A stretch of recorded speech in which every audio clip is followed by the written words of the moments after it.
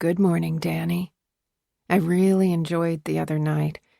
Not often I get to be with someone who's smart as well as beautiful. Rare combination. Question mark, question mark, question mark?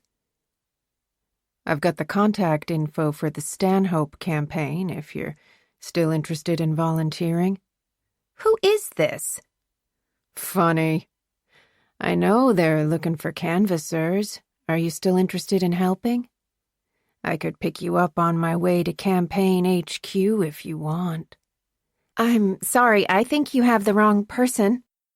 You're on Juniper in the Beaux Arts building, right? No, I moved in with my boyfriend. I love your sense of humor, Danny. Really want to spend more time with you. I know you love taking in the view of the park from your corner bedroom. Maybe you can introduce me to Lord Pantaloons. How do you know about my cat? I know everything about you. Seriously, did Jen put you up to this? You're creeping me out. I keep thinking about that mole on your leg and how I want to kiss it again. Who the fuck is this?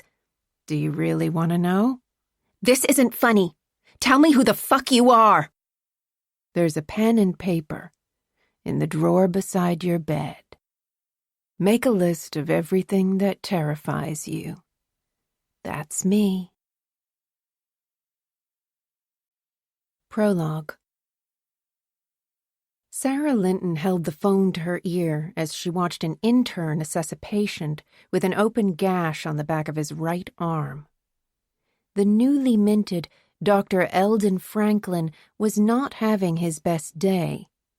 He was 2 hours into his emergency department shift, and he'd already had his life threatened by a drug-altered MMA fighter and performed a rectal exam on a homeless woman that had gone very, very wrong. Can you believe he said that to me?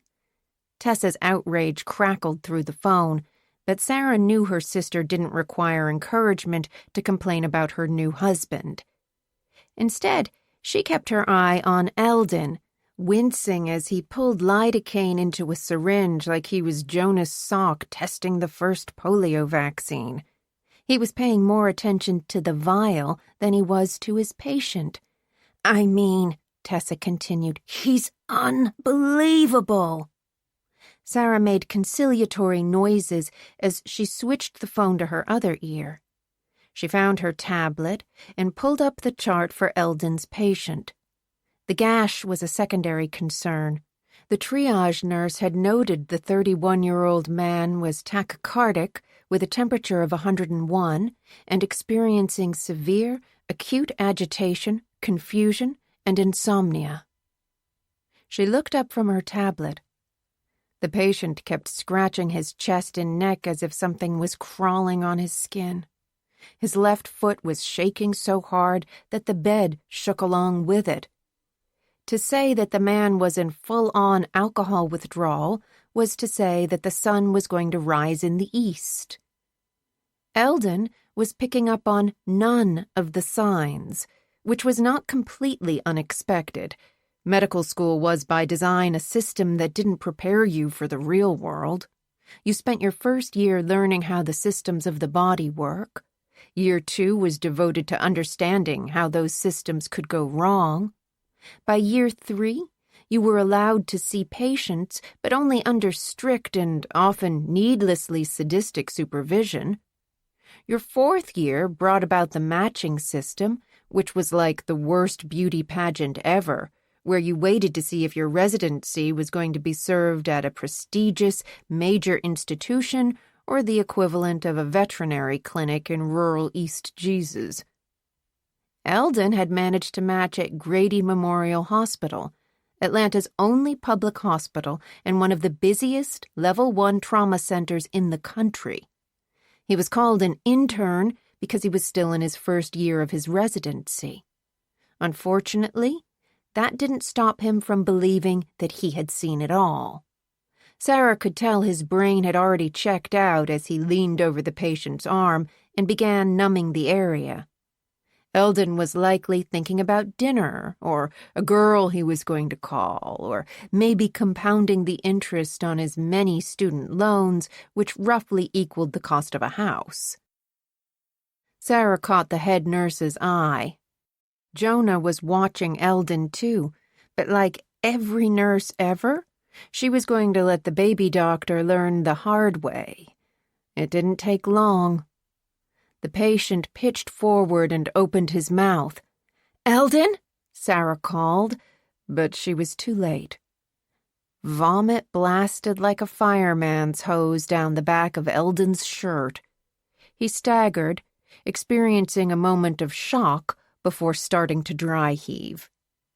Sarah stayed in her chair behind the nurse's station as the patient fell back against the bed, a momentary sense of relief washing over his face. Jonah pulled Eldon to the side and began to lecture him as if he were a toddler. His mortified expression was familiar. Sarah had interned at Grady. She had been on the receiving end of similar lectures.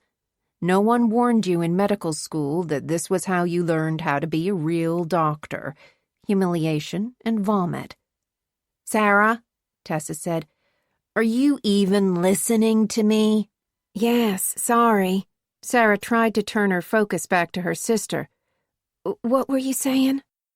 "I was saying how hard it is for him to see the fucking trash can is full."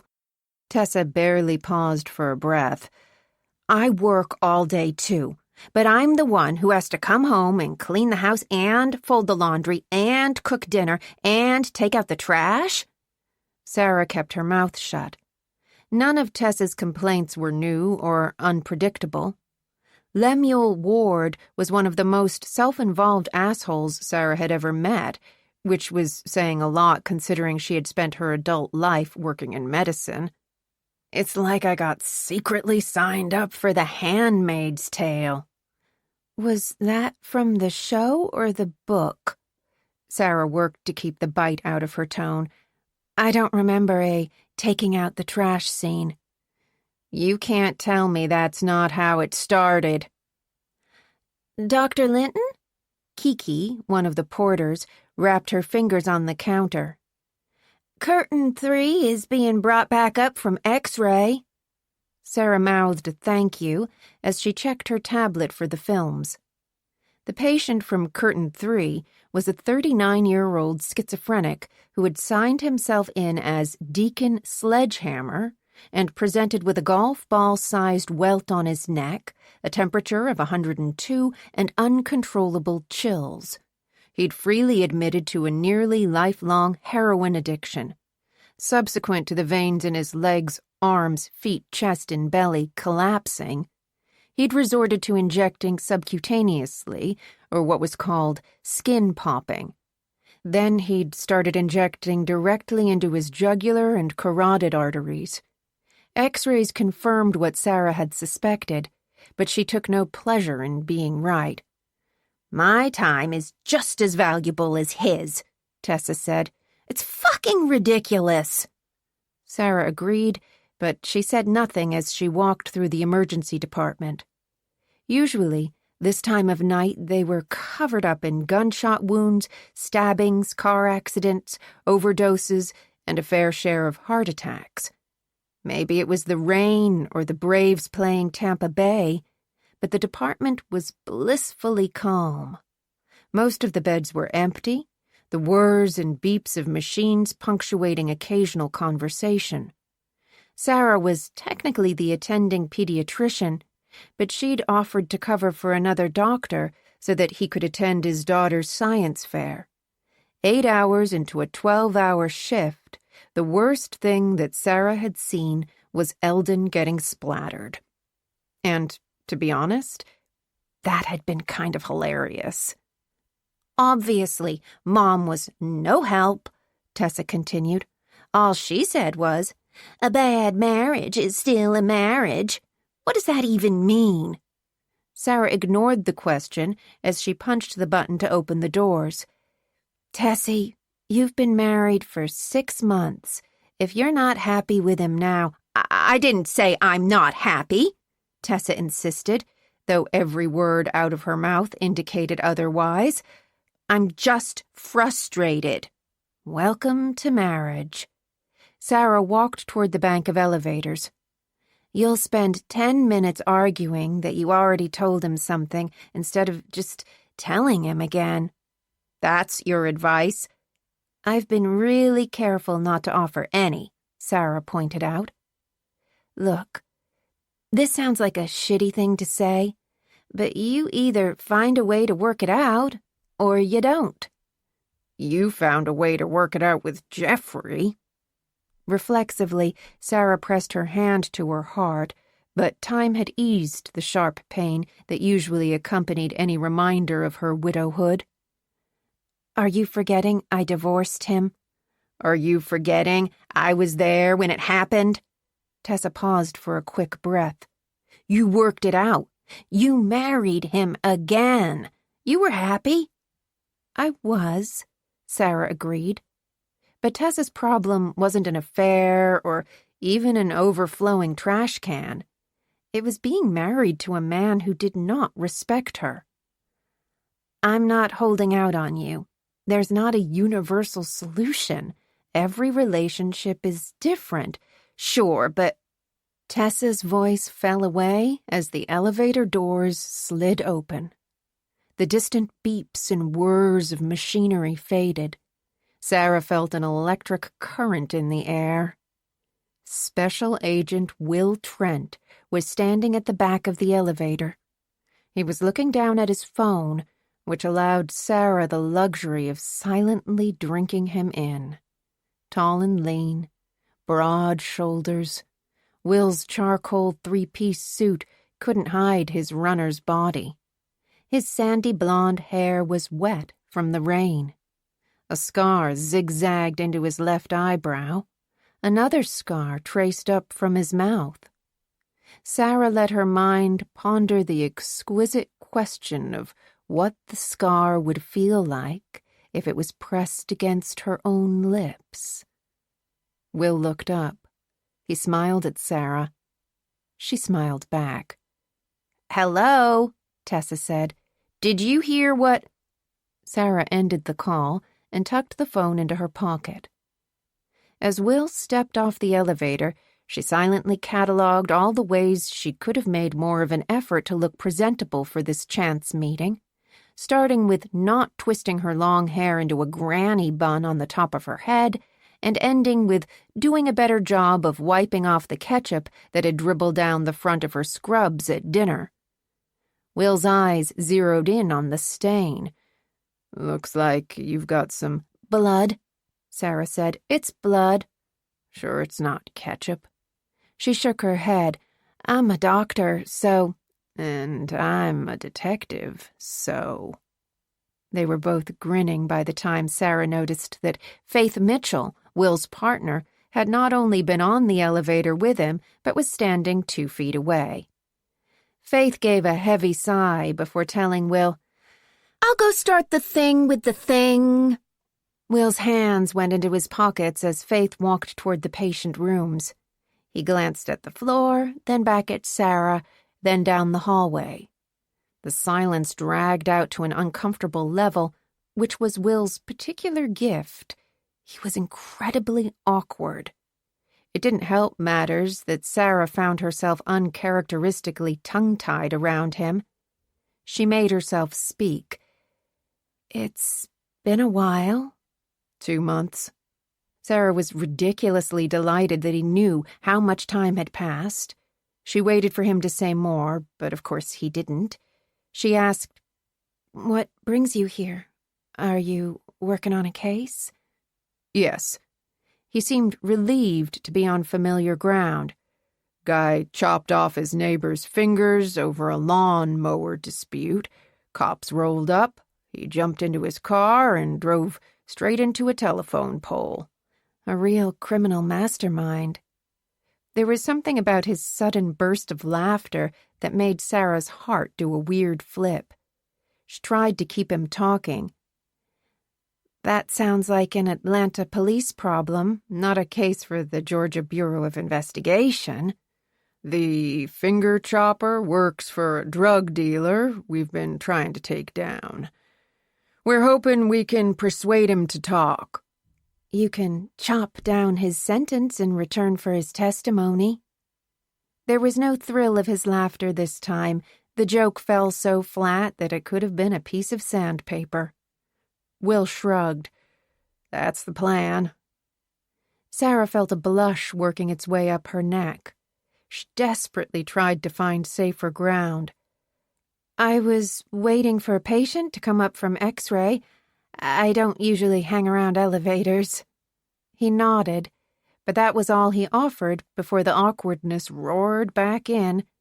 He rubbed his jaw with his fingers, worrying the faint scar that ran along his sharp jawline and down into the collar of his shirt. The glint of his wedding ring flashed like a warning light. Will noticed her noticing the ring. His hand went back into his pocket. "Anyway," Sarah had to end this before her cheeks burst into flames, "I'm sure Faith is waiting for you. It's good seeing you again, Agent Trent." "Dr. Linton?" Will gave her a slight nod before walking away. To keep herself from staring longingly after him, Sarah took out her phone and texted an apology to her sister for hanging up so abruptly.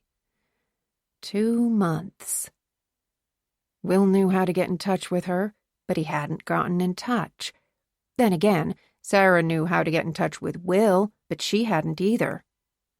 She silently went back over their brief exchange, skipping the chop joke so that her face didn't start glowing red again.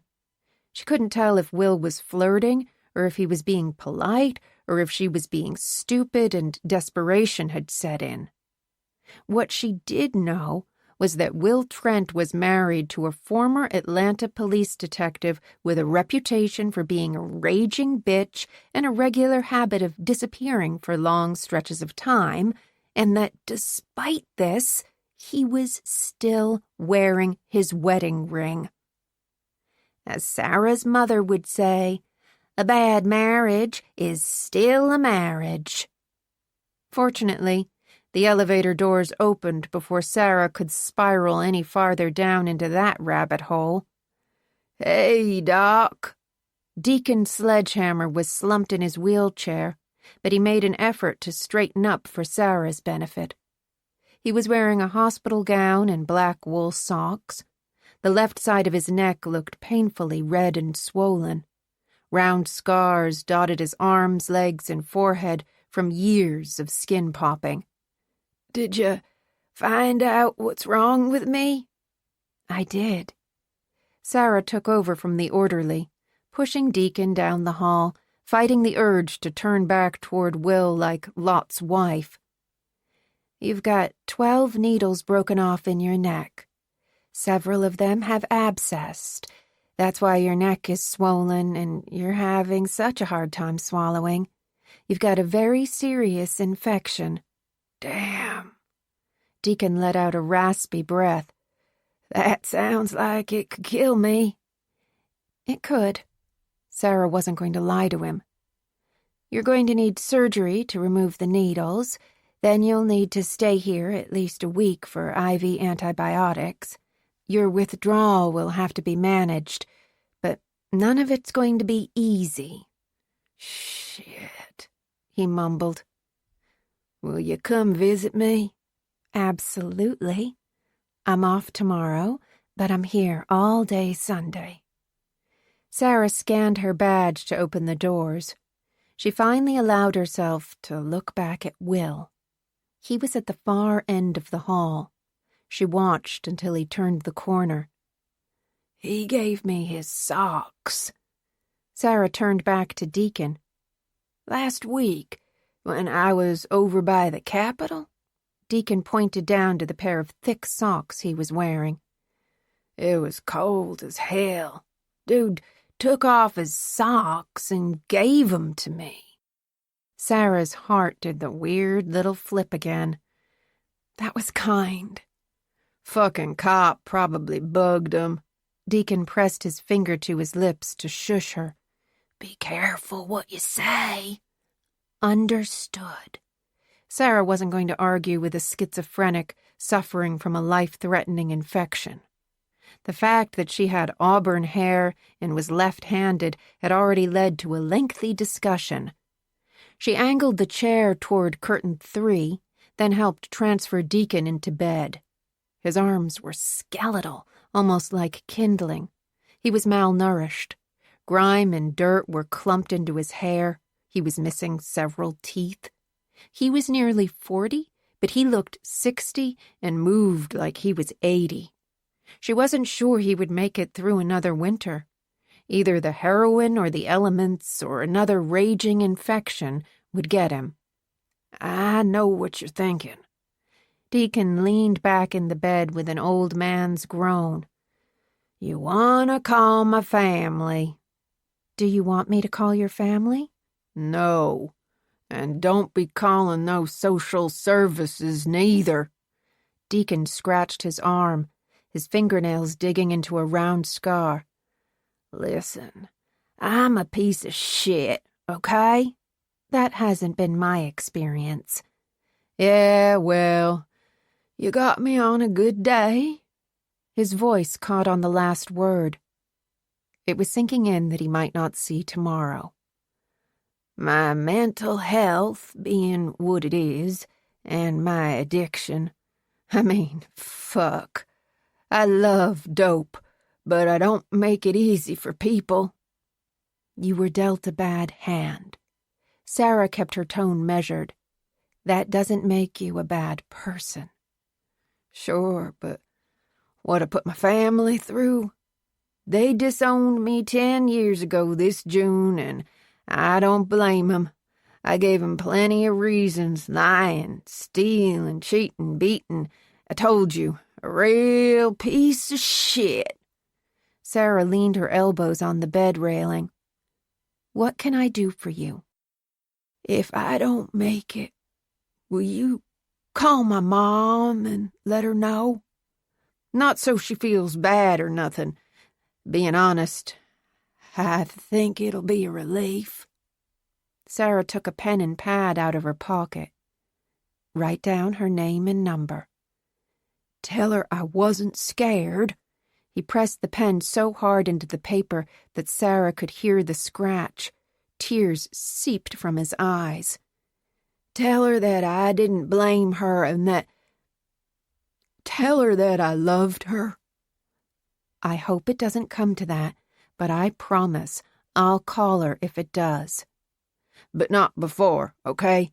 'Cause she don't need to know I'm alive, just if I'm..." His voice trailed off. His hands shook as he returned the pad and pen. "You know what I'm saying." "I do." Sarah briefly rested her hand on his shoulder. "Let me call up to surgery. We'll get a central line started so I can give you something to help make you comfortable." "Thanks, Doc." Sarah closed the curtain behind her. She picked up the phone behind the nurse's station and paged surgical for a consult, then tapped in the orders for the central line. "Hey." Eldon had showered and changed into a fresh pair of scrubs. "I front-loaded my drunk with IV diazepam. He's waiting for a bed." Add multivitamins and 500 milligrams thiamine IV to prevent "Wernicke's encephalopathy," Eldon said. "Good idea." Sarah thought he sounded a little too confident for someone who'd just been sprayed with projectile vomit.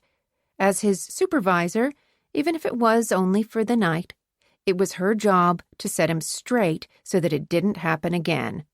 She said, "Eldon, it's not an idea. It's a treatment protocol to prevent seizures and to calm the patient. Detox is hell on earth. Your patient is clearly suffering.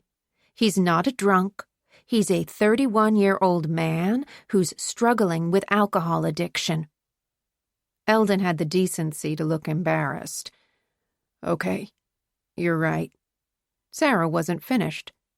"Did you read the nurse's notes?" She took a detailed social history. He self-reported 4 to 5 beers a day. Is there a rule of thumb they taught you last year? Always double the number of drinks a patient reports. Correct, she said. Your patient also reported that he was trying to quit. He stopped cold turkey 3 days ago. It's right there in his chart. Eldon's expression turned from embarrassed to outraged. Why didn't Jonah tell me? Why didn't you read her notes? Why didn't you notice your patient had acute onset superflu and was scratching at phantom ants crawling on his skin? Sarah watched the shame return, which was to his credit. He recognized that he was the one to blame. Learn from this, Eldon. Serve your patient better the next time. You're right. I'm sorry. Eldon took a deep breath and hushed it out. Jesus, am I ever going to get the hang of this? Sarah couldn't leave him lying in the dirt. I'll tell you what my attending told me. I believe you're either a damn good doctor or you're a psychopath who's managed to fool the smartest person who's ever supervised you. Eldon laughed. Can I ask you a question? Sure. You did your residency here, right? He waited for Sarah to nod. I heard you were locked in for a fellowship with Nygaard. Pediatric cardiothoracic surgery. That's hella impressive. Why did you leave? Sarah was trying to formulate an answer when she felt another change in the air. This wasn't the electric current she'd felt when she'd seen Will Trent standing at the back of the elevator. This was years of her doctor's intuition telling her that the rest of the night was about to go sideways. The doors to the ambulance bay burst open. Jonah was running down the hall. Sarah, MVA happened right outside. Mercedes versus ambulance. They're pulling the victim from the car right now. Sarah jogged toward the trauma bay with Eldon close behind. She could feel his anxiety ramping up, so she kept her voice calm, telling him, "Do exactly as I say. Don't get in the way." She was slipping on a sterile gown when EMTs rushed in with the patient strapped to a gurney. They were all soaking wet from the rain. One of them called out the details. Danny Cooper, 19-year-old female, MVA with LOC, chest pain, shortness of breath. She was going about 30 when she hit the ambulance, straight on. Abdominal wound looks superficial. BP is 80/40. Heart rate's 108. Breath sounds are shallow on the left, clear on the right. She's alert and oriented. IV in the right hand with normal saline. Suddenly, the trauma bay was crowded with people in a well-choreographed, disarrayed ballet. Nurses, respiratory therapist, radiographer, transcriber. Every person had a purpose. Running lines, drawing blood gas, cross and typing, cutting off clothes, wrapping the blood pressure cuff, pulse ox, leads, oxygen, and someone to track every step that was taken and by whom. Sarah called out, I need a Chem 12 with differential, chest and abdomen x-rays, and a second large-bore IV for blood in case we need it. Start a Foley and get routine urine and drug screen. I need a CT of her neck and head, Page CV surgery to be on standby. The EMTs transferred the patient onto the bed. The young woman's face was white. Her teeth were chattering, eyes wild. Danny, Sarah said, I'm Dr. Linton. I'm going to take care of you. Can you tell me what happened? Car. Danny could barely manage a whisper. I woke up in the... Her teeth were chattering too hard for her to finish. That's okay. Where does it hurt? Can you show me? Sarah watched Danny reach toward her upper left abdomen. The EMTs had already placed a piece of gauze over the superficial laceration just below her left chest. There was more than that, though. Danny's torso was slashed, dark red, where something, possibly the steering wheel, had hit her with force. Sarah used her stethoscope, pressing it to the belly, then listening to both lungs. She called out, Bowel sounds are good. Danny, can you take a deep breath for me? There was a wheezing of labored air. Sarah told the room, Pneumothorax on the left, prep for a chest tube. I need a thoracostomy tray. Danny's eyes tried to follow the flurry of movement. Cabinets were opened, trays were loaded up, drapes, tubing, betadine, sterile gloves, scalpel, lidocaine. Danny, it's all right. Sarah leaned down, trying to pull the woman's attention away from the chaos. Look at me. Your lung is collapsed. We're going to put in a tube to... I didn't... Danny labored for breath. Her voice was barely audible over the din of noise. I had to get away. Okay. Sarah brushed back her hair, checking for signs of head trauma. There was a reason Danny had lost consciousness at the scene. Does your head hurt? Yes. I keep hearing ringing and... All right. Sarah checked her pupils. The woman was clearly concussed. Danny, can you tell me where it hurts the most? He hurt me, Danny said. I think he raped me. Sarah felt a jolt of shock.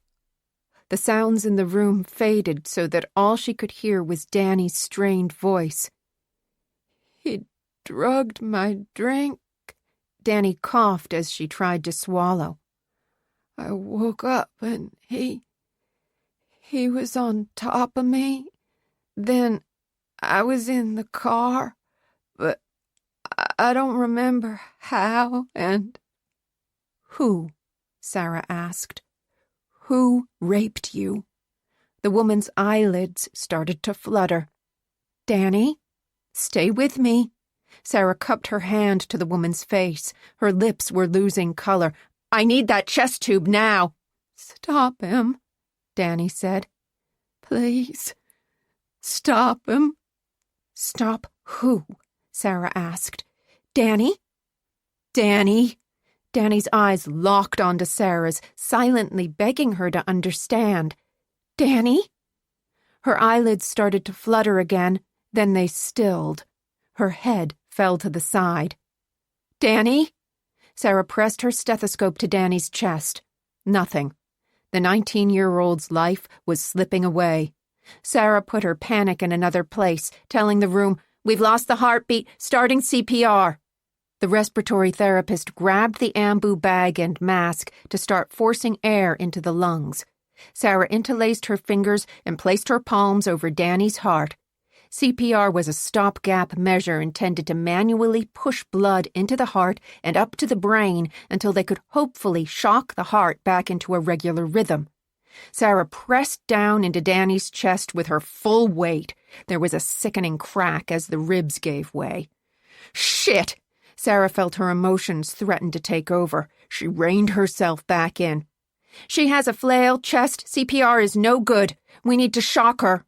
Jonah had already brought over the crash cart.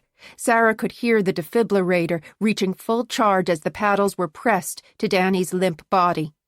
Sarah held up her hands, keeping them away from the metal bed. Clear! Jonah pressed the buttons on the paddles.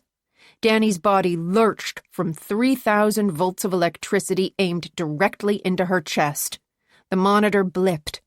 They all waited the interminable few seconds to see if the heart restarted, but the line on the monitor flattened as the alarm wailed. Again, Sarah said. Jonah waited for the charge. Another shock, another blip, another flat line. Sarah ran through the options. No CPR, no shocking her, no cracking open her chest because there was nothing to crack. A flailed chest was described as 2 or more contiguous ribs broken in 2 or more places, resulting in a destabilization in the chest wall that altered the mechanics of breathing. From what Sarah could tell, Danny Cooper's 2nd, 3rd, and 5th ribs had sustained multiple fractures from blunt force trauma. The sharp bones were free-floating inside her chest, capable of slicing into her heart and lungs. The 19-year-old's chance of survival had dropped into the single digits. All the noises that Sarah had blocked out as she worked on Danny suddenly filled her brain. The useless hiss of oxygen, The grinding groan of the blood pressure cuff, the crinkling of PPE as they all silently played the diminished odds. Someone turned off the alarm. "Okay." Sarah spoke the word to herself and no one else. She had a plan. She peeled off the gauze covering the laceration on Danny's left side. She poured betadine into the wound, letting it spill over like a fountain.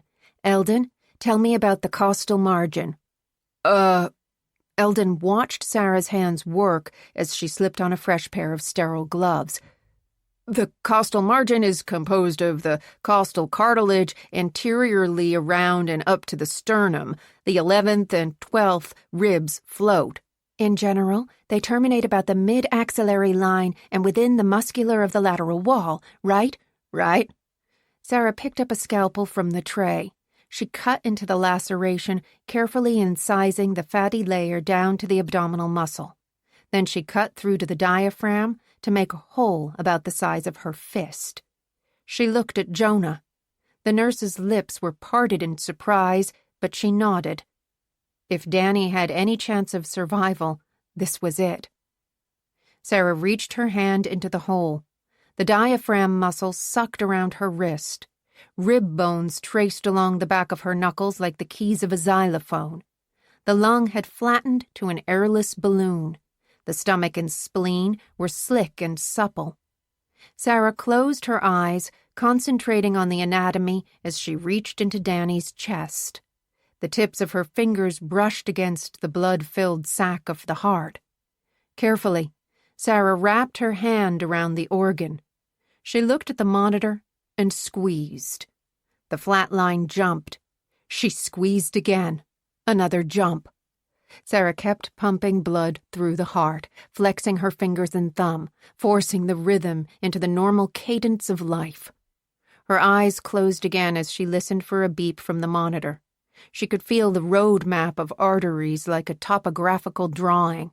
Right coronary artery, posterior descending artery, right marginal artery, left anterior descending artery, circumflex artery. Of all the organs in the body, the heart was the one that inspired the most emotion. Your heart could be broken or filled with love or joy, or it could do a weird little flip when you saw your favorite crush in the elevator. You covered your heart to pledge allegiance. You patted your hand over your heart to convey fealty or honesty or respect. Someone who was cruel might be called heartless. In the South, you said, "Bless your heart," to someone who was not particularly bright. An act of kindness does your heart good. When Sarah and Tessa were little, Tessa had often crossed her heart. She would steal Sarah's clothes or a CD or a book and swear that she didn't do it. "Cross my heart, hope to die."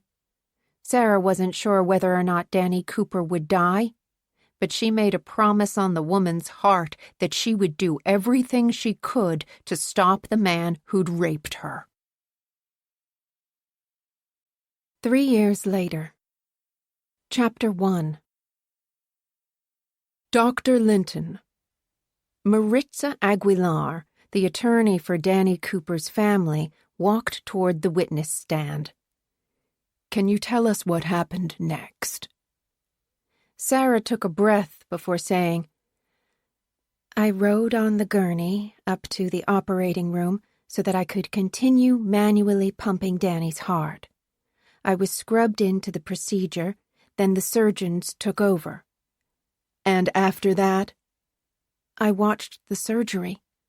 Sarah blinked, and even 3 years later, she could still see Danny lying on the operating table, eyes taped closed, tube coming out of her mouth, chest splayed open, white shards of ribs scattered inside the cavity like confetti. The surgeons did everything they could, but Danny was too far gone. She was pronounced dead at approximately 2:45 that morning. "Thank you." Maritza went back to her notes at the table. She started flipping through the pages.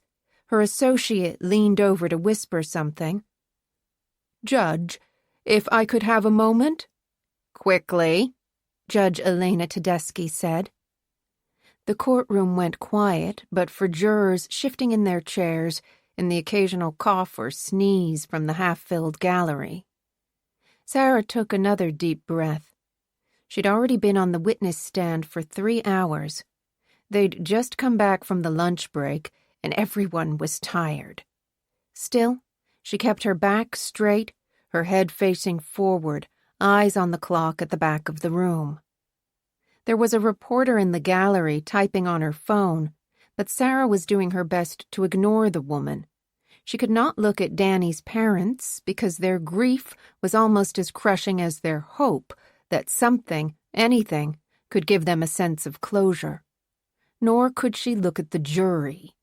Sarah didn't want to make eye contact with one of them and convey the wrong thing. The courtroom was hot and stuffy. Trials never moved as quickly or were as interesting as they appeared on TV.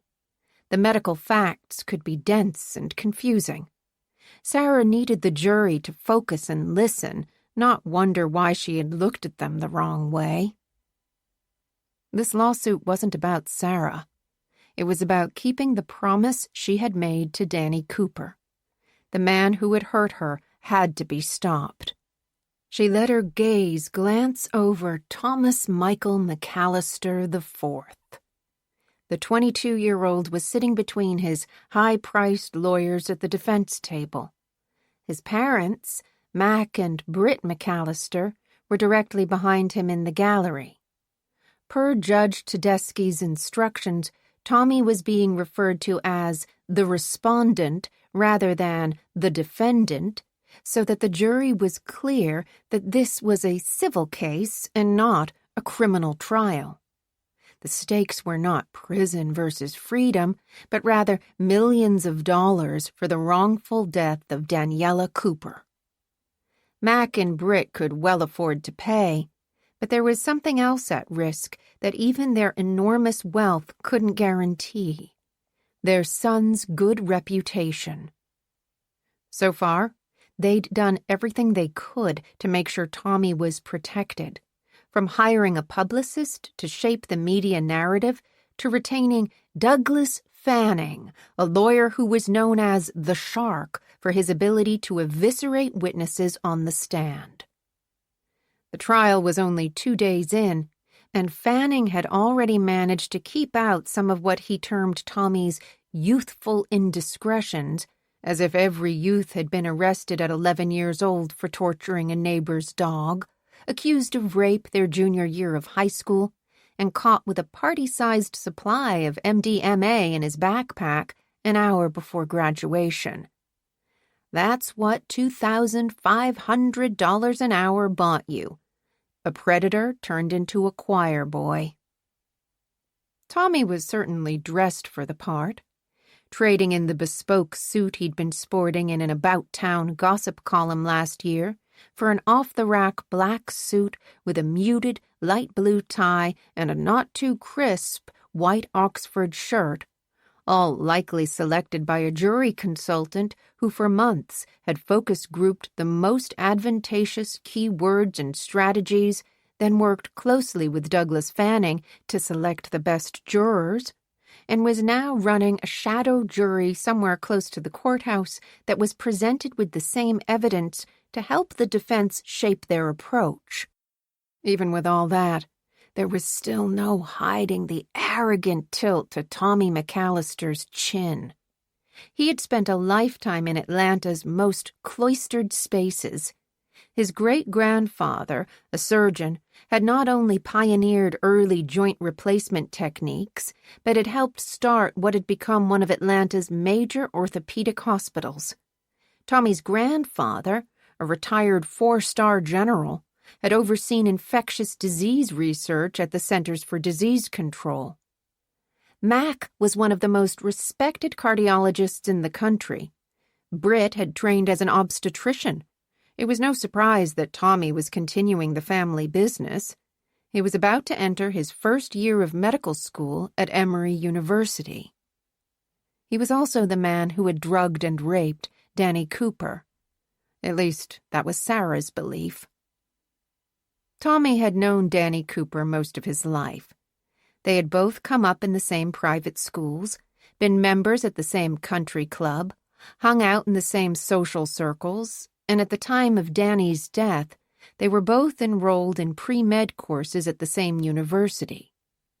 The night that Danny had died, Tommy was seen arguing with her at a frat party.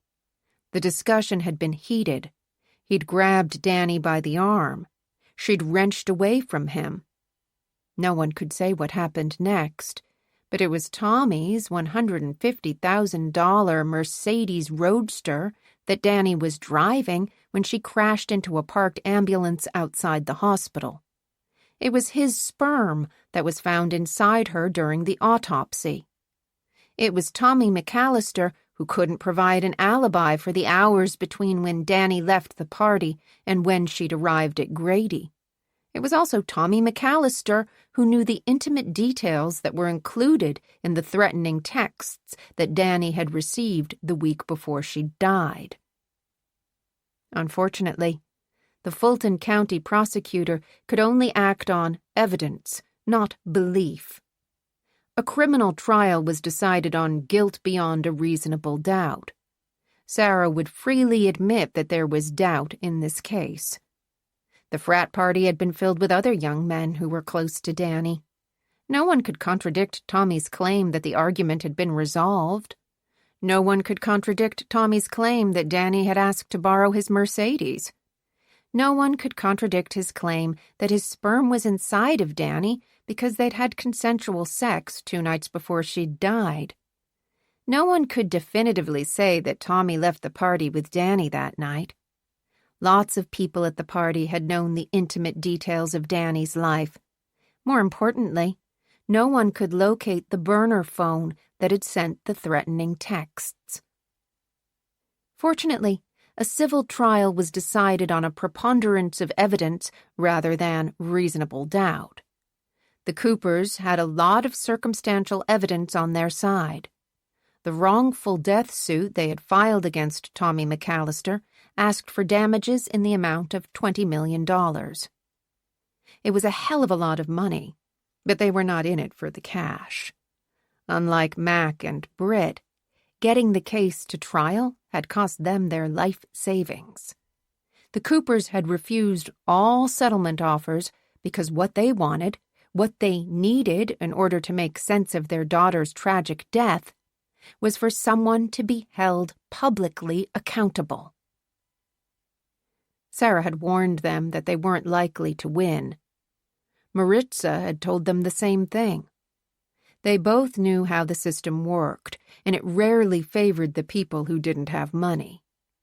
More importantly, the entire case hinged on whether or not the jury found Sarah to be a credible witness.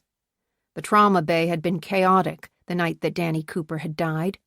Sarah was the only one who'd heard the young woman say that she had been drugged and raped. Because of the nature of the case, that meant Sarah's personal life would be put under a microscope. To break her testimony, they had to break her character. Everything that she had ever done, everything that had ever happened to her was going to be dissected, analyzed, and, most distressingly for Sarah, criticized.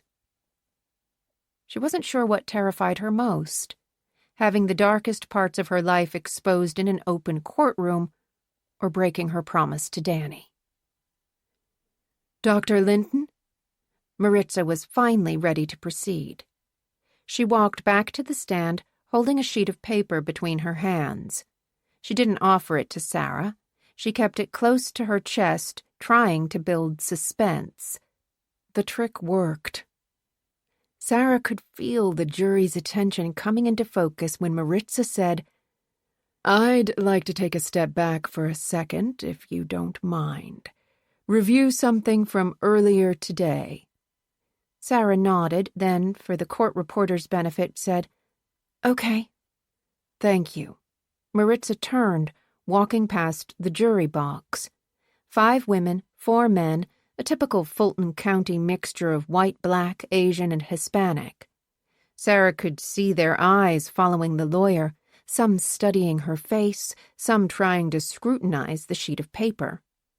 Maritza took her yellow legal pad off the table and placed it on the podium. She had her pen in her hand. She slipped on her glasses and looked down at her notes.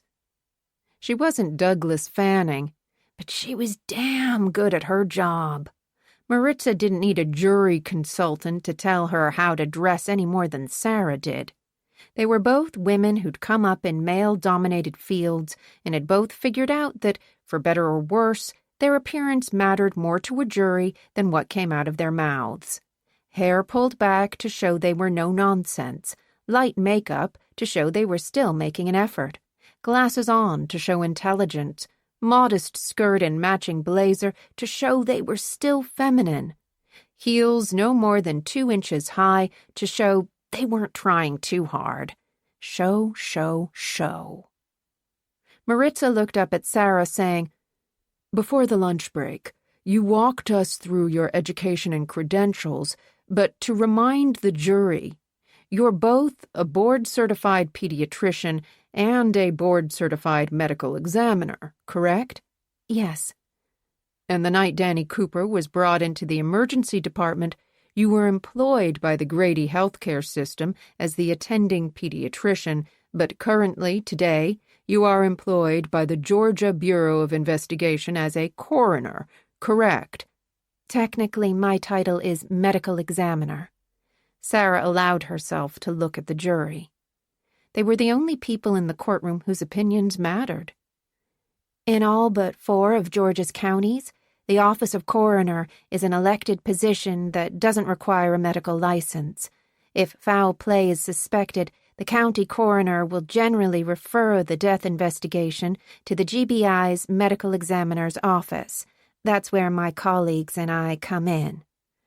"Thank you for the explanation," Maritza said. "So, when you initially examined Danny Cooper in the emergency department, would you say that you were calling on both fields of your extensive expertise?" Sarah considered the best way to frame her response. "I would say that I evaluated Danny first as a doctor, then later as a medical examiner."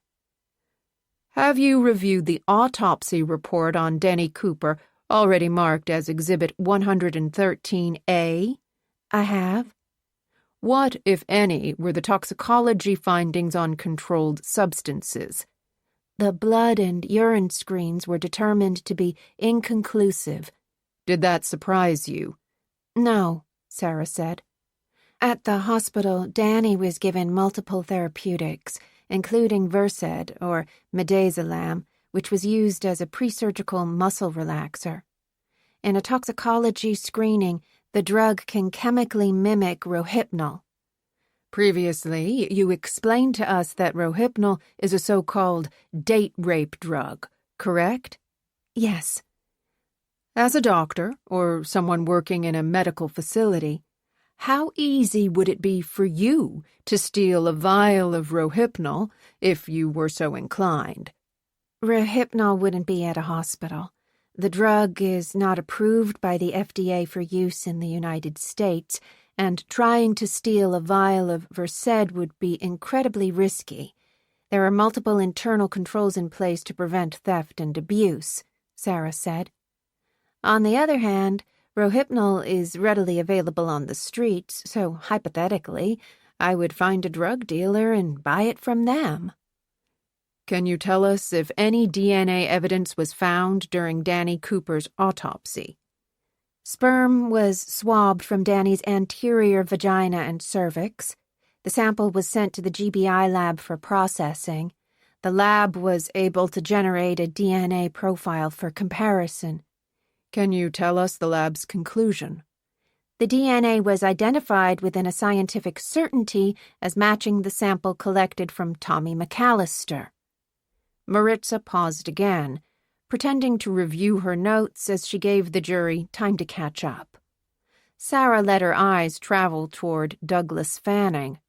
The shark kept his head down as he scribbled on his legal pad, for all intents and purposes behaving as if nothing Sarah said could possibly matter.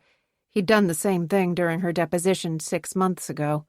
At the time, she'd recognized it as a ploy to throw her off. Now she was annoyed to realize that it was working. Maritza cleared her throat before continuing.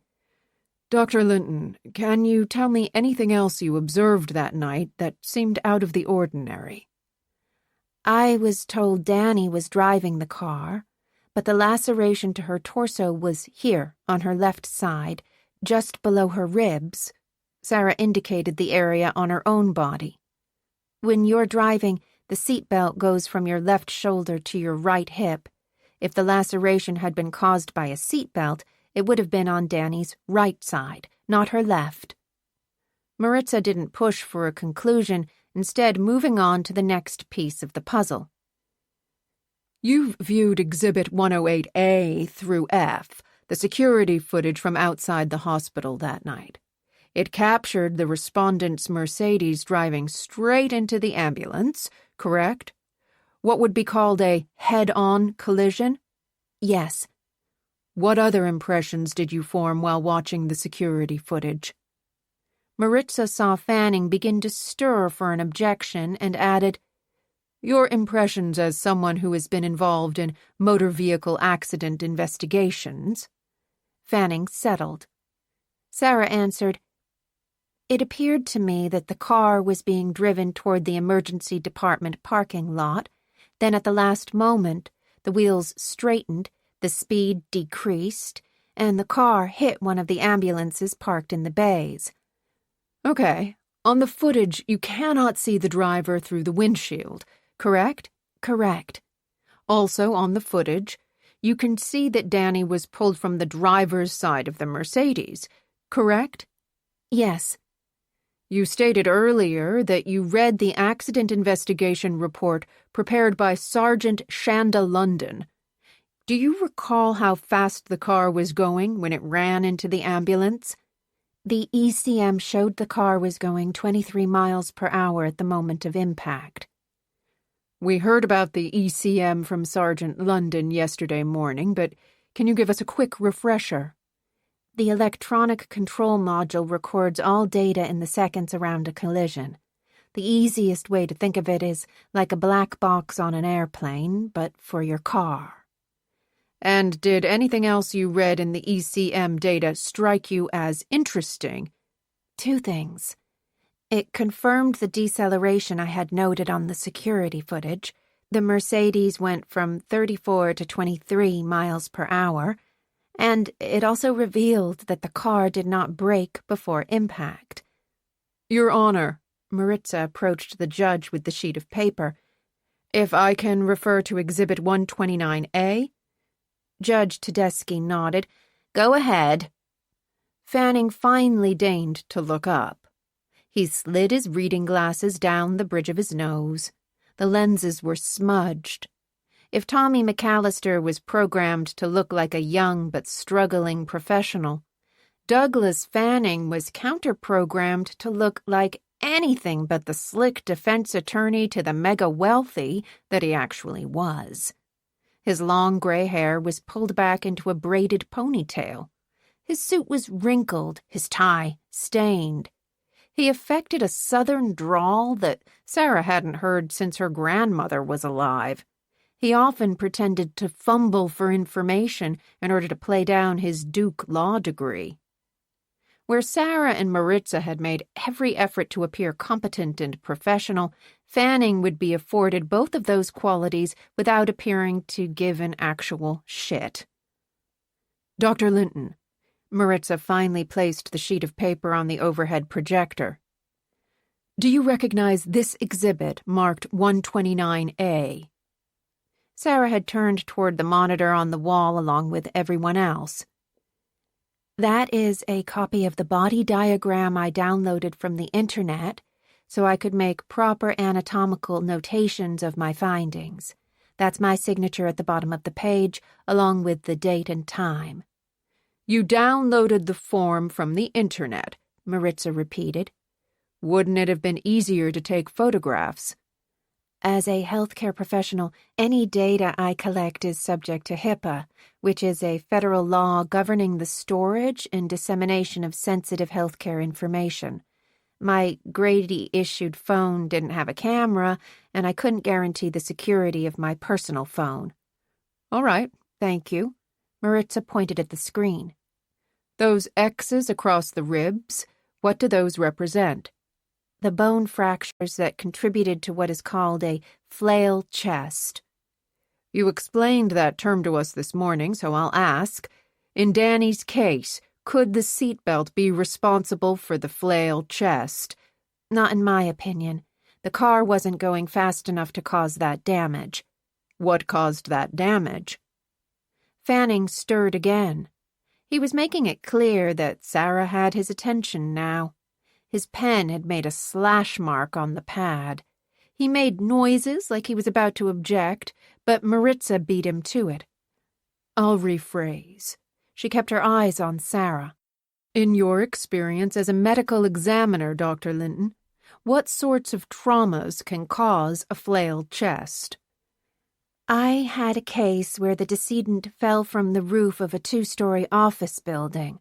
Another was driving a truck that impacted a concrete highway divider at approximately 90 miles an hour. Another was a child who'd been beaten to death by a caretaker. The courtroom collectively flinched. Maritza continued. So, we're not talking about 23 miles per hour and smacking into the side of a parked ambulance. Not in my opinion. Fanning made another slash. A previous expert witness told us that the airbag inside of the Mercedes was placed under recall 6 months prior to the accident. It deployed, but we have no idea of knowing whether it deployed properly. Does that change your evaluation? No, in my opinion. Sarah saw Fanning make yet another mark on his legal pad. Even if there had been no airbag, Danny's chest impacting the steering wheel at that rate of speed would not have caused the severity of those injuries. In Danny's case, was there a lot of bleeding from the flailed chest? Yes, but internally, inside the body. Externally, the only visible blood came from the superficial laceration. Danny had a collapsed lung. Did that make it difficult for her to talk? Yes, her air supply was restricted. She could only speak in a whisper.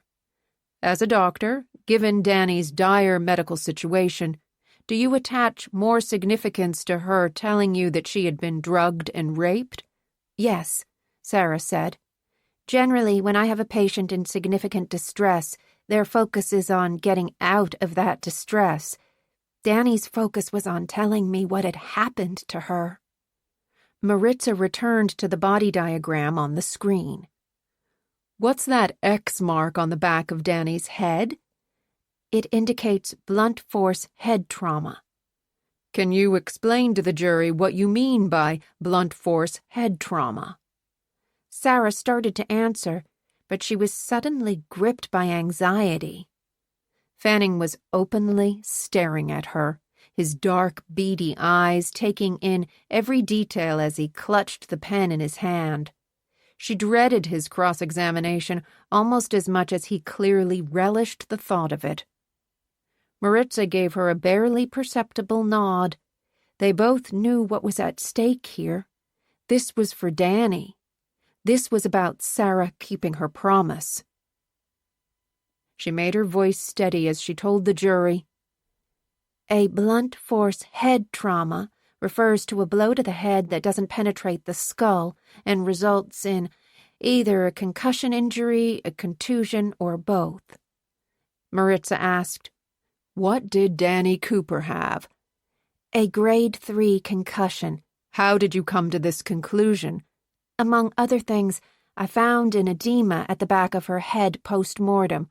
What's an edema? A collection of fluid in the tissue or cavities of the body, Sarah told the jury. It's basically swelling. You injure yourself, like you bump your knee on your desk. The body sends fluid as a way of saying, hey, be careful with your knee while I try to repair it. Grade 3. Maritza was clearly trying to help Sarah get her footing back. Explain that, please. There are 5 grades of concussion, escalating in severity. Grade 3 is characterized by loss of consciousness for less than 1 minute. There are also other factors such as pupillary reaction, pulse, blood pressure, respiration, speech patterns and response to questioning, and, of course, the edema. Could the headrest in the driver's seat be the cause of Danny's grade 3 concussion? Not in my opinion. Sarah saw Fanning's pen slash again as she turned back toward the jury. We think about the headrest as something to make us comfortable when we drive, but it's actually designed for our safety. If you're involved in a front or rear-end collision, your head jerks forward and back. The head restraint keeps you from experiencing severe whiplash or damage to your spine or even death. Given the rate of speed at which the Mercedes was traveling, the protective structures inside the head restraint would not have caused that trauma. Did you have occasion to look inside the Mercedes before it was towed away? Yes. What was your first impression? There was no blood on the airbag. Why is that significant? As we've discussed, Danny had a superficial laceration on her left side that bled through her shirt. If the injury had occurred during the accident, I would expect to see blood on the airbag. Maritza paused before moving to the next piece of the puzzle. The jury was engaged now. Most had started writing in their spiral notebooks. Let's focus on that word, laceration. It has a specific medical meaning, doesn't it, Dr. Linton? Fanning sat back in his chair. His reading glasses came off, but he kept his pen at the ready. He knew that he had shaken Sarah before. He was trying to do it again. Sarah tried to concentrate on the jury, explaining, "We classify a wound as a laceration when the muscle, tissue, or skin is cut open or torn. From a forensic standpoint, they are classified as split, stretched, compressed, torn, or chopped." What type was Danny Cooper's laceration? Split. So basically enough blunt force was used to break apart the skin. And superficial means? To be obvious, superficial means that it's not deep, Sarah answered. So bleeding, but not requiring sutures. The blood would eventually coagulate and the wound would heal on its own. Was there anything inside the Mercedes that could have caused the laceration? Not that I could find. You searched the vehicle? I did, Sarah answered. Danny's injuries didn't make sense to me. I wanted an explanation. How much time did you spend looking at the car? I had around 10 minutes before the tow truck arrived. 12 minutes, according to the security footage, Maritza provided. In your experience as both a doctor and medical examiner, what have you seen that can cause a superficial laceration in that same spot during an automobile accident? Broken glass, though the Mercedes windows were all intact. The seatbelt, but again, Danny's injury was on the left when a driver would have an injury on the right. Sarah had to pause before continuing. Her mouth had gone dry. They were getting to the end of Maritza's questions. There are also projectiles that could be inside the vehicle at impact. I've seen laptops, plastic toys, iPads, phones. Anything with a hard edge can cause that type of laceration if it's moving at speed on impact. Did you find anything of that nature in the car? No. From what I could see, the only item in the car was a shoe. A black slide sandal that was jammed under the front seat. The rest of the interior was completely clean.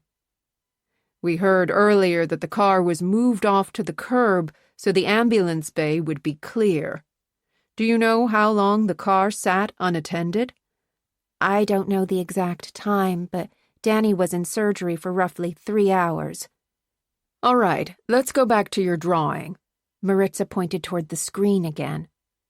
These round red marks you indicated here on Danny's backside. Can you explain their significance? In my opinion, Sarah saw Fanning make another tick on his notepad. Those appear to be marks left by fingers digging into the skin. You can see the pattern suggests someone gripped the back of her left leg and buttock. Did you witness anyone in the trauma bay or operating room grabbing her in these areas? I did not. What about the ambulance crew when they took her out of the car? Maritza clarified.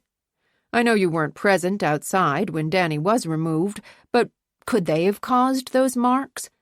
The marks I saw on Danny's body were not recent. I would say by their color that they were several hours old. What are you using to base this time frame on? A bruise occurs when an injury causes blood to leak into the skin or the tissue behind the skin. Over time, the leaked blood loses oxygen and starts to change color. This process can take a few hours or a few days. That's when you see the blue, purple, or even black color.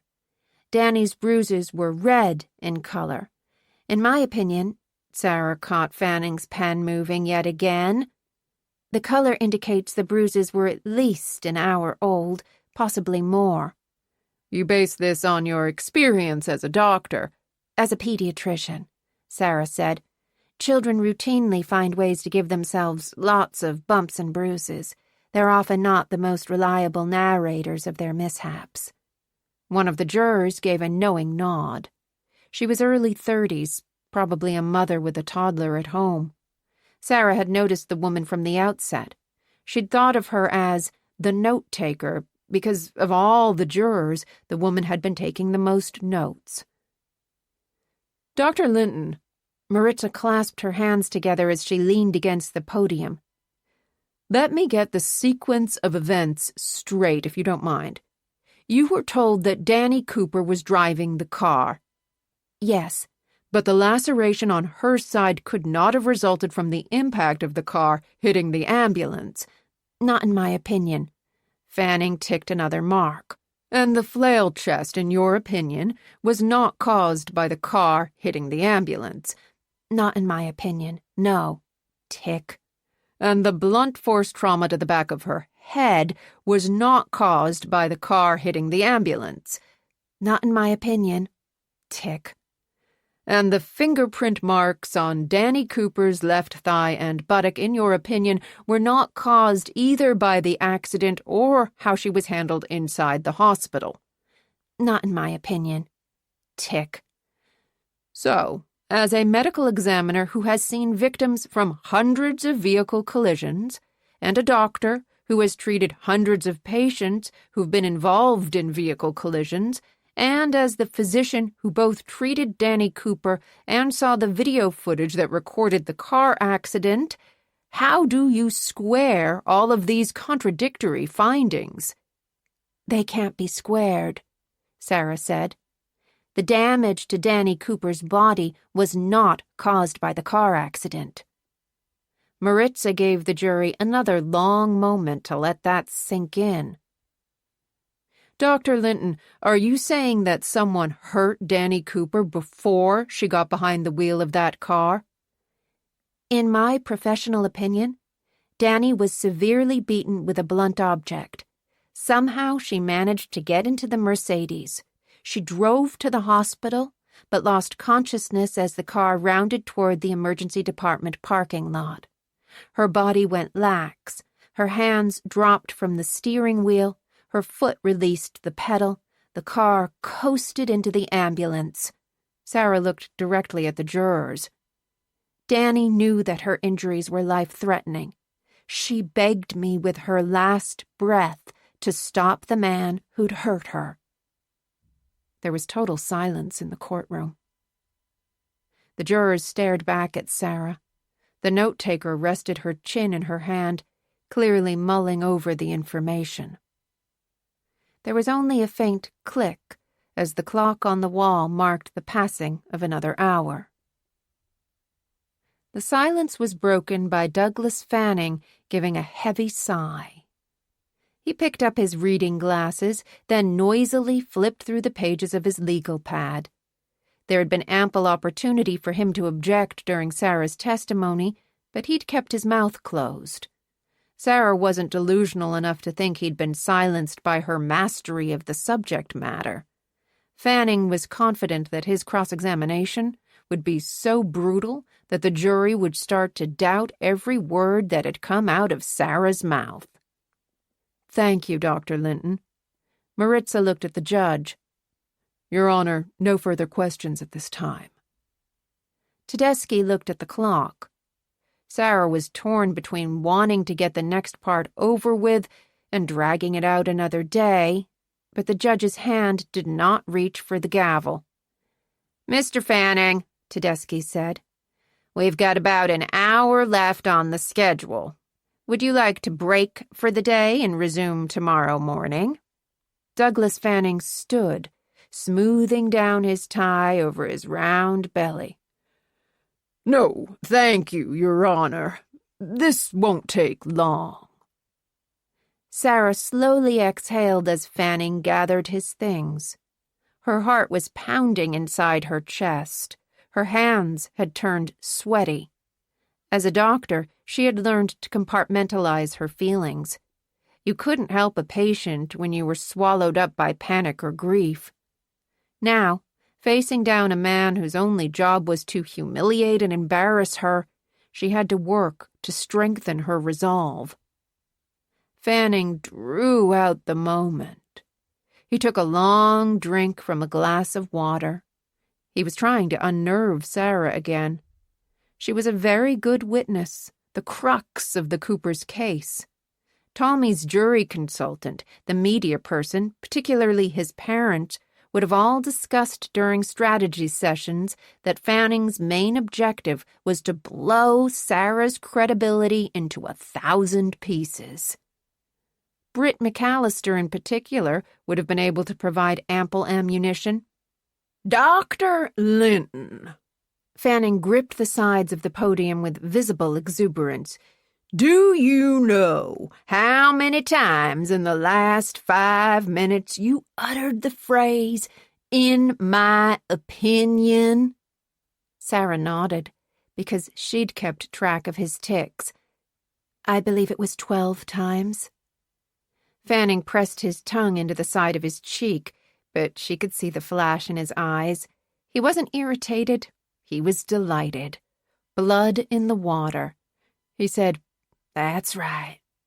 12 times you said the phrase, 'in my opinion.' That's because what you just told us, all this conjecture about Danny being beaten and getting in the car, that's all just your opinion, right?" Sarah knew better than to equivocate. "Yes." "We're all here in this courtroom because of your opinion, right?"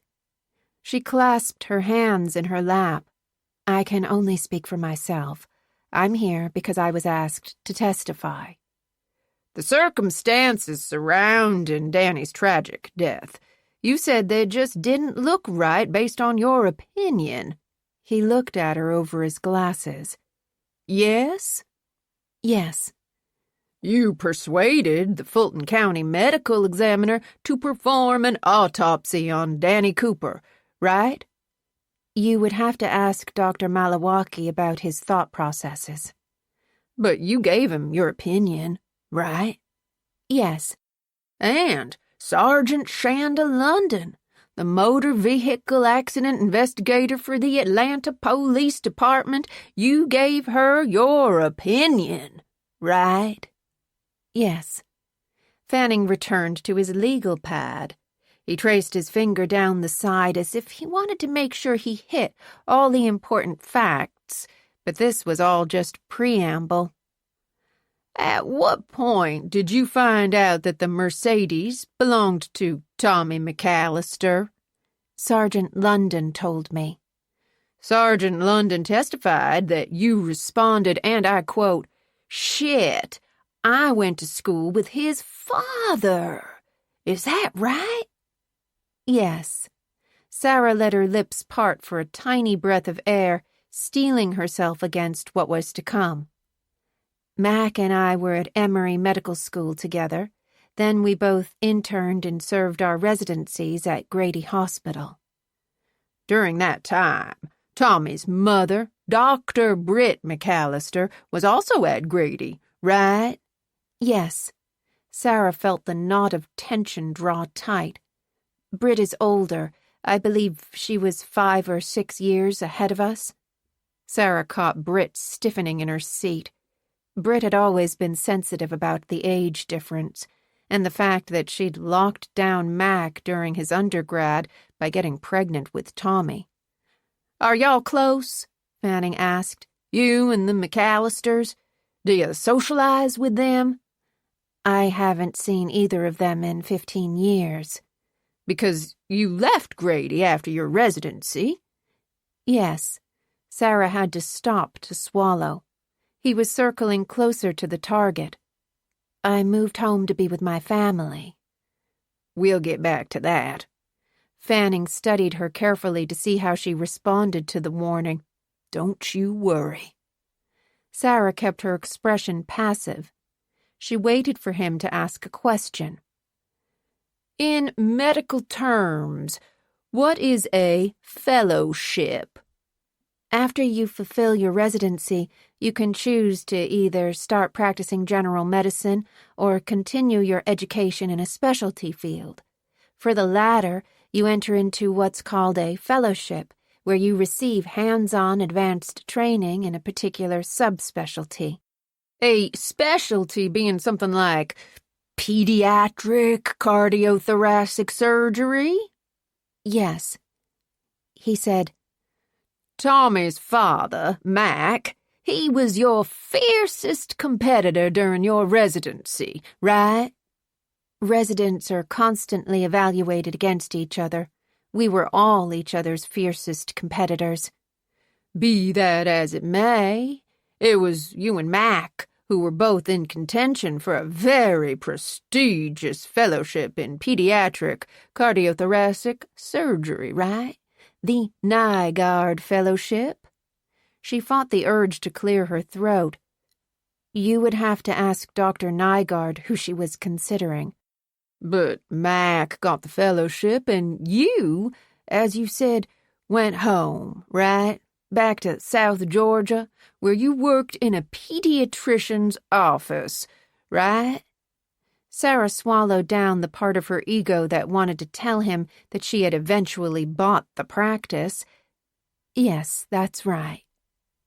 "As a doctor, as a medical examiner, in your opinion, which is more prestigious, being a pediatric cardiothoracic surgeon in Atlanta, or working for someone else in a South Georgia pediatric clinic?" He wanted her to sound defensive. Sarah wouldn't give that to him. "In the medical hierarchy, Mac is definitely above me. He's one of the top surgeons in Atlanta." Fanning's eyebrow went up. It wasn't just Atlanta. Mac was consistently in the top 5 of every national ranking. "Nevertheless, that must feel like quite a come-down. 1 minute you're at the height of your profession, the next minute you're dealing with earaches and runny noses." The judge stirred, clearly expecting an objection, but Maritza had told Sarah she wouldn't object unless Sarah looked to her for help. Sarah kept her eyes on Fanning. He was gripping the podium again, preparing to go in for the kill. All she could do was wait for it to come. "Dr. Linton," he said, "you have a personal stake in all of this, don't you?" Her stomach clenched. "A 19-year-old woman died. I take that very personally." "But there's more to it than that, isn't there?" Sarah wasn't going to make it easy on him. "Every doctor cares about their patients, but when you lose one, you carry them in your heart for the rest of your life. I made a promise to Danny that I would see this through." "See this through." He repeated the phrase with a preacher's zeal. "My daughters tell me there's a phrase, #BelieveWomen. Do you support that, Dr. Linton? Do you believe women?" Sarah tasted bile in her mouth. He was seconds away from the strike. In general, or do you mean specifically? Well, when you're investigating a crime involving sexual assault, do you always go into it believing that the woman is telling the truth? If I'm investigating, that means the victim is deceased, so no, I don't approach the case assuming the victim lied about being murdered. One of the jurors laughed. The sound was loud and sharp in the cavernous room. It had come from the note-taker, the probable mom of a toddler, the woman who'd been paying close attention all along, the person Tommy's jury consultant probably believed would be elected forewoman when the jury convened to discuss their verdict. The woman was clearly mortified by her outburst. Her hand covered her mouth. She gave the judge an apologetic look. Then she shook her head at Sarah in apology, too. Sarah didn't respond, but she let out a long, slow breath. The laugh had changed things. The knot of tension had gone slack. She could feel it in every part of her body. So could Fanning.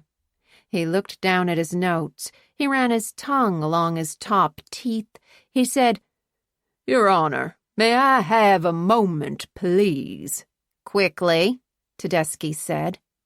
Fanning went back to the table to confer with his colleague. Sarah couldn't hear them, but she knew what they were saying. Did the laugh mean that the note-taker was on Sarah's side? If Fanning went after Sarah, would that turn the potential forewoman against Tommy? Would the woman sway the jury to do the same? Was their carefully prepared trial strategy really going to fall apart because a 30-something-year-old mother had laughed? There was nothing Sarah could do but wait. She looked down at her hands. She saw the glimmer of her engagement ring.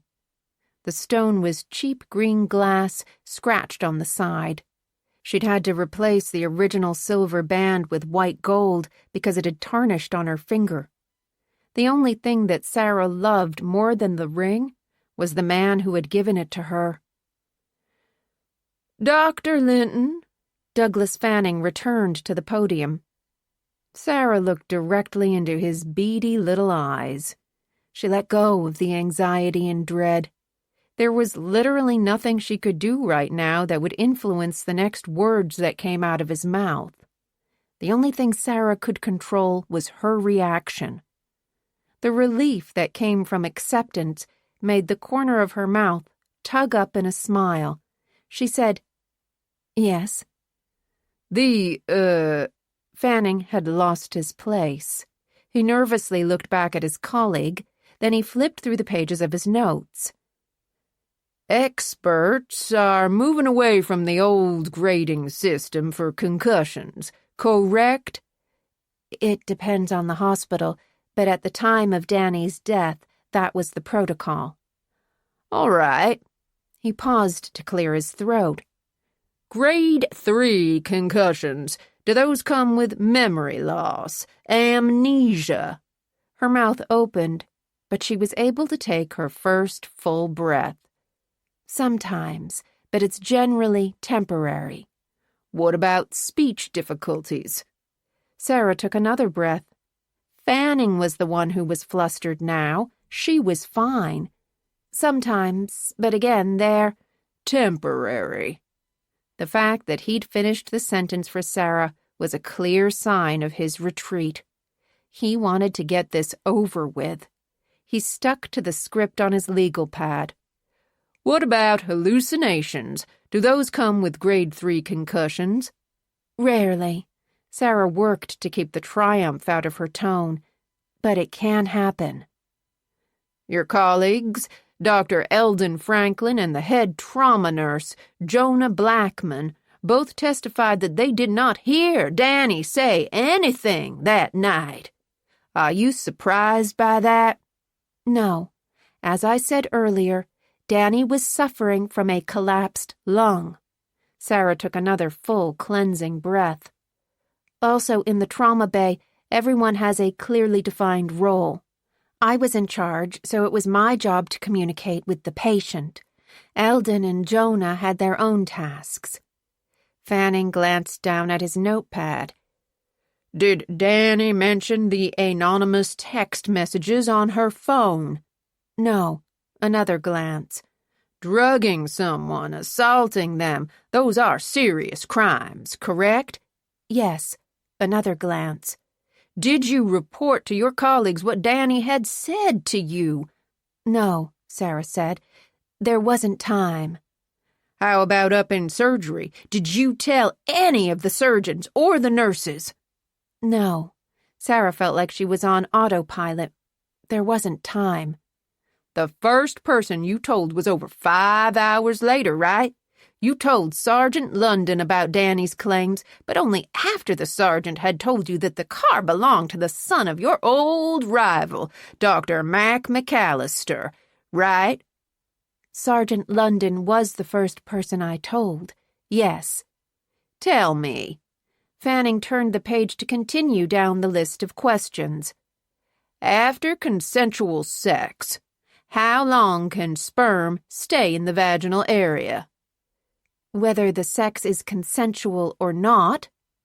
Ejaculated sperm can be found in the female reproductive tract anywhere from 5 to 7 days later.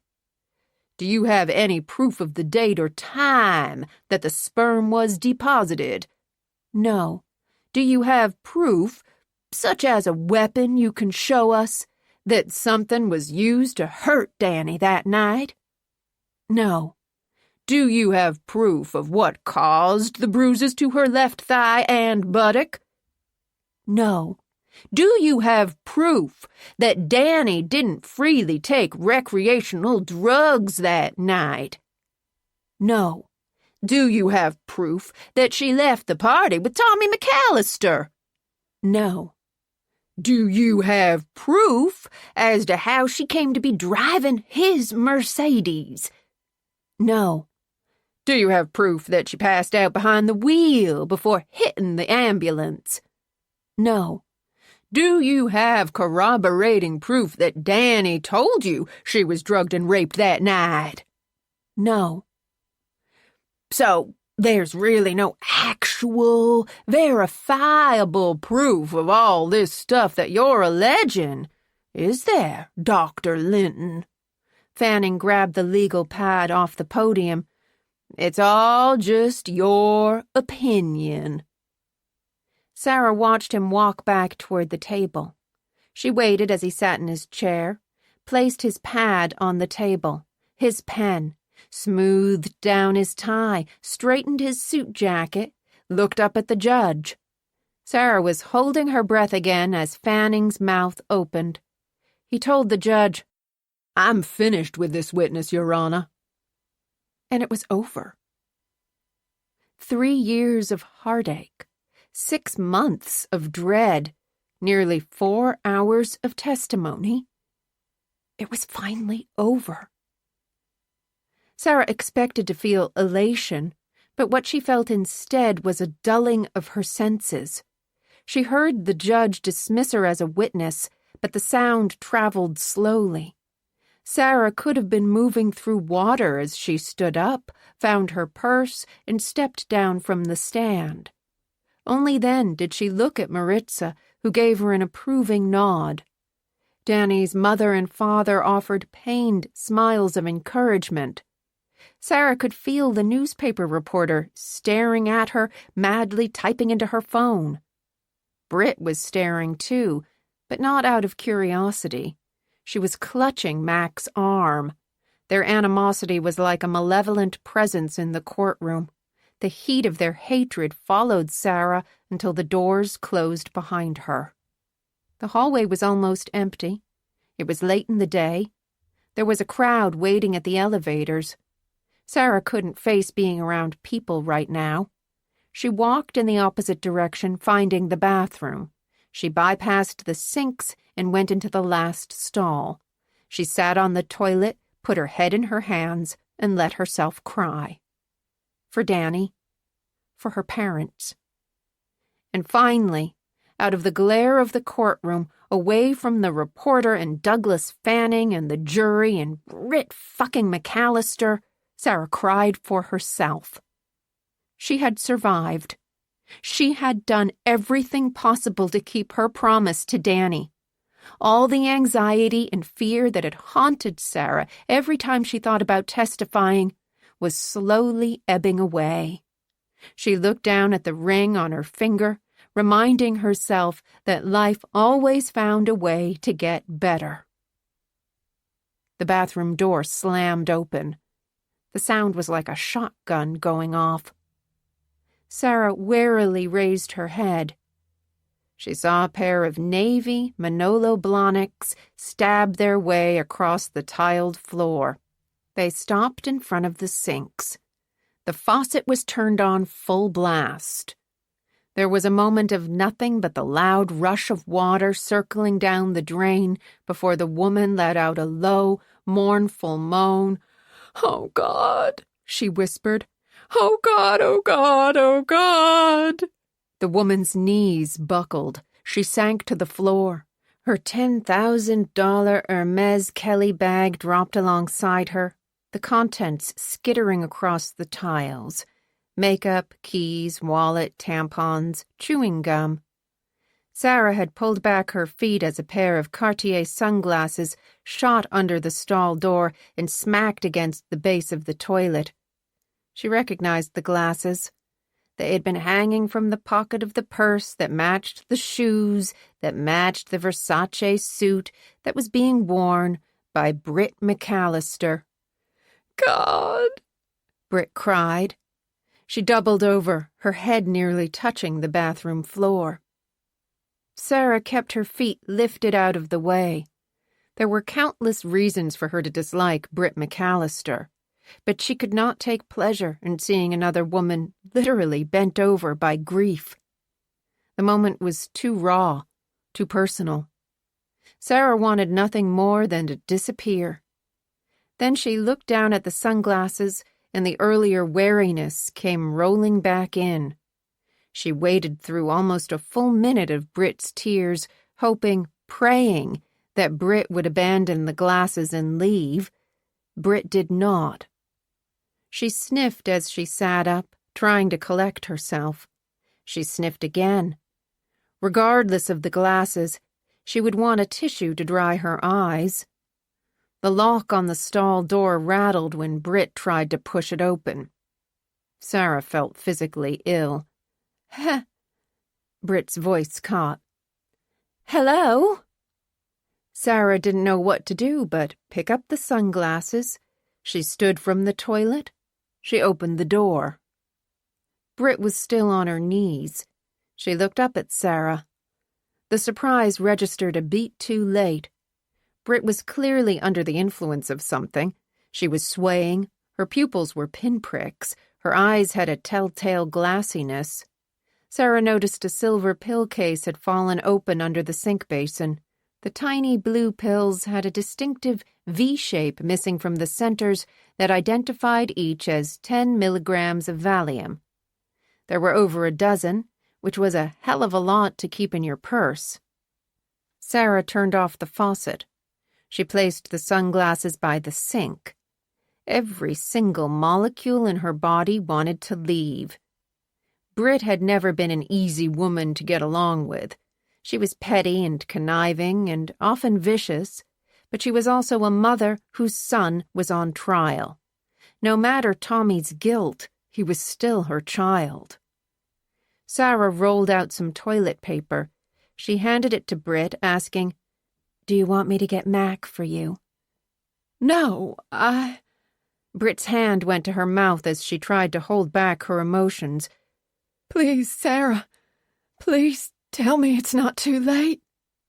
Sarah heard the raw desperation behind the request, but it had the opposite effect. Was this woman literally on her knees begging Sarah to go back into the courtroom and lie? "My testimony is over. I told the truth about what happened." "Don't you think I know that?" Britt yelled, her hands clenching in the air. "I know you told the truth. I know what he did to that girl. Sarah was too stunned to respond. I know who he is. Britt's hands dropped into her lap. She looked away from Sarah, staring at the floor. I've lived with the fear for 20 years. I know exactly who he is. Sarah couldn't move. She couldn't think. She couldn't breathe. I know what he did to that girl. He'll stop now, Britt whispered. Tommy's scared. I know he'll stop. There's still time for him to become a good man. Sarah could feel her heart pounding inside her chest. Her mind was racing. She knew that Tommy had been accused of raping another girl 2 years before Danny had died. I know who he is. Slowly, Sarah knelt in front of Britt. She didn't know what she was going to say until the words came out of her mouth. How do you know what he did to Danny? I heard them. You heard them? Sarah tried to keep the anguish out of her voice. Danny could have been saved. You heard Danny being... It's not Tommy's fault. He still has time to change. Britt started shaking her head. He'll learn from this. He's not like Mac. Sarah felt overwhelmed by what she was hearing. She could barely process the information. Was Mac involved too? Mac is always involved. Britt's tone was flat, matter of fact. I can't stop the rest of them, but I can save my boy. The rest of them? Sarah repeated. Britt, what do you mean? Britt did not answer. Instead, she wiped her eyes with her hands. Mascara smeared across the tips of her fingers, down her face. She seemed to notice her scattered belongings for the first time. Wallet, lipstick, keys. Her eyeshadow palette had broken apart, dusting the tile with earthy hues. Britt started circling her finger into the powder. Sarah watched, almost transfixed, as Britt's words ricocheted around her brain. I know who he is. I've lived with the fear for 20 years. 20 years ago, Tommy was only 2 years old. No mother lived in fear of her 2-year-old becoming a monster. Was she talking about Mac? What had Mac done? Mac is always involved. Britt, Sarah worked to keep her voice from trembling. Please talk to me. I don't understand. Did Tommy go to Mac for help the night that Danny died? Britt didn't answer. Who is them? Sarah could hear herself pleading, but she didn't care. You said you couldn't stop the rest of them. Who is them? Britt finally looked up at Sarah. She narrowed her eyes, trying to focus. What are you doing? Sarah noted the change in Britt's demeanor. Reason had started to cut through the fog of Valium. Still, she tried. Please talk to me. Tell me what happened to Danny. How would I? Britt's hand went to her face. She looked around the bathroom as if she had just realized where she was. Were you hiding in the stall, waiting on me? No, Sarah said. Britt, you just told me. I didn't tell you a damn thing. Britt picked up her keys, the lipstick. She started throwing stuff back into her purse. She snatched the sunglasses off the counter as she struggled to stand. Given your tragic past, I'd think you'd avoid the handicap stall. Sarah felt as if she'd been slapped in the face. This was the Britt McAllister she remembered, angry, nasty, filled with spite. Britt said, Whatever you think you heard, I know what I heard. Sarah stood, going back into the stall. She grabbed her purse off the back of the toilet and turned to leave. Britt blocked the way. I'm not going to let you destroy my child. Danny Cooper was somebody's child, too. What do you know about being a mother? Sarah felt every ounce of cruelty in the question. Britt, of all people, knew why she wasn't a mother. Sarah was finished holding herself back. You've done a great job with Tommy. Is this the second or third time he's been accused of rape? You haven't changed a bit, have you? Britt rested her hand on the wall, making it clear that Sarah wasn't going anywhere. Saint Sarah, the plumber's daughter, with your cheap costume jewelry and your kitten heels, holding forth on high like you know every fucking thing. Sarah wanted to shove her back to the ground. What I know is that I will move you myself if you don't get the fuck out of my way. What do you make of the GBI? $100,000 a year? Britt gave a derisive snort. Mac's already cleared $2 million this quarter. Wow! Sarah filled the word with sarcasm. Send him my congratulations for profiting off my misfortune. You think what happened to you 15 years ago was misfortune? Britt laughed. Just a spot of bad luck. Fuck your bad luck. Sarah clenched her fists. This was bullshit. Britt was playing one of her psychotic games. Move out of my way. Poor Saint Sarah. So brilliant. Such a tragic loss. 15 long years of not knowing, of suffering, because you couldn't see what was right in front of you. Sarah blocked out her words. She had to get out of here before she lost it. I told you to. Sarah! Britt hissed out her name like a snake. You're not listening to me. What happened to you? What happened to Danny? It's all connected. Sarah felt her mouth moving, trying to form a response, but nothing would come out. Don't you remember the mixer? Sarah had lost her voice, her senses, her reasoning. Britt laughed again. You stupid cunt. You don't know anything at all. Chapter 2. Faith Mitchell sat at her kitchen table scrolling through her phone. Jesus, this idiot! Which idiot? Aiden Van Zandt looked up from making dinner. Spork face. Faith had names for all the annoying mothers at her daughter's preschool. She just bragged on Facebook about doing coke at her high school reunion. Aiden laughed as he grabbed 2 plates from the cabinet. You gonna arrest her? Fuck no. I'd have to take over her snack days. Faith copied a link to the Georgia statute on possession of a controlled substance and posted it without additional comment. Then she slid her phone across the table so that Aiden could see. That'll learn her. He grinned, but said, Don't be so hard on her. The thing about doing coke is it makes you want to tell everybody you're doing coke. Aiden was an FBI agent, but he worked in counterterrorism, not narcotics. Have you ever done coke? Are you kidding? His eyes had gone wide behind his glasses. Not after Regina Morrow died the first time she tried it.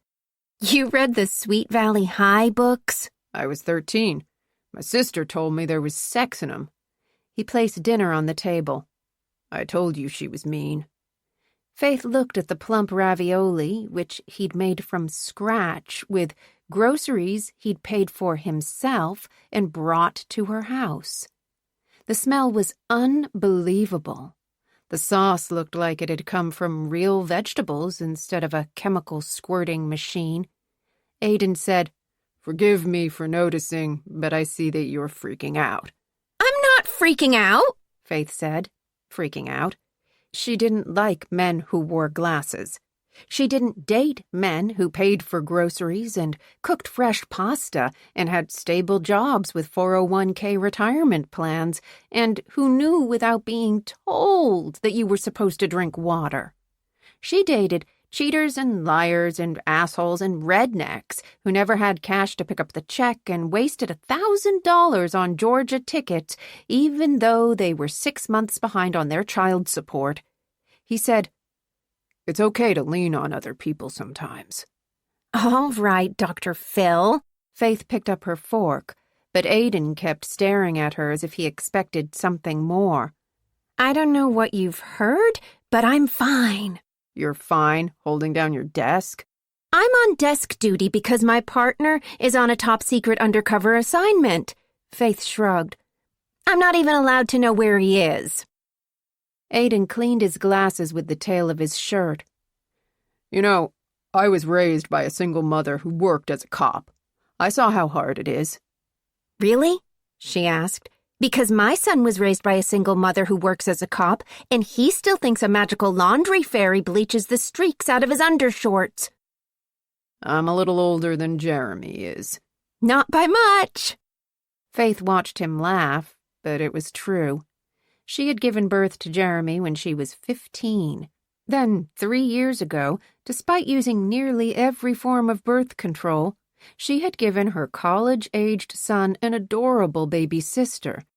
I'm not even 40 yet, and I've spent 22 years of my life being a single mother. I find your exhaustion intoxicating. Faith felt her eyes roll so hard she could see her entire ass. Then she took a bite of pasta, and her eyes rolled for a different reason. My God, who taught you how to make this? My father. All the men in my family cook. Faith concentrated on chewing. Aiden's father had died when he was young. He had started dropping hints lately that he was open to talking about it, but Faith never picked them up because they weren't in a relationship and she wasn't supposed to feel like her heart was breaking when she thought about him as a bespectacled little boy standing by his father's casket. He said, "Would it be so terrible to have somebody you can call on? Maybe if you needed help with something? A favor, even." Aiden, I'm a very private person. Remember when I yelled at you for talking to my Google clock? Faith knew he knew what she was really saying. This is a hookup, okay? A booty call. 6 months is a lot of booty. Aiden finished his beer. Who eats the bad pancake? Is that sex stuff? You know how I feel about hygiene. It's life, Aiden said. When you cook pancakes, there's always a bad pancake. You can't throw food away. You need somebody around who will eat it. Faith didn't want to, but she started smiling. My dad used to eat the bad pancake. See? Faith was saved further introspection when her phone pinged. She dropped her fork. You've got to go. What? Out the back. Faith was already dragging him by his arm. Jeremy's almost here. How do you... Hurry! Faith yanked open the sliding door. I don't want my son catching my fuck buddy in his childhood home. I prefer booty call. I prefer your ass out the door. Faith grabbed his jacket off the back of the chair and threw it at him. Your car is on the street, right? Yes. Aiden stood in the open doorway. Do I get a kiss? Go! She pushed him out and jerked the slider closed. She raked the curtains across the rod. The headlights from Jeremy's car splashed the front of the house as he pulled up the driveway. Fuck! Faith shoved her phone into her back pocket. The dirty pots and pans got jammed into the cabinets. She sponged down the counters, randomly threw dirty utensils into the dishwasher. She tossed Aiden's beer bottle into the trash, then stashed his plate of pasta in the fridge. She heard Jeremy's key scrape in the lock of the front door. Faith barely had time to check her reflection in the small mirror by the sink. She patted down her hair, praying she didn't look like she'd spent her evening like a queen being fucked and eating pasta. Mom! Jeremy shut the door with a loud bang. His feet were heavy as he walked down the hallway. Did you wash my hoodie? Faith crossed her arms as she leaned against the counter. Be more specific, bub. You have 10,000 hoodies. The white one. He looked at the table, her nearly finished meal. Did you go to Olive Garden? Uh-huh. Why is it on a plate? His suspicions were not unwarranted. Did you get breadsticks? She summoned her mother voice. Jeremy, I'm diabetic. You know I have to be careful with carbs. He opened the fridge and stuck his head in. Why did you order 2 servings? Jesus, she'd raised a nosy kid. I thought you might drop by. Are you tracking me? His phone came out of his pocket. Did you mess with my Snap settings? I can't believe you asked me that. Of course not. Faith would never touch his phone. She had hidden the tracker inside the trunk of his car. Maybe you left your hoodie in your room? Maybe. Jeremy was still looking at his phone as he walked back into the hall. "Did you see the picture Grandma posted from Las Vegas?" Faith had blocked her mother for using too many emojis. "She's having a blast." "Yeah." Jeremy started up the stairs, his eyes stuck on the screen. "I FaceTimed Emma this morning. She wanted to show me the boo bucket that Victor got her." Faith grinned as she followed him up. She loved that her ex had spent $2,000 to take their child and his new girlfriend on a fall break vacation, and all Emma cared about was the cheap plastic bucket from her Happy Meal. "Mom!" Jeremy had stopped at the top of the stairs. He looked down at Faith. She could tell something was bothering him before he opened his mouth. "Victor's girlfriend's been posting videos of Emma on Insta. Are you down with that?" "You mean, am I okay with a woman I've never met posting videos of my child that strangers who might be perverts can look at? And am I cool that my child's father doesn't have the balls to tell her to take them down because we have an agreement about not ever posting photos or videos of our child on social media that perverts can look at?" Faith jerked up her shoulder in a violent shrug. "Sure." Jeremy's face took on a bashful expression. "I kinda cracked her password." "What?" "The new girlfriend, her name is Delilah, and she's got a labradoodle named Doodle, so I kinda played around with some combinations and got into her account." Jeremy nervously glanced at Faith. "I deleted all her videos of Emma." Faith had never been so proud of him in her life. "Jeremy, that's illegal." "Yeah, well," he loped toward his bedroom. "That's my baby sister." Faith felt like her heart was going to burst with love. Instead of following him into his room, she opened the doors to the hall laundry. Nothing was really lost until your mother couldn't find it. The dirty clothes basket had spilled onto the top of the dryer. She guessed by the smell of sweat and Tom Ford cologne that it was mostly Jeremy's things. "Nice!" Jeremy reached past her and dug out the hoodie from the bottom of the pile. He sniffed it, then put it on as he made his way back toward the stairs. "I'll see you later." "Bub, hold on a second." Faith trailed after him, trying not to sound clingy. "You've got that dinner with the guys from 3M this weekend, right?" His attention was firmly back on his phone. "Yeah, Friday." "That's a big deal, right?" Faith had learned to frame everything as a question. "You're going to graduate from Georgia Tech and go straight into a cushy job, right?" "Sure." He opened the front door. "See ya." Faith was pathetically grateful when he turned back around and kissed her cheek. She stood in the open doorway as he walked toward his Kia. The porch light was off. Night had come quickly. Her boy was nothing more than a suggestion of ombre leather and perspiration as he climbed into his car. The engine cranked. The headlights flickered on. He reversed out into the street so fast that he nearly clipped the mailbox. "Faith?" "Fuck!" She jumped back, her hand reaching for the Glock that wasn't there. "Sorry." Sarah was lurking in the shadows. All that Faith could see was the wild curls in her hair. I meant to call on my way, but I forgot my phone." Faith tried to swallow her heart out of her throat. "Where's your car?" "I walked here." "From your house?" Faith knew the route, which was filled with junkies and homeless people. "Are you crazy?" "Possibly." Sarah turned toward the street where a neighbor was walking his dog. "Somebody offered me $20 for a blowjob. That's low, right? I've got all my teeth." "Teeth aren't necessarily a positive." Faith switched on the porch light. She was stunned by what she saw. Sarah's auburn hair was a mess. Her clothes were wrinkled. Faith knew she had testified at the Danny Cooper trial today. Obviously, Sarah had traded out her heels for sneakers and slogged the 2 miles to Faith's house. Her eyes were bloodshot. She'd clearly been crying and probably had a few drinks, judging by the fact that she'd risked hepatitis rather than getting behind the wheel of her BMW. Faith waved her in. "Come inside, it's cold." Do you have alcohol? No, but my mom's in Vegas and there's a full bar at her house. Deal me in. Evelyn's place was only 3 streets over. Faith grabbed her keys off the hook and locked the door. She shivered from the chilly night air as she walked down the concrete stairs. She didn't bother to go back for her jacket.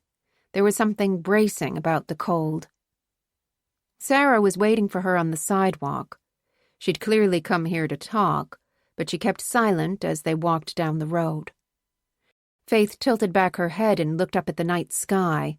No stars. The moon was a fingernail sliver. The streetlights were so far apart that they could only occasionally see each other. Not that it mattered. Sarah's expression was unreadable. Faith decided to let her take the lead, both figuratively and literally. Sarah was half a foot taller. Faith had to practically skip to keep up. They passed the man walking his dog. Because of Emma, Faith only knew her neighbors by their pets. The man was Roscoe's dad. The people who lived in the yellow house were Tiger's mommies.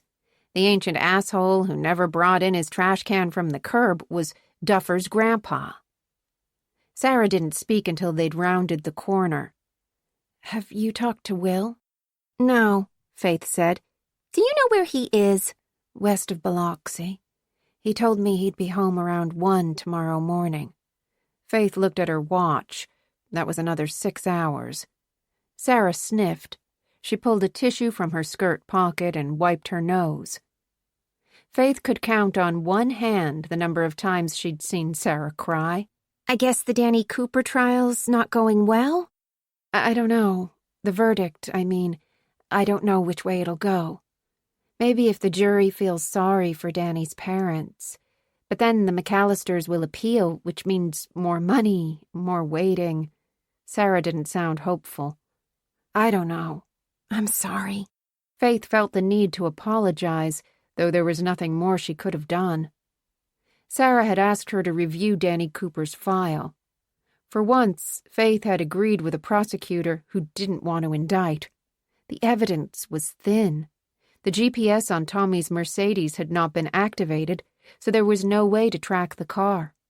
The McAllisters' Buckhead mansion had security cameras, but weirdly, the recorders had been malfunctioning on the night in question. Likewise, the city's street cameras were out of service, but that was down to lack of funding rather than design. The only reason Danny's parents had a chance in hell of winning the judgment was because Sarah was such a compelling witness. She was the only person who had heard Danny's dying words. The entire case hung on her credibility. To Faith's thinking, those were pretty damn good odds. What about you? Sarah rubbed her arms to fight the chill. How's desk duty going? Oh, you know, Faith said, but Sarah couldn't possibly know. She had never been sidelined in her life. Amanda's buried me in so much paperwork I can't even remember what the sun feels like. Was it worth pissing her off? Absolutely. Instead of laughing, Sarah let the silence return. She hugged her arms to her waist and looked down at the road. Their feet made steady progress. A dog barked in the distance.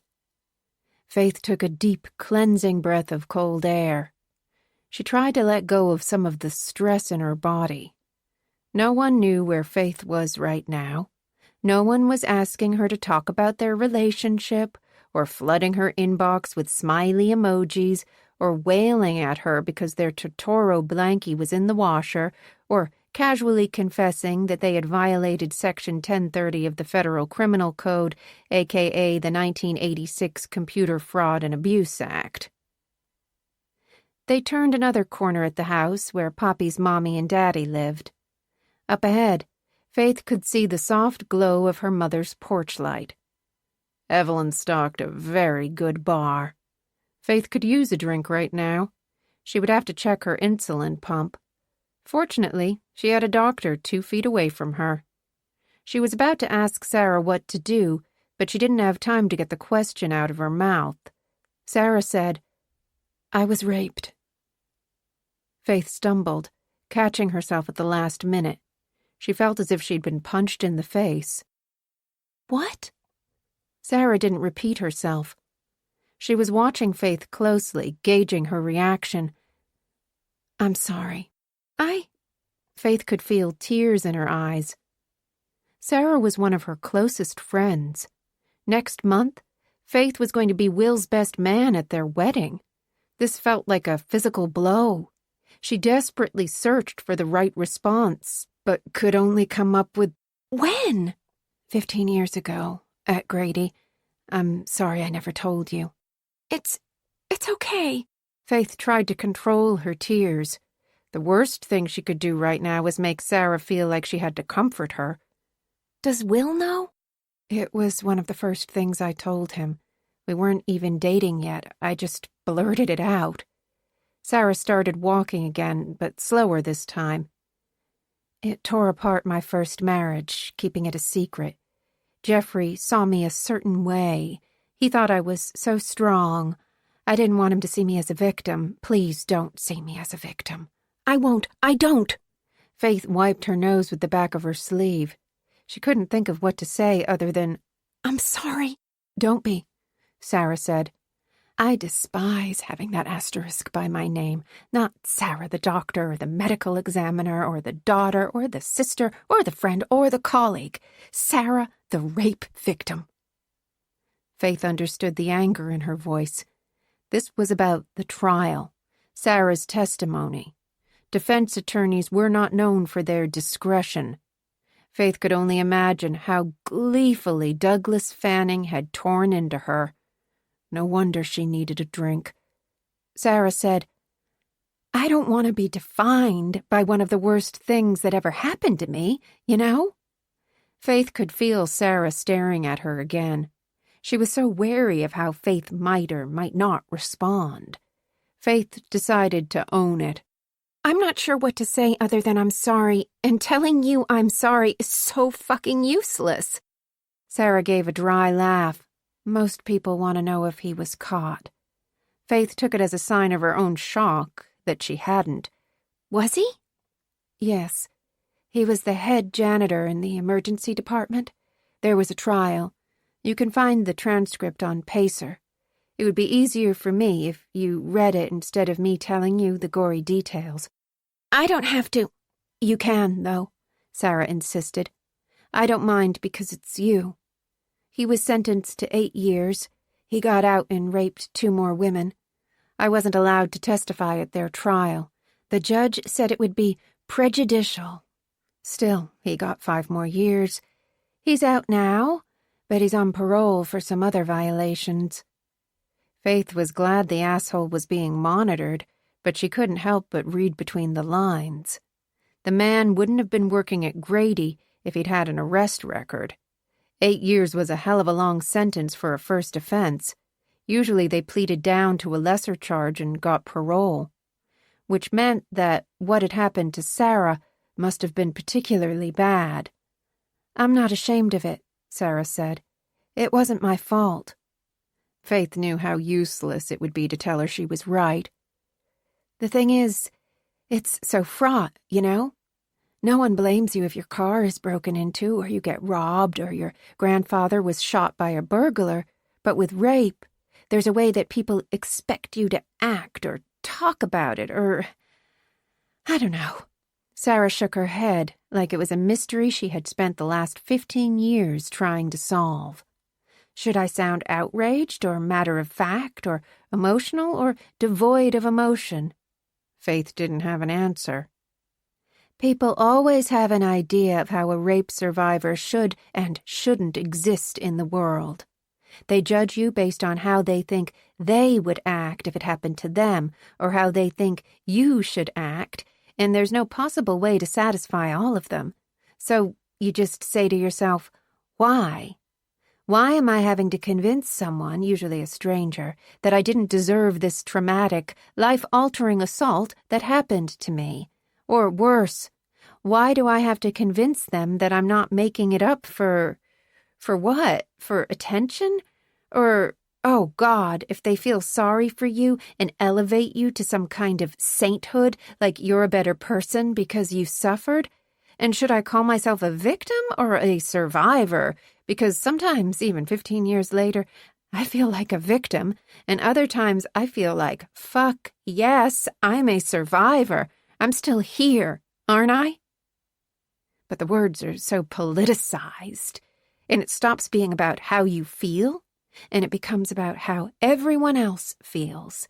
And at the end of the day, it's easier to just shut up about it and try to live your life and hope, pray like hell, that it doesn't come up so you don't have to deal with it again and again and again. She was rambling, but Faith understood every word that had come out of her mouth. Faith had seen it happen as a cop.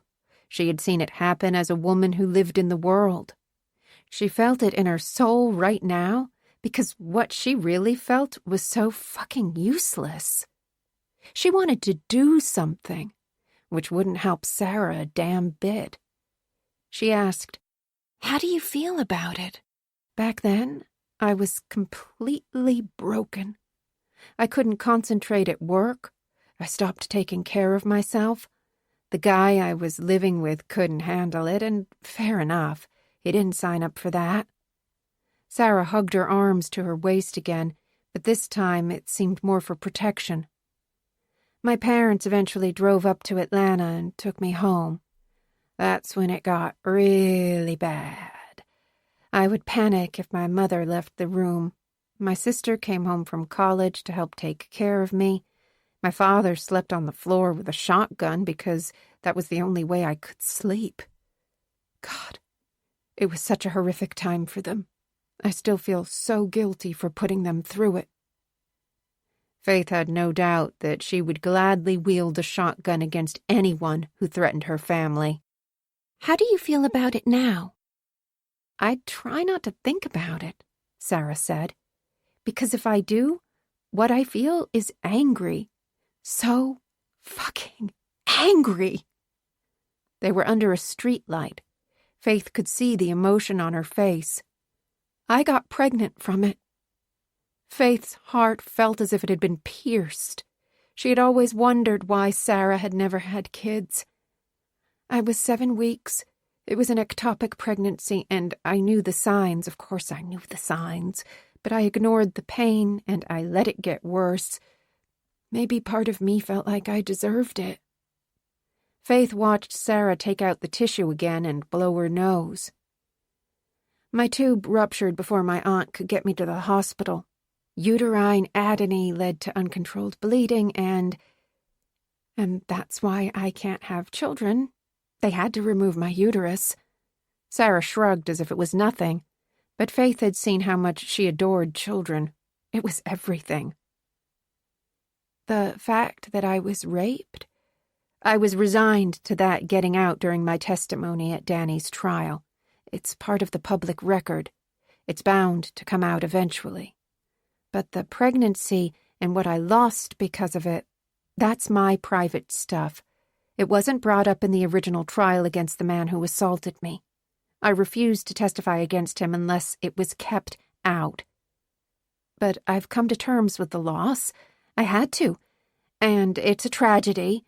But I don't want people to think that I'm some kind of tragic figure. That's not who I am."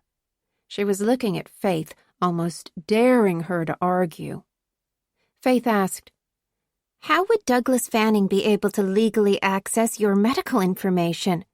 Even if it was 15 years ago, there are laws about—" "Britt McAllister." Sarah spat out the name. "She was friends with the attending who was on call when I was brought into Emory Hospital. He told her, Britt told everyone else." "But legally, a doctor can't—" Faith let her voice trail off, because at the end of the day, it didn't really matter. "I've been living under this crushing dread for the last 6 months, talking about it in open court, laying out my life for everyone to pick apart.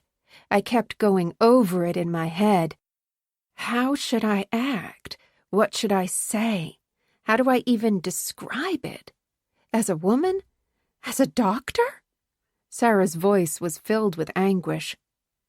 Most people don't understand what an ectopic pregnancy even is. The egg is literally outside of the uterus. There's no chance for it to become viable, but the treatment falls under abortion, which means that Douglas Fanning could tell the jury that I had an abortion. It doesn't matter that I was going to die without it. All Fanning needed was one juror taking against me, and everything Danny's parents have been through, losing their daughter, losing their marriage, their life's savings, would have been for nothing. Faith's jaw clenched. She often hated the world, but not with this intensity. I told the Coopers what might happen. I didn't want them to be blindsided, but they still wanted me to testify. They needed me to testify. Sarah bit her lip, fighting back her grief.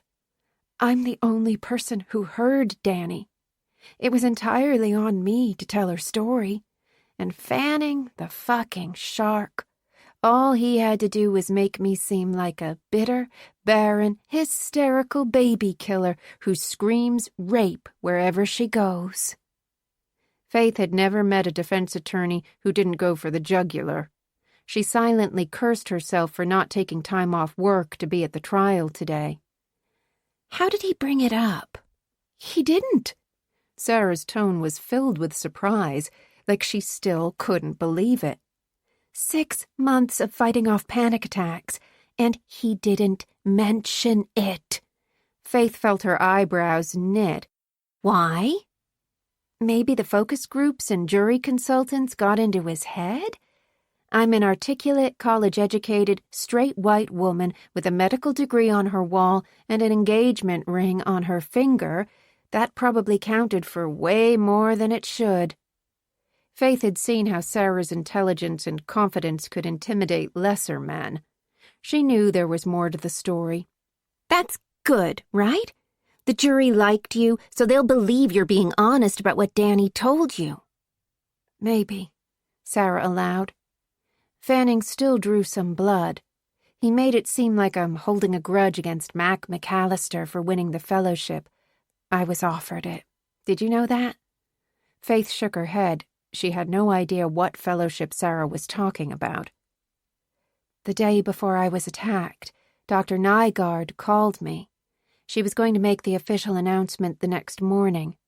I went to the monthly mixer to celebrate. All the residents would hang out at a bar near Grady the last Friday of every month. Before that night, I had always begged off. I very rarely went to parties. I graduated high school a year early. I finished my undergrad in 3 years. I was always so focused on becoming the best doctor I could be, but not that night. I went out. I had 1 drink. Then 2 hours later, I clocked into Grady for my shift, and then... Faith watched Sarah give an open-armed shrug. I was drugged. I don't know when, but about 20 minutes into my shift. I was talking to a patient, and I started to feel sick. I'd had a Coke in the doctor's lounge earlier. Maybe he spiked it. I poured it from a bottle in the fridge that had my name on it. Sarah turned to Faith. He was the head janitor. He'd just cleaned the lounge. He also had all the keys. The staff bathroom was locked, so I had to use the patient restrooms. Clever, right? Like closing off a maze so the mouse goes in the right direction? Faith said nothing as Sarah looked down at the ground. She clearly needed a moment to collect herself. There was caution tape over the regular stall, so I had to go into the handicap one, Sarah said. He was so fast. He'd thought it through. My mouth was taped shut before I could think to scream. I tried to fight back, but he handcuffed me to the rails. Faith's cop brain stirred. Unlawful restraint. He stabbed me. He used a hunting knife. Serious bodily harm. The serrated blade went in here. She put her hand to her left side.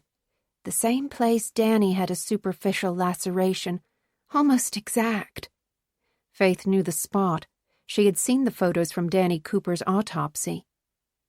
The day before it happened, someone keyed the word cunt into the side of my car.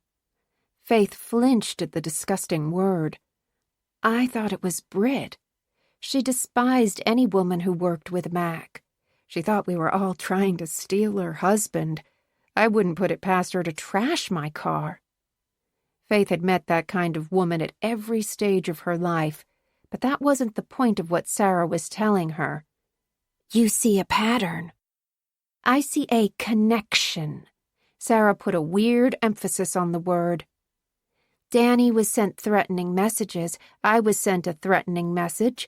Danny was at a party. I was at a party. Danny was drugged. I was drugged. Danny was raped. I was raped. Danny was wounded on her left side. I was wounded on my left side. Danny died at Grady. I nearly died at Grady. Faith silently repeated each detail back in her head. She could see what Sarah was talking about, but as a cop, she could also see the cold, hard truth.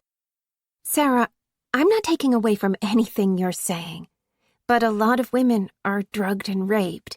Tens of thousands, maybe hundreds of thousands of women every year. They were away from the streetlights. Faith couldn't evaluate her reaction. The detail about the wound on her side? Yeah, that's a weird coincidence. But what's the statistic? Every 2 minutes in America, another woman is raped? Faith had looked up the harrowing figure when she'd found out she was carrying a girl. The thing about these guys is that for the most part, they're all so fucking predictable. They all go by the same playbook. Stalk, harass, threaten, rape. What happened to you is... I don't even have words for it, and I don't want to diminish your experience, but it happens a lot. Every day. Every 2 minutes. No connection, then? Sarah asked. It's just bad luck? The worst luck. That's what I thought, too. Sarah stopped walking. She turned to look at Faith. Until Britt McAllister told me it wasn't. Hi, Leanne. Checking that you found that book on the Protestant Reformation? LOL. What? Luther and Cajetan at the Imperial Diet, Augsburg, 1519. You were asking about it at the library last week. Who dis? Librarian? Love your sense of humor. I knew I had a copy at home. I could drop it by your place if you want. Wrong number, sorry. You don't care about the Reformation anymore? Gonna be hard making a 95 on your thesis. V funny, is this Jake? You asshole. Fucking had me, bro. Not Jake. Remember he was going hiking this weekend? Broke up with Kendra before they could pack the car. Went on his own. We can laugh about it when I bring the book. You're still in the Windsong Apartments, right? Number 403B? No, really? Who is this? That's not where I live. Moved last month, staying with parents. That's funny, Leanne. Like I didn't see you walking around your bedroom last night. In your thin white t-shirt and silky pink panties. Who the fuck is this? My dad is a cop. I am calling him now. Wow, that's really cool. Does Coca-Cola know their IT director is working 2 jobs? No kidding. Stop. This shit isn't funny. Wish I could stop thinking about that tight t-shirt. The way it shows off your breasts. How I want to kiss them and bite your nipples with my teeth. Again. Who the fuck are you? You'll need a handheld mirror. There's one in the drawer where you keep your makeup. Look for the small black circle on the back of your left knee. The one that looks like someone drew it with a Sharpie. That's me. Chapter 3. Will Trent sat at the back of the packed GBI training room, trying not to fall asleep. The lights were off. Heat was blasting through the air vents. The monitor at the front of the room was flickering. The screen on Faith's laptop kept up a steady glow as she perused 3M's corporate website. They were supposed to be learning how to use the GBI's updated software, but the guy leading the tutorial had the kind of voice that was indistinguishable from the grind of the compressor on an old air conditioner. Worse, he kept waving his hands in the air, wielding his laser pointer like a methed-out Darth Vader. Will had already developed a fantasy about the laser temporarily blinding him so that he had a valid excuse to crash on the couch in his office and sleep. "Now," the compressor said, "if you look at section G, you'll notice it's very similar to the earlier version marked D. But don't be fooled." Will couldn't fight it anymore. He closed his eyes, his chin dipped down to his chest. His undercover assignment had required him to work for 24 hours a day over 14 consecutive days. He'd spent most of last night and part of the early morning driving nearly 6 hours straight down unlit podunk highways. He'd come home to a woman who had vigorously distracted him from rest and 3 dogs who had gotten used to sleeping on his side of the bed. His body ached. His skull felt like it was in a vice. He was punch-drunk from exhaustion. Faith elbowed him before his head gonged into the desk. Will squinted at the screen as a new slide came up. He felt a sharp stinging at the corner of his eye. He'd turned into the wrong side of a fist and lost some skin in the process. He'd suffered far more dire but less aggravating wounds. It was like the worst paper cut ever, but on his face. "Then there's this new area in blue," the compressor said. "The keen-eyed among you might think this looks familiar. I'll say it again. Don't be fooled." Faith let out a long, audible sigh. Will glanced down at her laptop. She'd been tapping on the keyboard from the start, but as far as Will could tell, she'd spent the entire time texting with her mother, price-matching a tricycle, bidding on a glass wind chime, clicking links to 3M's global research laboratories, and occasionally checking an interactive map that looked to be connected to a live GPS tracker. He looked ahead, tried to read the slide. The words jumbled together, letters bouncing around like fleas. His eyelids felt heavy again. Without warning, the overhead lights came on. Will squinted against the stabbing pain in his retinas, then against the paper cut in the corner of his eye. The compressor made a hacking noise that was probably meant to be a laugh. "I'll see you guys after the break." "Oh, God," Faith mumbled. "There's more?" Will had to ask. "The last hour was about Form 503 being replaced with 1632, right?" "Yes." "And the stuff we usually put in the green box goes in the blue box now." "Right." "That's it?" "That's it," she said. "The rest was a recap of the same shit we've been doing since I got here." Will looked at his watch. The break was only 15 minutes. "Did you talk to Sarah this morning?" "Yep." Will carefully studied the side of Faith's face because she had stopped looking at him and was suddenly very interested in her eBay auction. He asked, "How's she doing?" "Sarah?" Faith slowly scrolled through the description she had read half an hour ago. "Great. She looks really beautiful today." Sarah looked really beautiful every day, but that wasn't the issue. Will had been partnered with Faith Mitchell for nearly 5 years. During that time, he had known her to be both a prolific and accomplished liar. Until now. Before he could press her for details, Will heard a sharp snapping sound, like someone was making some very angry popcorn. "You two." Deputy Chief Amanda Wagner called from the doorway. She was wearing one of her dark red power suits with a pair of black stilettos. Her salt and pepper hair had been freshly helmeted. She glanced at her watch, clearly annoyed that snapping her fingers hadn't made them jump to attention. She said, "Let's go. I don't have all day." Will groaned as he stood. The desk was not built for a 6'3" man who was trying to sleep. He was limping by the time he reached the door. Amanda gave him a suspicious look, like he had broken himself on purpose. "What's wrong with you?" Will declined to answer. Faith said, "Please tell me someone's been brutally murdered so we don't have to sit through the second part of this class." Amanda leveled her with a look. "You're working murder cases from your desk now?" Faith also declined to answer. "My office." Amanda started up the hallway at a brisk pace, her pointy heels sinking into the industrial carpet like vampire teeth.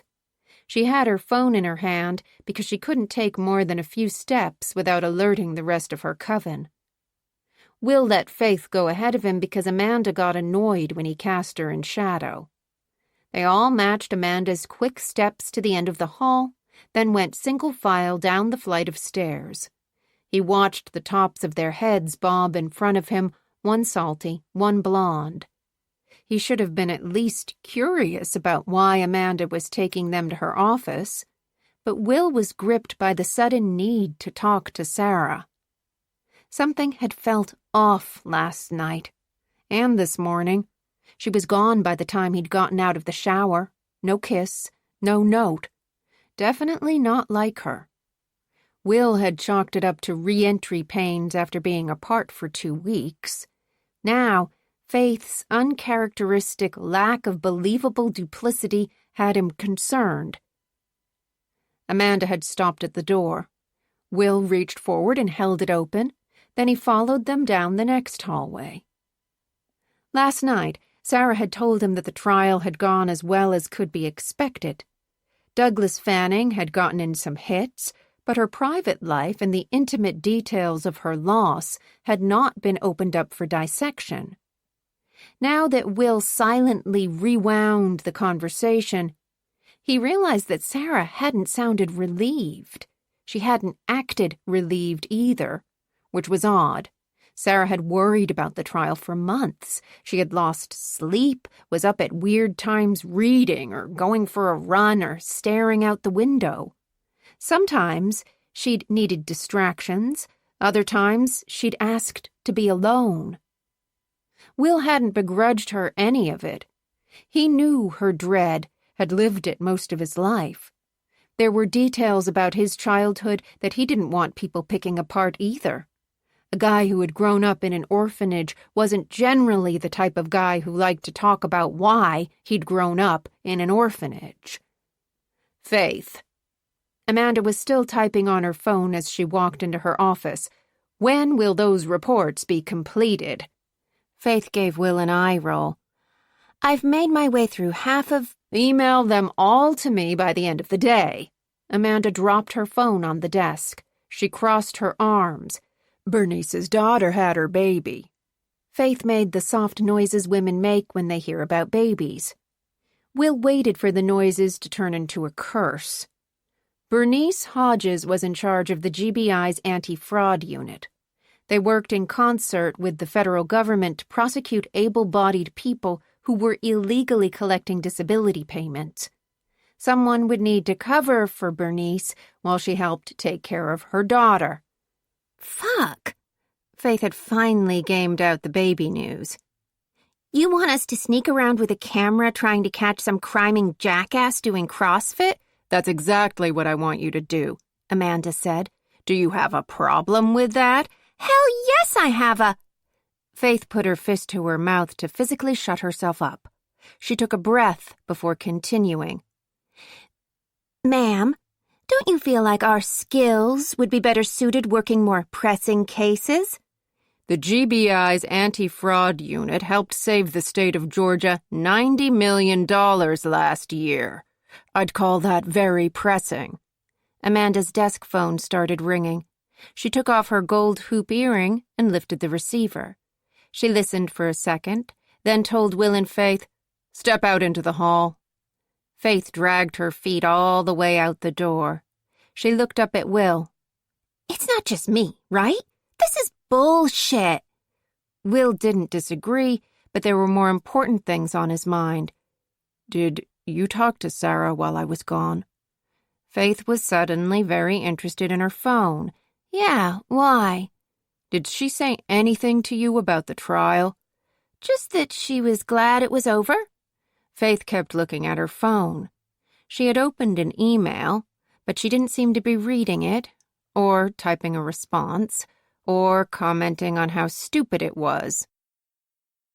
Will heard Amanda slam the phone back into the cradle. "Faith," she called, "Bernice is waiting for you downstairs. Go do the handover. Will, come back in and close the door." Faith closed the door before he could, and not too gently. The photos on Amanda's walls shook. Amanda ignored the slight, sitting behind her desk. She stared at Will like an anaconda. "What happened to your eye?" "Pinky ring." "And the owner of the ring?" "Won't be using that hand for a while." "Stop hovering." She pointed for Will to sit. "I don't have time to read your report. Bullet point it for me." Will burned through a full 3 seconds trying to switch his brain into the right gear. He'd spent the last 2 weeks hanging around the periphery of a Mississippi militia as part of a fact-finding mission for the FBI's domestic terrorism team. The work was as grueling as it was tedious. Or maybe Will was getting to a point in his life where not regularly showering, eating, or sleeping had lost its appeal. He said, "White supremacists, heavily armed, poorly trained, hate the government, love tequila, but not where it comes from, some military role play, but none of them served. That's where the pinky ring came in. Guy was stoned out of his mind, tried to cold cock me, paid the price. Mostly they drink too much and smoke too much and whine about how much they hate their wives and want to strangle their girlfriends. It's funny how you never meet a white supremacist who's also a feminist." Amanda steepled together her fingers on her desk. "How's Faith?" He feigned ignorance. "She seems fine to me." "Really?" Amanda didn't buy it, but she had to know Will wasn't going to rat out his partner. Faith assumed that she had been put on desk duty because she'd mouthed off one too many times to Amanda. The truth was that the last case they'd worked had gotten to her in a bad way. If Will was being honest, it had gotten to him, too. He wasn't completely unhappy about pointing a camera out of a van window for a couple of weeks. Amanda ordered, "You're going to tell me if Evelyn needs to come home." Evelyn was Faith's mother. She was also Amanda's former partner and best friend, which made Faith's life as difficult as you'd think. He nodded, but said, "She'll be fine." "Do you know how to dance?" Will was used to Amanda's sudden changes in subject, but this time it was like she had made up a new language. She said, "For your wedding, next month." Will rubbed his jaw with his fingers. They were having a small get-together at Sarah's condo, nothing fancy, no more than 30 people. "Wilbur?" Amanda walked around her desk and sat down beside him. He often forgot how tiny she was. Sitting on the edge of the chair, she looked small enough to fit in his pocket, if he was the type of man who would put a live scorpion in his pocket. She said, "I know your first marriage was a sham, but at real weddings, the bride and the groom have to dance together." "Technically, it wasn't a sham. It was a double-dog dare." Amanda gave him a sharp look, like he was the only one making a joke. "Sarah's family is very traditional, so she'll probably start the dance with her father, then he'll hand her off to you." Will shook his head. He had no idea where Amanda was going with this. Then she placed her hand on his arm. "You need to start practicing now. Don't worry about the music. Every slow song has the same beat. Find some videos on YouTube. He fought the need to stutter. She was actually being serious. What? Practice, Wilbur. She patted his arm, then stood up and walked back around her desk. Everyone will be watching. Sarah's family, her aunts and uncles, her cousins, their spouses.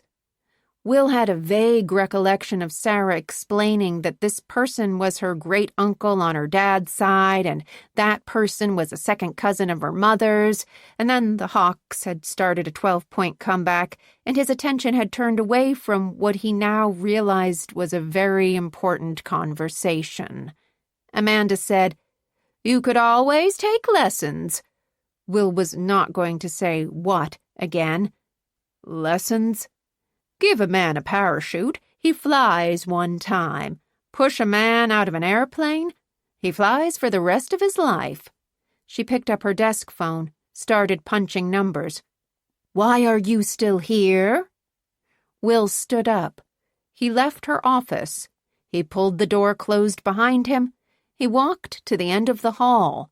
He went into the stairwell. But he was denied a moment to ponder what the hell had just happened because Faith was waiting for him at the top of the landing. She asked, "What did Amanda say to you?" Will had to take another second to reset. She asked me to run down my undercover. And? And then she said I should take dance lessons before the wedding. That's not a bad idea. FYI, your best man will be dancing with every dude under 80 while her grown son sulks in the corner. Faith clearly thought that settled it. She started walking down the stairs. This fraud assignment is Amanda's way of shoveling another load of shit down my throat. I know I shouldn't have yelled at her, but come on. The last time you pissed her off, you got airport duty for 1 week. This is going on a month. Will circled back to more important things. You and I were talking about Sarah before. Were we? Faith rounded the next landing, but not before he caught the panicked look on her face. What I'm worried about is my boss not letting me do my job. Will hadn't brought worry into the conversation, but now he was wondering if he should be worried about Sarah. Do you know how heartless fraud investigations can be? Faith demanded. I mean, sure, some of them are thieving, lazy assholes, but then some of them are just getting by. So what if they have a good day and they can garden outside with their grandkids? I'm gonna jump out of a bush with a camera and take away their disability? Will had realized a long time ago that Faith had a weirdly sympathetic streak for people who screwed over the federal government. It was the one characteristic she shared with the Mississippi militiamen. He tried... Maybe it's good to ease back into the job. Good for me, I mean. Good for you? She had been reaching for the door, but she spun around to glare at him. What the hell does that mean? Will realized he had walked into a trap. This was the thing about Faith lately. She had always been easily annoyed, but after working their last case, she was easily enraged. Which was why she'd been on desk duty and why they were taking over for Bernice when the anti-fraud team was perfectly capable of covering for her. Faith was still waiting for an answer. Why is a bullshit assignment good for you, Will? You know what it's like to go undercover. She had never worked undercover. I've been living in the woods for 2 weeks. I need some time to bring my detective skills back online. Seriously? Her voice had turned hard. I don't need my hand held, especially by you. I'm fine. I can do my fucking job. Will knew that if she was really fine, she wouldn't be this angry. Let's take a beat. You're telling me to take a beat? I don't need a fucking beat. I need to be doing my job like I was trained to do. She was practically yelling at him. I didn't waltz into my badge like you did, Will. I came up working the streets. I pulled over drug dealers for speeding in the middle of the night who could have shot me in the face, and then I went home and took care of my kid, and I was fine. Do you hear me? I was fucking fine then, and I am fucking fine now. You're right. He wasn't going to give her the fight she clearly wanted. I know. You know? You know. She couldn't stop scratching for blood. You know who doesn't need your condescending bullshit right now? Here's a clue, detective. Her fucking name rhymes with Maith. Will held up his hands in surrender. Fuck you. She jerked open the door and stormed into the hall. He let the door close behind her. He watched Faith through the glass. She stopped outside Bernice's office and forced her fists to unclench before going inside. The first time Faith had gone off on him like this, Will had been concerned. Now he knew to let it go. One good thing about growing up in state care was that it taught you people had to figure out their own shit. You couldn't do it for them. Will's office was one floor up, but he headed down to the ground floor instead. Will shouldered open the emergency exit door, then shielded his eyes from the sudden glare of sunlight. The wind sliced through the open space between the main building and the recently expanded morgue facilities. Will looked down at the ground as he followed the path. There were 2 vans parked outside the new part of the building. He skirted through an open bay door. The first thing that hit him was the smell, which wasn't from the dead bodies but from the chemicals they used to clean them. 2 weeks away wasn't long, but it was an odor anybody would be eager to forget. He felt his eyes sting from the pungent, vinegary floor wax as he headed down the long hallway toward the back office. One side of the walls was covered with photographs of crime scenes and highly detailed pieces of evidence. The other side had glass windows overlooking the autopsy suite.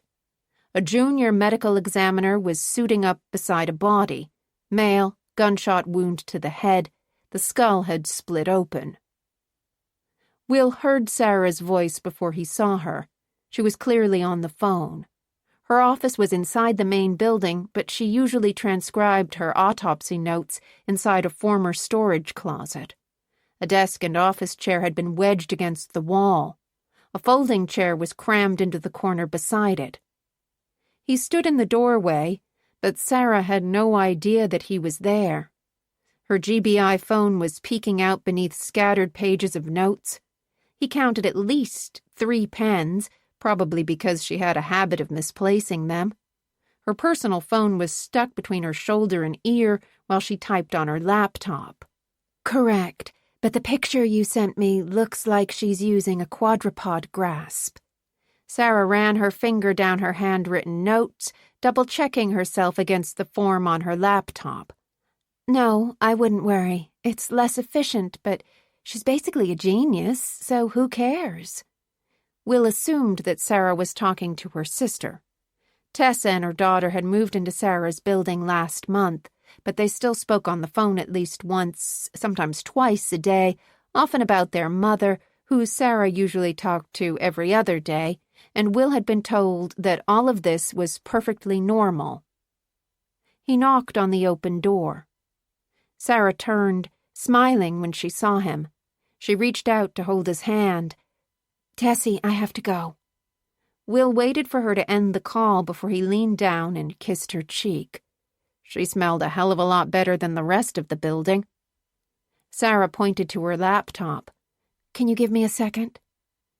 Will sat in the chair beside her desk while she finished. He turned so that he could take in the view.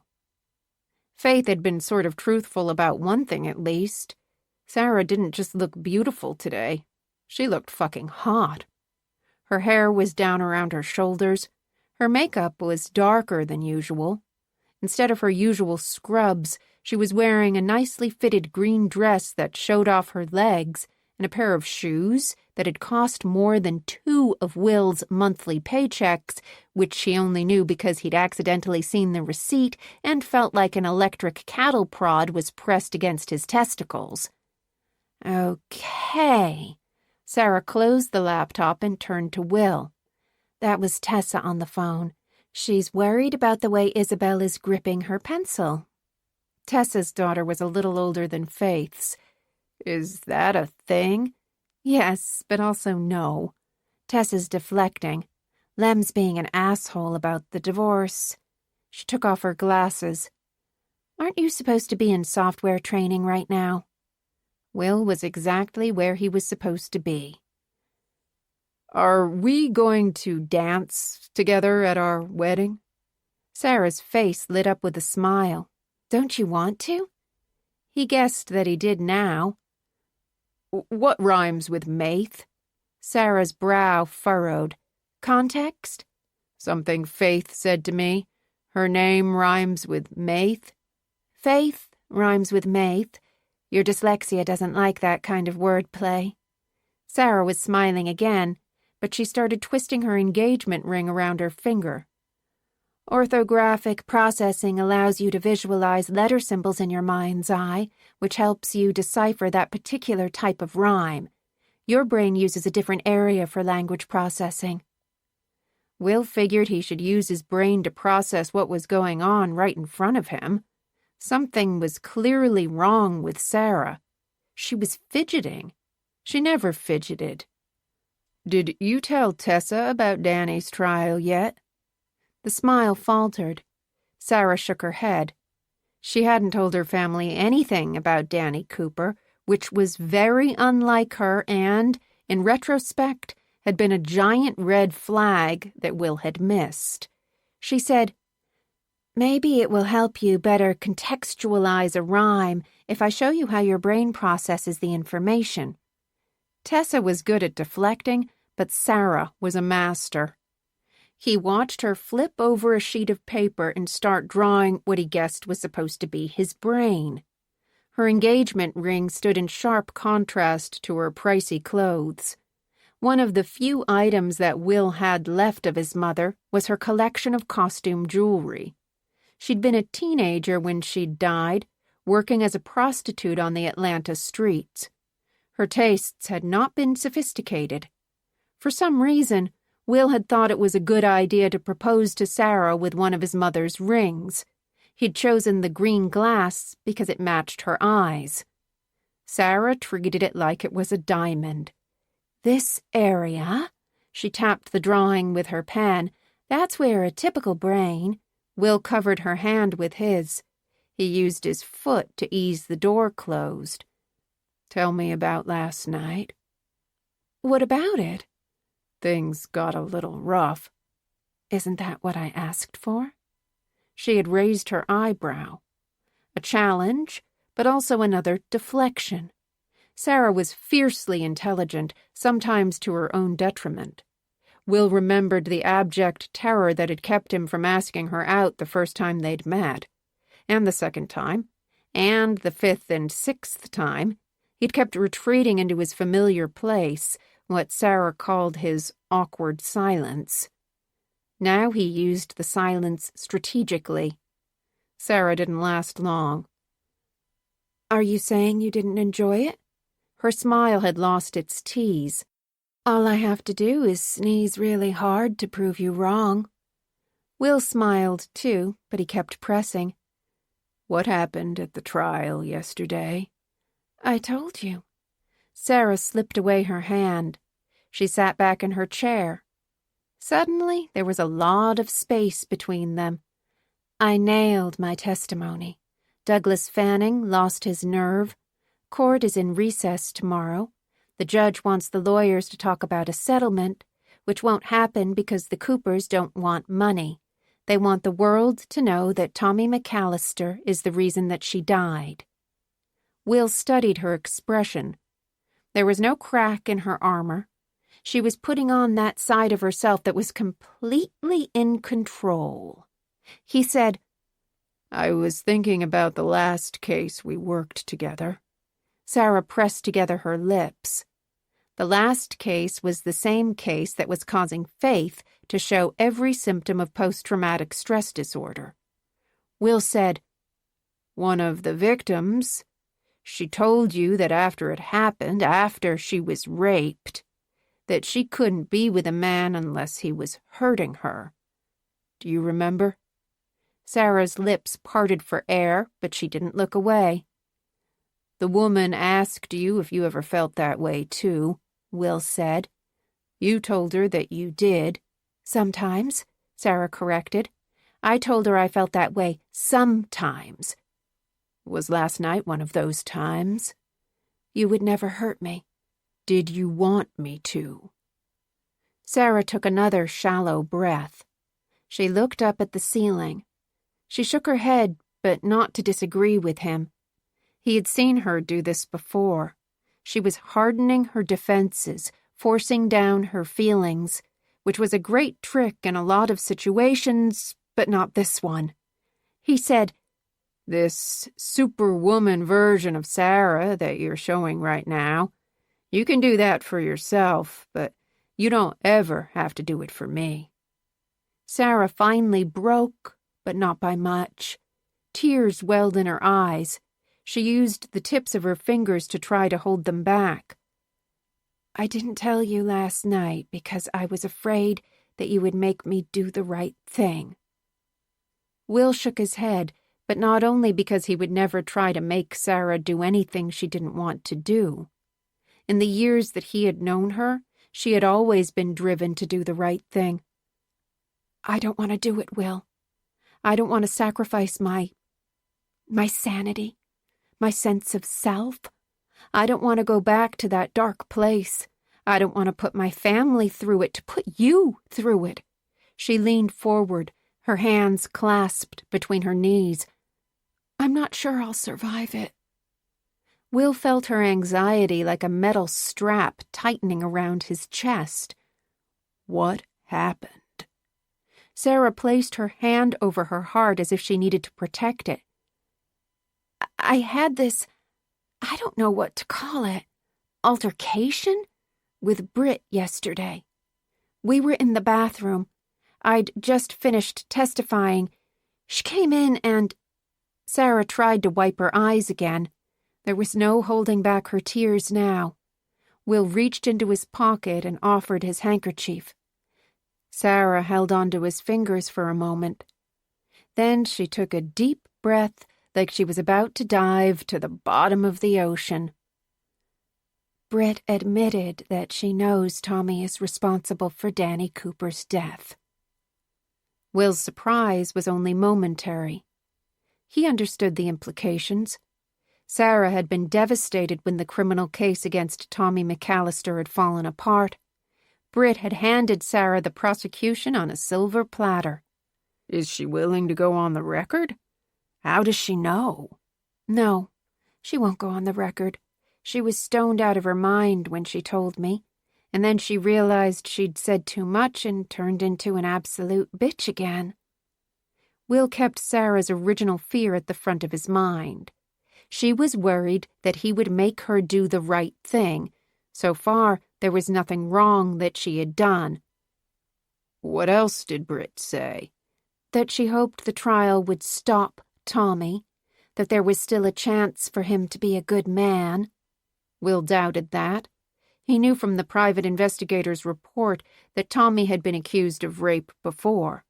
He also knew that rape was seldom a one-off crime. He asked, "What else?" Sarah folded the handkerchief, finding a fresh section to dab under her eyes. Will waited for her to continue. He had learned the hard way that Sarah had almost perfect recall. She had probably spent every second since the altercation reciting the exchange in her head. Sarah's voice caught. She said that what happened to me 15 years ago when I was raped, that it wasn't because of bad luck. What else could it be? I don't know. Sarah gave up on drying her tears. She placed his handkerchief on the desk. The obvious interpretation would be that it wasn't luck, it was by design, right? But how is that possible? Will didn't know the answer, but he had met women like Britt McAllister before. They weaponized their bitterness against everyone else. His ex-wife had been exactly the same way. He asked, "Is there any chance that she was just fucking with you?" Possibly, Sarah shrugged, but more out of hope. She connected them, Will. She told me that what happened to me and what happened to Danny, that they were both connected, That's the word she used. Connected. Sarah was looking at him with such intense need that he knew this was the important part. Everything else had been leading to this moment. This was the intersection between right and wrong. He asked, "Did she tell you how they're connected?" "No. She laughed in my face and walked out, but—" Sarah had to stop to catch her breath again. Danny was stalked. She was threatened. She was at a party. She was drugged. She was raped. She was cut here, on her left side. Will watched Sarah touch her fingers just beneath her ribs. He had seen the scar from the hunting knife at least 1,000 times. His mouth knew the jagged shape by heart. Britt said it's not a coincidence. You see it too, right? Will silently replayed what Sarah had told him about the bathroom altercation, trying to put it all together in his mind. Then he added another piece of information that had fallen to the wayside. "You told Faith all of this last night?" A look of remorse flashed in her eyes. "I'm so sorry. I should have come to you first." "I don't care about that." He reached for her hands, trying to allay her guilt. "What did Faith think?" Sarah didn't answer immediately. She looked down at their intertwined fingers. Her thumb stroked the back of his hand. "That the way Britt broke down over it, the way she was practically praying in the bathroom that the trial would stop Tommy, that means that there are probably other victims we don't know about. And if there are previous victims, there will be potential new victims. Britt was hoping the fear of prosecution would stop him, but it won't stop him." Will knew Faith had told Sarah more than that. "Faith sees the connection too, right? Britt's lived in fear of Tommy turning into Mac. Tommy is a rapist. You were raped 15 years ago. Mac was someone you worked with. So, was Mac involved in what happened to you?" That's the brick wall Faith and I kept hitting our heads against. I knew the man who raped me. I saw his face while it was happening. His identity was never in doubt. He went on to rape again. Mac has never had anything like that in his past. He was an arrogant prick, but his reputation was spotless. Did Mac know?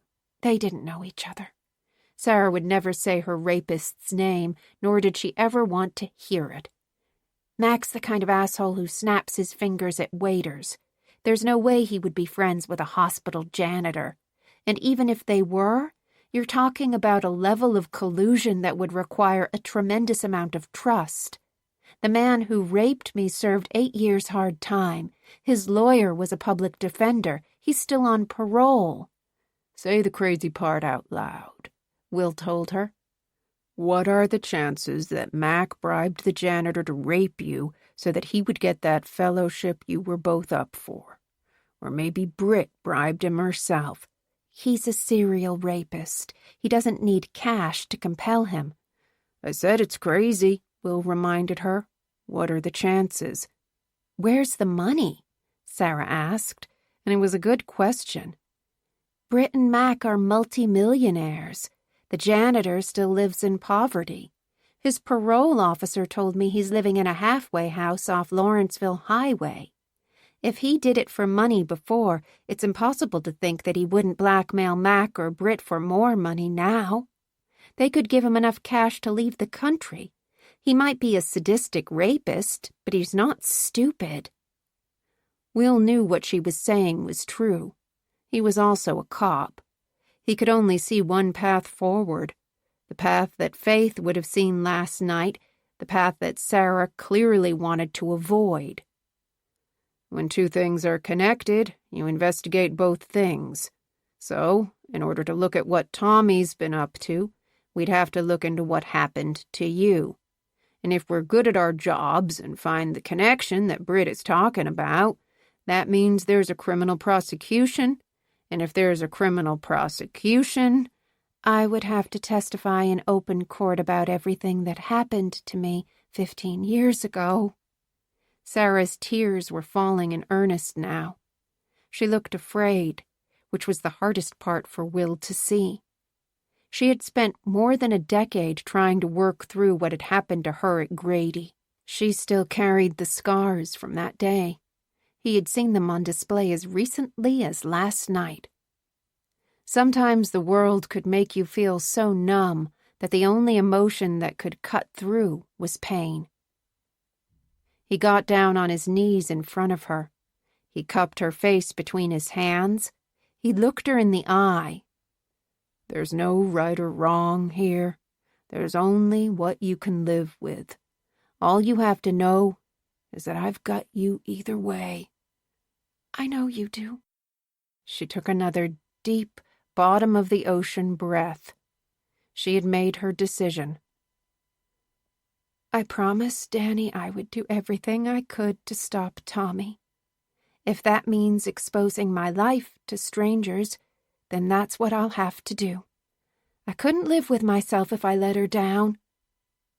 Will's heart broke a little, because for the last 6 months he had watched Sarah living with the abject terror of that very thing happening. He stroked back her hair, tried to smooth some of the worry out of her brow. We can keep this informal, all right? Nothing has to be official yet. We'll meet with Faith tonight and figure out the best way to go forward. Okay? Okay. Sarah slid into his arms. Will could feel her body tremble as she held on to him. Even with that, he knew that some of her torment had lifted now that the choice had been made. He asked, "Is there anything else?" I need to tell you about the Friday mixer. 15 years ago. Mixer? Kathy Linton's voice sounded perplexed across the long-distance line. I don't believe I understand how you're using that word. Sarah put her head in her hand. She had called her mother to tell her about being awarded the Nygaard Fellowship, and now she was having to explain university Greek life. It's a closed party between one fraternity and one sorority, usually at a frat house. But none of you are students anymore. Her mother was still perplexed. And it's at a bar, so why are they calling it a mixer instead of a party? Because they've spent their entire lives obsessing about who's in and out of their special little club. Be that as it may, Kathy allowed, you've got the fellowship, Sarah. If anyone deserves to go to this mixer to celebrate, it's you. I don't know. Sarah looked at the stack of journals she needed to catch up on. Her fluffy white cat had fallen asleep on top of the pile. Apgar's head dangled off the side like a second tail. I'm on the graveyard shift for another week. Then why did you bring it up? Sarah wasn't sure anymore, but she felt like it had something to do with persuading her parents not to drive up to Atlanta to celebrate. You can't live like a monk, Kathy said. You will never succeed as a doctor if you don't succeed as a human being. Sarah felt blindsided. You think I'm failing as a human being? What I am saying, Kathy began, her voice stern, is that I'm so happy for you right now, but you will eventually reach a point where that tight control you have over every single aspect of your life is going to fail spectacularly. Something is bound to happen, and it might be good or it might be bad, but you'll learn something from it, and that is a profound opportunity. Change tells you who you really are.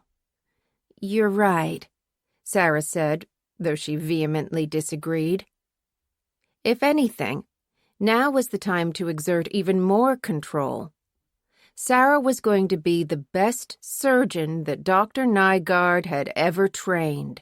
She was going to receive competitive offers from all the top hospital systems.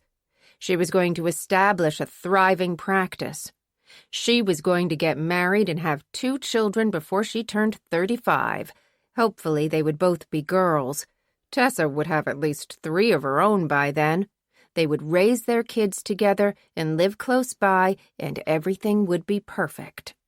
That was the plan. Nothing was going to change it. "Sweetheart," Kathy said, "you should know by now that agreeing with me will not shut me up." "Wouldn't that be a profound change?" Kathy laughed. "Yes, but we have strayed from my original objective, which is to get you out of your head and into the world. You've got the fellowship. Take this one night to go out to a bar and let your hair down. Your sister does it all the time." Her sister was currently being treated for chlamydia. "Mom, every person I work with was born to this. They had the kind of advantages that I never even knew existed." "Is that so bad?" "No, I'm grateful that I had to work for it, but I'm also mindful of what my family sacrificed to get me here." "It was no sacrifice," Kathy insisted, though both of her parents had worked their asses off so that Sarah's career choices were not limited by debilitating student loan debt. She would have never tried for the fellowship, let alone gotten it, without their support. Still, her mother insisted, "If you want to pay us back, pay us with your happiness." "I am happy." Sarah was aware that she did not sound happy. She absently stroked the cat's head. Apgar rolled over, almost falling onto the floor. "I'm sorry, Mama. I've got a dozen articles I have to read before tomorrow. I'll go to the party next month.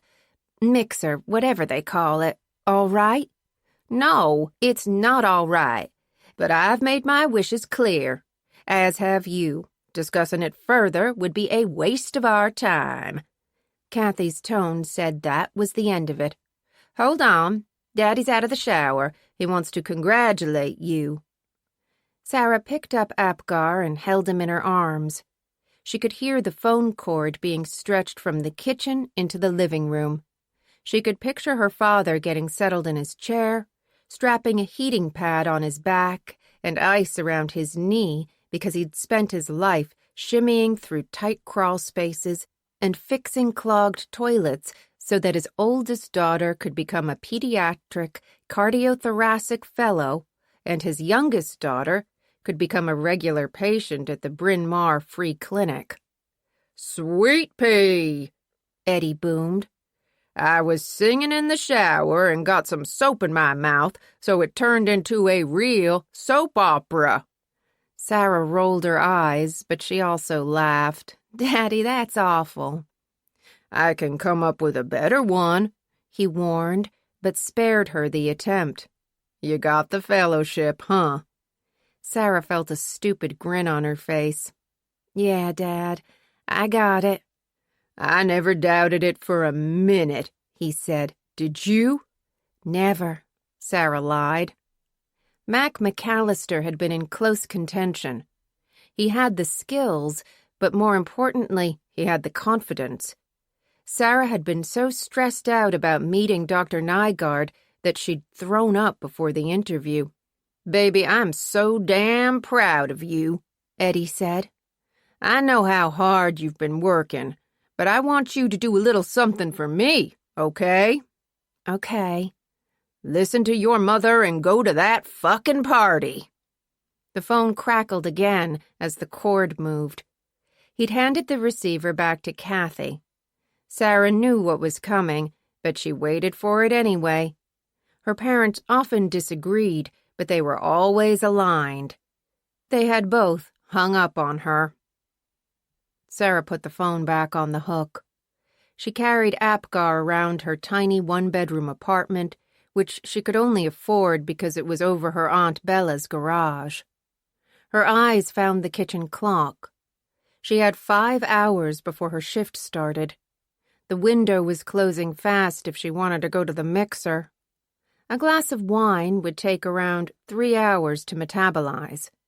She felt the journals calling to her like sirens pulling her toward the rocks. Dr. Nygaard didn't sleep. She was notorious for asking about studies that were so new the print had barely dried. Sarah had already bookmarked an article on minimally invasive cardiac surgery using mini-thoracotomy with peripheral cannulation. Dr. Nygaard's team was actively enrolling patients into the national study. She would expect Sarah to have a more than passing understanding of the procedure. Sarah was pulled out of her thoughts by the sound of a car door slamming. Apgar asked to be put down. She was filling the cat's bowl with kibble when the door opened. Mason James asked, "Did you cut the grass?" "I did." Sarah was constantly looking for ways to thank her Aunt Bella. 2 days ago. "You remarkable creature." He held her by the arms and kissed her. "I couldn't find the damn button to turn on a lawnmower if you put a gun to my head." Sarah laughed at the thought of him even walking into the shed. "Good evening, young man." Mason leaned down to pet Apgar. "What are your plans before your shift begins?"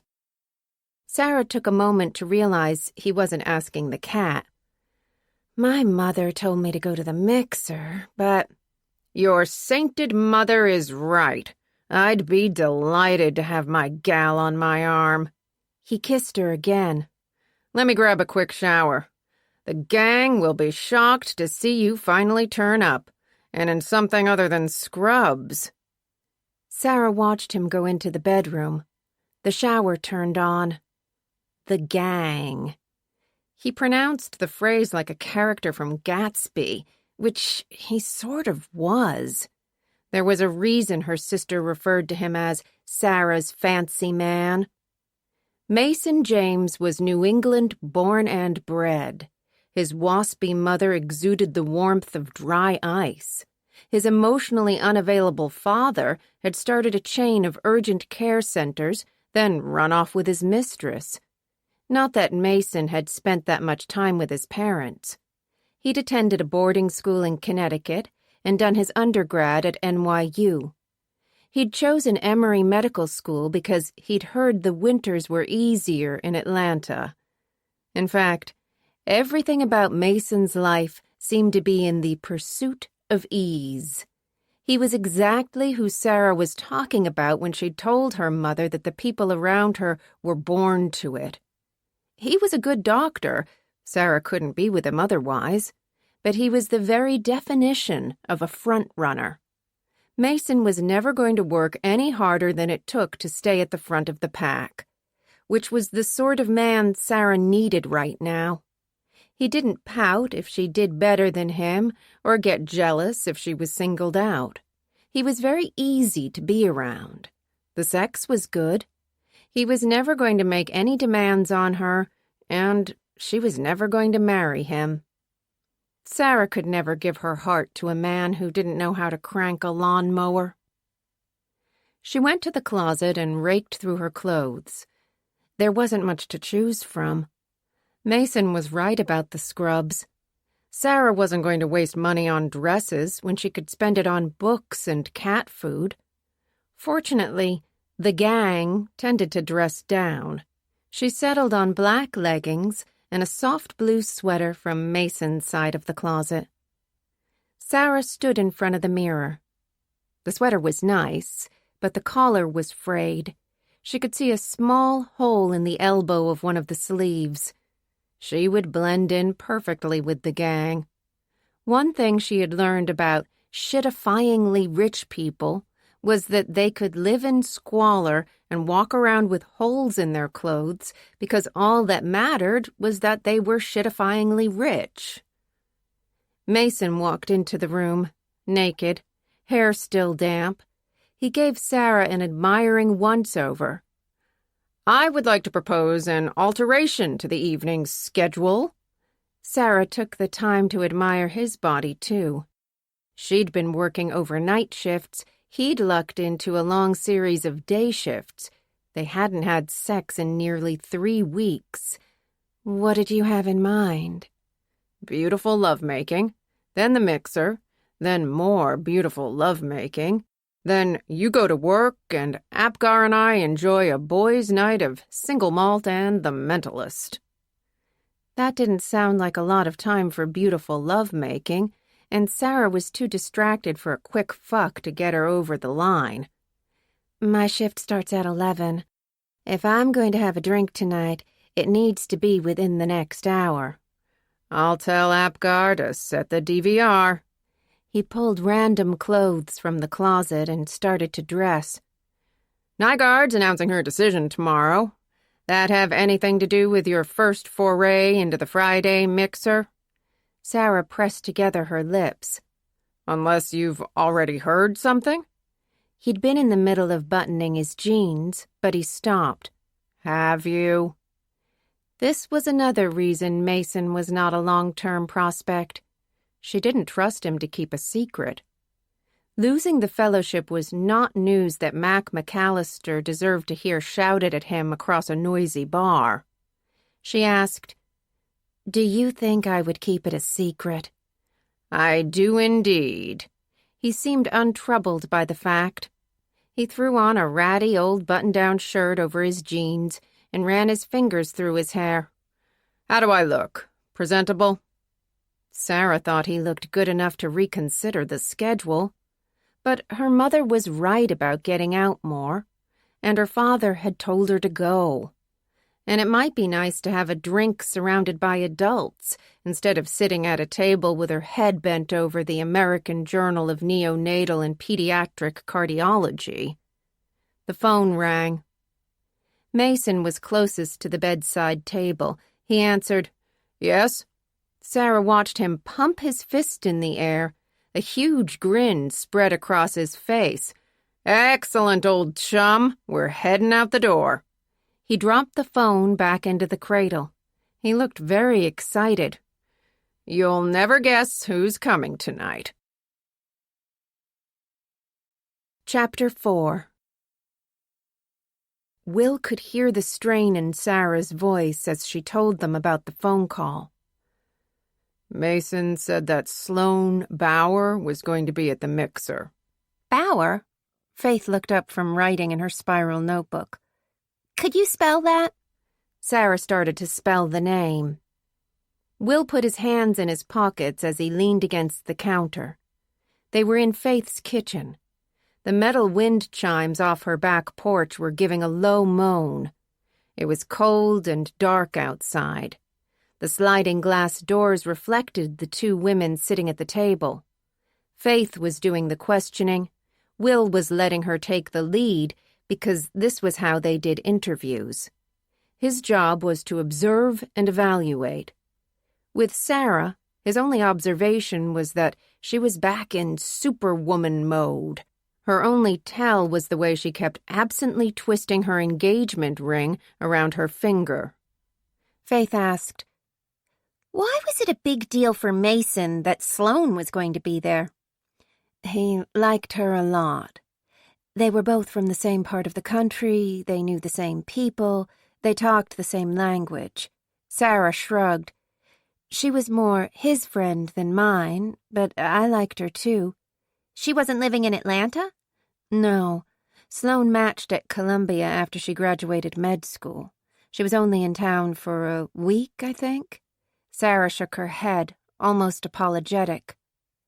"It's hard to remember all the details. After what happened to me, the mixer disappeared from my mind." "But something happened at the mixer," Faith said. "That's what Britt told you. Don't you remember the mixer?" She wasn't asking a question. Within seconds of leaving the courthouse, Sarah had transcribed every word that had come out of Britt McAllister's mouth. She'd filled an index card front to back. Faith had it beside her spiral notebook on the table. Will knew there were only a few details on the card that mattered. He said, "There are 2 avenues of investigation. One is Tommy McAllister, the other is Sarah. What clues did Britt give for each?" "This is getting complicated." Faith looked at her fridge, then at her kitchen cabinets, then said, "We should do one of those crazy string walls like they do on TV." She didn't wait for consensus. She got up and started searching drawers. Every single one was filled with kid stuff and kitchen crap. She found a pair of scissors, magic markers, Hello Kitty adhesive tape, construction paper, magnets with cartoon characters on them. Will's hand was too big for the scissors. He used the edge of the counter to tear some of the construction paper into strips, then separated them by color. Sarah started clearing the fridge of photos and Emma's crayon drawings.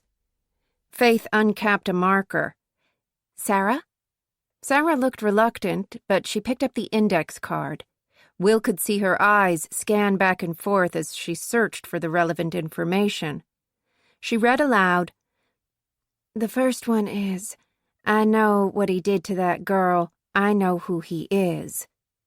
Faith started writing in big block letters on a red strip of paper. "She obviously meant Tommy.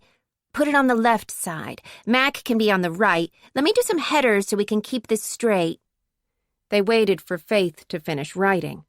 She passed the strips to Sarah. Will could see a slight tremble in Sarah's hands as she started to put them on the fridge. He took over, placing the magnets on the strips when Sarah held them up to the correct side. Will knew the longer name had to be Tommy. He put Britt's first clue underneath it. "Next one." Sarah held the card between her hands. She read, "I've lived with the fear for 20 years. Faith said, "Timing-wise, that feels like it should go on the Mac side." Will waited for her to finish writing, then put the strip under Mac's name. Sarah read, "I know he'll stop after this." Will pinned the statement on the Tommy side. "I heard them." Will asked, "Tommy?" "For now." Sarah kept going.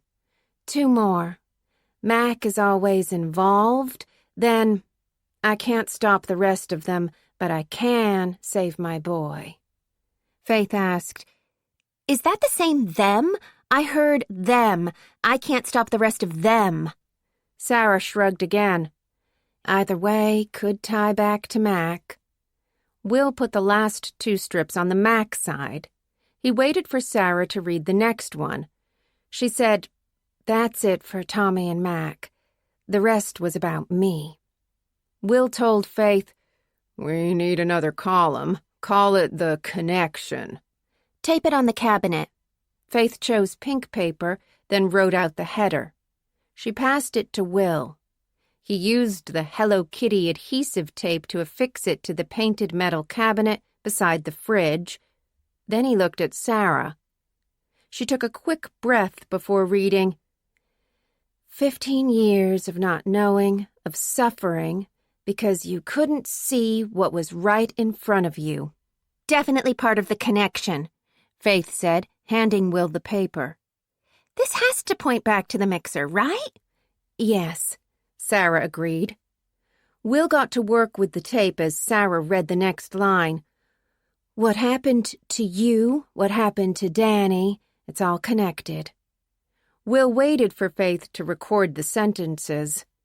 Of all the things that Britt had said, this part was the most important. He framed the strip of paper with pink tape, making it stand out from the rest of the pieces.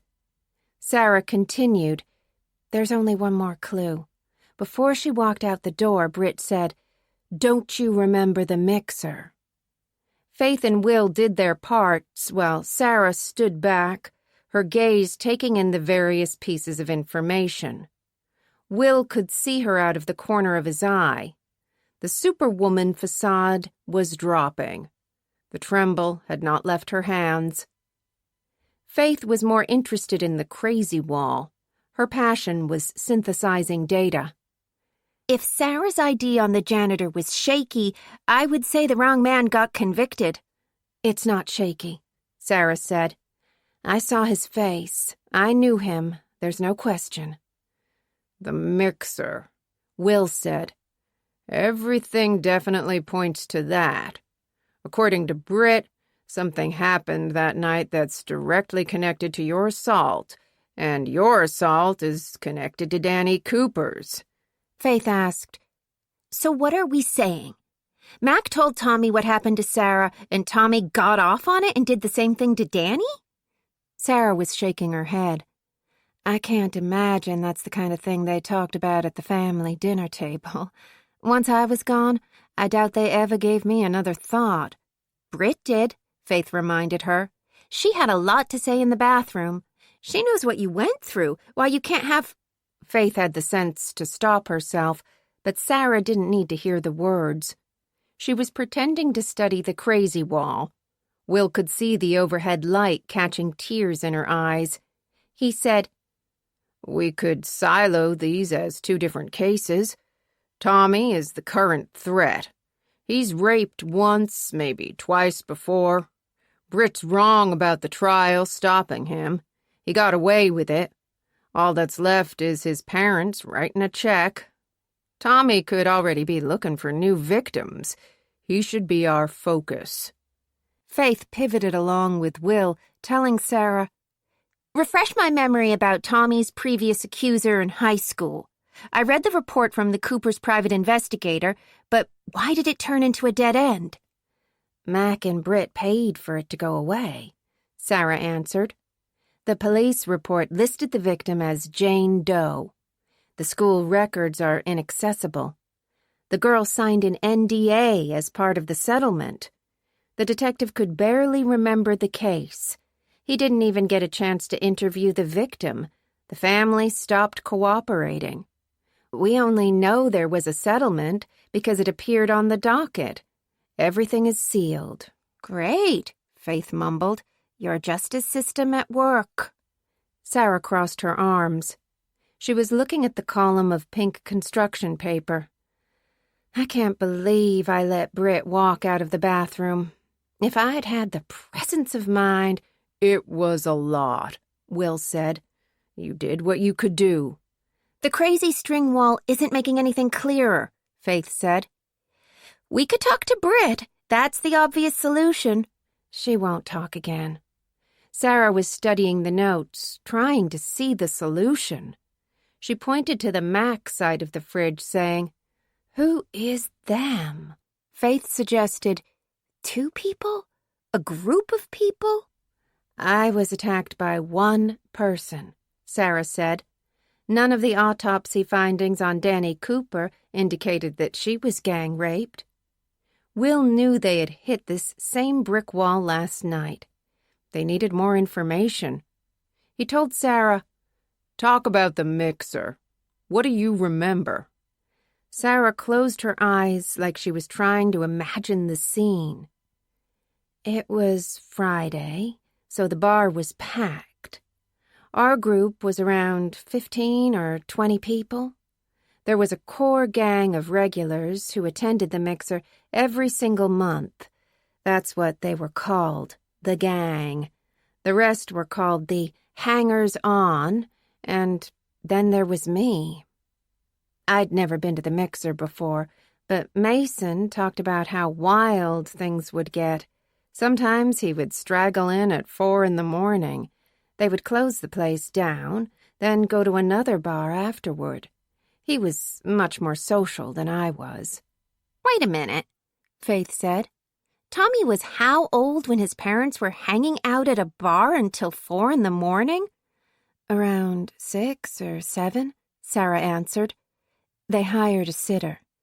"That's a choice," Faith said. "I didn't let myself take nighttime cold medicine until Jeremy was in college." Will asked, "How did you know the gang? Was it from work or school?" "Both," Sarah said. "But Mason and I went to dinner parties with them. We would spend some weekends on the tennis courts at Piedmont. There was a softball league. I wasn't a complete wallflower, but the mixer was on Friday nights, and if I had a Friday open, I didn't want to spend it at a bar where people were getting drunk and obnoxious." Will asked, Who was obnoxious?" She shrugged. "It was just a general sort of obnoxious that comes from drinking too much. No one person stood out. They all liked to drink. It's very boring when you're the only one who's not shit-faced." Will had an intimate understanding of that situation. What time did you get to the bar? Around 6:30. I stayed for about an hour. That would have put me at the hospital around 8 at the latest. My shift started at 10. Faith recorded the times in her spiral notebook. She gathered the purple strips of paper, uncapped the marker again. Let's get some names written down. Who was in the gang? Sloan, Britt, Mac, you, Mason. Who else? Sarah took a quick, short breath before saying, Chaz Penley, Blythe Creedy, Royce Ellison, Bing Forster, Prudence Stanley, Rosalind Stone, Cam Carmichael, and Richie... I don't remember Richie's last name. Was it Rich? Faith asked as she kept writing. Because half of these names sound like cartoon characters, and the other half sound like every asshole jock in a John Hughes movie. Sarah allowed a smile but said, I know it seems that way, but they weren't all stereotypes. Rosalind volunteered at Planned Parenthood. Chaz and I worked some of our off days at the homeless shelter. Royce gave up his summers for Doctors Without Borders. Blythe mentored with a Girls in STEM program at Atlanta City Schools. Will wasn't interested in their good deeds. He started taping up the names on the other side of the connection. Right now, everything looked like it was separate, but he felt in his gut that they were going in the right direction. He told Sarah, Stay on that night at the bar. What was Britt doing? Sarah shook her head but answered, She was draped over Mac the whole time I was there. That's what she did. If anyone talked to him, especially a woman, she would insert herself into the conversation. Was she jealous?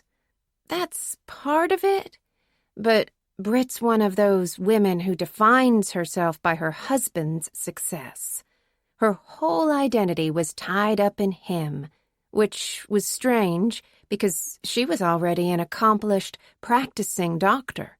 She managed having a baby in med school, then was the top OB attending. Mac was still an intern, but Britt would always defer to him even if he was wrong, especially if he was wrong. She would rip into anybody who said otherwise. What a lovely couple. Faith tapped her pen on the counter. What were you doing that night? Sitting at a table, standing at the bar? I stood around for part of the time, talking to different people. Then I sat at a booth in the back and got trapped across from Mac and Britt. That's one of the reasons I decided to leave early. Sarah gripped her hands together. It wasn't just Britt. I felt uncomfortable around Mac because I knew he'd lost the fellowship. Dr. Nygaard was going to tell him the next day before she posted the announcement. Tell us about Mac, Faith said. How was he acting that night? Dismissive, arrogant, the usual. He talked to me, but it was more like talking down to me. He never really saw me as competition. Will said, But you were both up for the fellowship. We were, Sarah agreed. But Mac is exactly like Tommy. He's always gotten everything he wanted. I'm sure he assumed the fellowship was already his. Faith asked, Do you remember what you had to drink that night? 1 glass of white wine. Sarah looked down at her hands again. I was watching the clock. I couldn't finish it in time to be clear for my shift, so I left it on the table. Who got the drink for you? Mason. He also got some appetizers. We all shared them. At any point when you were drinking, Faith said, did you go to the bathroom or... My drink wasn't spiked, Sarah interrupted. GHB, Rohypnol, ketamine, they all take anywhere from 15 to 30 minutes to reach full effect. I never felt any of the symptoms, not until after I had started my shift, and that was 4 hours later. Faith tapped her pen as she studied the crazy string wall. Will tried to check in with Sarah. Her eyes were back on her engagement ring. Her thumb was worrying the scratch in the glass. She was going to break it before he had a chance to slip the matching wedding band on her finger. Faith asked, "How did you get from the bar to the hospital?" Sarah looked up. "I walked. They're only a few blocks apart. I felt like I needed to clear my head." "Clear your head of what?" "I was feeling a little low after getting the fellowship. When you work really hard to reach a goal, it's almost depressing when you achieve it, because what now? What's the next goal?" "That makes sense," Faith said, though Will could tell she didn't think it made sense. "So, you didn't tell Mac McAllister you got the fellowship?" "No." "And Britt McAllister didn't know?" "No." "What about Mason?" "No." "And these other guys, Richie Rich and the gang," Faith indicated the list. "None of them knew?" "Not from me." "Did any of them seem off that night?" "Not that I noticed." "What about now? Where are they? What are they doing?" Hey." Will kept his voice soft, but he shot Faith a look that told her to slow down. This was not an interrogation, it was Sarah's life. "Maybe we should take a break." "I'm okay." Sarah pointed to the purple strips on the cabinet, going down the list. "Mason is in plastics. He opened his own practice in Buckhead. Sloan is a pediatric hematologist at Children's Hospital in Connecticut. You know about Mac. Britt left medicine. Chaz is a hospitalist. He's at Atlanta Health. I don't know anything about Bing except that he was very annoying." Faith asked, "Creepy annoying?" "Nerdy annoying, but well-intentioned." Sarah shrugged it off as she continued. "Blythe and Royce are both ENTs, both in Peachtree Corners. They got married after I left Atlanta. She cheated on him a few years later with Mason. Mason cheated on her with someone whose name I can't remember, but that was 2 wives ago. Roz does OBGYN in Huntsville. Prue is a breast specialist at MD Anderson in Houston. Cam was at Bellevue in Manhattan. He died 8 years ago. He took his own life." "Cameron?" Faith waited for her to nod, then wrote something on her spiral pad. "What kind of doctor was he?" "Trauma surgeon, but Bellevue is a level 1 trauma center, so nothing was easy." "Were you surprised that he killed himself?" "It's sad, but it's not unusual. Doctors have the highest suicide rates of any profession. It's difficult to get help. Depending on the state, we're required to renew our license to practice every 2 or 3 years. All but a few require you to disclose whether or not you've sought therapy or psychiatric help. If you lie, you can lose your license. If you say you've gotten help, you could lose your license." Faith said, "That doesn't make sense." "If I'm not in the right frame of mind, I could end up killing a patient, or I could self-prescribe anything from Prozac to fentanyl. But you're right, there should be a balance." Faith stared at the list. "Richie Rich. Do you remember anything about him?" "He didn't go to Emory. He matched at Grady from out of state. He wore bow ties. He talked too much. He dressed too well." Faith looked confused. "How can you dress too well?" "It's a class thing. You can spend a lot of money on clothes, but they have to be the right type of clothes. Your car has to be the right kind of car. Same with where you live, down to the section of the street. And where your kids go to school, and what organizations you support, and the club you go to, and..." Sarah shrugged. "They're the gatekeepers of what's cool and what's trying too hard. It's an ever-changing ideal." "Oh," Faith said. "They're all just a bunch of mean girls." "Exactly." Will felt like they were moving in the wrong direction.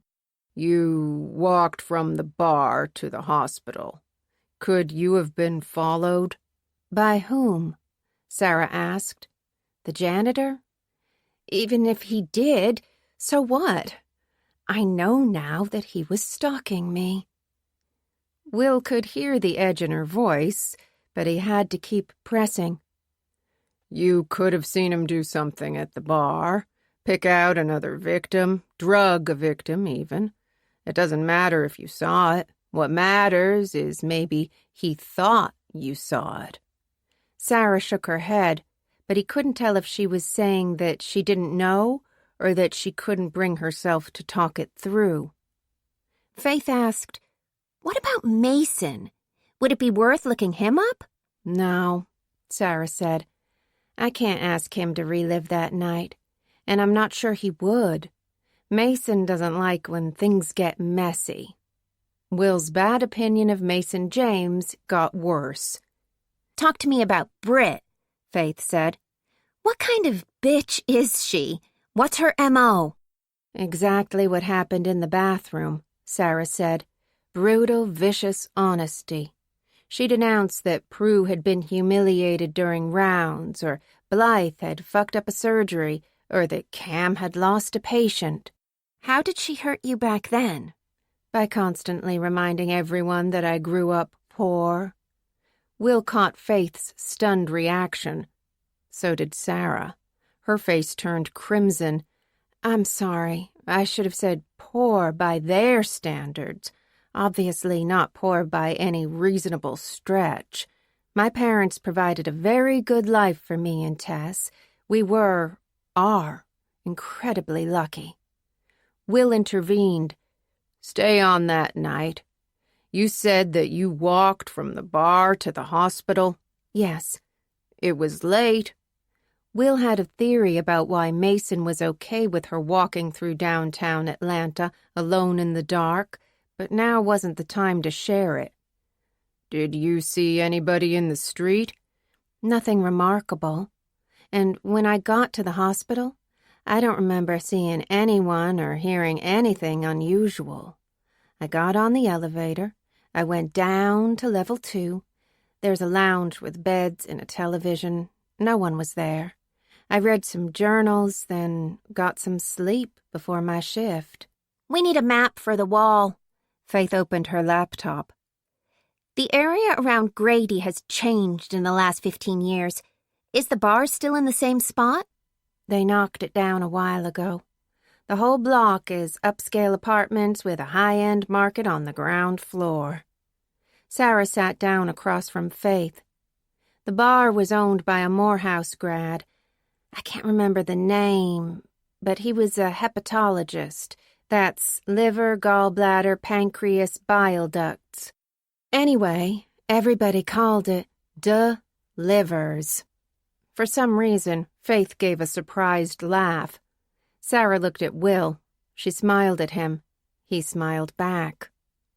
"All right, I think I've got it." Faith turned her laptop around so they could all see the map. She pointed to the intersection of 2 streets. "There's a fancy market on the corner of Arundel and Loudermilk. Does that sound right?" Sarah nodded. Delivers was in the center of Arundel. I think a shoe store was on one side, sneakers and athletic wear, that kind of thing. Faith again looked up at the crazy string wall. Her arms were crossed. She was clearly trying to come up with a plan. Finally, she said, "This is how I would do the investigation. Start with a reverse property search. Get the name of the bar, locate the owner, go through his payroll info to locate the former wait staff, talk to them, see if there were any suspicious characters they remember from that night or any of the previous mixers. Then I would do a general crime report search in that area. Were there any other assaults on or around that night? Did anyone see anything suspicious? Were there attempted robberies that could have been failed assaults? Then I would run deep background checks on Richie Rich and the gang to see what dirty secrets are in their closets. Then I would start knocking on their doors and asking questions." Sarah was nodding. She looked hopeful, which was the worst part. Will wasn't going to make Faith be the one to disappoint her. He said, "We can't do any of that. The GBI has to be asked or assigned to work an investigation. Atlanta usually plays fair with us, but We don't have enough probable cause to approach APD. They'd never open a case based off what we have." "You're not opening a case." Sarah looked up at Will. "I thought we could do this informally." He said, "This was the informal part." Faith told Sarah, "That case number you use on your autopsy reports, we're the ones who generate those. We have to plug them in each time we take a witness statement or talk to a suspect or file a report or log into the GBI portal. Otherwise, everything I described can be considered illegal, abuse of power, police harassment, or I'm sure I'm leaving something out." Will provided unauthorized use of law enforcement resources. They were all silent, all trying to see a way around this. Will said, "I can piggyback off one of my existing case numbers. We'll have at least a week, maybe more, before somebody flags it." "No." Sarah was adamant. "Absolutely not." Will didn't see how she was going to stop him. "Hold on," Faith said. "Britt isn't the only source for what happened that night. We don't need probable cause to talk to a parolee. We can interrogate Jack Allen Wright." Sarah had physically recoiled at the name of the man who had raped her. "Oh, fuck!" Faith knew what she had done. "Sarah, Sarah stood up so fast that the chair raked across the floor. She left the room. Will heard the front door close behind her. He walked into the hallway, but not to go after her. He needed a minute to collect himself so that he did not completely destroy the woman who had been his partner for 5 years. "I'm sorry." Faith stood behind him. Her remorse was palpable. "I'll go apologize."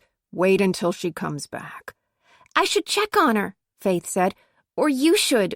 One of us." "Did you want me to check on you this morning?" She didn't answer. Will turned around. Faith had walked back into the kitchen. She slumped down into the chair. She peeled open her laptop. She started typing. He was still furious with her, but he wasn't going to let Faith risk losing her badge and pension for performing an illegal search. He said, "Use my login." "I'm not using your login. I'm using Google." She looked up at him. "The gang, they're all doctors working at hospitals. We can at least confirm where they are.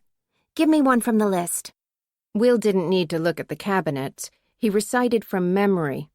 Dr. Sloan Bauer, pediatric hematologist, Children's Hospital, Connecticut. Faith typed in the search. The hospital page loaded quickly. Sloan was whippet thin with long blonde hair, a sharp nose, and lips that looked unnaturally full.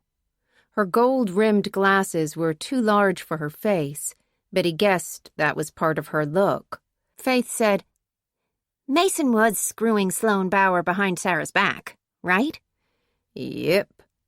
"You didn't walk your girlfriend to work late at night when your out-of-town girlfriend was still at the bar." "Chaz Penley, hospitalist, Atlanta Health." Will looked over Faith's shoulder as she typed. Chaz Penley was at the top of the page, so obviously their main guy. Blonde hair, blue eyes. He probably hadn't lacked for company 15 years ago, but those days were clearly over. Faith said, "I guess we know what happened to Rolf after he ratted out the Von Trapps." "Print out the photos." Will watched her go through the previous pages and hit print. Blythe Creedy is next. ENT, Peachtree Corners. Faith opened another tab, then another. They went through the rest of the gang, printing out photos of each one. Royce Ellison, Bing Forster, Prudence Stanley, Rosalind Stone, Mac McAllister. Professional headshots accompanied long lists of accomplishments and specialties on hospital websites and slick-looking private practice about pages. Every single doctor looked like the kids who'd sat at the geek table in middle school. Not that Will had spent much time in the cafeteria. He was usually in the principal's office. "Let's do Britt," Faith said. I bet she looks like every other buckhead, Betty. Finding Britt wasn't as easy as the others. She wasn't listed on a hospital page or private practice because she wasn't working as a doctor anymore.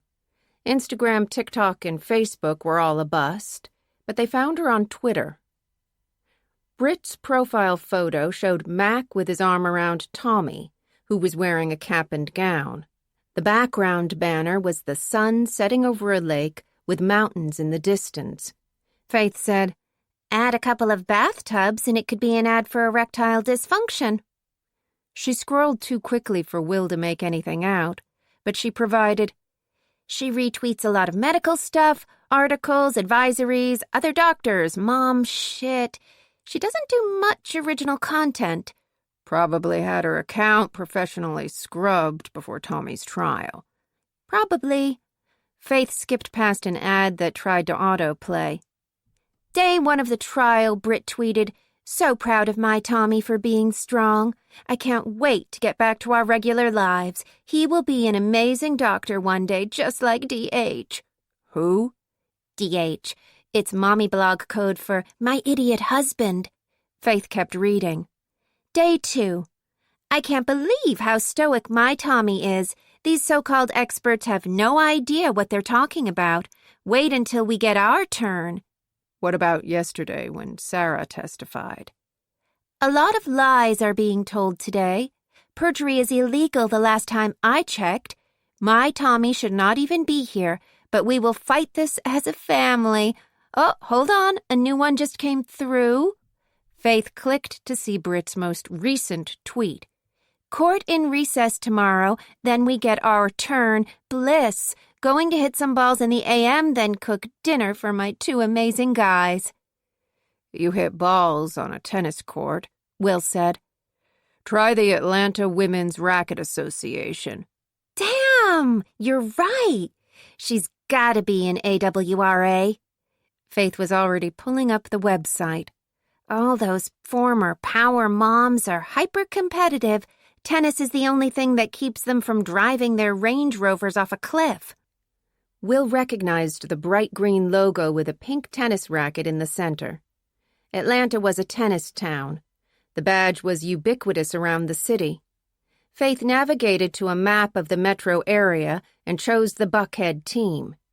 There were a ton of group photos, women on the court, women holding ribbons and trophies, women drinking wine, but no captions to put names to the Botoxed faces. Will said, There has to be a charity or an event that they sponsor. Charity? Faith sounded dubious, but she kept scrolling. There. Will pointed to a colorful turkey surrounded by canned goods. Thanksgiving food drive. How do you know so much about these people? I'm observant. No shit. She clicked the turkey, which took her to another page with another bunch of photos, but these were all of individuals. Faith clicked on one. She laughed out a sound of triumph, saying, Dr. Britt McAllister, volunteer coordinator. Britt was wearing a bright pink tennis dress. She had a tennis racket in one hand and a glass of wine in the other. Her forehead was unnaturally stiff. The skin around her eyes was tight. The smile on her face looked like it was causing her physical pain. Faith said, All the plastic surgery in the world can't erase that kind of evil. Will thought that was a good way to describe it. Britt McAllister was a hard-looking woman. Her bones were too sharp, her features too prominent. She looked too thin, too brittle, too a lot of things. He leaned in for a closer look, but not at her face. He wanted to see the background. Britt was standing on a clay tennis court. Atlanta's public courts were all concrete. There was a blurred sign on the building behind her. He pointed at the gold and blue medallion, telling Faith, She's a member of the Piedmont Hills Town and Country Club. Faith gave a low whistle. Piedmont Hills ran along the Chattahoochee River and was surrounded by estates that started north of 10 million. How did you figure that out? I'm Observant, right. Let's put these assholes up on the wall. Faith printed out the picture of Britt. Will went into her pantry where her color printer was hidden behind art supplies, canned vegetables, too many tote bags, and several crinkled rolls of wrapping paper. Faith said, I'm sorry to you too, for what I said. I know Sarah's not the only person it hit wrong. Will nodded his appreciation as he laid out the photos on the table. We're missing 2 people.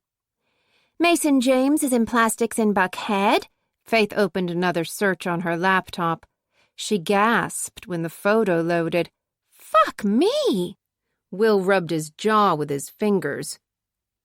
Mason was leaning against a sports car with his jacket thrown over his shoulder like he was modeling for a Hugo Boss ad. His hair was so perfect he'd probably sprayed it in place. The stubbly 5 o'clock shadow was too neat to be natural. The worst part was the car, a Maserati MC20 coupe in Rosso Vincenti, which was how you said red when you had $500,000 to spend on a car. My God, Faith mumbled. Sorry, man, but holy shit, this dude could put me through puberty again. Will reached down and hit the keys to print the page. What about Cam Carmichael? Cameron. She had the decency to overwrite the tab with Mason's photo. The new search brought up a news article from a tabloid website. Will easily recognized some of the words in the giant headline because they came up a lot in his line of work. He said, How did an emergency department doctor get a Glock in New York City? Faith turned to look up at him. You read that? I'm not a moron, he said. Just print out the damn article. What article? Sarah walked up behind him. She rested her hand on Will's shoulder. Sarah, Faith stood up. I'm really sorry for being so careless. I shouldn't have... It's fine, Sarah interrupted, which made it clear that it wasn't fine, but she wanted to drop it. I don't want him contacted, all right? Or his parole officer called or anything like that. Understood? Understood, Faith said. Sarah squeezed Will's shoulder again, then picked up the laptop. Without being asked, she started reading the article out loud. The body of 34-year-old Dr. Cameron Davis Carmichael, a trauma surgeon at Bellevue Hospital, was found this morning after the victim's sister requested NYPD perform a wellness check at his Chelsea apartment. Dr. Janine Carmichael Brown of Princeton, New Jersey, became worried when she had not heard from her brother for more than a week. A Bellevue colleague who wishes to remain anonymous claimed that Carmichael had become despondent after losing a patient and had not shown up at work for several days. According to the medical examiner's office, the victim died from a self-inflicted gunshot wound. A Glock 19 that had previously been reported stolen in Fairfax, Virginia, was confirmed to be the weapon used. NYPD has reported an increase in gun violence in the Kips Bay precincts. Detective Danny Dufonzo, who was at the scene, reported that police believe Carmichael purchased the illegal gun from a hospital patient. Anyone wishing to provide an anonymous lead can contact Crime Stoppers. He lost a patient, Faith said. He was depressed. Sarah placed the laptop back on the table. She rested her hand on Will's shoulder again. She wasn't telling him she was okay. She was holding on to him. Will asked her, "What's the plan?" "There's no plan." Sarah had clearly made up her mind. "We don't have probable cause to open a case. We don't know the name of Tommy's first victim. We don't have a way to approach Britt that won't get you fired at worst and at the top of Amanda's shit list at least. I appreciate you guys looking into this, but the brick wall hasn't moved. If anything, it's become even more impenetrable." Faith looked confused. "Are you telling us to drop it?" "Yes," Sarah answered. What other choice is there? Faith said, We can knock and talk the gang. There's no harm in that. We can go online right now with a credit card and do background checks. To what end? Sarah asked. Knowing how Cam killed himself, or even finding out whether Chaz has a gambling problem, or Prue was sued for malpractice, what does that give us? Leverage, Faith said. People will do anything to hide their secrets, whether it's a gambling problem or a lawsuit or whatever. They'll talk to us because they'll be worried that we'll start talking about them. No. Sarah didn't just sound frustrated. She sounded angry. I feel like I shouldn't have to repeat this, Faith. I said let it go. There's nothing any of us can do. Of course there is. Faith's tone matched Sarah's. We can't let Britt get away with this. She knows something. She told you there's a connection between your rape and Danny's death. I get why you'd want to drop it for personal reasons, but don't you care about Danny? Are you fucking serious? Faith exploded. She held out her arm to keep Will from intervening. Tell me how to help her. Tell me what to do. There's nothing. There are ways. What ways? Sarah demanded. I'm not going to put you and Will at risk. Faith, you have a toddler at home. You need your job, your benefits, your pension. Enough people have already been hurt because of me. I'm not going to let anyone else suffer. You know who needs to suffer? Faith shot back. Britt McAllister. We can start with her. How? Sarah was really asking for an answer. Tell me how you can speak to Britt without destroying your life. We have a legitimate reason to follow up on what she said to you in the bathroom. Okay, let's accept that at face value. But no one has to talk to the police if they don't want to. Britt's richer than God and surrounded by lawyers. You won't make it past the front gate to her house. She'll tell the maid not to buzz you in. We can follow her, ambush her, throw her off guard. At the courthouse, the spa, the yoga studio. Do you know how ridiculous that sounds? She'll laugh in your face and walk away. Her country club. She's a member at Piedmont Hills. Faith? No! Faith pointed her finger at Sarah. You said yourself that Britt is obsessed with class. She won't lose her shit in front of her own people. She'll be embarrassed. We can work with that. Do you know how exclusive that club is? It's filled with judges and politicians. They don't let cops stroll in and harass members. I'll ask for a tour. They don't give tours to people off the street, Sarah yelled. It's one of the top 10 clubs in the country. They run your name. They screen you for high net worth and connections and access. Do you have any of those things? Faith wasn't giving up. There has to be another way to get in. You have to be a member or know a member. That's the only way in. Do you know a member, Faith? Do you know someone who shelled out $250,000 to join and pays $2,000 a month in dues? Will had to end this. He said, I do. Chapter 5. Sarah stared at Will's hazy reflection in the back of the elevator doors. He was being infuriatingly silent as they rode up to her condo. Her throat was sore from keeping her voice raised for almost the entire 2-mile drive from Faith's house. Sarah hated being the kind of woman who raised her voice. She hated that Faith was willing to risk her job, that Will was ready to risk his peace of mind, all because of some stupid bullshit remarks that Britt McAllister had made in a fucking toilet. This was the fallout that Sarah had dreaded most over the last 6 months. Opening up about her assault had only ever opened up fresh wounds in the people around her. My love, she tried to keep her tone even. You told me that you would support whatever decision I made. This is my decision. I'm not going to let you do this. The let earned her a cutting look before he stared back at the doors. Sarah wanted to grab him, to shake him, to beg him not to do this. They would find another way to get to Britt McAllister. She was not going to let him ask his Aunt Eliza for help. Will had not grown up in state care because there were no other options. At the time of his mother's death, she'd had one living relative, a brother who'd inherited generations of unimaginable wealth.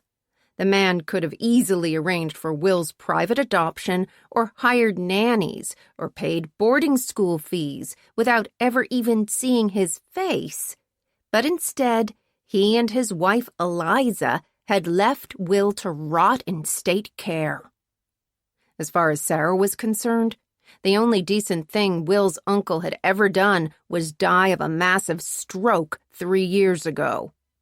The obituary stated he was on the 3rd hole at Piedmont Hills Town and Country Club, where he and his wife were longtime members. If there was any justice in the world, Eliza would soon be joining him. They could both burn in hell atop their piles of blood money. The elevator had arrived at the top floor. The doors slid open.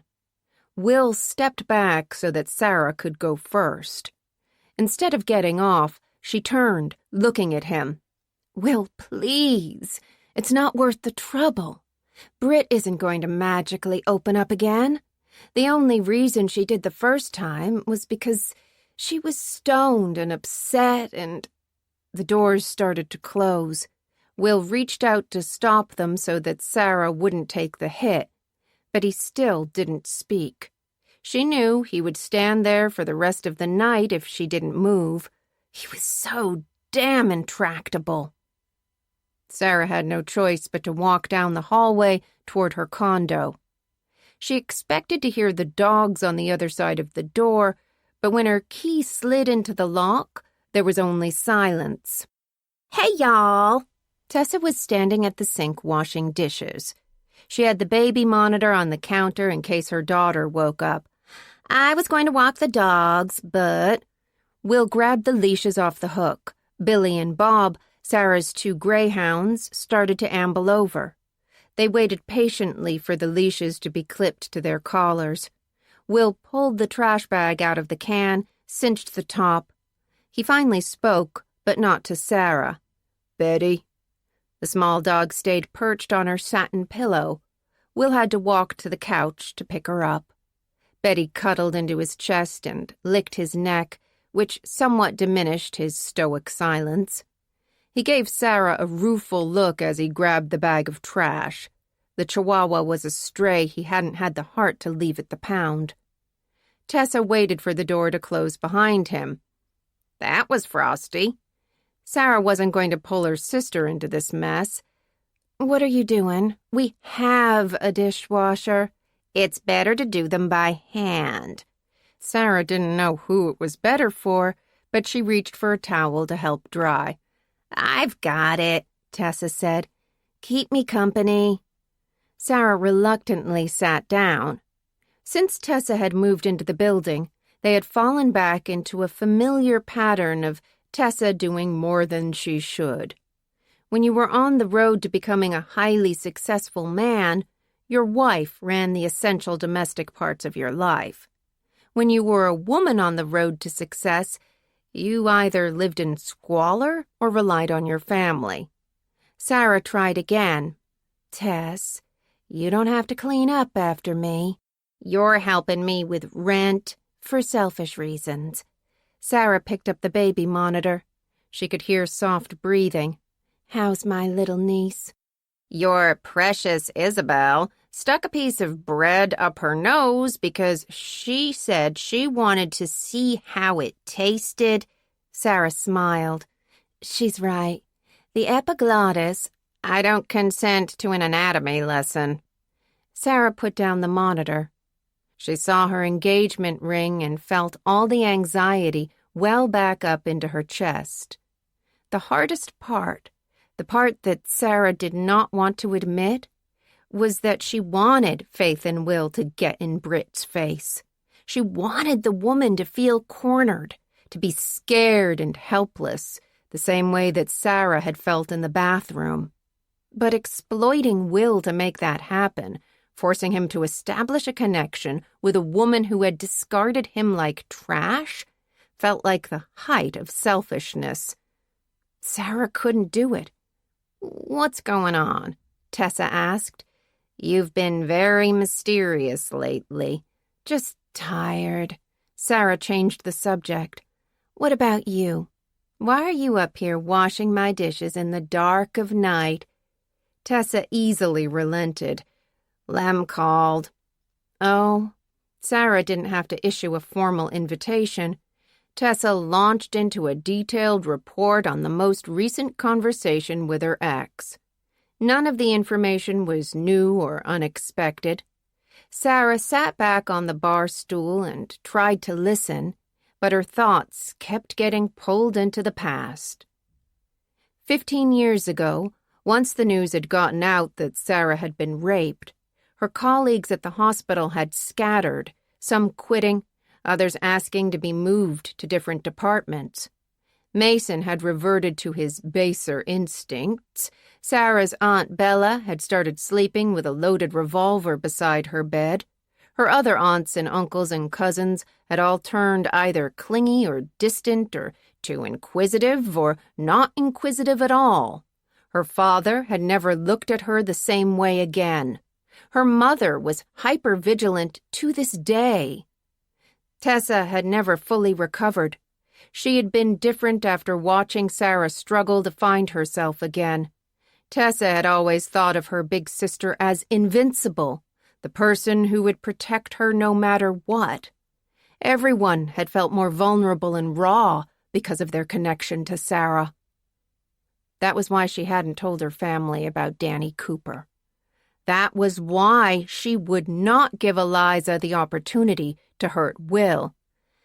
"So I told Daddy about it," Tessa was saying, "and he said if I decided to murder Lem, I should do it with a Tupperware lid because no one can ever find the tops." Sarah forced a smile. "Talk to me before you do anything. I'm good with murder." "Absolutely." Tessa drained the sink.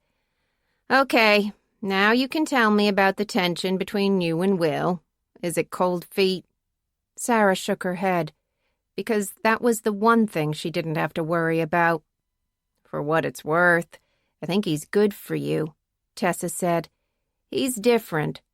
Immediately, Sarah felt defensive. "He's not that different." "I'm not talking about his weirdness. I'm talking about comparing him to all the other guys you've been with."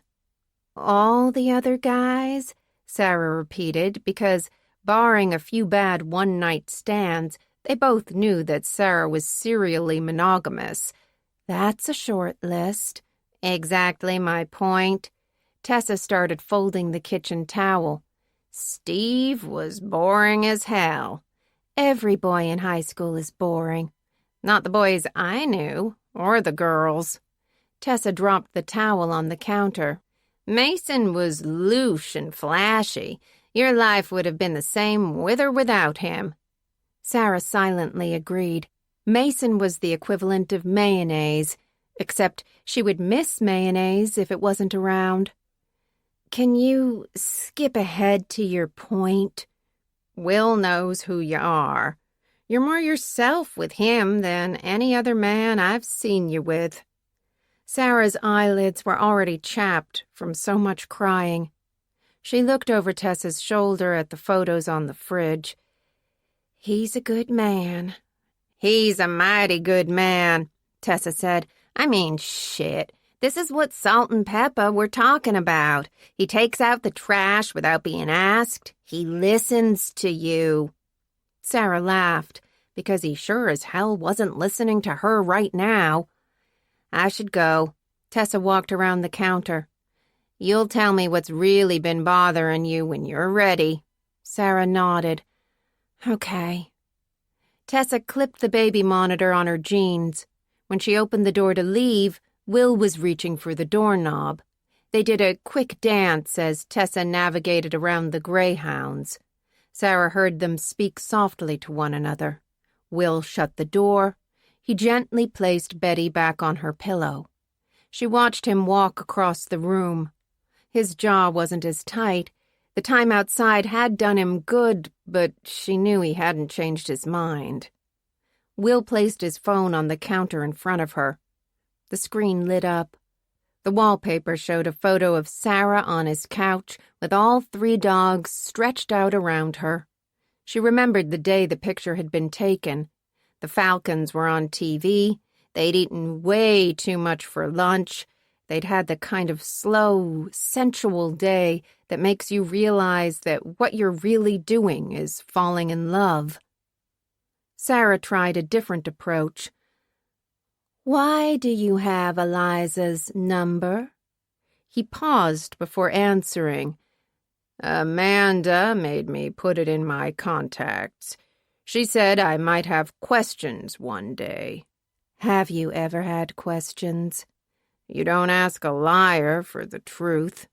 He obviously wouldn't be distracted. "Britt McAllister is our only viable lead. Unless she was lying on Twitter, she'll be at the country club tomorrow morning. Eliza is our best shot at getting in." Sarah had to find a better strategy. She had tried yelling. She had tried begging. Now she was going to logic the hell out of him. "Take me through it. You persuade Eliza to put you and Faith on her guest list. You go to the club. Tell me how you'll make Britt talk."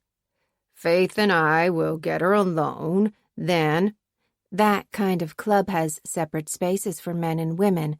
You'll stick out." "I'm used to sticking out." "Not like that," Sarah said. "And I love Faith, but she'll stick out too. She has a giant chip on her shoulder about those kinds of people and those types of places, which is fair, but she won't have the home field advantage. Britt will, and she'll use it." "Then I'll have your name put on the guest list instead," Will told her. "You know Britt better than either of us. You know which buttons to push, and you know how to fit in." Sarah was nearly without words. "I'm not a detective. And you're forgetting I completely folded in the bathroom yesterday. I let her run all over me." "She had the element of surprise. This time, you'll have it." Sarah started shaking her head, though part of her relished the thought of a rematch. "There's still a fundamental problem. I'm not doing anything if it means you have to ask Eliza for a favor. She'll expect something in return. Nothing is worth that to me, not even being able to confront Britt." "But if there was another way, you would do it." He was so fucking clever. He had gotten Sarah to admit that she wanted to do it. He said, "I told you I would support you. This is what you want. I'm supporting you." "My love, please." Sarah couldn't battle him anymore. "We're going around in circles. I know you're tired. I'm tired. Let's get ready for bed. We can sleep on it." He didn't even pretend to consider the suggestion. "Tell me about Mac. You said he's like Tommy. How?" Sarah didn't know where the question was coming from, but if talking about the McAllister men bought her some time, she was going to take it. "I only knew Tommy from the trial, and he comes off like an arrogant prick, exactly like his father. Even the way he tilts up his chin, it's so fucking condescending." "What about when you worked with Mac? What was he like?" "Are you interviewing me?" "I'm just asking questions." He was interviewing her. She said, "Mac was brilliant. One of the finest surgeons I've ever seen." "That's his job. What's his personality?" "One informs the other. The heart is an intimate organ. When it's inside a child or an infant or a fetus, it's as if you're touching life itself. You have to be confident, patient, careful, focused." "Like you were with Danny." "What I did to Danny couldn't have happened with an infant. They're much smaller, more vulnerable. Think about how small Betty's heart is. That's tiny, like a plum, Will said. How do you fix it? With your hands. He stared at her until she relented. It's the closest thing I've ever come to witnessing a miracle. Sarah felt ashamed for sounding glib about something so extraordinary. My first time, I was assisting Dr. Nygaard on a 2-month-old with VSD, a ventricular septal defect. There's a hole in the wall between the 2 lower chambers of the heart, and it's more complicated than I'm making it sound, but when you crack the sternum, you get to the actual heart, and it's so shocking the way it sits in the chest. It's on bypass, so it's completely still. You can tell how amazing it is, like a sculpture. And then Dr. Nygaard let me take over the repair, and the easiest way to describe it is that it's a combination of patching drywall and darning a sock. Will looked puzzled, probably because he'd done both of those things. There's a woven patch you use to seal the hole, and once it's sewn into place, that's it. You take the heart off bypass.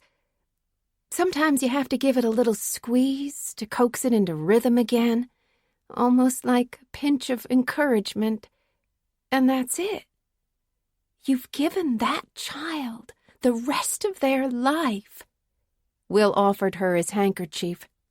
For once, Sarah didn't care that she was crying. There was no greater gift than a child's life.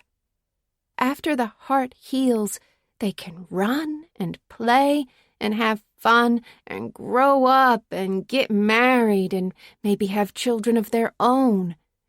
But that's you inside of their heart. You're the one who made that possible. It gives you an unbelievably intimate connection to another person's life. So, Will said, what you're saying is that Mac is careful and pays attention to detail, and what else is he? An arrogant control freak. Sarah laughed as she wiped her eyes. All surgeons are arrogant control freaks. You need that to do the job. But you can be a good surgeon and a bad human being. Mac could never admit when he was wrong. He blamed other people when a case went sideways. His temper was off the charts. His biggest problem was patients' parents. He couldn't talk to them. He'd get too technical and lose sight of the fact that, after a while, they don't care about the ejection fraction and T waves. They are literally placing their child's heart in your hands. They want you to be compassionate. Yes, but they also want you to be realistic about what to expect. Mac refused to be honest with parents. Sometimes you can't fix everything. You can only try to make it better. Mac couldn't handle those conversations, especially if the prognosis was poor. Parents are so vulnerable when their child is sick. They break down, they cling to you, they argue or scream or want to pray. Mac didn't like that. He hated it. He called it parent drama, Sarah said. I watched Dr. Nygaard tear him apart over it during an M&M. That's the Morbidity and Mortality Conference. Every time a resident has an adverse event like a death, they have to present the case to a room full of doctors. They question you and pick apart your decisions and try to figure out if you could have done something better. That sounds humbling. It can be excruciating, but it can also be a safe space to learn. Unless you're Mac McAllister. He didn't think he had anything to learn. He turned livid whenever anyone questioned him. So did Britt, for that matter.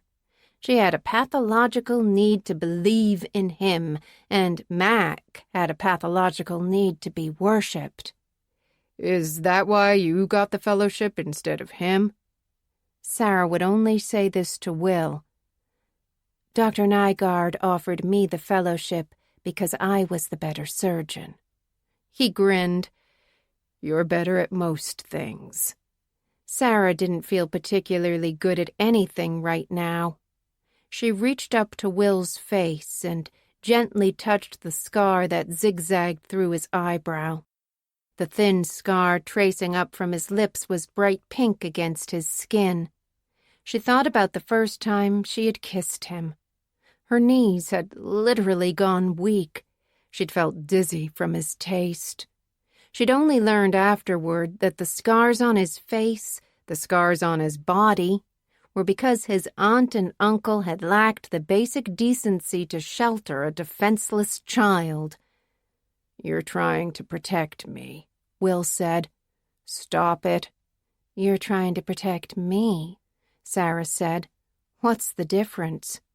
Tommy McAllister, he answered.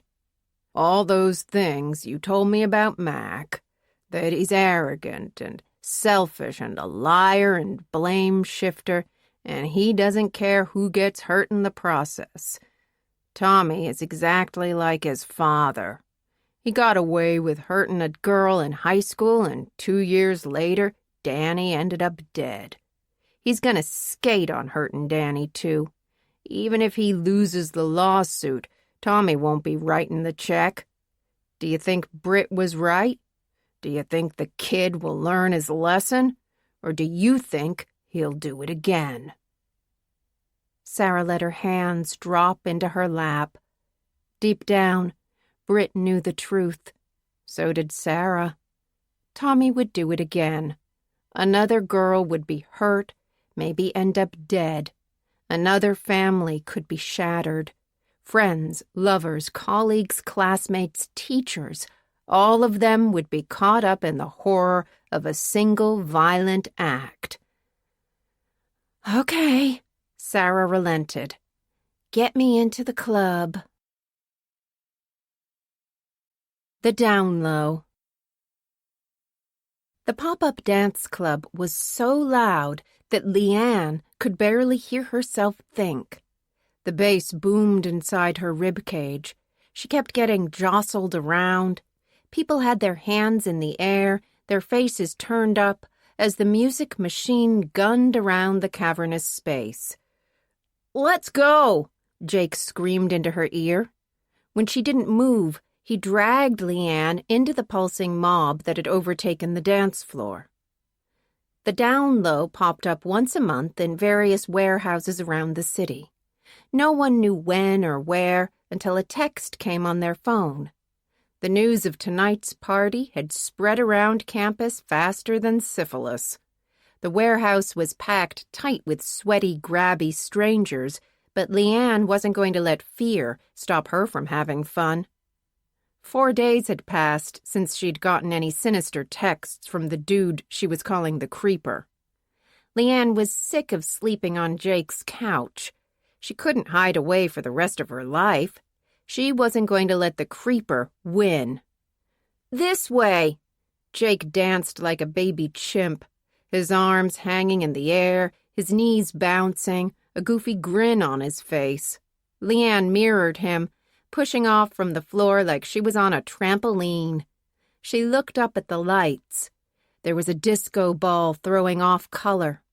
The music was so loud that she could almost see the air pulsing. She needed something to take her higher. She reached for the Molly in Jake's pocket. Her fingertips brushed against the edge of the small plastic bag just as he pivoted away. "Jake!" she yelled. But he was already chimping on a girl who was way out of his league. Leanne started laughing as he made his move. His jeans were so baggy that she could see the actual crack of his flat white ass. She dug her phone out of her purse to take a picture. Leanne froze. There was a notification on the screen. The Creeper had texted her again. The music dulled. Everything did. She had to blink to pull herself out of the trance. She looked for Jake. He'd moved on to another girl. There were dozens of people between them. Leanne stared back at her phone. The timestamp said the text had been sent 6 minutes ago. Her fingers were sweaty when she swiped the screen. Hi, Leanne. Are you getting down at the down low? Leanne scanned the crowd, looking up to the balcony, to the bar that was 4 deep with sweaty students. No one looked back. No one was paying attention. She searched for Jake again. He had moved even farther away. All she could see was the top of his curly hair as he jumped to the beat. Her phone vibrated. A new text. Why aren't you dancing? Leanne's arm jerked up. Someone had bumped into her. She'd nearly dropped the phone. Another person jostled her. She pushed her way out of the crowd, stood with her back to the wall. She felt like she couldn't catch her breath. The phone vibrated again. Another text had come through. You look beautiful tonight. Her eyes were on the screen when a 4th text popped up. As always. The sweat on her body turned cold. She could feel her actual heart beating. She was too drunk to deal with this right now, but her brain threw out a memory anyway. The handheld mirror from her makeup drawer in the bathroom. After the first creepy texts, she had closed all the blinds in her apartment, got on the bed, and contorted herself around to look at the back of her knee. Just like the creeper had said, there had been a circle drawn in the exact center of the fold in her left knee. Her phone buzzed again. Don't you want to dance? Leanne started to cry. She needed to find Jake. He would tell her that the circle on her knee was a joke, that she'd gotten drunk at a pool party, that she'd found a marker and made the circle herself, that she'd fallen asleep and someone else had drawn it, or that she'd been sitting on the bleachers during track and one of her teammates had thought it would be funny to tag her. But Jake wasn't there to tell her these excuses, and she knew that her teammates weren't that twisted, and that no one would draw a stupid circle on her body as a joke, and that even with the mirror, there was no way in hell Leanne could have drawn that perfectly round, perfectly centered circle on the back of her left knee, because all the beer and Molly in the world couldn't change the fact that it would be physically impossible for her to do it because she was fucking left-handed. Another text popped up on the screen. I love what you've done with your hair tonight. She closed her eyes, pressed the edge of the phone to her forehead. She could picture the creeper lurking in a corner. Or maybe he was on the balcony, looking down, watching her, getting off on seeing how terrified she was, relishing every second of the control he had over her very existence. Every girl Leanne had ever met had been subjected to this level of freakiness at least 10 times in her life. Becky had walked out of the smoothie place to find that some cocksucker had slashed her tires. Frida's ex-boyfriend slut-shamed her with a bunch of nudes she'd sent him while they were dating. When Denisha was little, her brother's best friend had tried to cop a feel while she was asleep, and her brother had gotten mad at her for telling their parents. And that wasn't counting online, where the rape threats, sexist insults, and unsolicited dick pics flooded every site Leanne visited. This was why you checked socials on dudes before you went out with them, why you texted your friends before and after a date, why you kept your location services on and your mace in your purse and slept on a friend's sweaty, fapped-out couch because it was fucking terrifying to have a vagina in this world. Leanne was not going to let the creeper win. She lifted her chin in defiance as her gaze angrily darted around the packed club, daring anybody to look back at her. Nobody had the balls. She felt her phone vibrate from another text, but she was finished with that shit.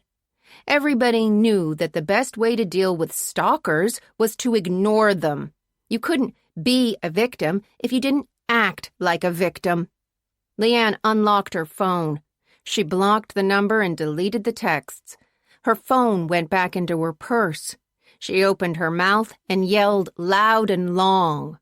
No words, just sound, as she spun herself into the throng of revelers looking for a stranger to dance with. She didn't have to look for long. Less than a minute had passed before a straight-up hottie caught her eye. He had been dancing with another girl, but Leanne easily coaxed him away. He was a good dancer. His body moved in perfect time to the beat, not too tall, but fit and muscular. He got closer and closer. Soon Leanne was practically undulating against him, clutching his strong arms to hold on. He was older, his face unshaven, his baseball cap twisted to the side.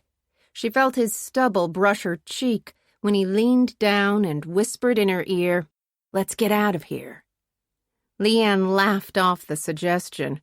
He was too good-looking to be this thirsty. She let her hands travel along his back.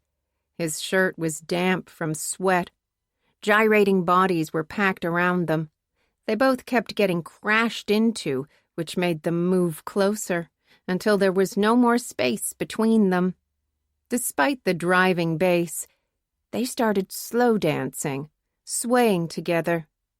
He looked down at Leanne, his eyelids heavy because he was either stoned or filled with lust or both. He tried again. "You want a drink?" She shook her head. She was already halfway drunk, and, besides, she wasn't going to be one of those stupid bitches who got roofied. The creeper was still out there. She had promised Jake that he was the only man she was going home with tonight. "Come on," he said. "Are you teasing me or what?" Leanne was fine with teasing him. She licked her lips to draw attention to her mouth. He got the hint. He started kissing her. Sweetly at first, but then he got down to business. His hands were on her hips. She could feel her body responding to his tongue. The club started to disappear. They were surrounded by people, but completely alone. The kiss got deeper. She went up on tiptoe as he gripped her ass and started grinding against her. Fuck. He was making her hot. He slipped his hand up the back of her shirt. Leanne knew he was testing her. Sure enough, his hand moved and his thumb started stroking the side of her breast, which felt really good. Then his hand slipped around to the front of her bra. She was about to tell him to slow his roll when she felt a sharp pinch. Her mouth broke away from his. Leanne's first thought was that the button on his sleeve had accidentally scraped the bottom of her ribs, but the pain was too intense, too familiar. An insect bite? A bee sting? A needle. Leanne looked down. She saw the syringe in his hand. He flipped back the plastic cover on the needle, tucked the syringe into his pocket, and it was like it had never been there, except for the memory of the pain just below her ribs, except for the liquid heat that was rushing through her body, the feeling in her soul that something bad had happened, that something far worse was on the horizon. The room started spinning. She tried to look at him, memorize his face. Their eyes locked. He was smiling as the drug took effect. She had mistaken predatory fascination for lust. He wrapped his arm around her waist. His other hand was pressed between her shoulder blades. He wasn't holding her. He was waiting to catch her when she passed out. All the things Leanne had been taught, all the things that she absolutely knew she would do if this ever happened, rushed through her mind, Scream, run, hit him, scratch him, bite him, claw his eyes out, kick him in the nuts, wave your hands, act crazy, try to get attention, memorize his face, make sure his DNA is under your fingernails, throw up, piss yourself, shit yourself, drop to the floor. None of that was going to happen. Every single one of Leanne's muscles stopped working at the same time. Her head flopped back. Her eyes went wild, desperately searching for Jake. She couldn't control her movements. Her skull was too heavy. Her vision started to blur. Her eyelids fluttered. The music changed. The new beat pounded inside her chest. She saw hands reaching up toward the ceiling, lights flashing, mirrored disco ball spinning, spinning, spinning. Then everything went black. Chapter 6. Will stood in the reception area of the Piedmont Hills Town and Country Club. Before walking through the massive front doors, he had blocked out all the noise in his head from the night before. The only way he was able to work undercover was to remove his actual self from the narrative. Real-life Will, the man who was worried about his fiancée, who was concerned that Sarah was close to breaking, was buried in the back of his brain. For now, in this place and at this time, he was the douchey-looking, spoiled nephew of a woman who took a perverse pleasure in hurting other people. He glanced around the room, projecting a sense of bored entitlement. The place managed to look both opulent and cheap at the same time. The carpet pads under the rugs were thick enough to suck at the soles of his boots, but the rugs themselves were worn at the edges. The silk upholstery on the chairs and couches had lost its sheen. Gold chains and crystals dripped from the ornate lighting, but several of the bulbs were burned out. The ceiling was painted in pastoral scenes with plump sheep and lots of milkmaids who couldn't keep their shirts from falling off their shoulders, but cobwebs were in the corners. Hand-carved mahogany paneling covered every visible wall. Gashes had not been repaired. Inlaid mirrors offset some of the more damaged sections. Everywhere Will looked, he caught his reflection, which was a good reminder of who he was supposed to be. No three-piece suit. His hair was gelled in place. He hadn't shaved this morning. He was wearing a long-sleeved cashmere polo that Sarah had given him last Christmas and a pair of tight Ferragamo jeans that still had the tag tucked into the back because he was going to return them by the end of the day. The diesel boots he might keep, but only because they'd been half off. The only item that connected him to real-life Will was the watch on his wrist. The Timex was old school, nothing fancy, with a leather strap that was peeling because Will had sweated out every liquid in his body alongside the Mississippi militia. He looked at the time. Eliza had told him to meet her here at exactly 10 o'clock. She was 10 minutes late. Mr. Trethaway? A slim blonde approached Will with her hand out.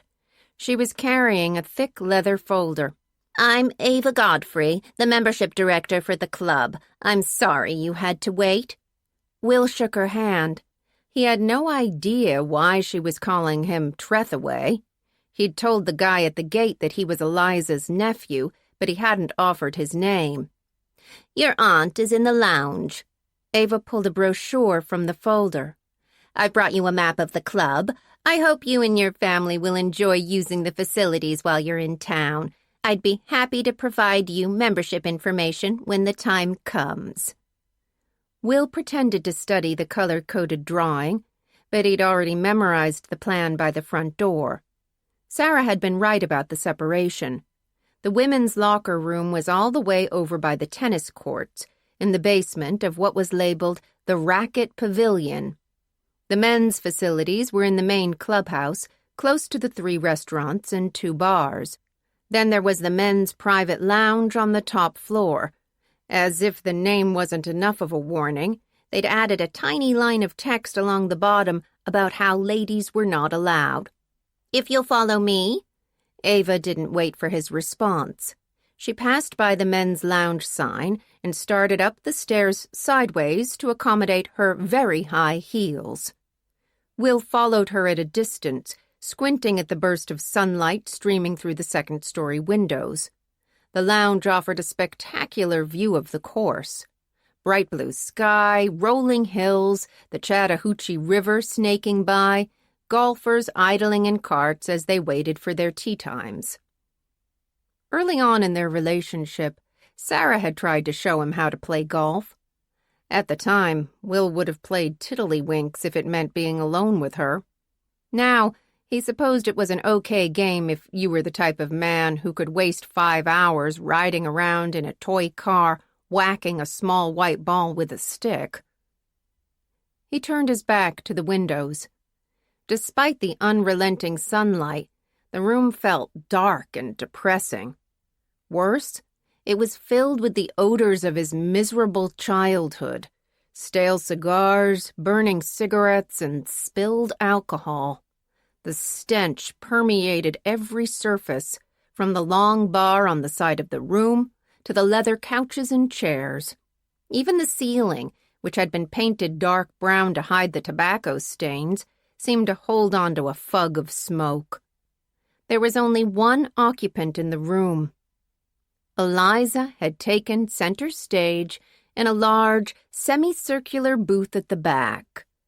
She had changed since the last time Will had seen her. She had always been slim, but now she looked desiccated. As she tapped her cigarette into an ashtray, Will could see the skin hanging from her bony wrist like a piece of wet linen. And yet, her face looked like it belonged on a different body. Will didn't know much about plastic surgery, but whoever had sliced and rearranged Eliza's features had done a damn good job. Her face looked younger than Will's. Ava started walking toward the booth. Along the way, she offered a rambling description of the club, but Will tuned her out, struggling to keep his undercover persona in place because every muscle in his body fought to turn him back around. "Good morning, ma'am." Ava stopped in front of the semicircular booth. "I've brought your nephew and the paperwork."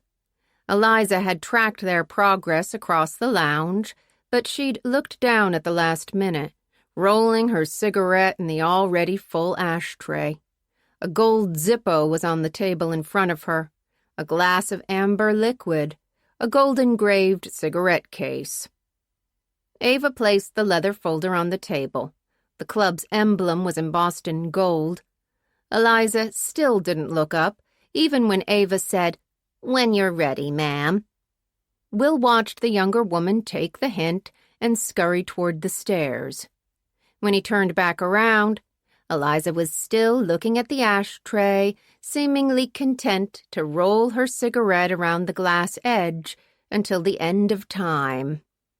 She told Will, "They banned smoking in the general areas back in the 90s, but I told them I'd joined as a smoker and I would continue to smoke."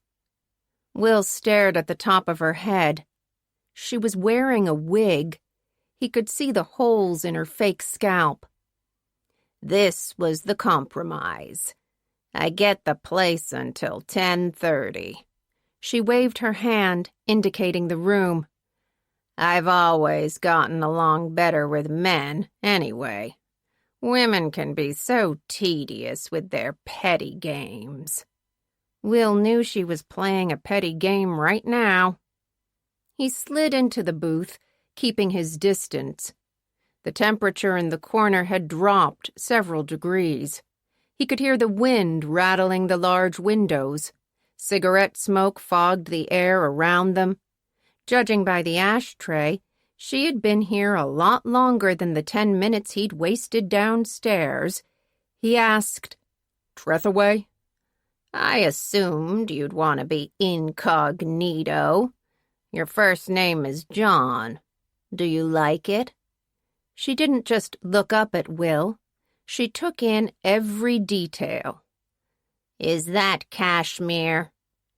Will jerked away his arm when she reached out to touch his sleeve. "Steady now. I charge extra to bite." The cigarette went back to her mouth. She watched him through the curl of smoke. "Is it Will or Wilbur?" Will didn't answer. He wasn't going to be here long enough for her to use his name. She breathed out smoke from her nostrils. "Well, nephew, you're a police officer. I imagine you want me to add another police officer to my guest list. Who are you investigating at the club?" He said nothing. "There are so many criminals to choose from," she said. "Congressmen and senators and judges, oh my. They collude like gangsters. You can spot them by their colors. Louis Vuitton, Zegna, Prada. The Birkin bitches run quite a racket during the holidays, trying to see who can raise enough money to feed the poor. It's a shame they don't simply pay their fair share of taxes and let the poor feed themselves." Will hadn't come here for an eat-the-rich diatribe. He reached for the leather folder. Not yet. Eliza waited for him to take his hand from the folder. "You told me you need a favor. I need a favor, too." Will had expected her to make this difficult. What he hadn't expected was to feel physically ill every time he looked at her. "What do you want?" "Your silence." Will routinely gave his silence for free. "If you're worried, I'll tell people how you knew my mother." "No, I don't care about that. Every other woman in this place is a prostitute. At least I got paid for it." She carefully stubbed out the cigarette. "I need to tell you something." "I'm not your priest." "Good thing," Eliza said. "Every time I walk into church, the altar catches on fire." She was waiting for him to laugh. Will didn't laugh. "I want you to listen to me for 30 seconds, uninterrupted. Then I'll do what you asked." He stared out the window. He pretended to think about it, as if listening to her would be some kind of hardship because she actually thought Will gave a shit about what she had to say. She prompted, "So?" He took off his Timex. He placed it flat on the table. He waited for the second hand to come round to 12, then said, "Go." "I've already done you a tremendous favor." Will watched the second hand tick toward the 1. She was burning through time, drawing it out as she smoked her cigarette. "I kept you away from your uncle because I owed that much to your mother. You would not be the man you are today if you had lived in your uncle's house." He watched the hand stutter past the 3, then the 4. Eliza was either deluding herself or toying with him. Will had been around damaged people all his life. Some of them never came back from it. Some of them saw their pain as a license to damage everybody else. Survival of the shittiest. His ex-wife excelled at it. Eliza was the queen. She said, "Your mother ran away from home for very specific reasons. There was no safety there, no peace. That's how she ended up on the streets. That's how she ended up dead." Her 30 seconds were up. Will sat back in the booth. He looked out the window at the stark blue sky. "She ended up on the streets because she was tricked out by a psychopath." "Not all psychopaths lurk on street corners." Eliza snapped open the cigarette case.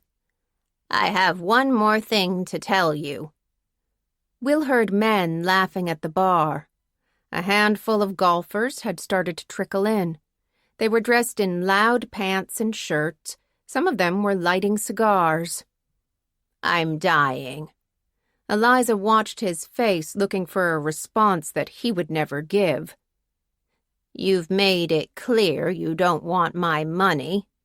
Did it buy you happiness?" "No, but it gave me fewer things to be unhappy about." She had an unsettling smile on her face. "I suppose I'll leave it all to Antifa and Black Lives Matter now." Will was the wrong audience for her jokes. "See that fella?" Eliza nodded toward one of the men at the bar. "Former congressman. Got caught dipping his stubby fingers into the wrong panties. Now he's a lobbyist for a tech company. Makes millions a year." Will had a vague recollection of the story from the news, but he had no idea why she had pointed out the man. "That fat cocksucker beside him," Eliza said. "Tenured law professor who said the N-word. Still collects his salary while he plays golf all day." Will's only surprise was that Eliza hadn't said the actual N-word. "And the other one, the twit in the bow tie," she continued. "Former medical school professor, practicing doctor, got caught with his dick out around a patient. They gave him a golden parachute. He makes a fortune as a consultant." Will turned his back to the bar. "Why do you think I care about any of these people?" "You're investigating someone here," Eliza said. "I'm letting you know the odds are stacked against you. They've got too much money, too much power, too much reach. None of them ever face the consequences of their actions. Look at your uncle. He got away scot-free." His uncle had keeled over a few 100 yards from where they were sitting. "They'll lose eventually." "Nephew, you know the rules of this game. Even when they lose, they still win." Will reached for the leather folder. "Take Tommy McAllister." Again, Eliza waited for his hand to move away from the folder. "There's constant talk of lawsuits in this place, but Tommy's wrongful death suit is the hot topic. Not that anyone speaks to me. I'm the miserable old bitch in the corner. But I hear things." He waited for her to tell him the things. "Poor Britt and Mac. Poor Tommy. That girl's parents are just looking for a payout. If they win, it's only because the jury wants to punish the 1%. Tommy is the real victim. Those greedy fuckers are trying to ruin his life." Will slid the folder in her direction. "We made a deal." Eliza pushed it back. "Do you think men like Mac and Tommy McAllister actually pay a price for anything? Not the way your mother paid. Not the way we paid." Will ran his tongue along the inside of his teeth. "Mac is a god in the medical community. Impeccable reputation. Inherited a disgusting sum from dear old Pappy, who was an absolute poonhound, by the way. I could tell you some stories about what really happens in this room. Enough to make Caligula blush." The unlit cigarette bobbed in her mouth. "Meanwhile, Britt is the one I feel sorry for." Will couldn't stop the look on his face. "Nephew, let me tell you something." She took the cigarette from her mouth. "Girls are born with these gaping holes in their hearts. They need love and security. They need to feel valued, protected, cherished."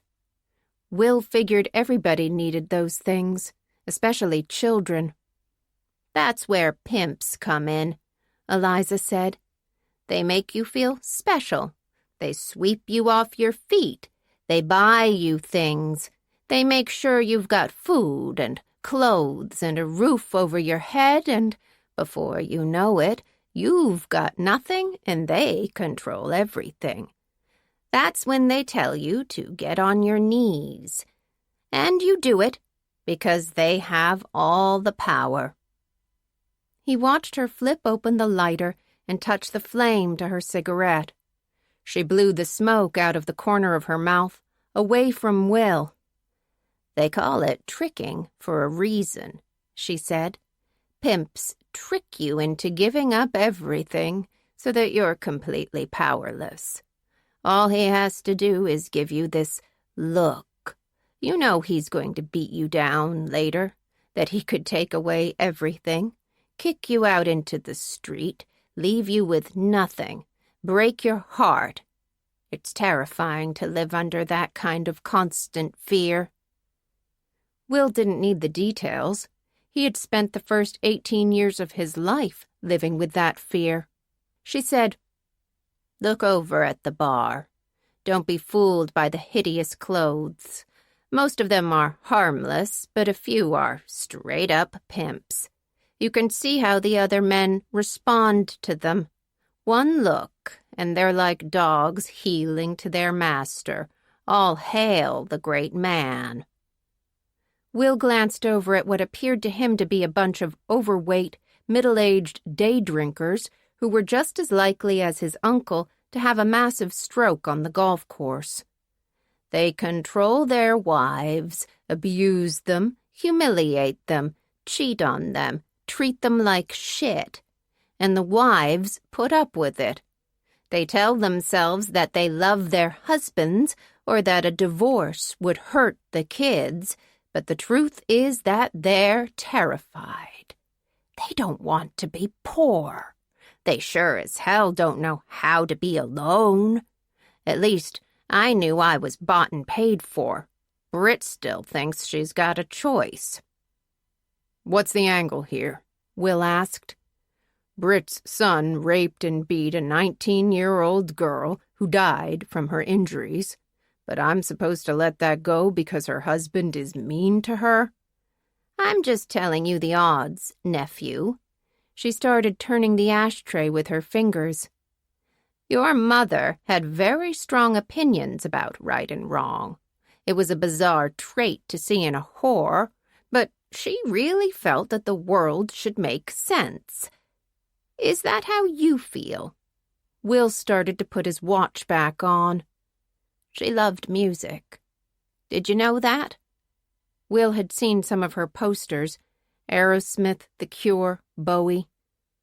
She loved reading, too, Eliza said. Pulp, mostly. Love stories.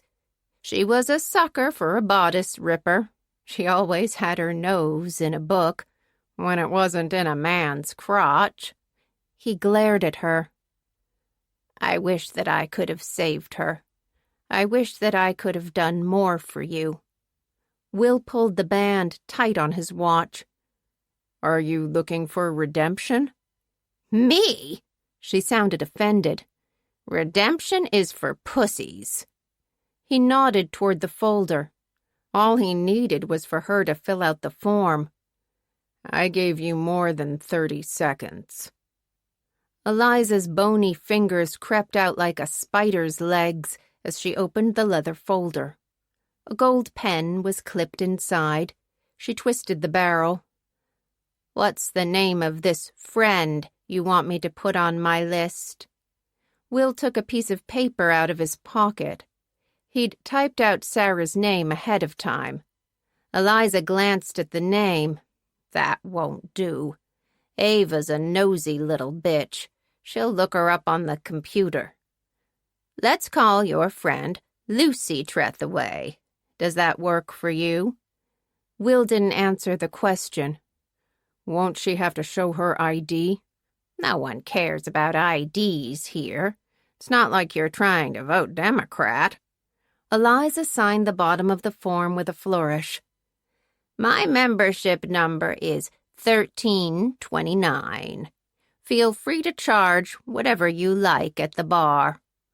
Will watched her slide around the other side of the booth. Her frailty was more evident as she moved. She was clearly in pain. Standing took visible effort. When she reached back for her cigarettes and lighter, Her face contorted, and Will got a look at the old woman under the unnaturally tight skin. He handed her the leather folder so she didn't have to reach again. Eliza held it to her chest, but she didn't leave yet. Your mother's dying wish was for you to live. You might be the only man who never disappointed her. Will didn't watch Eliza go. She had left the slip of paper with Sarah's name by the ashtray. He folded it in two, then folded it again. Then he put it in his pocket because he didn't want anyone finding it by mistake. He hated the thought of Sarah being in this place. He hated even more that Eliza had figured out what he was up to. The men at the bar had broken into groups. The handsy congressman-turned-lobbyist was toasting the racist law professor. The former medical school professor who'd flashed a patient was fiddling with the bow tie around his thick neck. He was dressed differently from the other men. It was hard to pin down, but his clothes were almost too nice. Unlike the man he was speaking to, his companion was taller, a bit jowly, and had the arrogant bearing of a pediatric cardiothoracic surgeon. Mac McAllister looked exactly like his photograph. Will stood up. He tried to take a breath that wasn't clogged with Eliza's venom and cigarette smoke as he worked to push real-life Will out of his brain. His undercover skills had kept him alive on more than one dicey occasion. A sex offender and an asshole in plaid golf pants were hardly a challenge. Will slipped back into the douchey nephew persona as he walked toward the bar. "Richie," he called to the man in the bow tie. "Jesus, is that you? I can't believe it. What are the odds?" Richie turned, clearly not recognizing Will. His mouth opened, but Will wasn't going to let him talk just yet.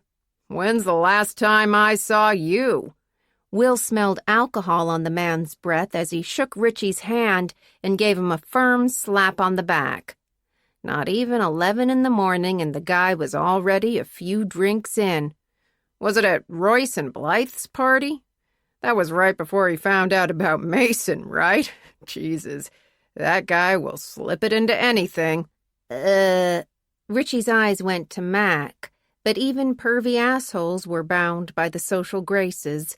He grinned at Will, saying, "Must have been. How long ago was that?" "Not long enough for Royce." Will laughed, then put a surprised look on his face. "Mac McAllister. Are you guys getting the gang back together without me? When's the mixer?"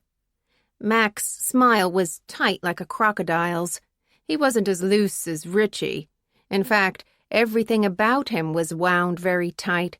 He was clearly about to ask Will who the hell he was. Will robbed him of the chance.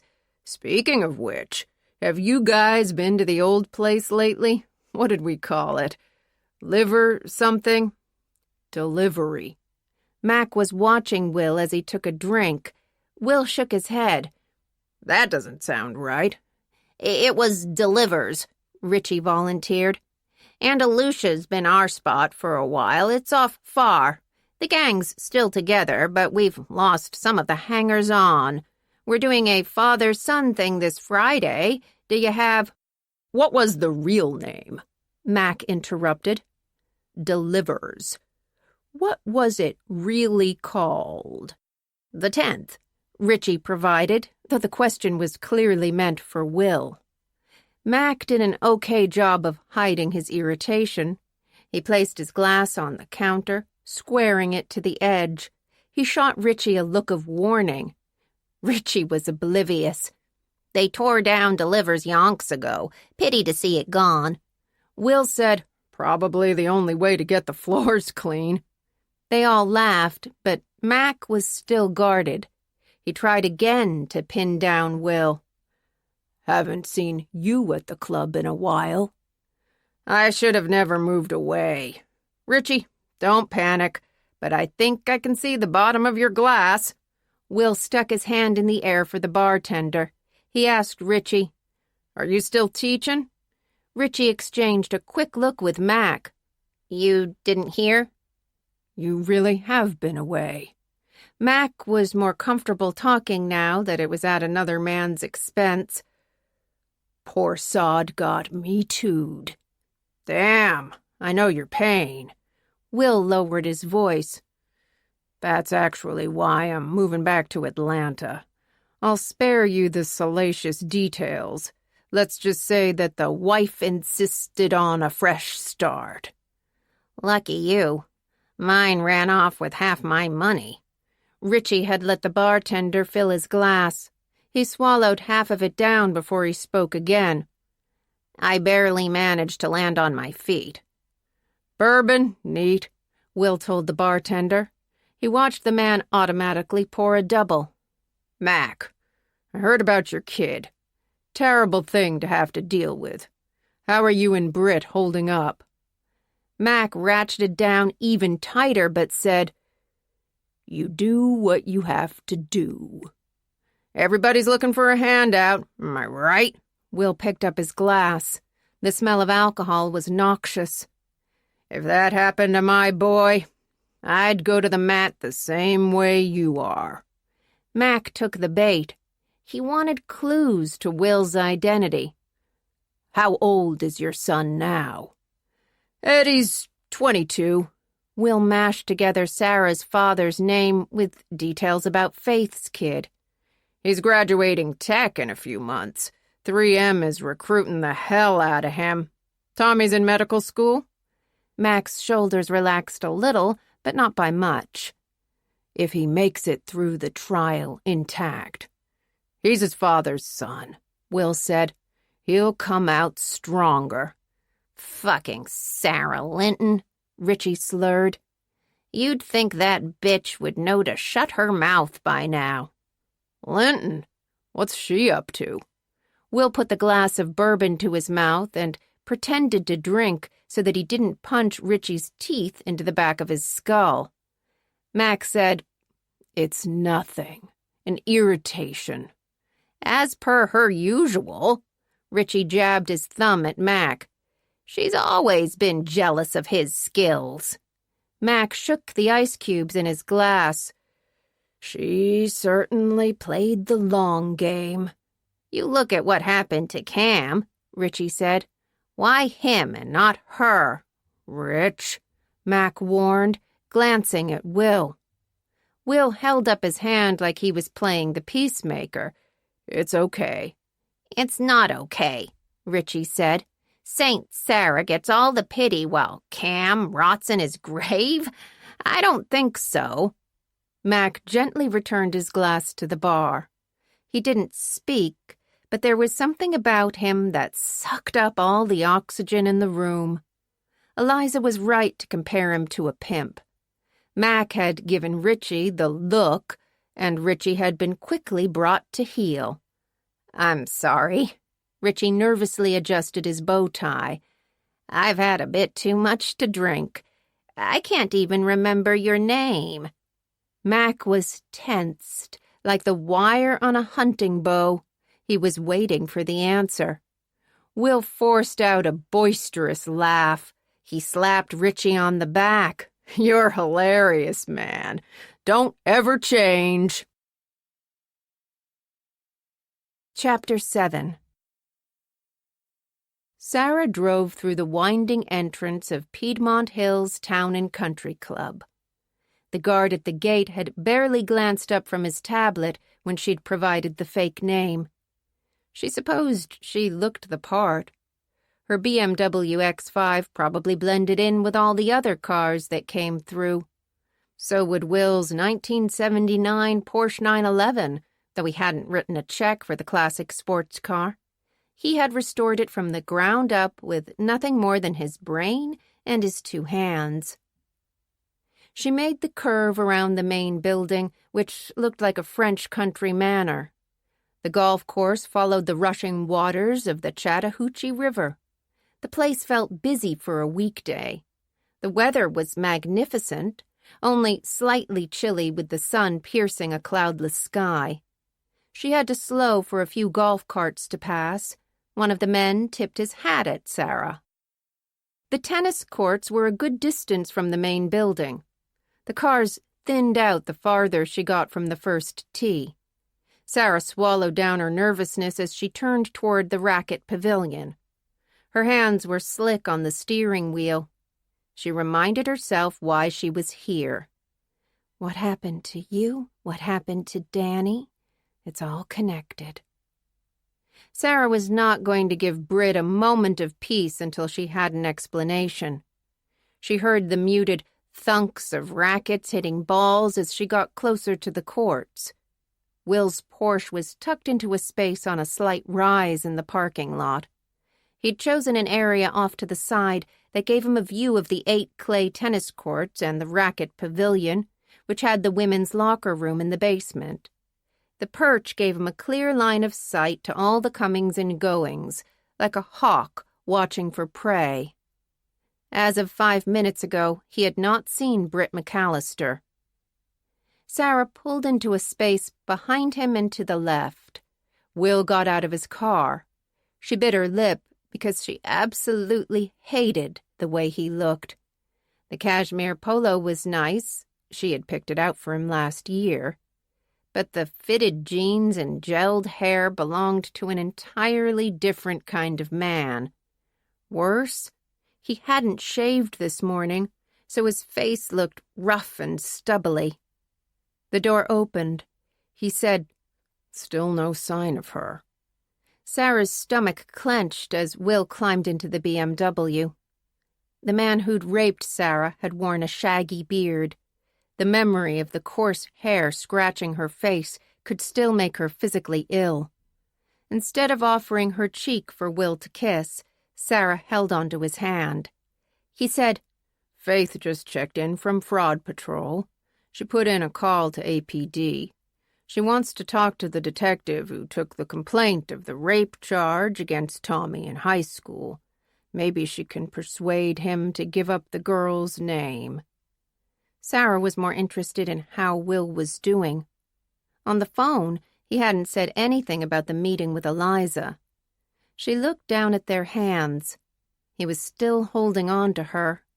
That was probably as close as he was ever going to come to admitting how hard it had been to be in the same room with his aunt. She said, "The name you told me to give at the gate? Who's Lucy Trethaway?" "One of my mother's aliases. Eliza had me down as John Trethaway. Get it?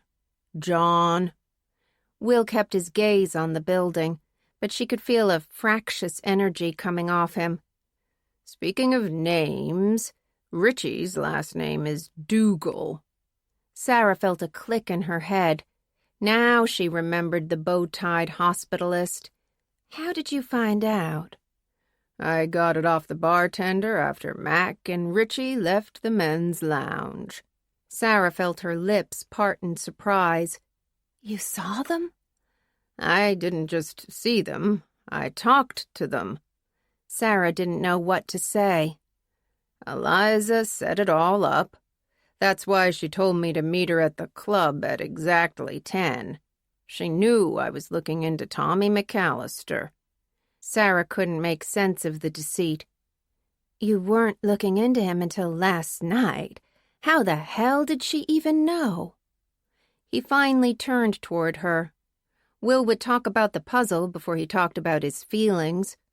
"It's no secret that I'm engaged to you. You testified at Tommy's trial yesterday. Everybody at the club knows about the lawsuit. Then I showed up out of nowhere, asking Eliza to get a friend into the club. She knows I'm an investigator. It's not a difficult connection to make if you're paying attention." Sarah did not ask the obvious question, why was Eliza paying attention? "What's that list called?" he said. "The one where you sign up to play golf?" "The tee sheet." Sarah knew that the information was posted for any club member to see. That's how you found out who was playing and which slots were open. "Why?" Eliza must have looked at the tea sheet, saw what time Mac was going to be here. Those guys have a routine, I guess. Hit the bar, hit the course. She played me like a fiddle. Even made me wait 10 minutes to give them time to dawdle. Sarah watched his face turn away. He was looking for Britt again. She hadn't heard any emotion in his voice, but she still felt last night's guilt welling back up inside her. This was her fault. Will had only stepped into Eliza's line of fire because of Sarah. She tightened her grip on his hand. "You said that you spoke to Mac and Richie?" "Briefly," he said. "Mac's exactly like you described. Like Eliza described. He's an arrogant control freak. You were right about the way he tilts his head. If that guy had been at my school, he would have been punched in the face every day of his life." From the sound of his voice, Will seemed ready to punch him now. "Did he say anything about my testimony at Tommy's trial?" "Richie did. Said you've always been jealous of Mac. Asked why Cam was dead while you were still alive. Called you Saint Sarah." She'd always hated the nickname. Anyone would be a saint by comparison to the gang. Why would he bring up Cam's suicide in relation to me? Was he saying it like it was an either-or? Either Cam kills himself or I do? "No idea, but it was strange." Will looked back at Sarah again. "Richie could have been posturing. He knows how Mac feels about you testifying."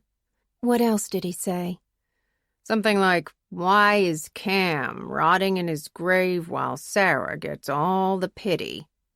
Sarah mulled the information over in her head, another either-or statement. But Will could be right about the posturing. What little she remembered of Richie Dougal was that he could be a bit of a sycophant, which was probably why he was still in Mac's life. There was a reason Mac was still married to a woman who worshipped him. She told Will, "It's hard to feel insulted when I couldn't even remember Richie's last name." "That's a good way to look at it." Will turned away, back on duty. "He was drunk anyway. I got a little bit more out of him before Mac shut him down. The bar they used to go to, the real name was the 10th. The gang is still doing the mixer at a new place called Andalusia. They bring their sons occasionally, passing on the torch, I guess." Sarah felt an inexplicable betrayal to hear that the mixer was still going on.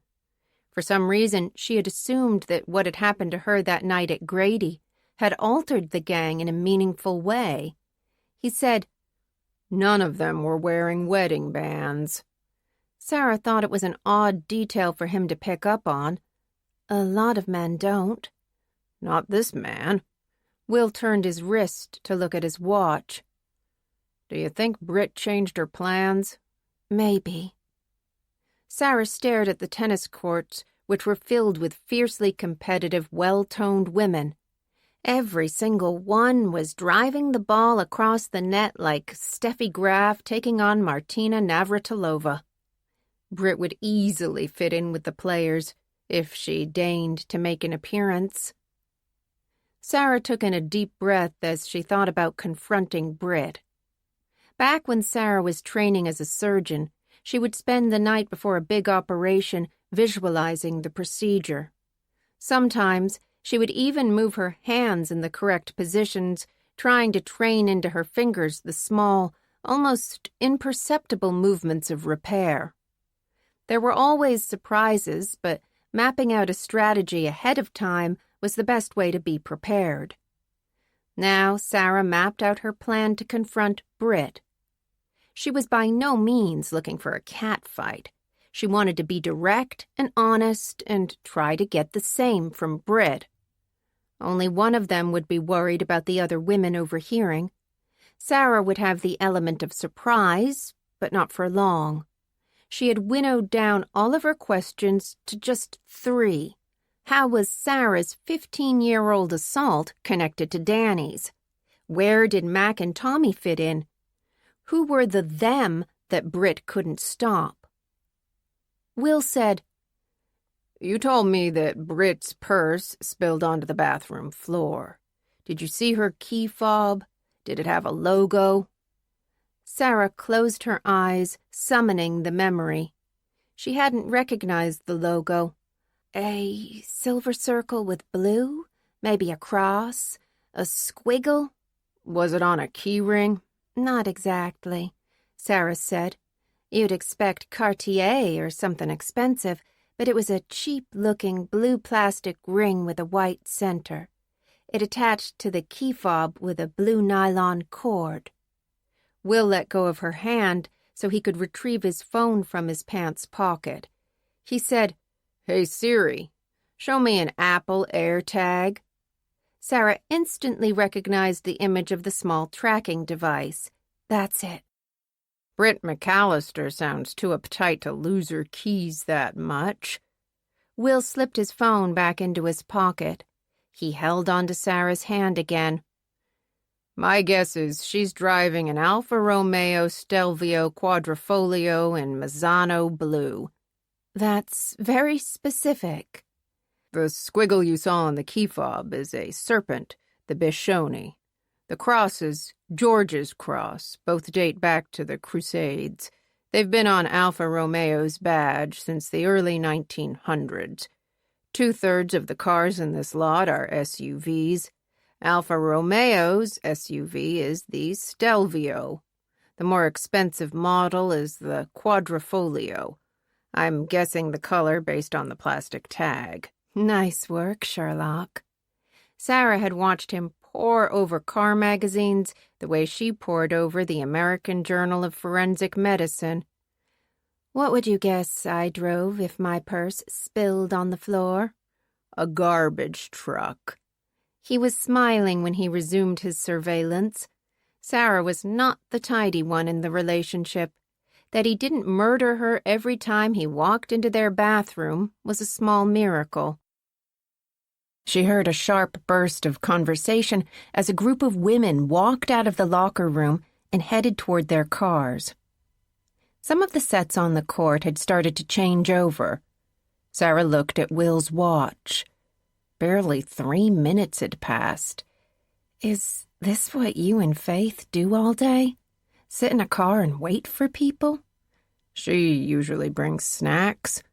He stroked her hand with his thumb. "You're better company." Sarah smiled as she sat back in the seat. A lone woman was pacing in front of the entrance to the locker room as she talked on her phone. She kept throwing her hand in the air. She was clearly arguing with someone. Will said, "Husband's trying to explain how he accidentally adopted a Chihuahua." Sarah laughed. She loved that Will had accidentally adopted a Chihuahua. More like she just found out he's been cheating. "You could call Mason." The suggestion was so out of the blue that Sarah didn't quite know how to respond. Was he worried about her cheating with Mason? Or was he thinking through contingencies in case Britt didn't show up? She settled on a neutral question. Where did that come from? "Mason was at the mixer. He knows everybody in the gang. He might have seen something that night, or he remembers something. He's a doctor, too. He'll have a good memory. And he was close to you at the time, so even a stray detail might have stuck in his head." Would it bother you if I talked to him? "Should it?" She waited for him to look at her. No. He nodded. "I don't know how to say this, but I think Sloane Bauer was screwing Mason while we were living together." Sarah had finally found a way to surprise him.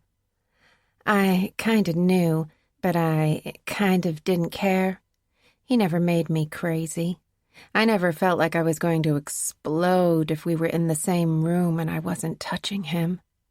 Will looked down at their clasped hands. He was smiling when he turned back to the pavilion. Sarah was about to say something mushy that would embarrass the shit out of him when she caught a flash of metallic blue in the distance. An SUV was turning into the pavilion parking lot. The front side panel of the Alfa Romeo Stelvio had a small white triangle with a green four-leaf clover, or quadrifolio, in the center. Britt McAllister was behind the wheel. She was driving slowly, looking for a parking space close to the courts.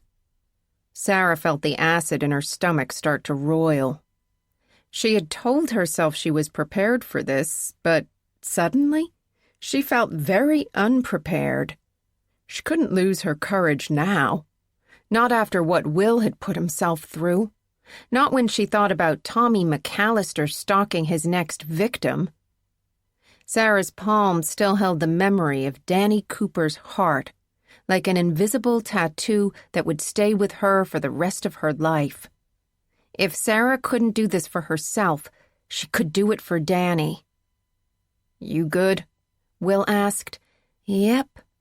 They had practiced some of the scenarios last night. Sarah had to find a way to make Britt feel trapped. That wouldn't happen in the parking lot beside her car, or on the courts surrounded by her friends. The best place was the same place as before, the women's room.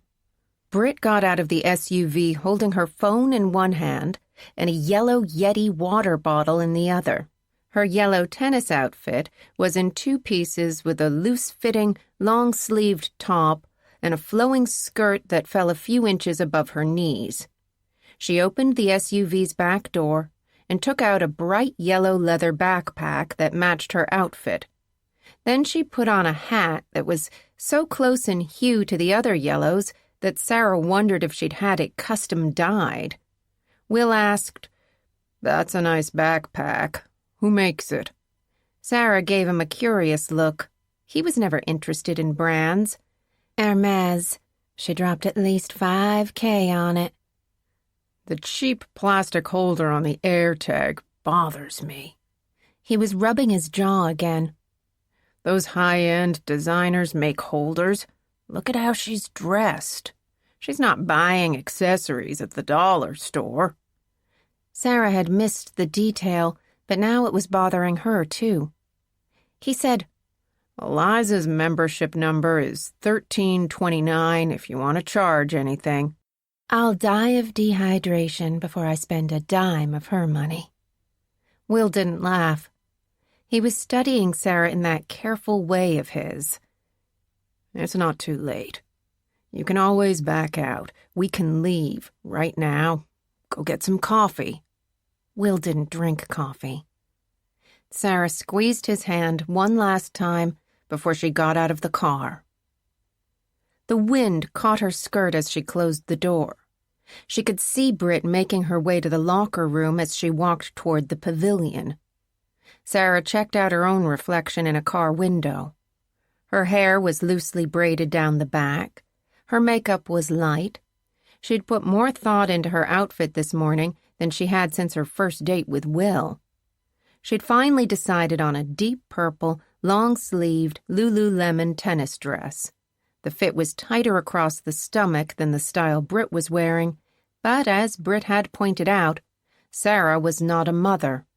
She wasn't 22 years out from giving birth and still sporting a postpartum roll of redundant skin around her midsection that no amount of plastic surgery could hide.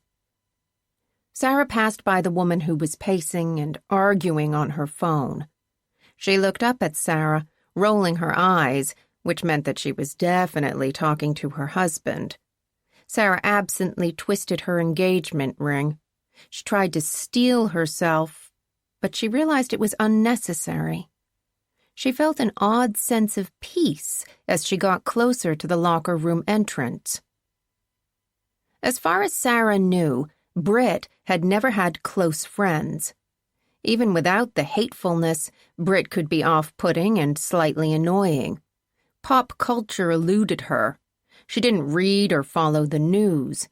She had been a very good doctor, but she hadn't practiced in years. Tennis offered a unique opportunity to smooth out Britt's hard edges. All that mattered on the court was how well you played. If you were on a team, then the women on that team were your friends. The club gave Britt entree into a life that she would not otherwise have. She would feel safe here. Sarah was about to destroy that. Warm air wafted around her as she walked into the building. There was a small lounge with a few tables, a snack station, and a machine that dispensed wine if you put in your membership number. 4 women were playing bridge at the largest table. Older, skin the color of tobacco from decades of exposure to the sun. None of them were looking at the giant TV on the wall. Sarah caught the words scrolling across the bottom of the local news. Student missing from dance club since last night. Police asking for information. Another day, another missing girl. Sarah went through a set of double doors to the main locker room. Photos of women sporting tennis outfits dated back to the middle of the last century. Sarah had to think some of the leather-skinned card players were among the black and white photos of women raising trophies and rackets over their heads. There was a leaderboard near the toilet stalls. Britt McAllister was listed as the 19th best women's tennis player at the club. Not bad for her age. Sarah stood at an angle so that she could see the row of sinks. No Britt. All the toilet stall doors were ajar. She doubted Britt was taking a shower or relaxing in the hot tub, steam room, or sauna, so she bypassed the door to the wet room. That left the actual locker room. She counted 12 horseshoe-shaped sections, each with a bench running down the center. The lockers were generous, floor-to-ceiling, which unfortunately meant that Sarah couldn't see over the tops. Everything felt rich, yet slightly scuffed. Dark wood paneling, gold trim, name plaques embossed in blue to match the club colors. Miffy Buchanan, Peony Riley, Mrs. Gordon Guthrie. Faith would be having a field day. "I said, leave me the fuck alone!" Sarah easily recognized Britt McAllister's voice. A younger woman in a blue tennis dress rushed out of the last horseshoe section. Her head was down. She looked chastened. She passed by Sarah without a glance. Sarah's stomach roiled again. The anxiety was back. Her knees felt stiff as she forced herself to keep walking. She was not going to go back to her car and tell Will that she had failed. She found Britt sitting on a bench. Her head was down as she stared at her phone. The locker in front of her was open, but her bag and water bottle were at her feet. She must have sensed Sarah's presence, but she didn't look up. "Ainsley, I'm sorry I yelled at you. Please, I need a minute alone." Sarah caught a hint of despair in her tone. Of all the scenarios she had prepared for, a defiant Brit, an angry Brit, even a violent Brit, this one was the least expected. The woman looked broken. Sarah wasn't going to be suckered into comforting her again. She took a quick breath before saying, "Britt." Britt's head swung up. She gasped at the sight of Sarah. She was too caught off guard to form a biting insult. Sarah crossed her arms over her chest. "What's the connection, Britt? How is my 15-year-old?" Britt stood up so fast that she nearly tripped backward over the bench. She shoved her belongings into the locker. She kicked the door closed. She turned to Sarah. Her mouth opened, but instead of speaking, she walked past her, not toward the exit, but toward the wet room. Britt didn't stop until she got to the glass door. She turned around to look at Sarah before going inside. Sarah hesitated before following her. Britt's energy felt frenetic. She didn't appear to be high again. She wasn't raging or wielding insults like a switchblade. If Sarah had to describe her demeanor with one word, it would be scared. Fear could lead to all kinds of mistakes. Sarah caught the glass door before it closed. She let Britt take the lead past the showers. One of the stalls was occupied. Sarah stepped around a pool of water.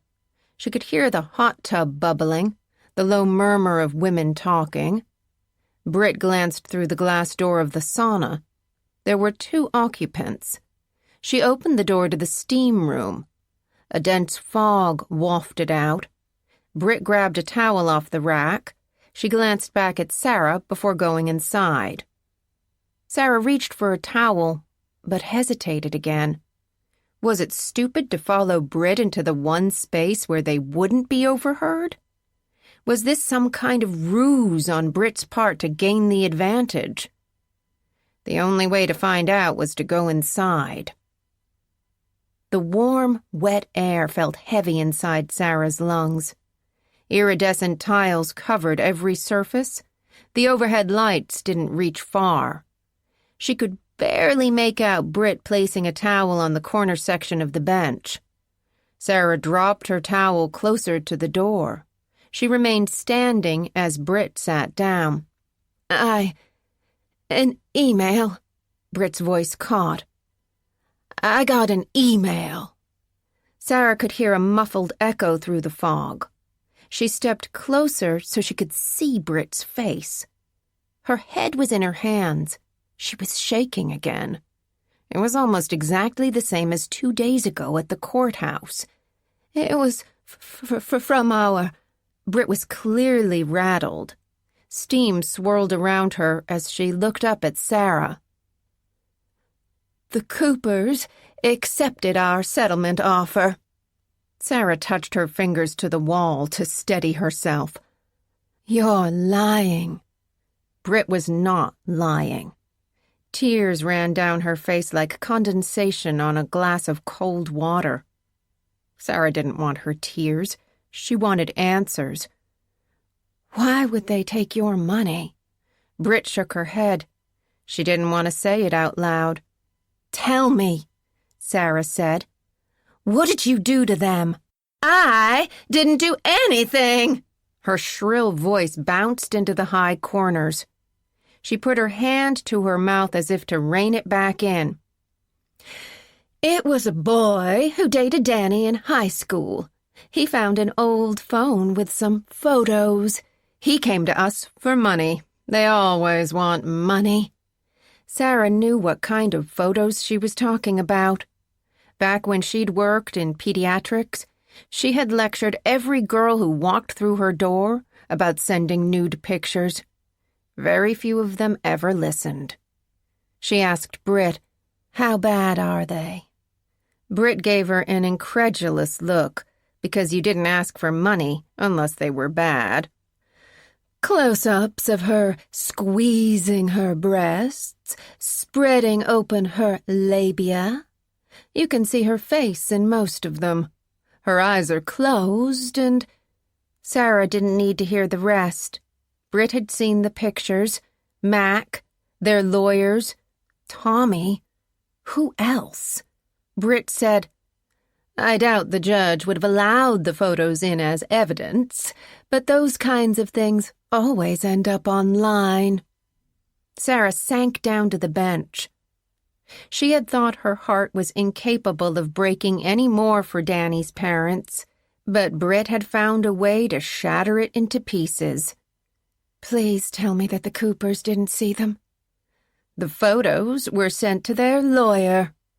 Did they see them? Britt was silent, which meant that Danny's parents had twice witnessed their daughter at her most vulnerable. Once when they had looked at her on the autopsy table, and again when Douglas Fanning had sent them the nude photos. Sarah said, "You threatened to leak the photos. That's why they settled." Britt stared at Sarah through the lingering steam. "Do you really think Mac consults with me before he does anything?" Are you telling me you would have stopped him? I can't stop him. Mac does what he wants. I have no say in anything." "Is that your excuse? Poor Brit in her gilded cage?" Sarah hadn't forgotten why she was here. Now it mattered more than ever. What's the connection? How does what happened to me 15 years ago have anything to do with Danny? Brit murmured, "Saint Sarah to the rescue." Shut up. Sarah was tired of her sniveling self-pity. "You told me that you wanted Tommy to stop. Tell me how to stop him." "I won't let you hurt my son." Sarah remembered what she'd just seen on the lounge TV. "There's another girl missing. A student." "Tommy was home last night. He doesn't have anything to do with that." "But you saw it on the news. You were worried it was Tommy, too. He's not going to stop, Brit. Especially not now." Brit didn't answer. "What about Mac? Was he home last night?" Her laughter had an edge to it. "Mac hasn't gotten it up in years. He sucks on his asthma inhaler more than me. I'm surprised my vagina hasn't closed up." "Brit." Sarah didn't know how to reason with her. She was so changeable. "What happened 15 years ago? What did I miss?" She would not answer. "Please," Sarah begged. "You don't have to tell me outright. Just give me a clue, a name, something to follow, something that helps me figure it out." Brit's head tilted back. Her skin had a fine sheen of moisture mixed with sweat and tears. She was thinking about it. And then she had decided. Her head started to shake. "I can't help you." Sarah desperately searched for a way to break through. She could only come up with Will's conversation with Mac and Richie, the either-or. Richie had brought it up twice. Why is Cam rotting in his grave while Sarah gets all the pity? She asked, "Does it have something to do with Cam?" Brit's head turned toward Sarah. Her lips parted, but like the last time she retreated. "Leave it alone, Sarah. Cam's dead. Don't dance on his grave." Sarah didn't ask her about Danny Cooper's grave. "What happened to Cam?" "He wrapped his lips around the muzzle of a gun and pulled the trigger." Brit was watching her for a response. "I'm sure you've dealt with that before in your line of work." "Tell me what I'm missing." Brit gave a heavy sigh as she started to stand. "I'm late for my match." "Brit, goddammit! How are you going to feel if Tommy hurts someone else?" "He's not going to hurt anyone." "You know he is." Sarah struggled to keep herself from shouting. "What happened at the mixer? I know Cam was there. What was he doing?" Brit paused again, but this time she gave a little. "His head was either in a bottle or in the toilet all night." Sarah felt a memory start to itch at her brain. "He was drunk?" "He was on the fucking floor. That's one thing you always had over him. He never had the balls for emergency medicine." "Why was he?" "He lost a patient." Sarah felt herself nodding. She could remember Cam careening around the bar, grabbing onto people, begging them to listen. He was devastated. He wouldn't stop drinking. Mason had to take away his car keys. Too bad Mason didn't hand him a Glock. Could have saved us all nearly a decade of his whining. Brit grabbed the towel off the bench and started to leave. Sarah blocked her way. Brit didn't look intimidated. She looked challenged. "Is this payback for the courthouse?" Sarah knew that she couldn't reason with Brit as a woman, but she could talk to her as a doctor. "Danny scored a 515 on the MCAT in high school." Brit's shock was genuine. Even college students struggle to score that high on the medical college admissions test. Sarah doubted Tommy had done as well. Danny was valedictorian of her high school. Her speech was about improving health outcomes in minority communities. She loved organic chemistry. She was volunteering at the Women's Health Center. She wanted to go into obstetrics. Sarah could tell that Britt was affected by her words. They were familiar to her own path toward medicine. Danny drove herself to Grady that night because she knew that she needed help. Her life was slipping away. She knew exactly what was going on. She made me promise to stop him, Britt. Help me stop him. Tell me how it's connected. Britt clenched her jaw so tight that Sarah could practically hear her teeth gritting. They were silently staring at each other, trapped in a standoff, when the door opened. Steam swirled against the sudden influx of cool air. A woman was standing in her bathing suit, waiting to come in. She had a strange look on her face, probably because she didn't expect to find Britt and Sarah fully clothed inside the steam room. "Darcy!" Britt put on a fake happy voice. "Look at you! I can barely tell you had a baby." Darcy's face broke out into a smile. "She's finally hitting her milestones. Thank you so much for talking to me about it. Xander and I were very worried." "My pleasure." "Where are my manners?" Britt turned to Sarah.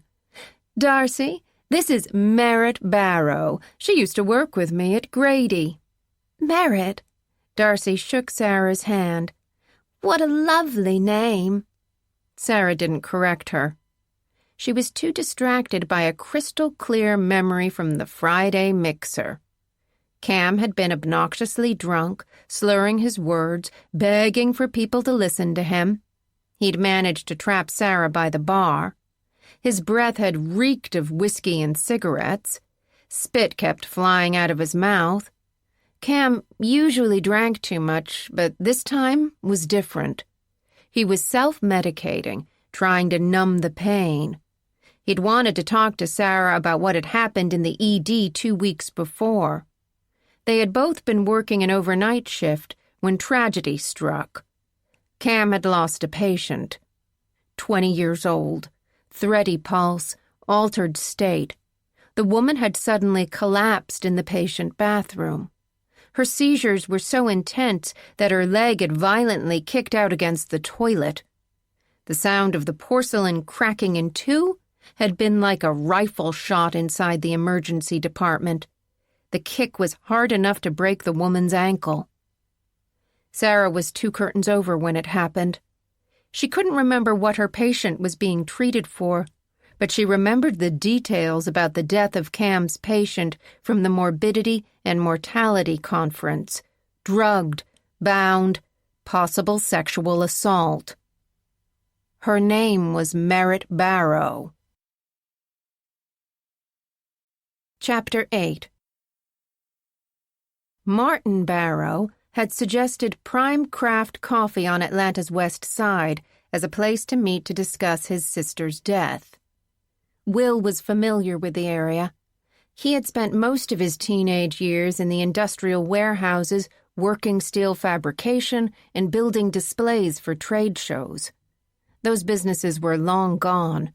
The carpentry and machine shops had been torn down and replaced with mixed-use developments. Pricey apartments on top, even pricier home goods, restaurants, and clothing stores on bottom. Given how he was dressed, Will fit in seamlessly with the professionals inside the sleek coffee shop.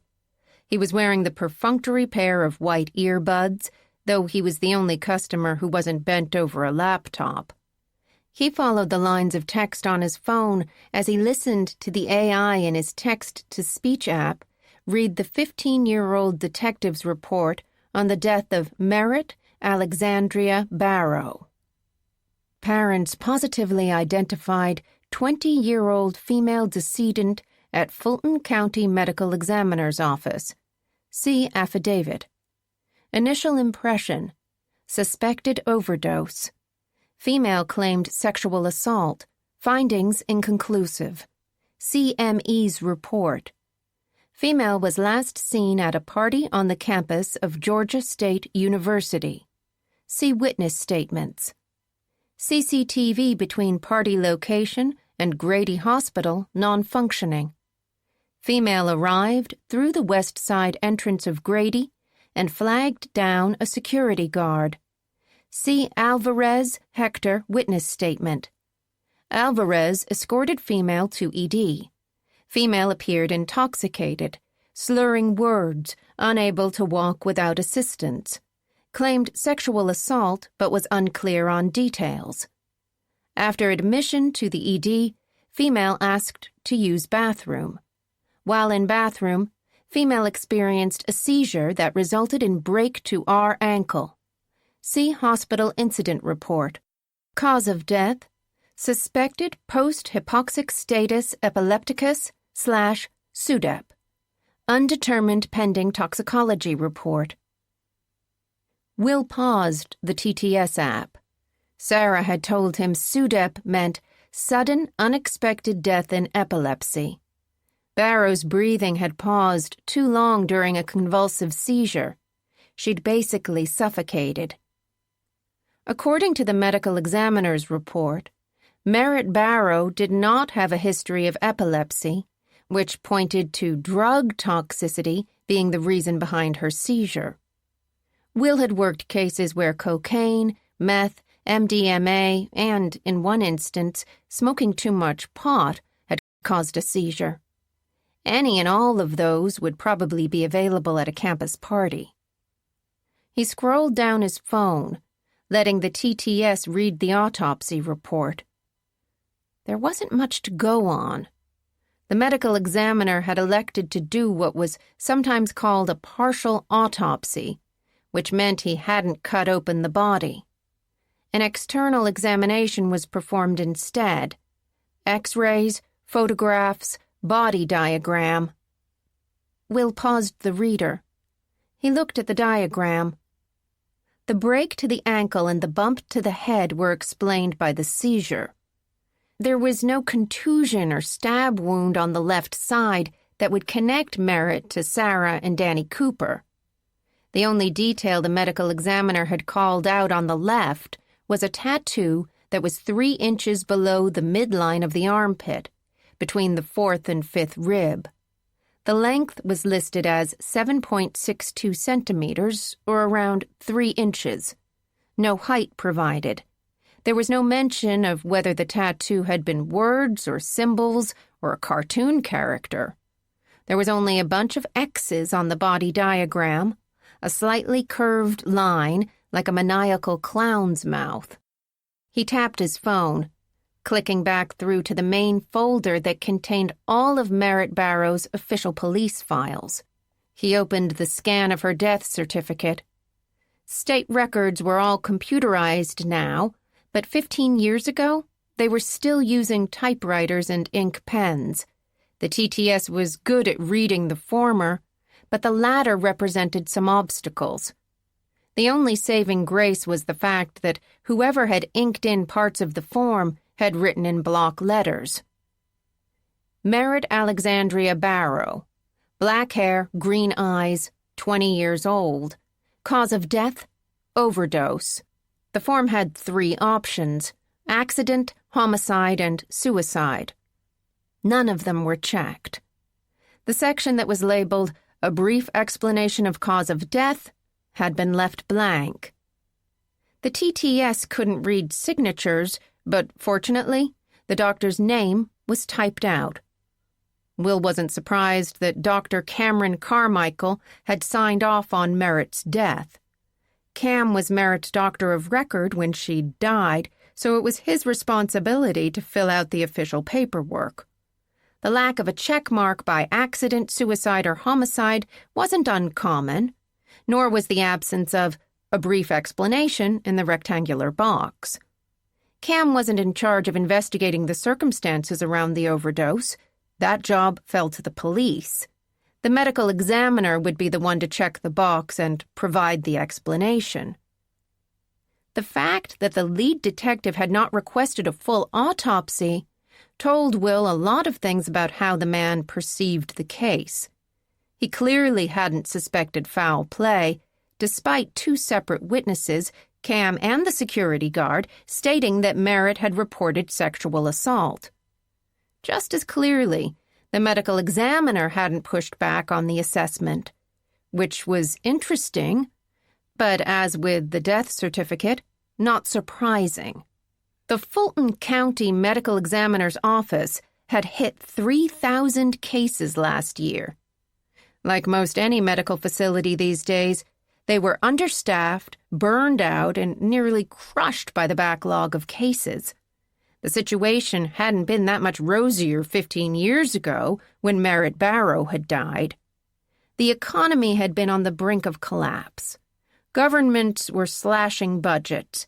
Soldiers were returning from multiple tours of duty in Afghanistan and Iraq. Tempers were up, anxieties were high, and violent crime had soared. Will searched for the autopsy photographs, but only found one. The scan was in color, but the photo looked bleached. Merritt Barrow was lying on a stainless steel gurney. A white sheet was draped to her neck. Her short hair was combed back, eyes closed. She looked very young and very much alone on the cold metal table. He took a moment to study her face. It was easy to forget the impact that a single death could have when your job was filled with death. Merritt's parents had loved her. Merritt's brother had loved her. She'd had friends and possibly lovers, and only 20 short years on Earth before all of that was taken away. Will returned to the autopsy report without the TTS. The forms were standardized, so he easily found the place where the toxicology results were supposed to be listed. The word pending was also familiar.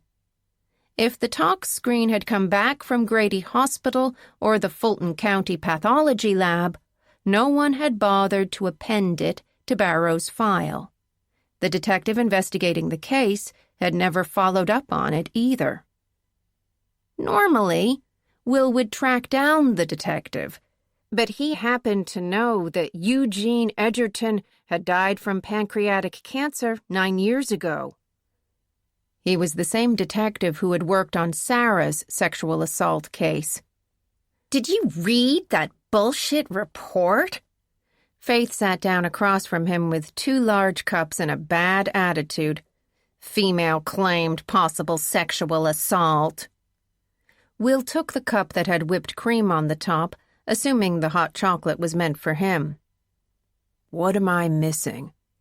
"Female," Faith repeated. Merritt had a name. The only reason to use the word female like that in a report is if you're an asshole or an incel. Will stirred the whipped cream into his hot chocolate. He had already told Faith that Eugene Edgerton had worked both investigations. Edgerton made an arrest in Sarah's case. "No offense, but Sarah's a white, middle-class doctor. Edgerton never called Sarah female in his report. He never said that she claimed sexual assault."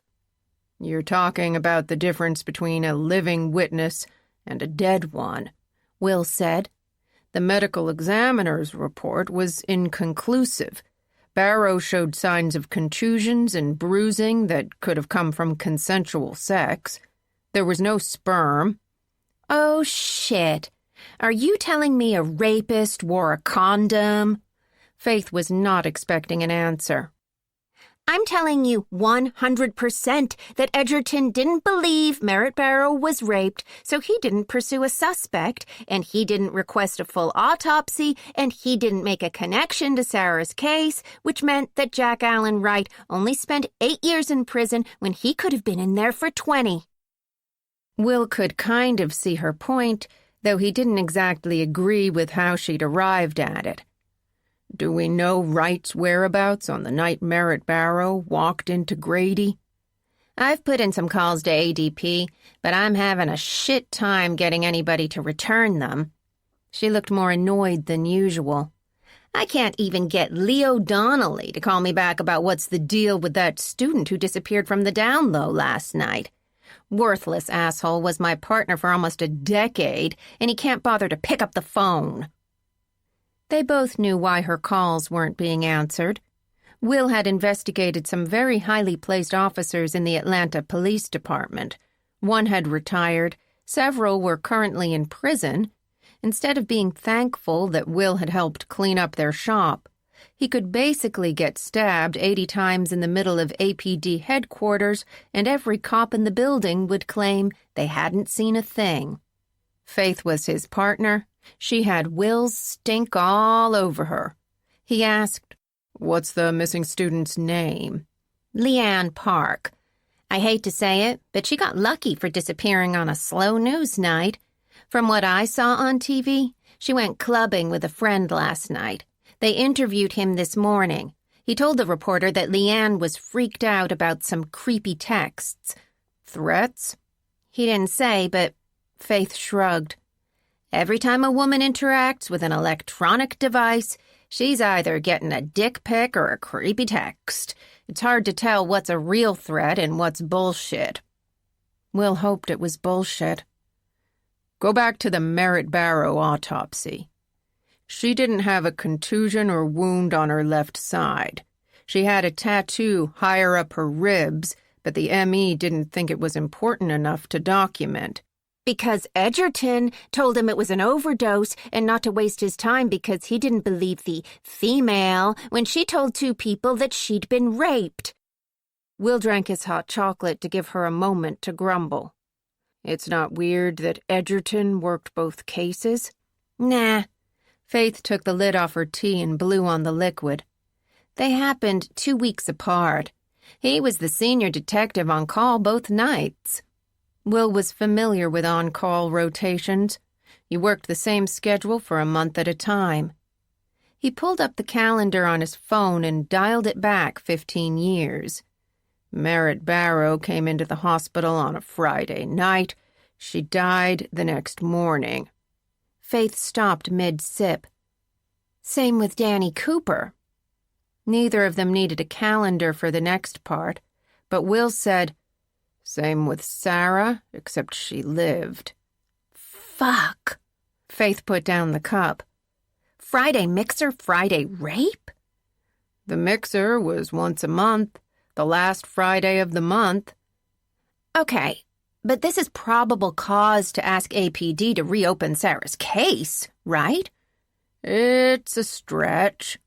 Will was only thinking about Amanda. She was going to be furious with them for slacking off on fraud investigation. She might suspend them. Or worse, she could refuse to let them pursue the leads.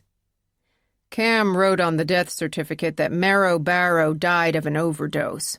The medical examiner listed her cause of death as undetermined, pending toxicology results. The tox report was never booked.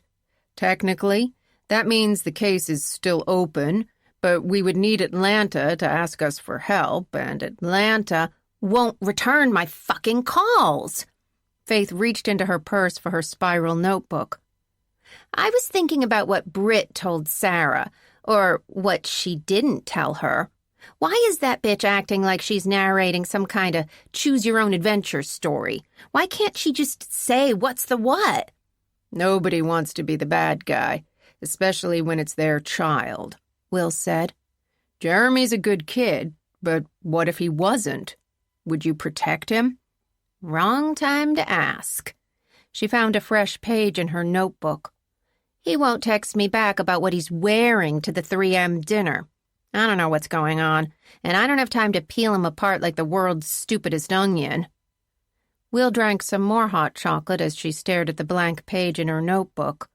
She was thinking about Jeremy. He prodded. "Britt?" "Right." Faith started writing. "Britt told Sarah that Cam was shit-faced the night of the mixer, that he was upset about Merritt Barrow's death, that he didn't have the balls for emergency medicine, that he'd been whining about it to anybody who would listen." Will asked the obvious. "Did Cam know Merritt before she ended up at the hospital?" Would have been nice if Detective Insel had interviewed him, Faith said. From where I'm sitting, he barely investigated the case. Will agreed. Edgerton had only taken 3 witness statements. One was from Alvarez, the security guard at Grady. The other 2 were from Georgia State University students who had seen Merritt in class earlier that day. He hadn't tracked down any of the attendees from the party. There was nothing in Edgerton's notes that indicated he'd even tried. Faith looked at her phone. Martin said he'd text me when he got here. He's already 5 minutes late. This is the wrong day to hit me with annoying dipshittery. Will picked up his phone, too. He paged to a photograph he'd taken at the country club. I checked out Britt's car while she was in the locker room. This was stuck under the rear wheel, well on the driver's side. Faith stared at the photo a beat too long. Is that a GPS tracker? Will saw his own confusion reflected in Faith's expression. He'd been so shocked to find the small magnetized tracker on Britt's car that he'd actually scanned the photo into Google Lens to confirm he was correct about its purpose. Faith asked, If Britt's worried about her car being stolen, wouldn't she have LoJack? She doesn't need it. There's an app called Alpha Connect that shows you the location of the car on a real-time map. You know way too much about cars, Faith said. Why would Britt McAllister have a tracker on a car that she can already track? Why would a woman who carries a $40 color-coordinated water bottle have an Apple AirTag attached to her key fob with a cheap plastic leash? Because the person who's tracking her wants her to know that he's tracking her, Faith said. What kind of psycho tracks a car? Will kept his mouth shut about the tracking page he'd seen on her laptop. If he had to guess, Jeremy was being as closely monitored as Britt. She said, We're thinking it's the husband, right? Sarah told me Mac is a control freak. At the bar with Richie, he kept adjusting his glass, lining it up to the counter. Obsessive-compulsive. Will placed his phone on the table, resisting the urge to align it to the edge. My aunt told me something interesting. That Mac's like a pimp and Britt is bought and paid for. All of her power comes from Mac, and she uses it to hurt other people. Sometimes victims make the worst abusers. Faith got a weird look on her face. Is this the part where you tell me about your long-lost aunt that I've never heard of until last night? Is this the part where you tell me how the last case gave you PTSD and that's why you told me to fuck off yesterday? She was suddenly very interested in her notebook.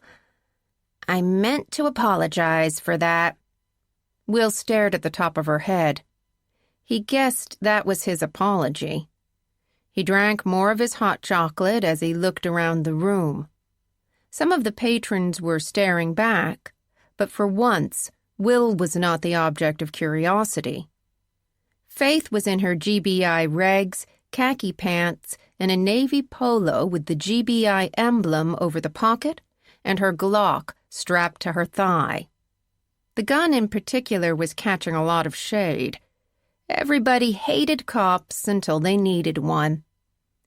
Amanda would shit an actual brick if she knew what we were doing. Faith was oblivious to the stares as she thumbed through her notebook. I can't make sense of any of this. We need to put it up on our crazy string wall. It's just a crazy wall. We don't have the string. We don't know why Richie brought up Cam. We don't know what Britt was really trying to tell Sarah. We still don't know the connections between the 2 assaults, or 3 assaults if you add in Merritt Barrow. We know Cam has something to do with it, which is more than we did last night, Faith said. Do you think Sarah will get anything out of Mason? Will shrugged, pretending like the sound of Mason's name didn't grate on him. Back at the country club, he'd been the one to tell Sarah to call her former boyfriend. Mason had readily agreed to meet at his office.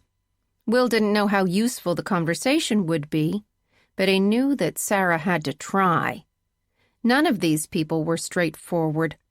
The only hope was that Mason would say something that jogged Sarah's memory. "Does that bother you?" Faith asked. "Sarah talking to her extremely gorgeous and sexy ex-boyfriend?" Will shrugged again. Sarah was in Mason's office, but she would come home to Will's bed. He asked Faith, "What did you find out about Martin Barrow?" "Lawyer, pit bull lover, Braves fan, Hawks fan, works at the Free Legal Clinic, calls himself a social justice warrior, also a Swiftie, but who isn't?" Faith tapped at her phone. She showed Will a photo. "Nice-looking guy." Will immediately recognized the face. Martin Barrow was one of the professionals bent over a laptop at one of the tables. Will said, "He's been here for about 10 minutes, over in the corner." Faith knew not to turn around. "It's not like I'm incognito. I've got 6-inch neon yellow GBI letters on the back of my shirt." "Defense lawyers don't like cops." "Defense lawyers are cocksuckers who help rapists and murderers walk free." Faith had her phone in her hands. Will knew she was using the front-facing camera to look behind her. "What's he up to?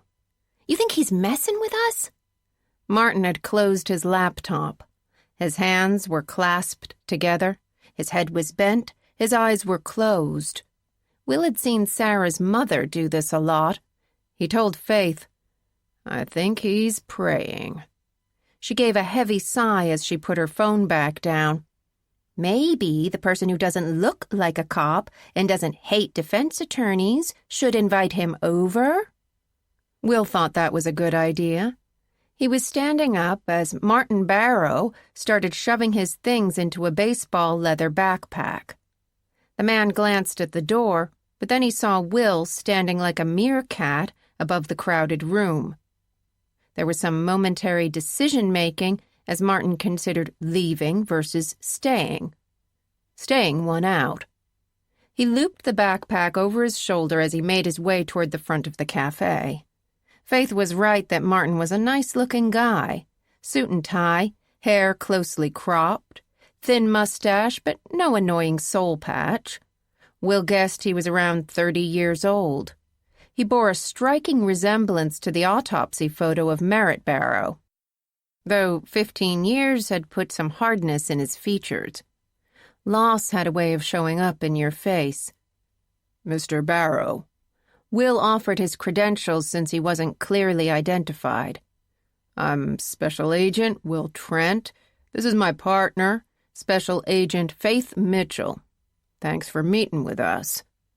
Martin kept his backpack over his shoulder. He didn't sit. "I want you to know that both my parents died without learning the truth about what happened to my sister. If you're anything like that worthless, lazy shithead who investigated Merritt's death 15 years ago, then do not waste my time." Faith bristled like a porcupine over the swipe at Edgerton. Will held out his hand to stop her from responding.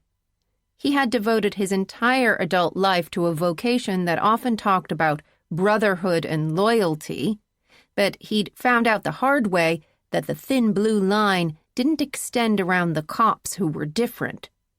He told Martin, "You're right. Detective Edgerton mishandled your sister's case." Faith visibly recoiled at the admission, even though she had groused about the same thing 5 minutes earlier. Her mom had been a cop. Evelyn had come up with Amanda, who had helped Faith move to the GBI. Faith was so firmly inside the line that she was practically framed in blue. Martin Barrow had the opposite reaction. He'd been tense before, but now a tiny part of him seemed to let go. "How did he mishandle it?" Will thought about something Sarah had told him last night about the power of honesty. "Look, man, I'm not going to bullshit you. The worst thing I could do right now is give you false hope. But we're trying to find a reason to reopen your sister's case. We think it might be connected to some others. We want to talk to you about the possibilities and see if there's enough there. Martin shifted his backpack to his other shoulder. There was a lot more in the bag besides his 3-pound MacBook Air. The straps strained against the red baseball stitching. And if there's not, then we've opened up some old wounds for nothing, Will admitted. That's entirely possible. Just like it's possible we find something, but there's nothing we can do about it. You're a lawyer. You know there's a difference between thinking somebody is guilty and proving it. And I'm supposed to trust 2 cops to do the right thing? Even Will could hear the way Martin put a spin on the word, like he was spitting it out of his mouth. Will shrugged. I hope you do, but I can't blame you if you don't. Martin didn't answer immediately. He looked out the large windows at the front of the cafe, watched the cars stream by. Will sat back down at the table. He finished the dregs of his hot chocolate. Faith had her notebook in front of her, but she'd put down her pen. Martin made his decision.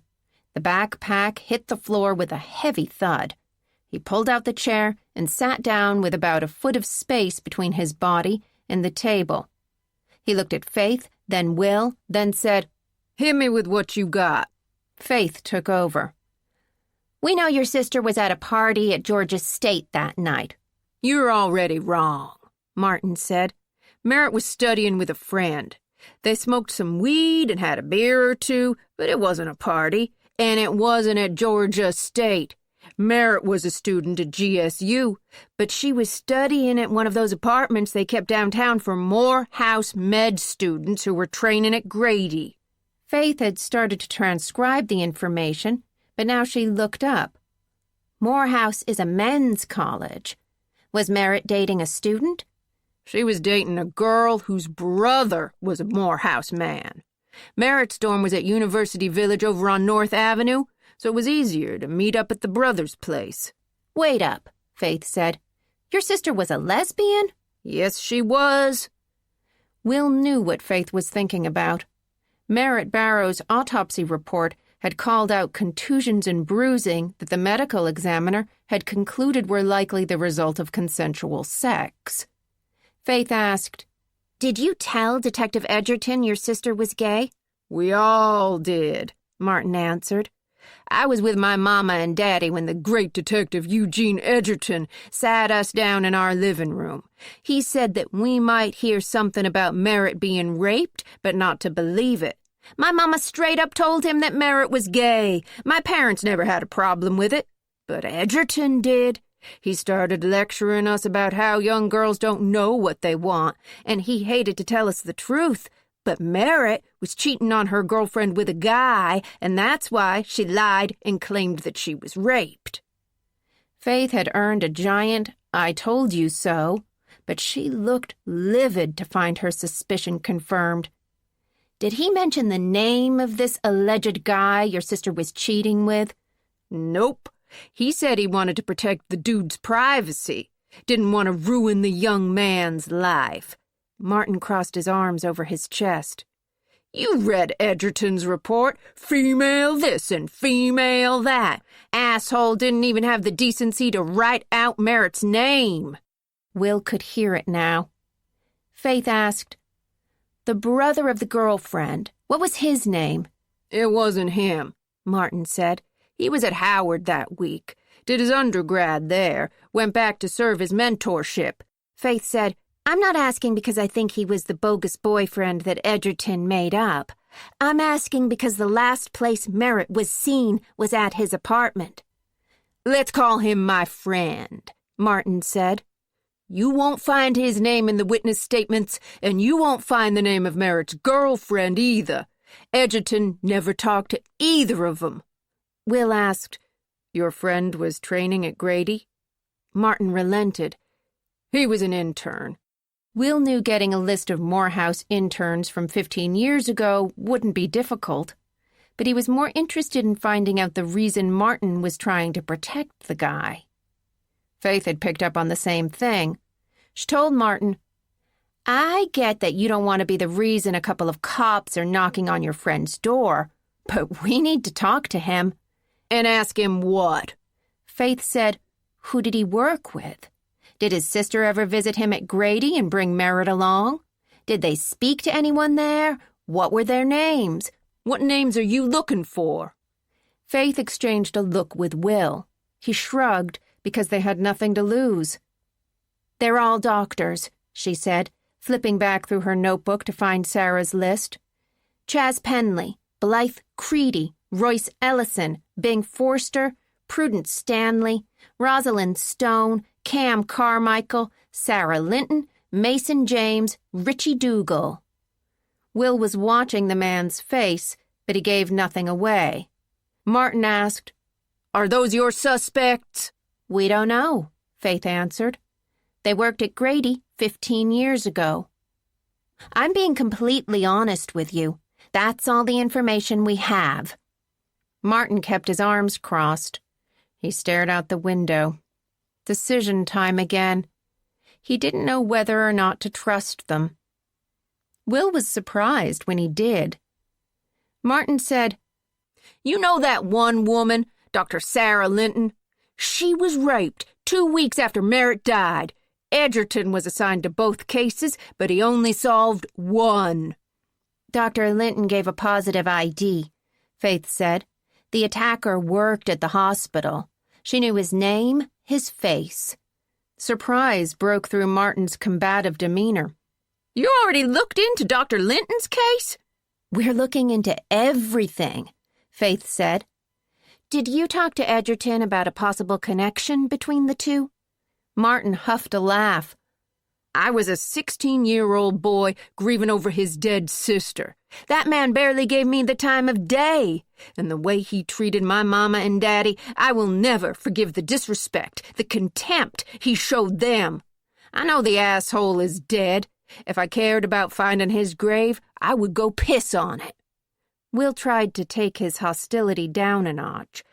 "It sounds like you read Detective Edgerton's police report." Martin didn't answer. Instead, he leaned down and started digging around in his backpack.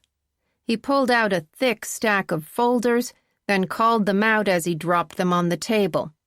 "Initial complaint, Edgerton's report, witness statements, autopsy report, toxicology report, death certificate." Faith had jumped at toxicology report. She grabbed the printout, traced her finger down the lines. Grady Healthcare's cross was at the top of the page, which meant the document had been generated in the hospital's lab. Merritt's blood had been drawn in the ED before she died. Faith read, "Positive for marijuana, alcohol, and benzodiazepine." Martin said, "Merritt never took any prescription medication. And even if she did, my friend explained the toxicology report to me. He said that the levels of benzos found in Merritt's blood was so high that she would have passed out before she could have swallowed that many pills." Faith asked, "How else would she ingest them?" "You tell me." "The medical examiner didn't find a needle mark." "How hard did he look?" Will tuned out the verbal volleys. He slid over the autopsy file, which looked like it had more pages than the official state file. The extra pages contained several more photos from the external exam. They hadn't aged well either. It had been a long time since he'd seen faxed pages. The print on the thermal paper was so light that the words were grayed out. The headers with the phone number the fax had been sent from were barely more than dots. The date had almost disappeared, but for the last 2 digits. The fax was from 15 years ago. He thumbed through to the back pages. The photographs from the external exam were so light they could have been line drawings. The tattoo under Merritt's left arm was obscured by the lines of her ribs. Will asked Martin, "Did your sister have a tattoo?" "According to the autopsy report, she did. But I was her kid brother. She wouldn't share something like that with me. And she sure as shit wouldn't tell my mama." Martin had a sad smile on his face. Being gay was one thing, but desecrating the body the good Lord gave you? No, ma'am. Faith asked, "Did Detective Edgerton see the tox report?" I showed it to him myself, Martin said. He told me that Merritt was partying too hard and let it get out of hand. Dude had a theory in his head and wouldn't move off it no matter how much fact I threw in his face. Typical cop. Thought he was smarter than everybody else. Faith ignored the dig, tapping her pen on the table as she scanned her notes. "Do you know if your sister received any threatening messages around the time she died?" She never mentioned anything, but, like I said, I was her kid brother. He shrugged. We were close, but if she'd lived, we would have been a lot closer. Merritt would have had kids by now. I'll never know what it's like to be an uncle.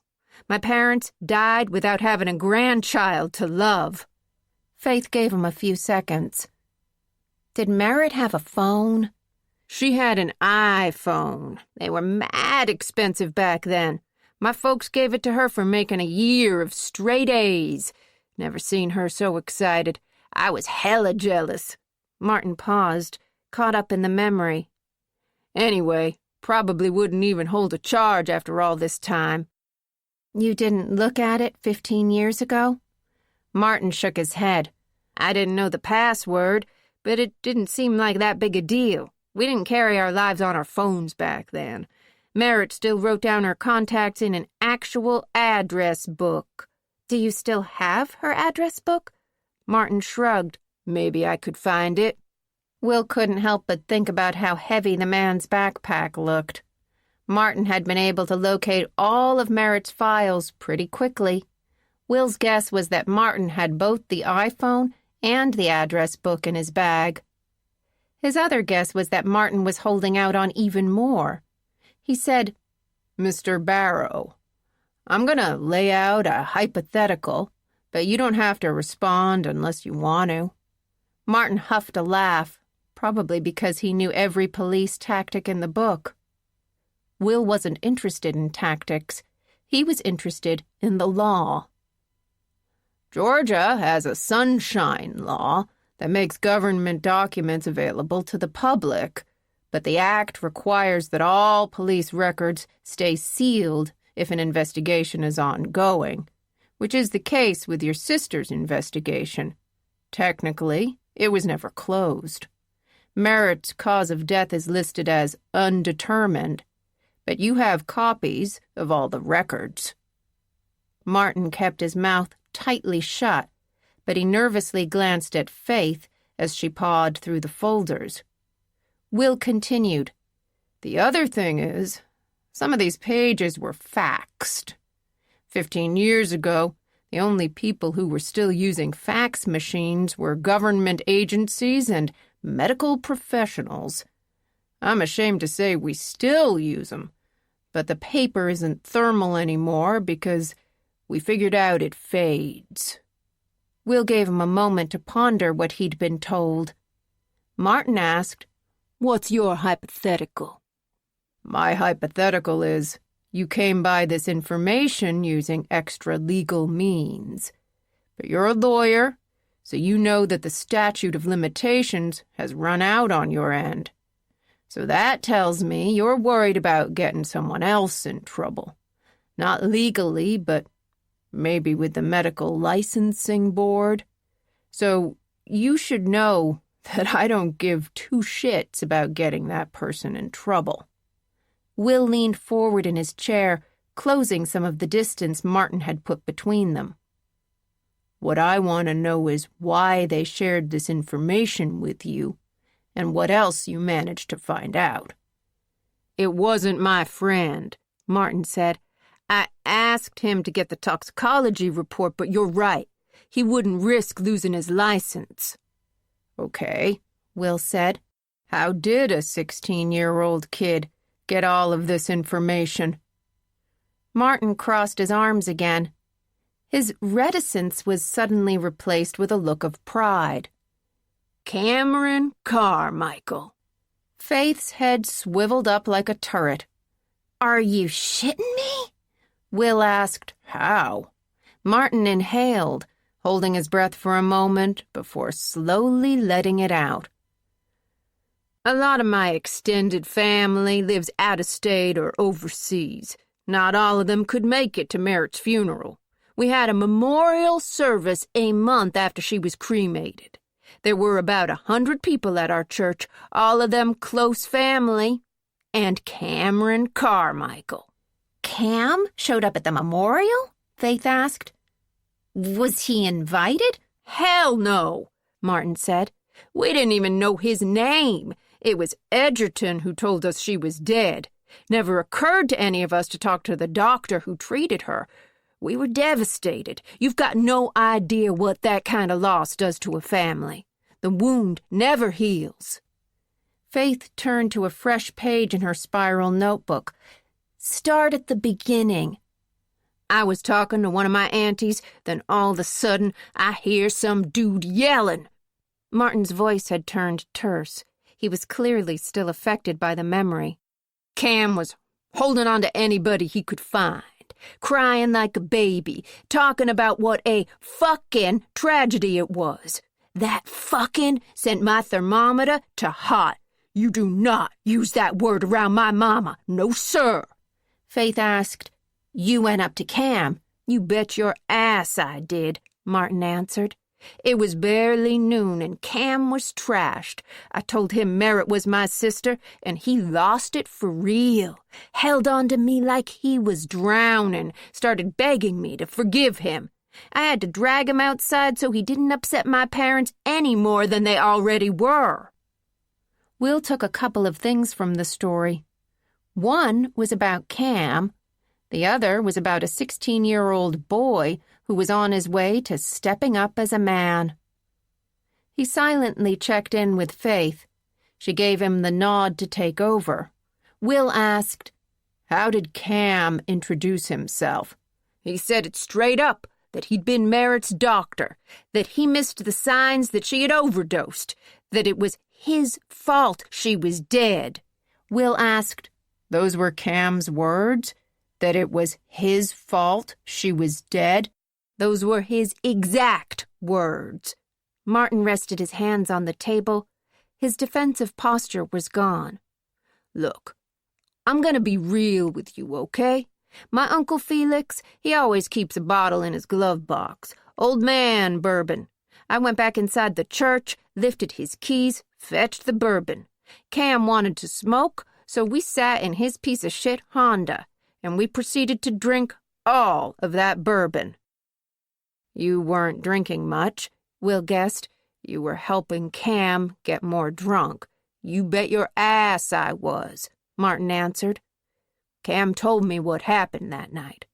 Merritt came into the emergency room. She was terrified. She told Cam that she'd been raped. She'd never had sex with a man before. She had dried blood on her legs. He could tell from the bruising that it happened a few hours before she landed in the hospital.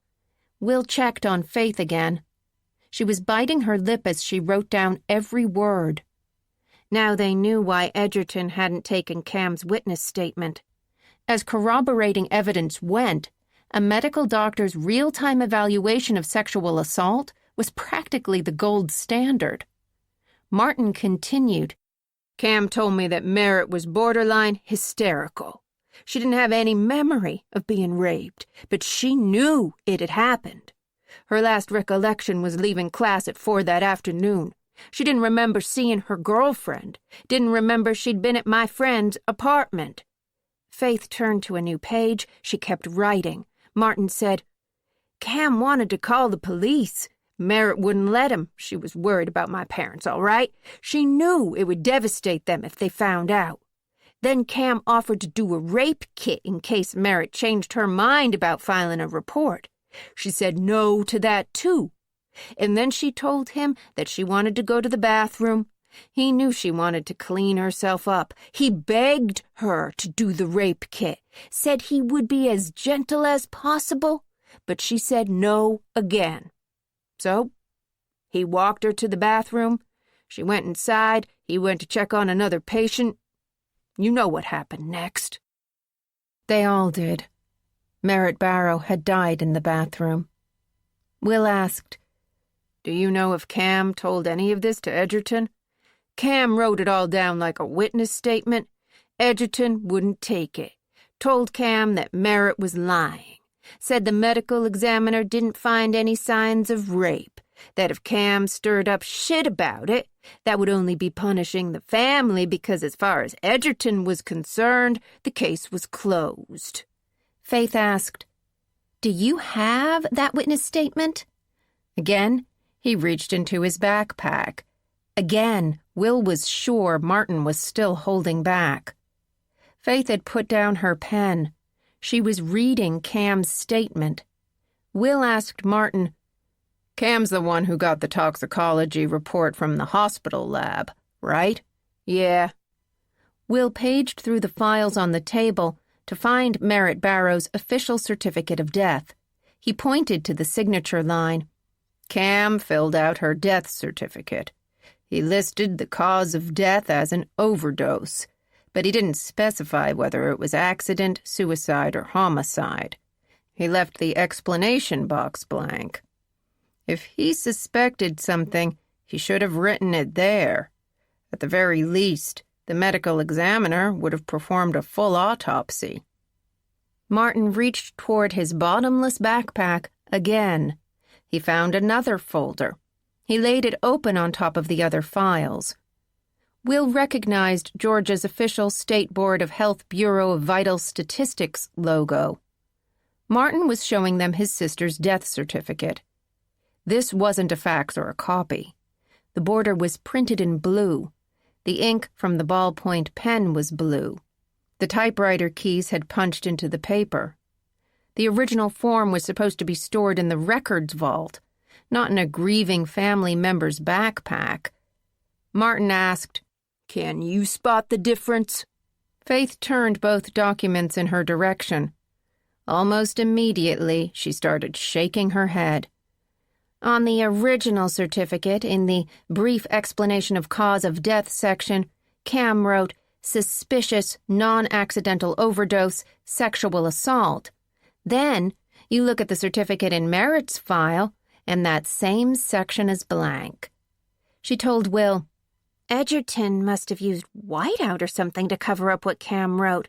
Then he made a photocopy, then he put it in Merritt's file." "No," Martin said. "Edgerton made Cam fill out a new death certificate, then he slipped the bogus one into Merritt's official file.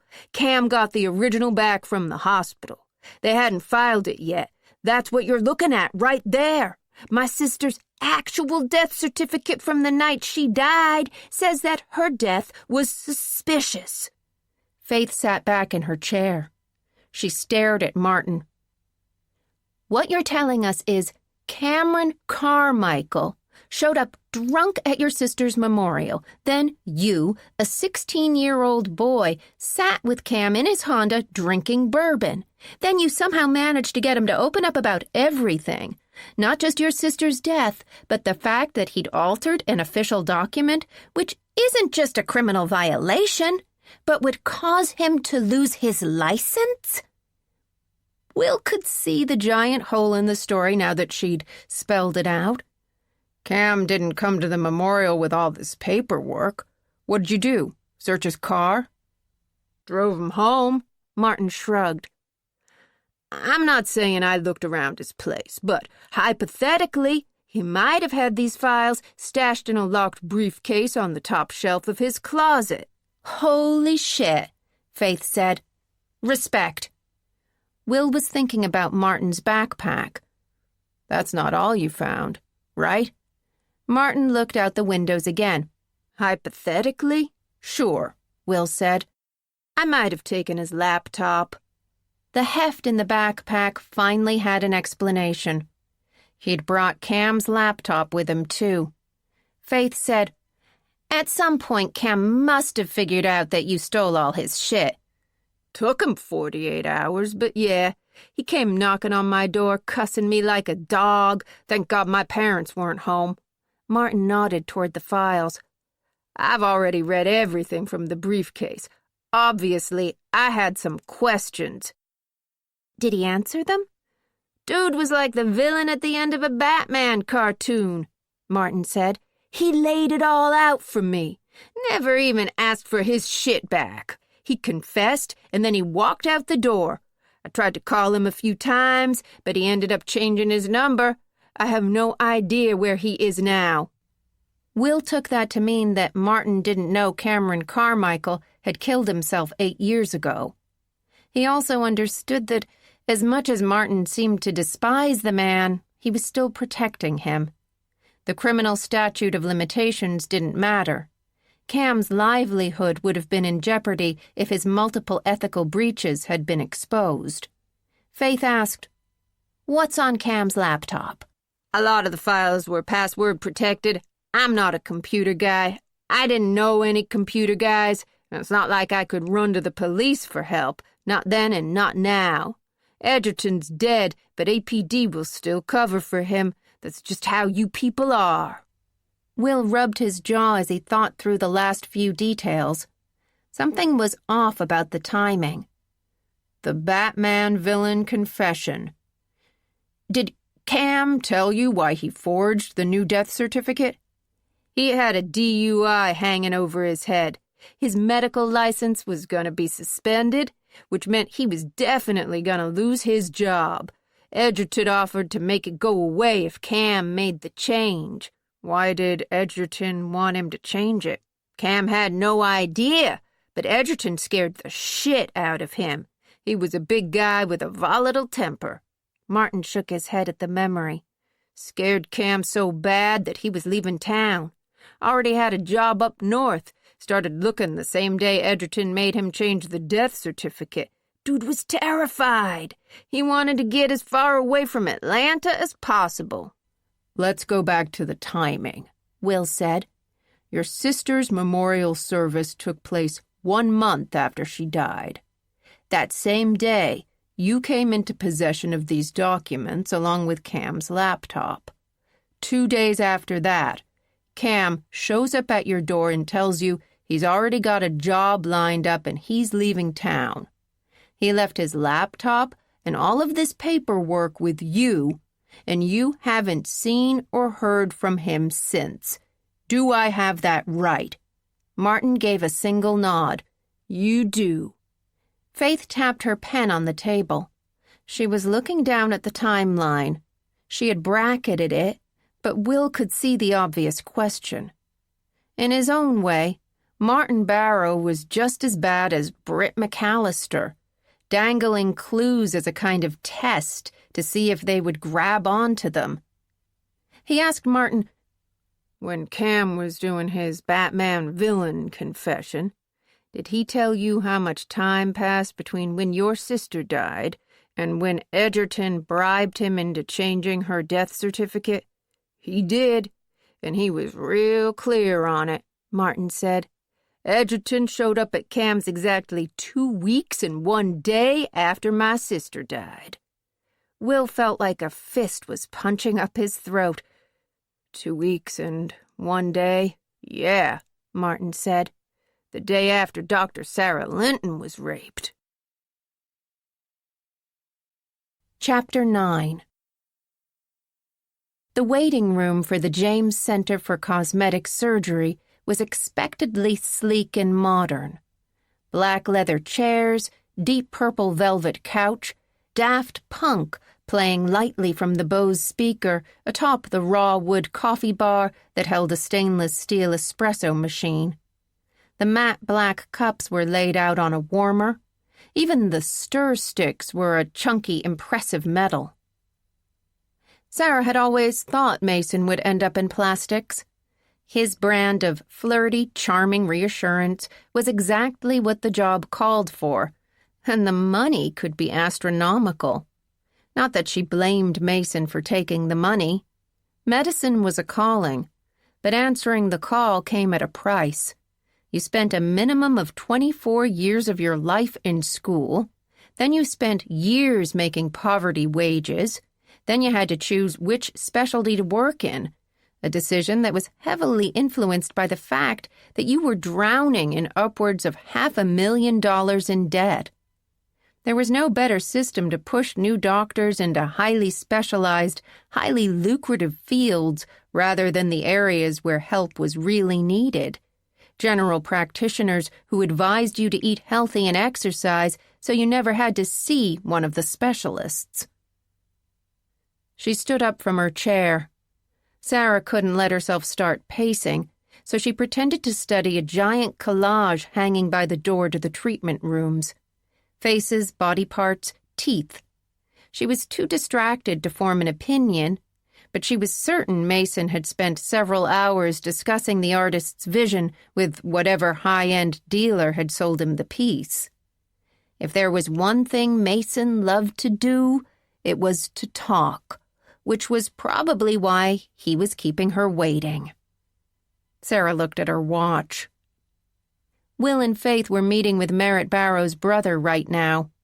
That fact alone had started to loosen the knot of tension inside Sarah's stomach. Tommy had skated on the Danny Cooper civil suit. Sarah didn't have to be a detective to know that he would find a way to rape again. Britt had in her own way provided help, but she had also managed in her own way to muddy the waters. Merritt Barrow's death was somehow connected to Sarah's sexual assault, was somehow connected to Danny Cooper's death, which all to some degree tied back to Cam Carmichael. Unfortunately, the best sources for information were both dead. Cam by suicide, Eugene Edgerton by pancreatic cancer. My God, you still look exquisite. Sarah turned to find Mason James standing in the doorway. A roguish grin was on his face. He didn't bother to hide the appreciative once-over he gave Sarah's body. The man himself was as sleek-looking as the office, his hair expertly tousled, his clothes nicely fitted, his permanent 5 o'clock shadow carefully sculpted. He looked like a lesser version of Will's country club persona. Before she could think of a polite way to stop him, he kissed her cheek.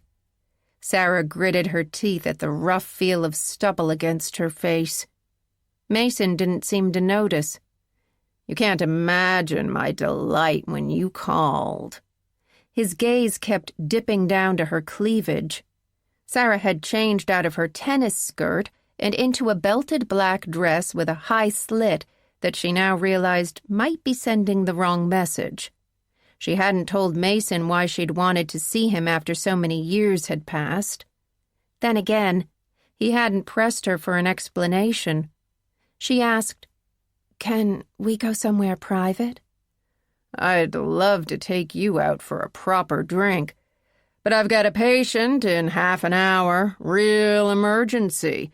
Needs Botox and filler before her husband returns from Singapore." Mason held open the door. "Don't worry, my office is soundproofed. Wouldn't want any secrets getting out." Sarah didn't ask him which secrets he was talking about. She felt his hand pressed to the small of her back as she walked through the open door. A very pretty young blonde was behind the counter where payments were processed. Display cases with expensive lotions and potions were discreetly lit. The walls were filled with photographs of women and a few men posing before and after surgery. Sarah was not surprised to find photos of children mixed among the facelifts and chin implants. Mason was clearly volunteering his time to repair cleft lips and palates in medically underserved regions.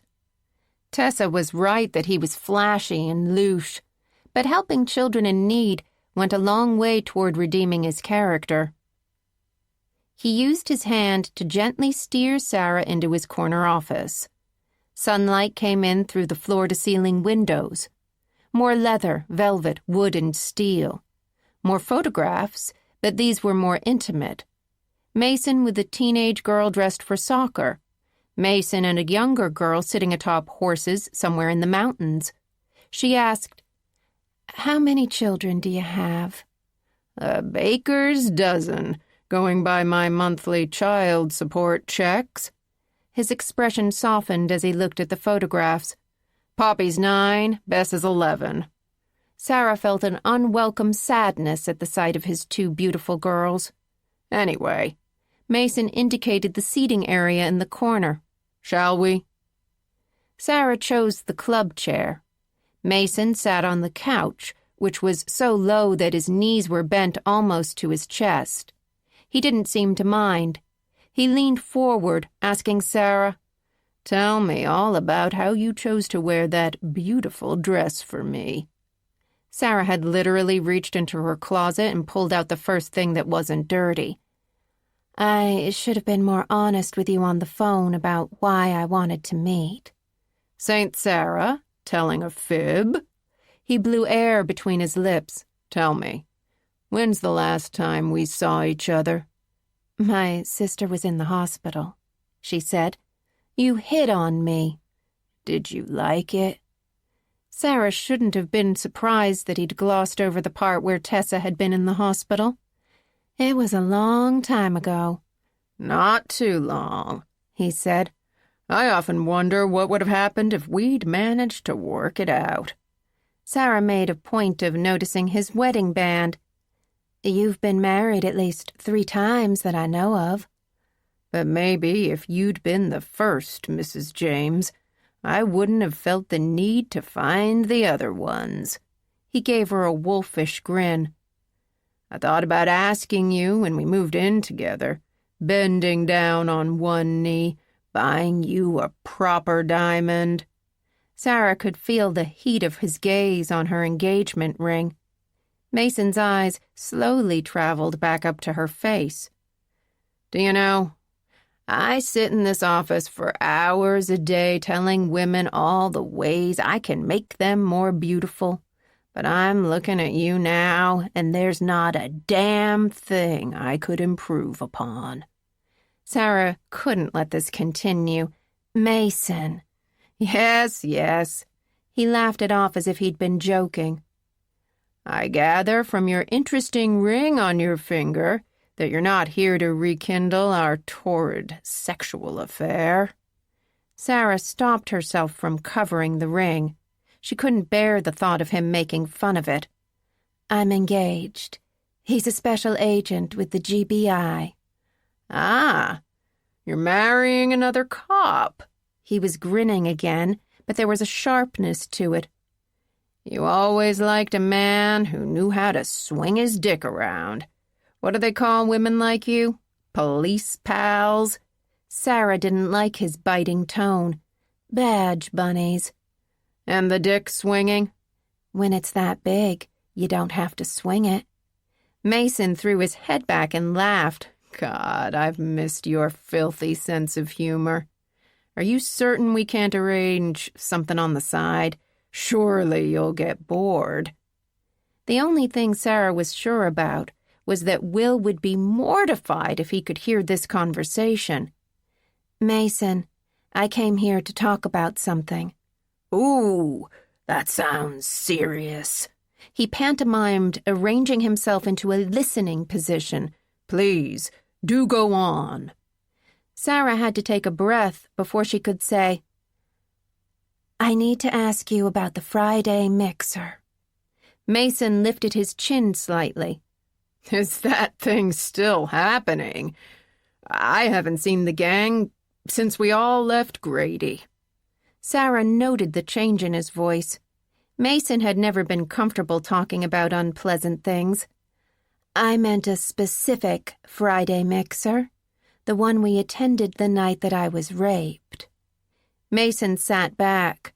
He draped his arm along the back of the couch. He looked out the window. She could see the fine lines at his eyes, a slight roundness forming around his jawline. It was as if the word rape had immediately aged him. Sarah was reminded yet again that she wasn't the only person who had suffered because of the attack. She didn't know what to say. "I'm sorry." He visibly worked to re-summon his charm. "Whatever happened to that little fella, your fluffy white cat?" "Apgar," Sarah provided. "He made it to 16 before his kidneys failed." Magnificent bastard. He loved a single malt.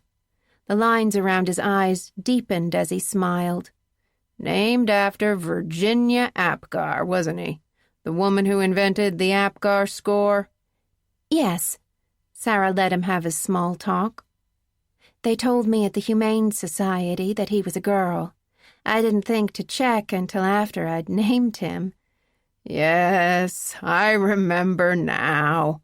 Mason's smile was still strained. Old Apgar was lucky to check out when he did. The world's particularly down on white men lately. Hell of a time. Controlling women's bodies along with the entire federal government and the federal judiciary isn't enough? Come now, he said. You know the worm has turned.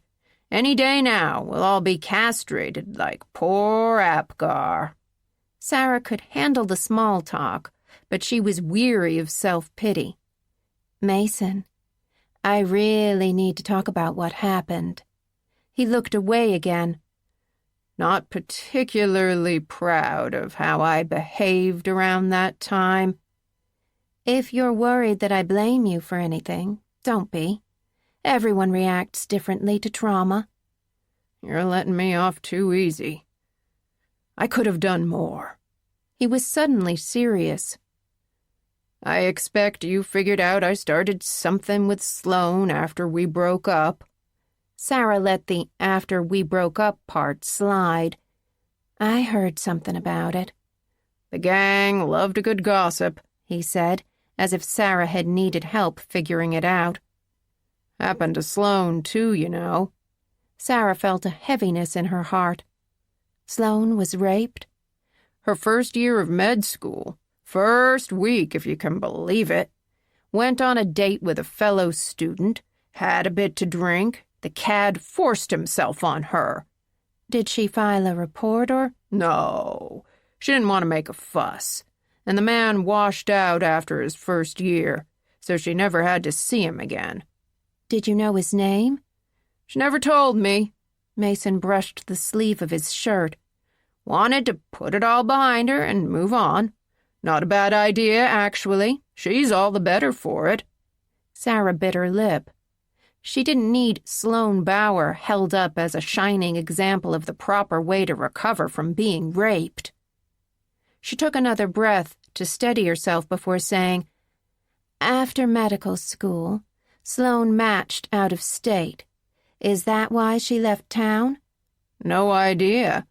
But what's that word they use now? Triggering? He shrugged it off. What happened to you was quite triggering for her. Hard time all around. Sarah couldn't hold herself back. How terrible for Sloane to have to deal with my rape. She was lucky to have you. Don't be bitter, darling. You were always stronger than her. You had your family. All she had was boring old me. Mason leaned forward again. I'd like to gently make a suggestion. Sarah waited. Why stir up the past? It can't be good for anything. You need to let this go. Mason James didn't get to make the decision for her. If you could remember anything from that night, anything at all.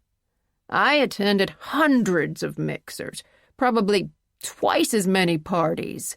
They've all blended together. Sloane was there, Sarah told him. Do you remember getting a call before we left? You were very excited to hear she was back in town. She was nothing more than a friend at the time. Sarah couldn't think of a polite way to tell him how little she cared. Cam was incredibly drunk that night, more than usual. You had to take away his keys. Did I? Mason asked. How chivalrous of me. He'd lost a patient 2 weeks before. Her name was Merritt Barrow. Do you remember? I'm sorry, darling. I told you I can't remember. But Cam was always drunk. He was in and out of AA until the day he killed himself. There were empty bottles all over his apartment. Sarah watched regret flood across his face. He'd said more than he intended to. She asked, "You kept in touch with Cam?" Mason was silent, trying to find a way to backtrack. Sarah remembered this side of him now. Calculating, sneaky. There was a reason she hadn't figured out that he was cheating with Sloane until after the fact. He said, I think I picked up those details at Cam's memorial. There was a little to-do here with the gang. Richie delivered the eulogy. He was always our archivist, told some stories and such, quite moving." Sarah felt a sickening sense of betrayal. 2 minutes ago, Mason had looked her in the eye and told her that he hadn't seen the gang since they'd left Grady. Cam had died 8 years ago. What else was Mason lying about? "Poor Cam," he sighed. "He was always prone to depression. Not a shock that he finally did himself in, really." Sarah took another shaky breath. "I'm sorry I missed the memorial." "You would have hated it. Just a bunch of drinking and reminiscing." Mason leaned forward on his elbows again. "Darling, why are you asking all of these questions? Has something happened?" Sarah fought the urge to move away from him. When they were living together, Mason had often lied about trivial things, embellishing stories, covering his faults. This was different. He was lying to protect either himself or someone else. She asked, "Are you still in touch with Richie?" Mason took a moment to answer, "Not really. Why?" "What you said about him. He was the archivist for the group. I bet he remembers that night." Mason looked caught. Probably best to leave it alone. Sarah had lost count of the number of times that he'd tried to warn her off. She said, "That's okay. I can find a number for him online." "No!" Mason's voice was raised. He worked to moderate his tone. "I mean, of course I've got his number. Shall I send it to you?" Sarah watched him take his phone out of his pocket. Sunlight hit the screen. A bead of sweat rolled down the side of his face. Mason stared at the phone, then he looked up at Sarah. "Shall I write it down for you?" Sarah turned as Mason walked over to his desk to find pen and paper. He had Sarah's number. He could have easily shared Richie's contact card from his phone. What did he have written on the card that he didn't want her to see? She asked, "While you're at it, do you mind writing down the names of anyone you remember? Not just from that night, but from any night."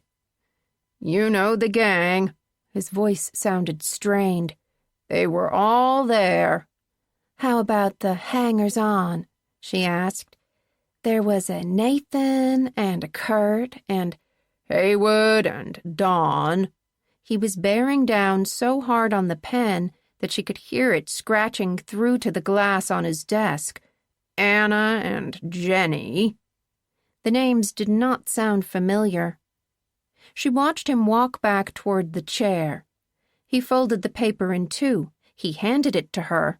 "I'd better get ready for my patient. You could lose a finger in her nasolabial folds."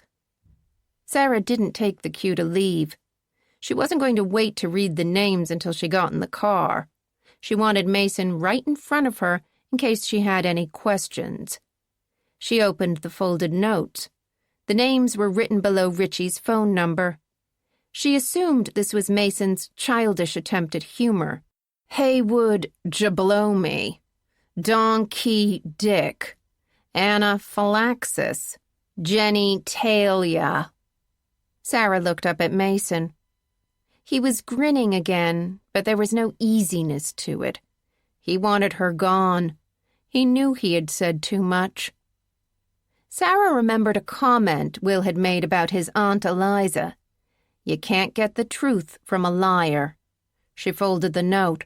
She slipped it into her purse. She stood to leave. Mason waited until Sarah was almost to the door. "Actually, I do remember one of their names. Sarah reached for the handle. I don't have time for this. He said, John Trethaway. Sarah felt like a knife was sinking into her chest. Eliza had given Will that alias at the club. The fact that Mason was bringing it up now meant that he'd talked to either Mac or Richie in the last few hours. Did they know that Sarah was meeting with Mason? Were they all somehow working together? Were Mac, Richie, and Mason the them that Britt had been talking about? Mason asked, Does that name ring a bell? Trethaway? Sarah tried to rein in her emotions as she slowly turned back around. What does he look like? Tall, lanky, sandy blonde hair, very in your face, a bit off-putting, actually. Mason was watching Sarah as carefully as she was watching him. Sarah forced her head to start nodding. He was an ortho, right? Are you saying that you remember him? I'm not surprised you don't. Sarah felt an urgent need to protect Will's cover. John was always hitting on me. You never did anything about it. What would you have me do? Punch him in the snoot? You could have started by not letting some Neanderthal ortho grab my ass every time he was near me. Mason's grin was back. He'd bought Will's cover. Fair point on the ortho. This is why we didn't work, Mason. You never take anything seriously. And your cop with the big dick who got your ring from a bubblegum machine? Does he take you seriously? He can take me any way he wants. Witness statement of Dr. Cameron Carmichael, ED Doctor, to Merritt Alexandria Barrow. My name is Dr. Cameron Davis Carmichael.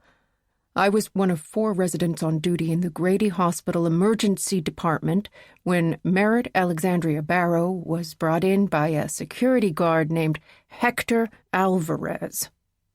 Merritt was triaged at around 11:30 p.m. I didn't see her in the ED until closer to midnight.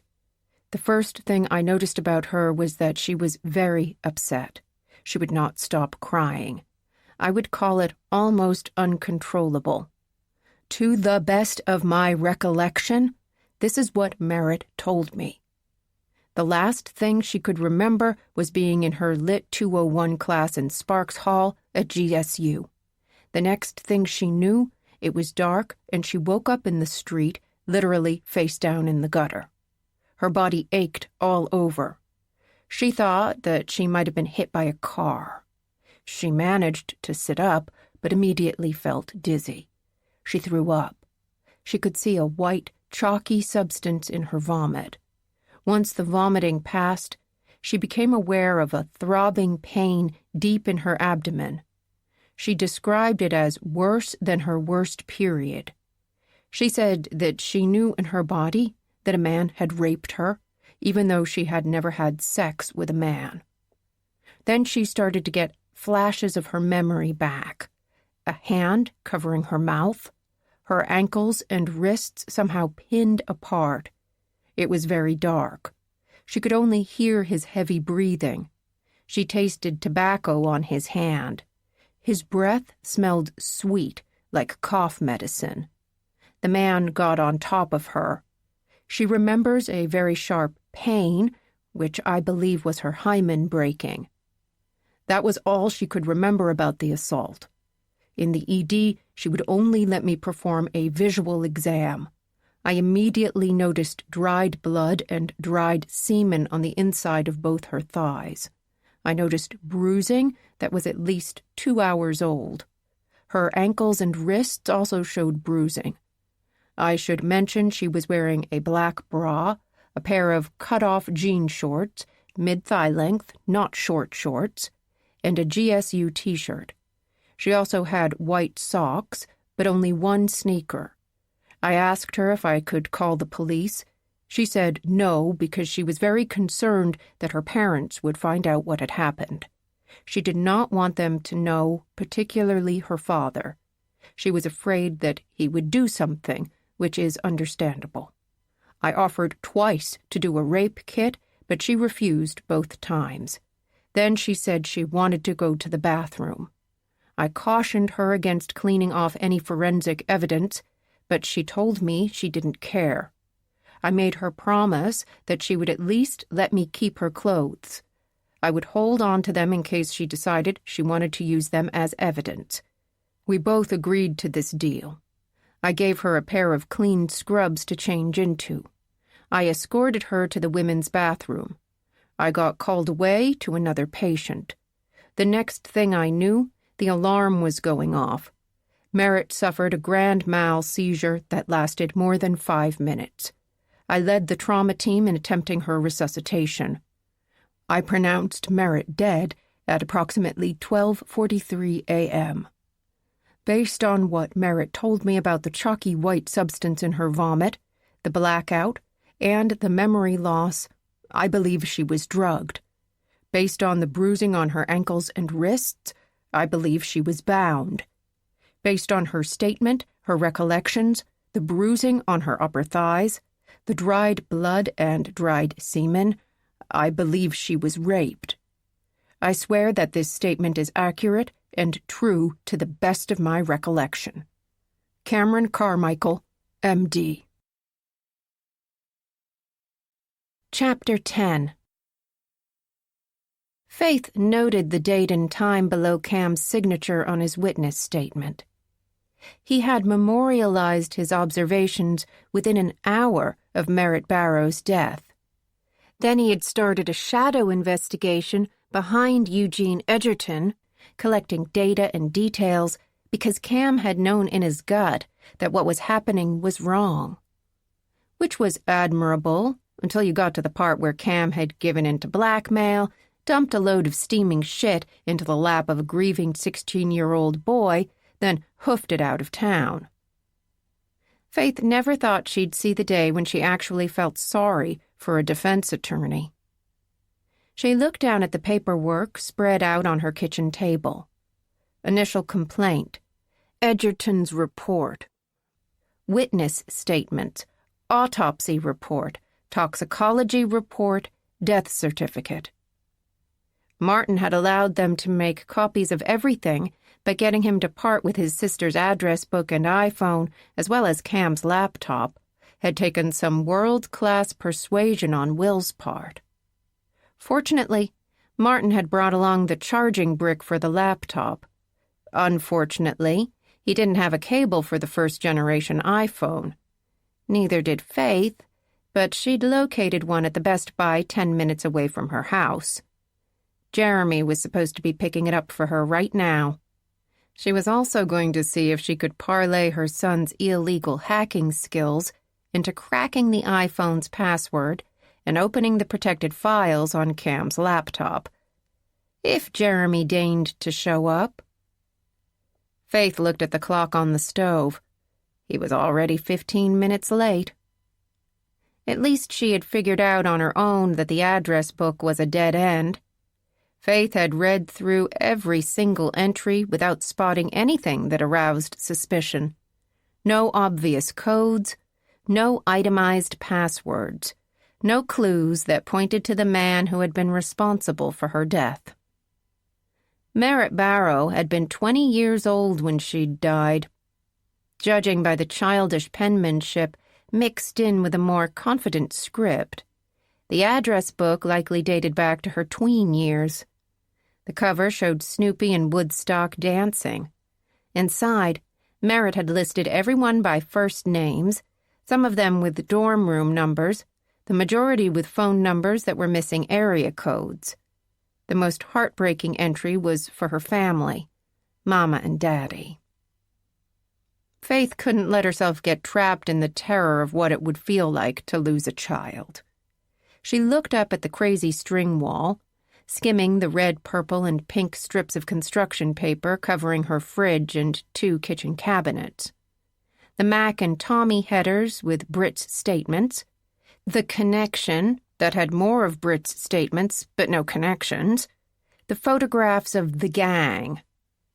A skein of red yarn she'd found in her mother's knitting basket was waiting on the counter. The band around the outside was intact because Will was right. It was just a crazy wall. They didn't have the strings to connect anything. The only thing Faith knew for certain was that her daughter would be home in 4 days. If Emma saw that her construction paper had been torn into strips, that her Hello Kitty tape had been used, that her drawings were gone from the fridge, she would have such a fiery meltdown that a couple of hobbits would show up to toss some rings at her. Faith's eyes randomly picked out Britt's red missives from the courthouse bathroom. I've lived with the fear for 20 years. I heard them. Mac is always involved. I can't stop the rest of them, but I can save my boy. Don't you remember the mixer? She looked at the clock again. Jeremy was still late. Will and Sarah would not be. They were due in 5 minutes. Faith picked up her personal phone and dialed Aiden's number. He bypassed a hello. Can you tell me again why you wanted me to harass a paroled sex offender? Faith felt an uncharacteristic flush of shame. She had promised Sarah she would leave Jack Allen Wright alone. And she had. Aiden was the one who was making sure the janitor who'd raped Sarah Linton was doing what he was supposed to do.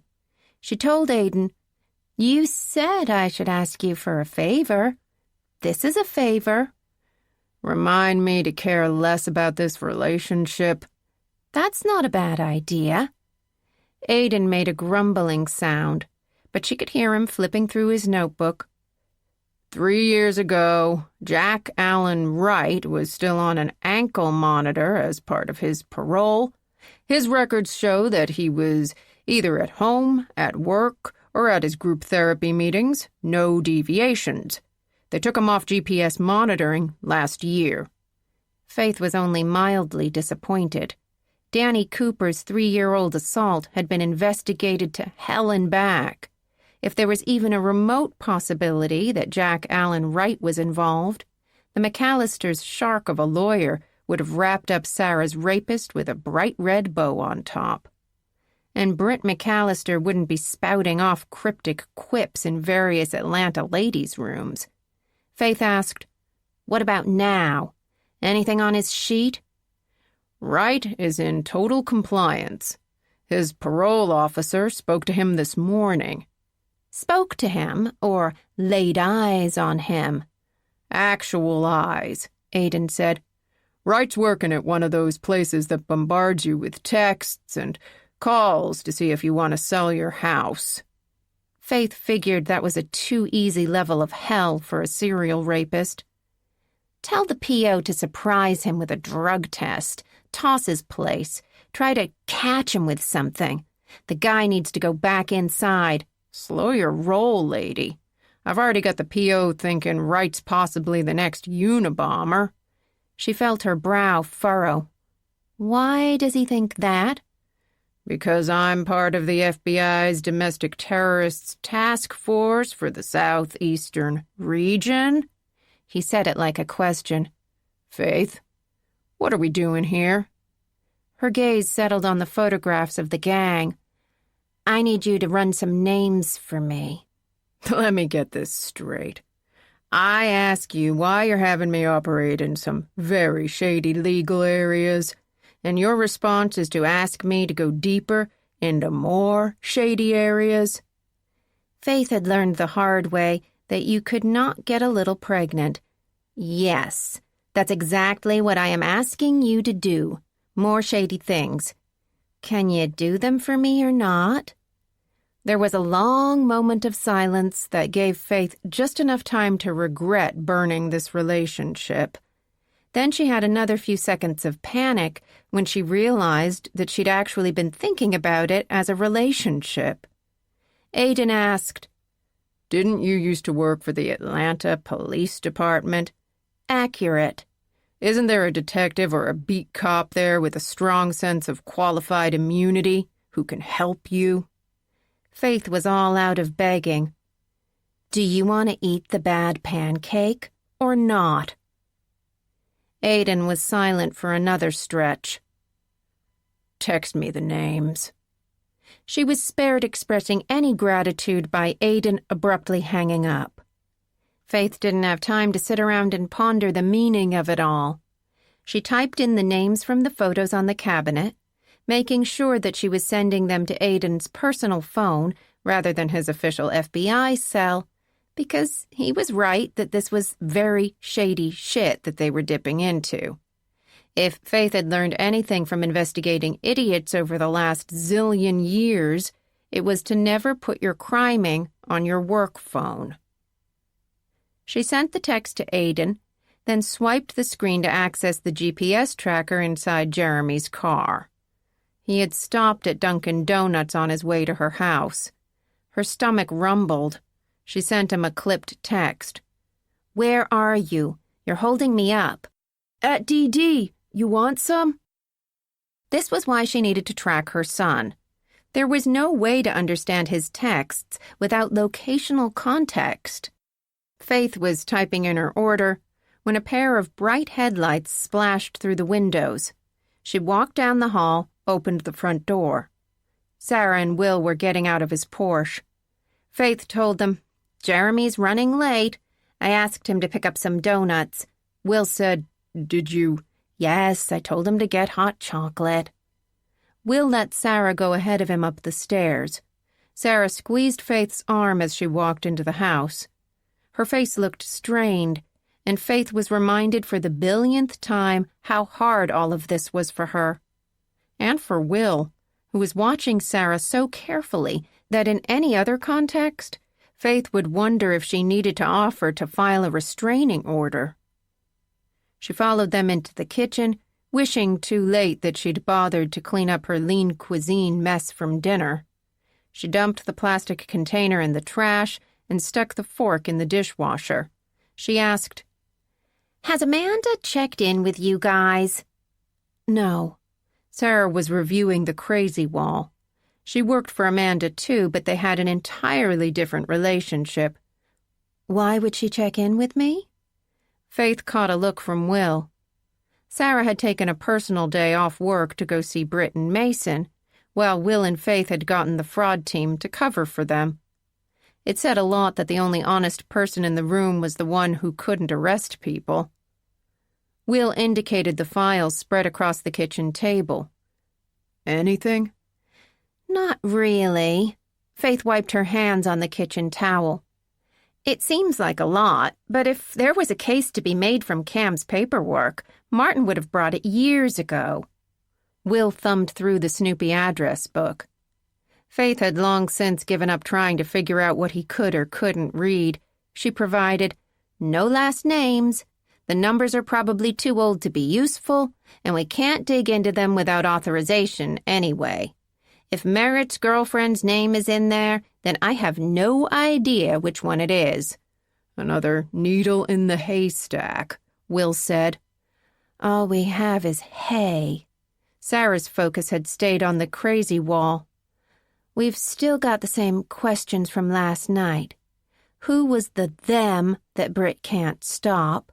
And how the hell are they connected to what happened to me? Faith said, "One of them could be Mason." Sarah shook her head. I don't think so. Faith kept her mouth shut, but her expression apparently didn't get the memo. Sarah told her, I know what you're thinking.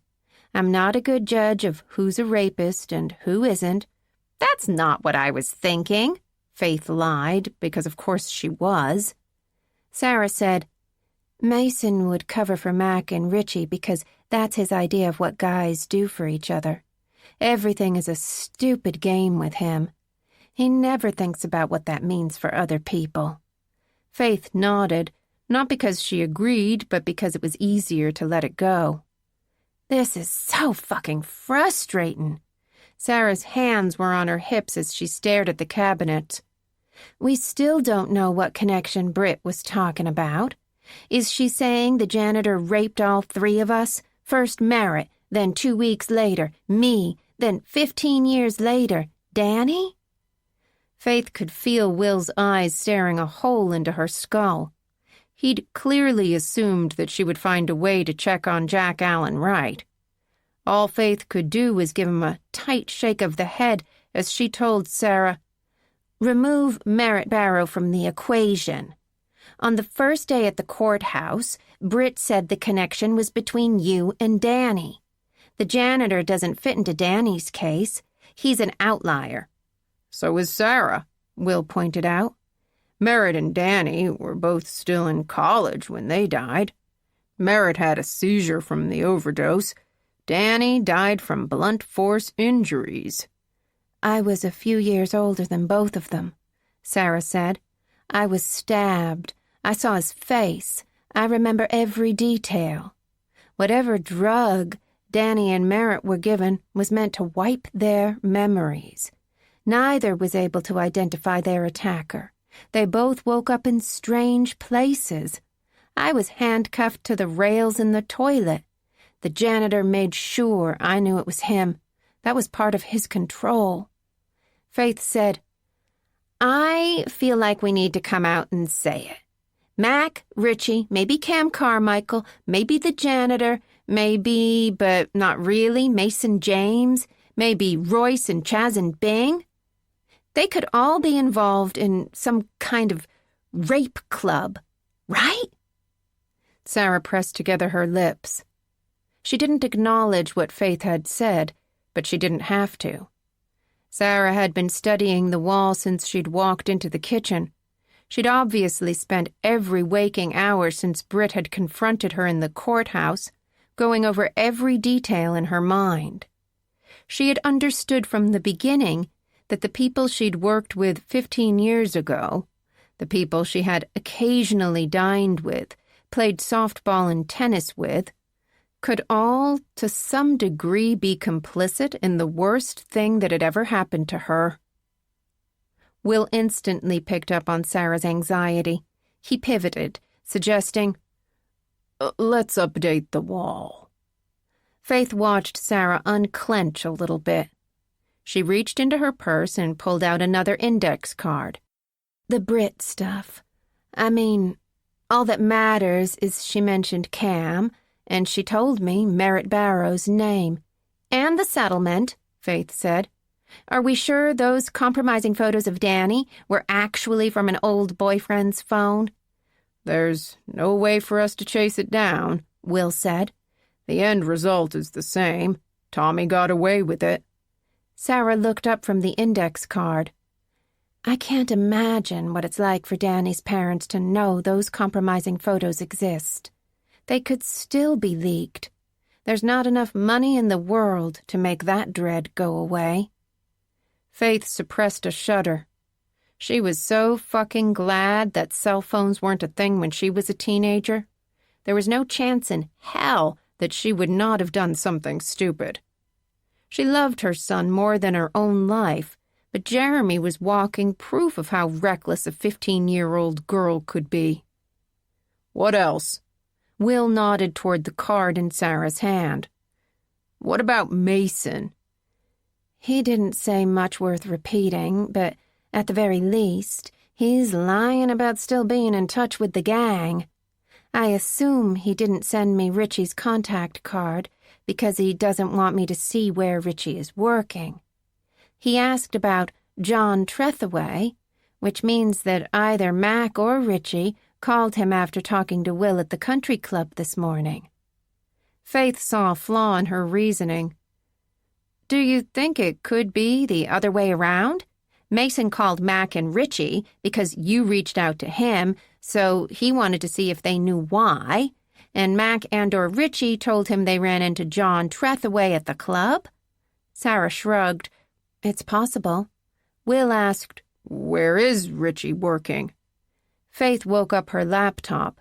She hadn't closed any of the tabs from the night before.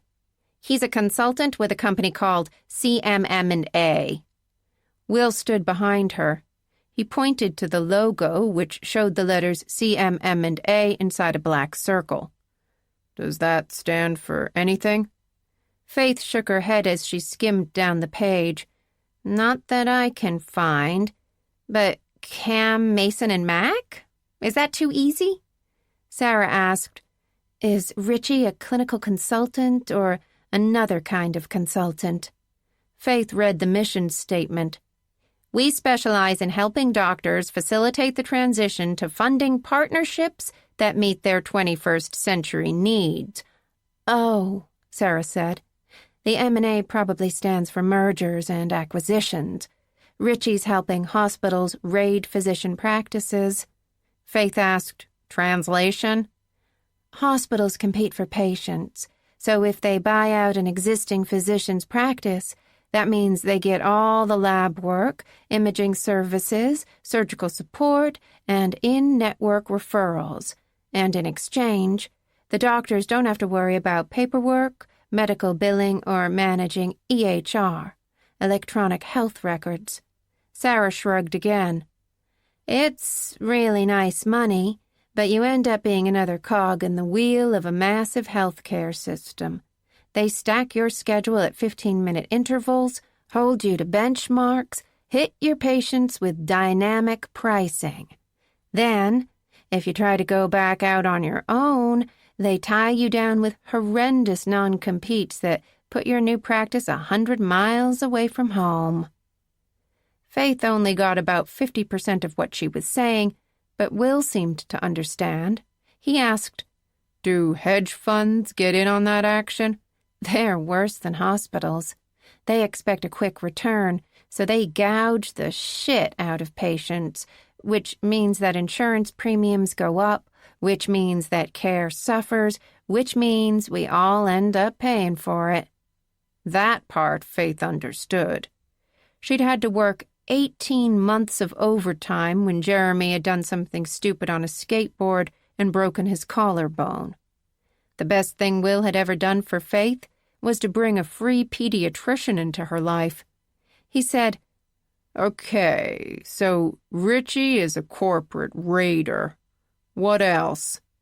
Sarah flipped over the index card. She looked up at Will. When Mason asked about John Trethaway, I told him you were an orthopedist. Will asked, An orthopedist? It'll help you with your cover if you ever see them again. A doctor would never talk to an orthopod about medicine. Faith was confused. Aren't they doctors too? Yes, but... Sarah looked embarrassed. They're very good at sawing bones and driving in screws, but if there's a serious complication, you want someone who understands internal medicine and which direction is up on an ECG. Will was nodding. It's like asking a carpenter to fix your computer. Sarah looked up at him, smiling in a way that she only ever smiled at Will. Exactly. Faith let them have their little moment. She was used to being the wise-cracking best friend in their Hallmark movie. She pulled over the stack of yellow construction paper and started to make another header, this one for Merritt Barrow. What do we know about Merritt? Will said, That we need a subpoena for Grady's employment files. Faith handed him the header and watched him tape it up to the right of the photos of the gang. He said, The Morehouse intern, the guy Martin called my friend. He could lead us to Merritt's girlfriend. The girlfriend might remember some details prior to the assault. Maybe there was a guy in Merritt's class who was making her uncomfortable. Was she getting notes or texts? At this moment in time, a subpoena is not going to happen. Faith turned to Sarah. What about Cam? He was overwrought about losing Merritt. Is that normal doctor behavior? Yes and no, Sarah said. Cam had lost patients before. We all had. Grady gets the most critical of critical patients. Sometimes you feel the loss more deeply than others. I felt that way with Danny. Faith said, But you didn't get drunk out of your mind and crash her memorial. No, but I talked to the medical examiner and the police, And I bugged the prosecutor so many times that he politely asked me to fuck off. Fair, Faith said. What about Eugene Edgerton? Why did he tank the investigation? He was corrupt. Will didn't have any qualms dissing a bad cop. He either disappeared the case because he was incompetent, or he disappeared the case because he was paid off. Faith had broken out into a cold sweat. She hated hearing the quiet part out loud. Who paid him off? Good question, Will said. Write it down. Faith chose another strip of yellow paper. She wrote and talked. Sarah, you're the only one who met Edgerton. What was he like? We talked on the phone once. I only saw him in person twice. The first time was when he interviewed me at the hospital. The next time, we were in the courtroom hearing the verdict. Sarah clearly did not relish the memories. During the initial interview, he seemed angry about what happened. I wouldn't call him compassionate. Mostly, I was relieved that he was taking it seriously. Faith said, they had to cut off the handcuffs and surgically remove the knife. Even a bad cop would take that seriously. Sarah looked down at her hands. I'm so sorry, Faith apologized. I shouldn't have... It's all right. You're just saying what happened. Sarah gave her a tight smile as she looked back up. Edgerton was the first person I spoke with after the assault. I'd just come out of surgery. I couldn't stop going over and over what I could have done differently. I was nice to him, not Edgerton, the janitor. I had a lot of guilt about that. Was I too nice? Did I give him the wrong impression? Lead him on? Faith watched Sarah twist her engagement ring. She was a different person when she talked about that night at Grady. All her confidence evaporated. Also, Sarah continued, what Cam wrote in his witness statement about Merritt, that she was worried about her parents finding out, that was probably the biggest fear for me, too. I had a lot of guilt about bringing this into their lives. I should have stayed home for school. I could have gone to Mercer instead of Emory, that kind of thing. But what I remember about Detective Edgerton was that he gave me a gift. He told me that it could have happened any time or anywhere, and that I should stop blaming myself and start blaming the man who'd raped me. Will didn't move, but something about the sudden tension in his body put Faith on alert. Sarah's hand had stilled on her ring. They were both looking over Faith's shoulder. Sarah said, Hi, Jeremy. Dread swelled through Faith's heart as she turned around. Jeremy was standing with a box of donuts and a drink holder. He looked shocked, which made sense. Her son had taken to Sarah from the moment Faith had introduced them. They were both nerds who made obscure jokes about science and loved SEC football and math problems. And now Jeremy had just heard Sarah say out loud something that had rocked him to his core. Faith stood up. She passed the donuts and drinks off to Will. Then she dragged Jeremy into the living room. It's okay, she told him, the same thing she always said when something unimaginably bad had happened. Everything is okay. Mom, is... Jeremy's voice cracked. His eyes glistened in the soft light from the lamp beside the couch. Is she... It's okay, Faith repeated. Her heart broke for both her son and her friend. She was seeing in real time exactly what Sarah feared the most when she talked about her assault. Jeremy saw her differently now. She wasn't Aunt Sarah anymore. She was Aunt Sarah who'd been raped. What she said about... Jeremy stopped again. Is she all right? Yes, Bub. She's fine. I need you to listen to me. Faith gripped his arms as if she could physically force some of her strength into him. Aunt Sarah and Uncle Will are here to work on a case. We need your help breaking into an old laptop and phone. Can you do that? But what she said about... It's none of your business, okay? Just pretend you didn't hear it. Faith. Sarah was standing by the couch. The smile on her face was heartbreakingly forced. Jeremy, I was raped 15 years ago. The man was caught and punished. I'm okay now, but sometimes it's still hard to talk about, especially now. We're trying to figure out if there's a connection to 2 other cases where women have been assaulted. Jeremy was clearly struggling to keep his emotions in check. Is one of them the student who went missing from the down low? Faith was prepared to lie to him like she usually did, but for some reason she couldn't. We don't know anything right now. That's why we need your help.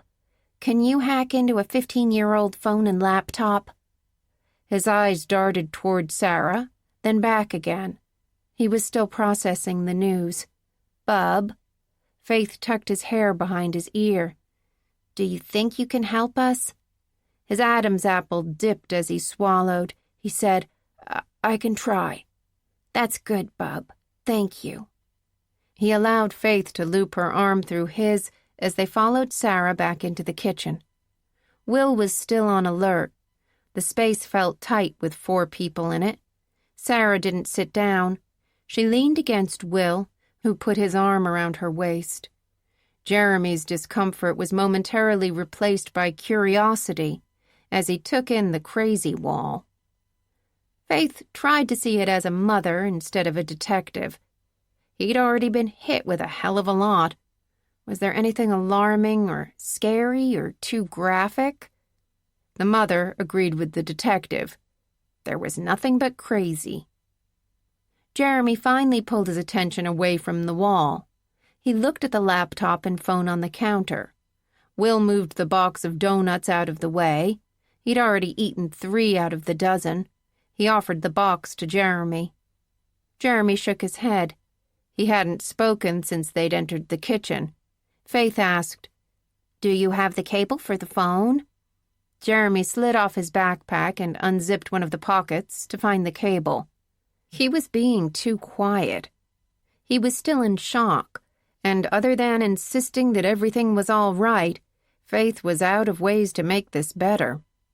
She was about to tell him never mind, to go see a movie or hang out with his girlfriend, when she heard Sarah take a deep breath. Jeremy. Sarah picked up Merritt Barrow's ancient phone. I'm curious about what will happen when you turn this on. Won't it try to register with the network? Dunno. Jeremy unwrapped the cable. He wouldn't look at Sarah. He had no idea how to navigate the situation. I can look up the protocols. Will had picked up on the tension, if not the source. He asked Sarah, What are you worried about? She said, If the phone tries to register, the SIM card might lock up. We'll lose access to the information, right, Jer? Yeah. Jeremy plugged the USB into the charging brick. On these older phones, the SIM is built in. I could crack the case, but I don't have the right tools.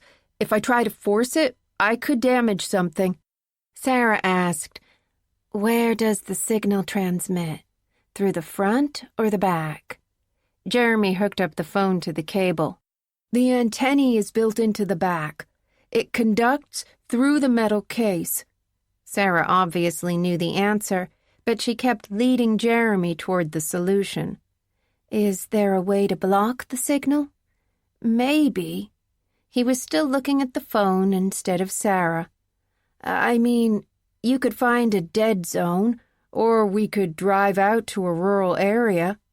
That seems unpredictable, Sarah said. Isn't there an easier way to dissipate the electric currents generated from external and internal electromagnetic fields? Jeremy finally looked up. He was grinning. A Faraday shield. Sarah smiled back. Worth a try. Jeremy started opening and closing drawers. Faith didn't know what he was looking for, but she knew she was grateful that Sarah had found a way to put her son at ease. She was also heartsick that Sarah was so good at something that no one should ever have to deal with. Password's gonna be 4 digits. Jeremy unrolled a sheet of aluminum foil. He started to wrap the phone, creating a kind of viewfinder for the glass screen. I need some personal information about whoever owns the phone. We only get a few tries before it locks up. People usually choose passwords that are easy for them to remember, so birthdays, anniversaries, that kind of thing. Faith wasn't sure what to share. She had never wanted her son exposed to this life. She decided on Merritt's Snoopy address book. Her name is Merritt Barrow. This belonged to her. Jeremy looked as if she'd just handed him an archaeological find. He paged through the book. Oh, it's contacts. She told him, the laptop belonged to a doctor named Karin Carmichael. Some of the files are password protected. I don't have a lot of personal information on him. I could find his birthday, maybe? We probably don't need it. Jeremy flipped over the Dell laptop to review the specs. This uses straight DES encryption. I can download a program that runs a brute force attack. That might break it. Faith assumed he knew what he was doing. Is there a way to brute force the phone? Not unless you're the NSA. Even the older ones are pretty tight. Jeremy tapped the screen. Nothing came up, not even the depleted red battery. We'll need to wait a few minutes to see if it can hold a charge. If it doesn't, I can reset it by holding the sleep and home button. And if that doesn't work? It's a hard drive. I can try to boot it through my MacBook. He slid the computer out of his backpack. Is any of this illegal? Faith told him the same thing her mother had always told her. Nothing is illegal if your mom tells you to do it. Jeremy had heard the response before. I'll look for the attack software. I might need your credit card to buy some crypto. None of that sounded good. Faith got her purse anyway. She placed her Visa card beside him on the counter, though she was certain he already knew the number by heart. She stopped herself before she told him to find another place to work. Faith didn't want her son listening in on a conversation about multiple sexual assaults, but she didn't want to embarrass him by sending him to his room. She looked at Will and Sarah. What now? Will had to swallow the entire donut he'd crammed into his mouth. Timeline. Faith could have guessed the answer. Will was big on timelines. She said, Friday night, Merritt shows up at the ED. By Saturday morning, she's dead. Out of the corner of her eye, Faith caught Jeremy looking up from his MacBook. Sarah had noticed, too. She said, We know that Merritt was seen at class. Then she was at the Morehouse intern apartments. Then she showed up at Grady. Faith, maybe we could plot out the route. Faith wasn't going to make Sarah hold her hand the way she had with Jeremy. She woke up her laptop. She clicked the tab that showed a map of the area around Grady. She angled the screen toward Sarah and Will. Jeremy glanced over his shoulder, but Faith had made sure that the laptop was out of his sight line. Here, Sarah pointed to a building. I'm pretty sure that's where the Morehouse apartments were. Faith dropped a pin on the spot. Then she traced her finger along the 3 locations. Sparks Hall, Grady, and the Morehouse apartment, all within walking distance. They're basically in a triangle. The center of the hypotenuse. Sarah tapped the line across from the 90-degree angle. That's delivers. Richie told me the real name was the 10th. Now I remember, Sarah said. It's from a Henry Lyman Morehouse essay. Will pushed the donuts toward Jeremy and waited for him to choose one.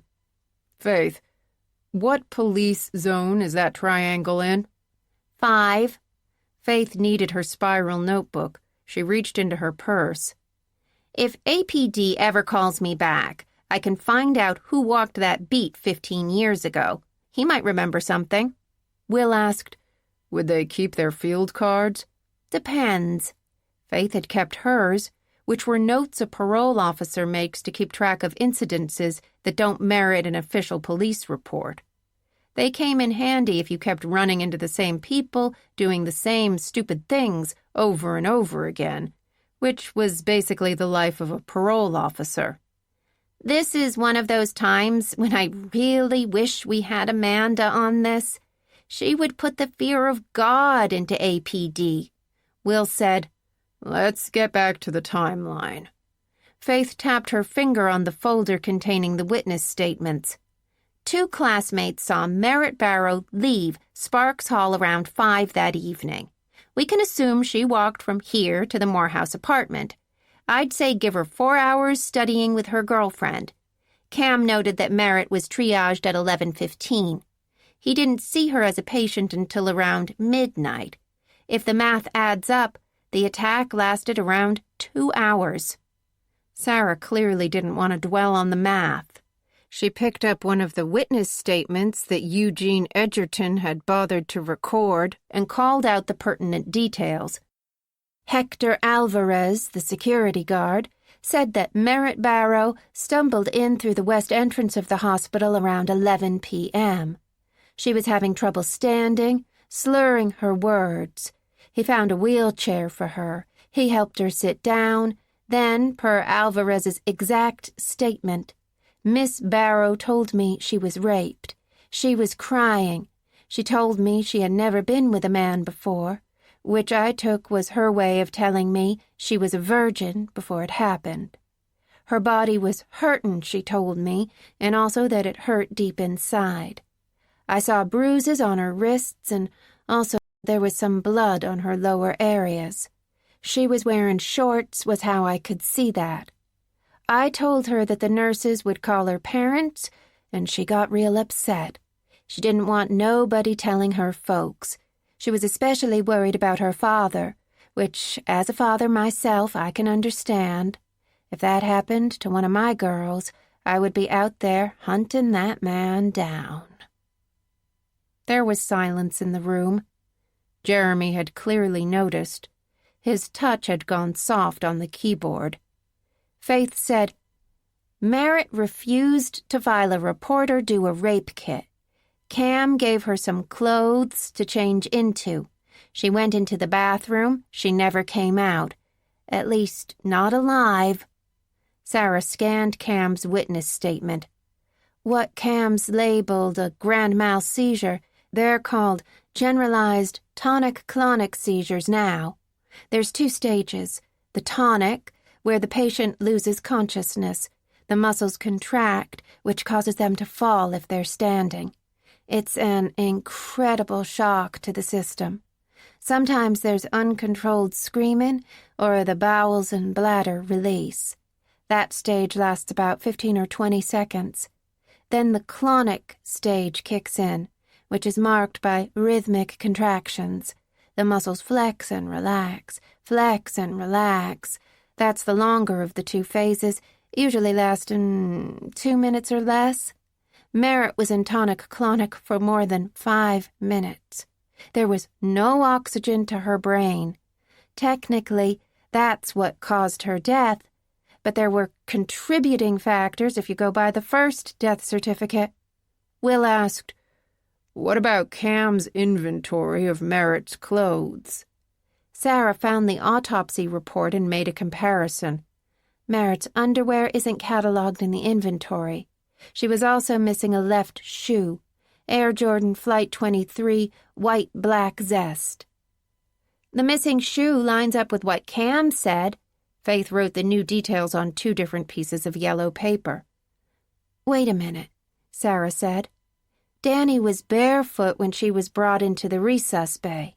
The inventory from the Mercedes listed a Stella McCartney black platform slide sandal. Right only, no left. I assumed the companion got lost between the car and the ED. Is that a connection? Will asked. Sarah shrugged. A lot of people lose shoes in the ED, and if we're trying to connect this to me, I kept both my shoes. All right. Faith picked out another yellow strip. We should still put it on the wall.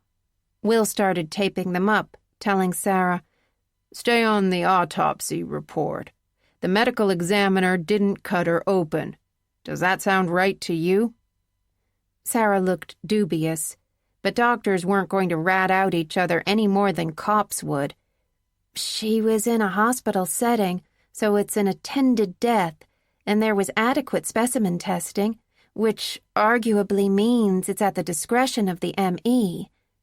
But, Will asked, it's hard to second-guess another doctor, especially when I can't see the actual body, and I don't know what Detective Edgerton said to him. My general rule as a medical examiner is that an otherwise healthy 20-year-old woman suddenly dying from a tonic-clonic, even in a medical setting, deserves a full autopsy. But the state ME budget is higher than Fulton County's, which is chronically underfunded. And I've got Amanda's support. I don't get second-guessed a lot. Faith would have laughed if anybody else had said that Amanda was supportive, but the truth was she always had their backs, even if she sometimes did it at knife point. What about the thing on Merritt's side? The tattoo? I'll admit it's sloppy to not record exactly what was seen on the body. Normally, you write out the words or draw a rough image of the tattoo. X's are typically meant to designate wounds, lacerations, scars. Sarah thumbed through the faxed pages of the autopsy photos, shaking her head at the faded images. I wish we had better photographs. Is there a way to get the original file? The scan I showed you is of the original file, Will said. Everything else would have been shredded years ago. The only clear photo we have is the one that shows Merritt laid out on the table. Sarah turned to the signature page of the report. I don't know the doctor, but even if I did, it's not like I could ask if 15 years ago a cop bribed or bullied him into changing his case notes, or ask him to explain why he didn't update the tox report. That's the most surprising part to me. Even before the state implemented the Gavers software to electronically record death records, all of the procedures were standardized. As an ME, you only have open cases in your possession.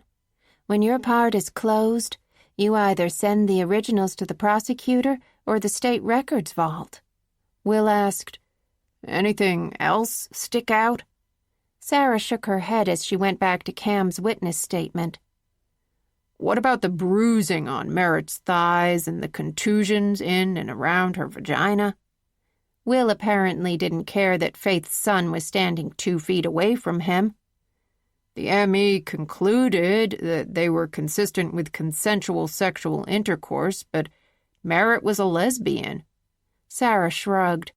You can get contusions and bruising from lesbian sex. Jeremy's head almost spun off his neck. Faith shot him a look that would shatter an iceberg. Sarah had caught the exchange. She redirected the conversation. Let's go back to Cam's statement. He wrote it an hour after Merritt was pronounced, so I think we can consider it accurate. Merritt described a hand covering her mouth, her ankles and wrists somehow pinned apart. It was very dark. She could only hear his heavy breathing. She tasted tobacco on his hand. His breath smelled sweet like cough medicine. The man got on top of her. She remembers a very sharp pain. Faith said, Cam was a smoker. A lot of the gang smoked at the bar, Sarah said. I don't remember who specifically, but definitely Cam. And never Mason, for what that's worth. What about the smell of cough medicine on his breath? Faith asked. Does that ring a bell? Sarah shook her head. Merritt could have mistaken alcohol for medicine, maybe a liqueur of some sort. Faith said, She didn't taste it, So that means he didn't kiss her on the mouth. Sarah looked away again. Faith realized that she had inadvertently hit another nerve. The janitor must have kissed her during the assault. Faith resisted the urge to wipe her own mouth. She could not imagine how difficult it must be to live with those memories trapped inside of your senses. Will asked, "Should we talk about Sloane?" "Should we talk about Sloane?" Sarah repeated, less of a question and more of a statement. "Faith, what did you tell me 2 nights ago? A woman being raped is not a statistical anomaly. It happens countless times a day. The fact that Sloane was raped could be a coincidence." "She was in her first year of medical school during the assault," Will said. "That puts her closer to the Merritt Barrow, Danny Cooper age range." Sarah crossed her arms as she sat back in the chair. If Mason can be believed, Sloane knew her attacker. They were out on a date. He raped her. She didn't report it. The man flunked out of school, so she put it all behind her and moved on. Faith felt her hackles go up. "He said that? That she moved on? Like it was nothing?" "Everyone handles it differently," Sarah said. "There's no right or wrong way. There could be some women who feel it was inconsequential. There could be some women who walk on Mars one day." Will asked Sarah, "Do you have Sloane's phone number? Would she talk to you?" "I don't have it, but I could find it." Sarah looked up at the chandelier hanging over the table. This wasn't her usual reticence. She was thinking about something. "I'm trying to put myself in her shoes. How would I want to be approached about being raped almost 2 decades ago? A phone call doesn't feel right." "We could fly up there and back in the same day," Will offered. "Connecticut's maybe a 2-hour flight from Atlanta." "I don't want to ambush her. That feels wrong, too." Sarah rested her chin on her hand. "The thought of playing phone tag or waiting for the weekend, I can't drag this out much longer. It's been too disruptive to our lives. And now that Tommy's case is settled, who knows what he'll do? His own mother is terrified he'll hurt someone else. And the girl in the news, the fact that we're all worried about the worst-case scenario says something about what's at stake." Faith glanced over at Jeremy to check in on him. As usual, his head was bent over the phone. She did a double-take, realizing that it wasn't his phone he was looking at. The aluminum wrap gave it away. "Bub," she asked, "did you get into Merritt's phone?" "Her password was the last 4 digits of her mom and dad's phone number." His voice sounded off, which meant that he'd seen more than Faith had ever wanted him to see. She gently took the phone away from him. Before she could ask if he was okay, Jeremy had turned his attention to breaking into Cam's laptop files. His jaw was set. Faith wanted to cover the keyboard with her hands, but she knew that wouldn't help. She looked at Merritt's phone. There were dozens of text balloons, each containing a single line of text. Faith sat back down at the table. She scrolled back up to the beginning.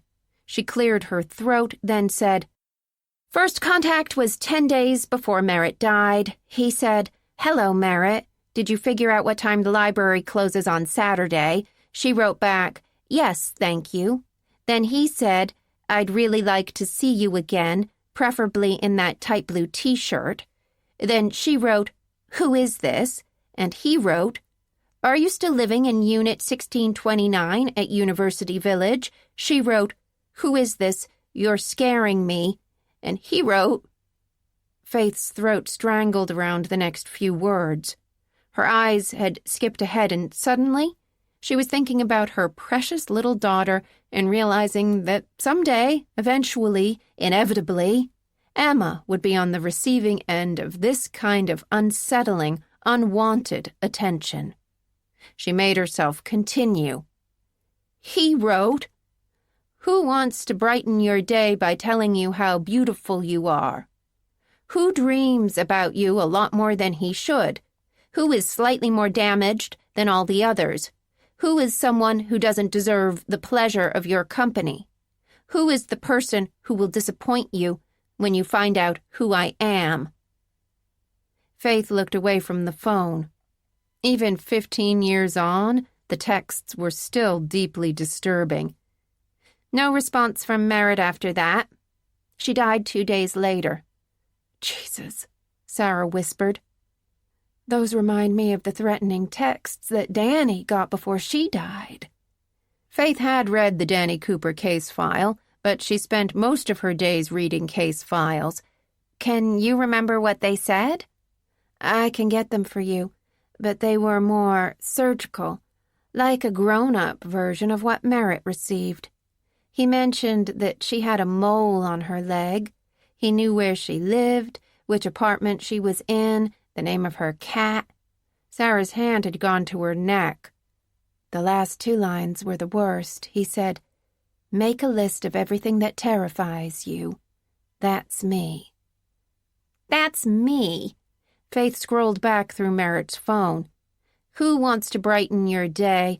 Who dreams about you? Who is more damaged? Who doesn't deserve your company? Who will disappoint you? Sarah answered, "That's me." The 2 words felt heavy in the crowded space. Faith thought of her children again, how her biggest worry with Jeremy was that he would fall in love with a girl who broke his heart, and her biggest fear with Emma was that she would fall in love with a man who broke her bones. Or worse.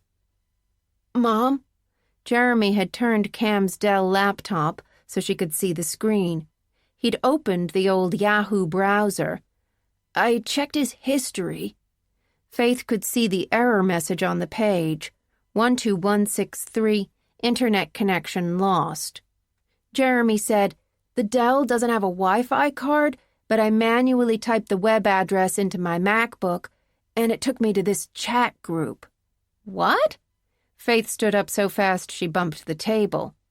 Please tell me you used a proxy to hide your IP address so we're not going to have a fucking SWAT team bust down the door. I went through Tor, but nobody's gonna care. He clicked open his mail. The email address for the site owner was from AOL. I sent a test through a dummy Gmail account and it bounced back, which means that there's no way to reset the login. It's a ghost page. Faith suppressed her admiration. Go on. That page was started 16 years ago, Jeremy said. The last time the admin tried to access the logs was 8 years ago. Will said, "Cam died 8 years ago." Jeremy continued. There wasn't a lot of activity for 16 years of chats. They checked in maybe 4 times a year. Whoever the admin was, he tried to erase all of the chat transcripts, but he didn't remove them from the backup folder, so I was able to restore them. Faith said, "Show me." Jeremy right-clicked to show the HTML source code. Faith wasn't a coder, but she knew enough about it to ask a question. "What are these files?" "Videos," Jeremy said. "The admin deleted them too, but the backup folder couldn't store that much data. The files are corrupted." "Can you tell how long the videos lasted? Source? Location?" "Maybe somebody could?" Jeremy seemed doubtful. "I don't want to screw with it because I might mess it up." "My turn." Faith gently pushed him out of her way so she could read the chat logs. For Will's sake, she said, "The page was set up using a WordPress template for a chat group. You post something, then somebody posts back a few minutes or hours or days later." "Like Reddit," Will said. "Right, but private. As in, only people approved by the moderator can post, and no one can read anything without a login." Faith scrolled down the page. "There's 38 total pages of posts, no subject lines, there aren't any screen names. From what I can tell, they used numbers, 001 through 007. Will gestured toward the photos of the gang. 7 numbers, 7 guys. What are they talking about?" Normally, Faith would start on the first page, but given Cam's suicide, she started on the last one, which was dated 8 years ago, one day after Cam's suicide. It didn't take long to find his name. She read, 007 posted, "Did you guys hear that Cam blew his brains out? The police called me. My number was in his phone." 003 answers, "Fucking coward. My name had better not be in his phone. I'll tell the cops to go fuck themselves." 007 responds, "I'll tell you one thing. You don't want the fucking police calling you at work. The women would not shut up about it." Then 002 chimes in, "Someone needs to go to New York and clean up this shit." 003 again, "I think he has a sister, but she hates him like everybody else. Why couldn't he have done this sooner? 7 years ago, maybe?" 004 makes an appearance. "Steady on, men. What's the trouble?" 007, "Read from the beginning, you idiot. Cam shot himself in the head. The police called me to see if I knew anything." 004, "Poor old fella never had much zest for life." 002, "We should take this offline." 007, "Someone needs to make sure Sloan is steady." 004, "Sloan is always steady."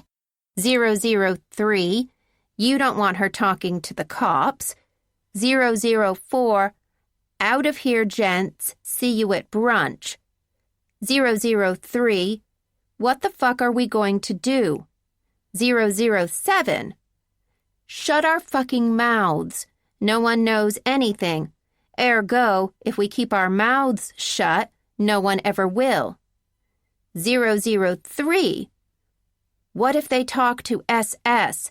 Where the fuck is she?" 007, "Stewing in piss and puke in South Georgia." 003, "Exactly where she belongs." 002, "Hey, assholes, take this shit offline." SS is me. Sarah was behind Faith, reading over her shoulder. "St. Sarah in South Georgia. 004 is Mason. That's his voice and his cowardice." Will said, "There's a total of 4 posters. Who are the other 3? "I don't know," Sarah said. "I'll ask Sloan when I see her tomorrow." Chapter 11. Sarah thought about Sloan Bauer as she loaded the breakfast plates into the dishwasher. Back in medical school, Sloan had been incredibly competitive among a group of people known for their competitiveness. In many ways, Sarah had been glad when the other woman had matched out of state, if only to free up the space. Sloan was whip-smart, darkly funny, and, except for the part where she was screwing Sarah's boyfriend, had seemed like a generally nice person. Even taking the cheating into account, the idea of getting on a plane to ambush Sloan at work still didn't feel right. Yet here Sarah was planning to do exactly that. At least she wasn't going to interrupt the woman's clinical schedule. Will had suggested that Sarah check Sloan's social media before booking a flight to Hartford. According to Sloan's Instagram, she was delivering a paper at a pediatric hematology-oncology conference in New York City today. Distracting Sloan from her colleagues felt marginally less shitty compared to distracting her from very sick children. Unfortunately, Sarah didn't have any better options. Britt wasn't going to tell her anything. The Merritt Barrow police and autopsy reports had only opened up more questions. Faith was unable to reverse trace the 15-year-old number that had sent the threatening texts to Merritt's iPhone. Cam's password-protected laptop files were beyond Jeremy's hacking skills. The chat website felt like the only viable lead, and both Sloan and Sarah had been mentioned in the posts. Stewing in piss and puke in South Georgia. When Faith had read the words aloud, Sarah had felt as if she'd been punched in the face. She assumed that Faith and Jeremy had passed it off as a reference to Sarah's work as a pediatrician. Only Will knew the truth. 15 years ago, the drug that the janitor had slipped to Sarah had made her so nauseated that she'd barely made it to the bathroom. The nausea hadn't dissipated during the assault, or after. Her bladder had been full when it started. Sarah could still remember hanging from the stall railings, handcuffs pinning her arms apart, her bare knees digging into the cold tiles, her stomach constricting as she retched, her eyes tightly closed as vomit and urine spattered onto the floor. The knife had sunk to the hilt into her side. She hadn't been able to stand, to speak above a whisper, to cry for help. She was soaked in her own effluence. Nearly 10 minutes had passed before a nurse had found her. Then another nurse had rushed in, then doctors, then the EMTs, then police officers, firemen. Everyone had seen her stewing in piss and puke. Sarah took a deep breath, inhaling for 5 seconds, then exhaling for 5 seconds, then continuing the cycle until her heart didn't feel like it was going to burst inside her chest. The breathing exercise was a version of cardiac coherence. The heart rate increases slightly when you inhale and decreases when you exhale, so timing them out could theoretically calm the parasympathetic nervous system, the central nervous system, and the brain. She had been taught the exercise by her mother's pastor, of all people. Sarah had butted heads with Preacher Bart from her first day in Sunday school, but he had known her well enough to explain the science behind the process. She had to hand it to Bart for calling out the pre-Boatzinger complex in the brain stem, particularly since he'd had to raise his voice in order to be heard through the locked door of her childhood bedroom. At the time, Sarah had still been recovering from her ectopic pregnancy, reeling from the devastating loss of the future she had so carefully planned. Bart had sat in the hall for several hours, across several days, until Sarah was finally able to look the man in the face. The fact that Bart was a man was perhaps the most terrifying part of the process. In the months after the assault, Sarah could not stand to be alone with any man but her father. Dating had been out of the question. If rape taught you anything, it was that trust and intimacy were two sides of the same coin. Sarah had spent hours online reading countless posts by survivors who talked about their struggle for physical connection. They called it their recovery, as if rape was a disease. And maybe it was, but no one had the perfect cure. Some women chose celibacy, others fucked anything that moved. Some grinded it out through sex like it was an obstacle to overcome. Some resigned themselves to never recovering. Sarah had almost fallen into the latter category. Years had passed before she'd felt comfortable being with a man. That she had found her first husband, that she had eventually found Will, felt like a miracle. Not that she would ever admit that to Pastor Bart. Or the state medical licensing board. A doctor could lose her career for seeing a trained psychologist, but as with every facet of American life, there was a religious exception. Sarah added a tablet to the dishwasher and started the cycle. Her eyes caught the TV in the living room as she stood up. Sarah had muted the sound after Will had left, but she read the closed captioning. Been missing for 48 hours. Police urge anyone with information to come forward. Park, a student at Emory University, was last seen. Sarah looked away. Her phone showed that her flight to New York was on time. She'd managed to snag the last seat on the 8:15 a.m. shuttle. She could be at Sloane's conference just after Sloane delivered her paper. Sarah wasn't going to be a complete asshole and try to do it before. Her return flight was booked for 5:15 p.m., but she could go standby on any of the hourly flights back to Atlanta. At least, that was the plan.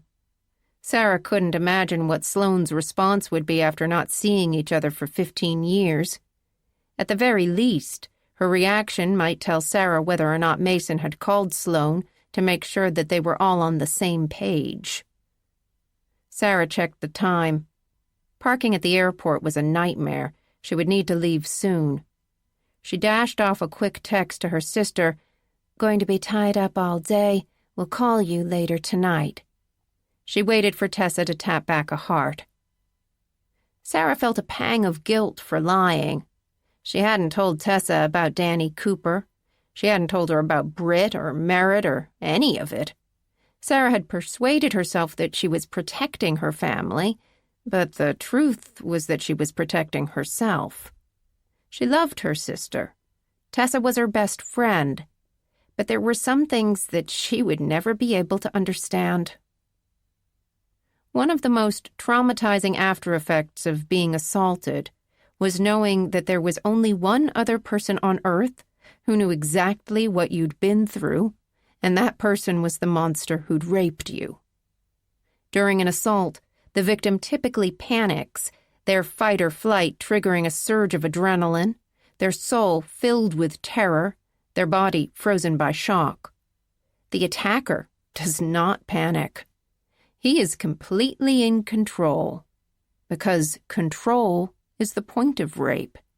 He is the one who memorizes your every movement, every sound, every expression, because, unlike you, he wants to remember the details.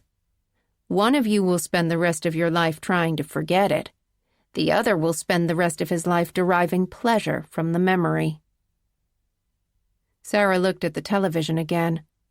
The weather report was playing, but she could see the scroll across the bottom.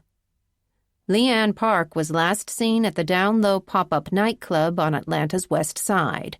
APD encourages anyone who saw something that night to come forward. Sarah found the remote on the counter. She turned off the TV. She dialed Amanda's number from her work phone.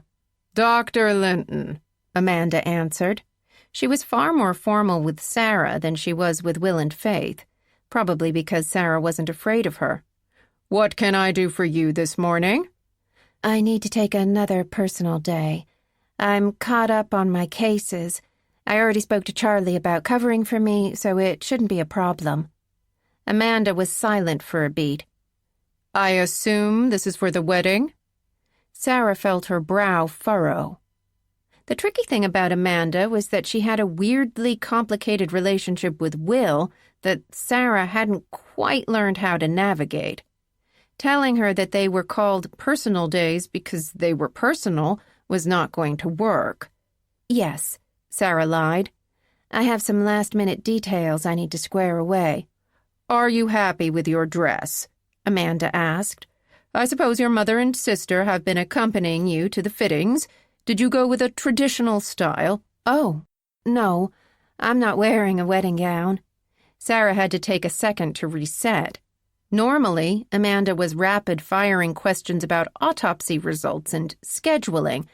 That would be a bit much, considering this isn't my first time. "Last time, I should think." Amanda paused for a moment. "What does your dress look like? Where did you get it?" Sarah had to reset again. Amanda didn't do small talk, let alone make polite conversation. "It's a T-length A-line with tulle lace, off-white, princess scoop neckline, Carolina Herrera." "T-length looks good on you," Amanda said. "You've got the shoulders to pull off a princess scoop. I suppose your mother has pearls, but if she doesn't, you're welcome to borrow mine." "Pearls?" Sarah had never worn pearls because she was not a debutante. "They were passed down from my grandmother to my mother, then to me. My great-grandfather was a Flemish jeweler who profited off the pearl necklace craze inspired by the Red Cross pearls commemorating the 1918 armistice." "That's amazing." Sarah felt her head shaking. She could not recall a more bizarre conversation in recent memory. "Quite a history." "Something borrowed, at least. No pressure. You can decide when you see them. I'll bring them to work tomorrow." Amanda seemed to remember herself. "Unless you need a third personal day, Dr. Linton." "No, thank you. I'll see you tomorrow." Sarah ended the call. She pressed the edge of the phone against her chin. She didn't know which was more shocking, Amanda talking about a princess scoop neckline or offering up her family heirlooms. The door opened. Will was eating the last of a gas station sticky bun as he walked into the condo. Sarah's greyhounds lifted their heads by way of greeting, but Betty jumped up from her pillow and pranced around his legs as Will dropped Sarah's keys on the kitchen counter. He leaned down and scooped up the dog to his chest so she could lick the sugar off his fingers. There was so much wrong with his entire entrance that Sarah had to bite her tongue. Will's incessant working out was the only reason his pancreas didn't resemble a block of Swiss cheese. He kissed her on the cheek as he walked into the kitchen. "Your gas tank is full. I topped off your washer fluid. Didn't you notice that the orange light was on?"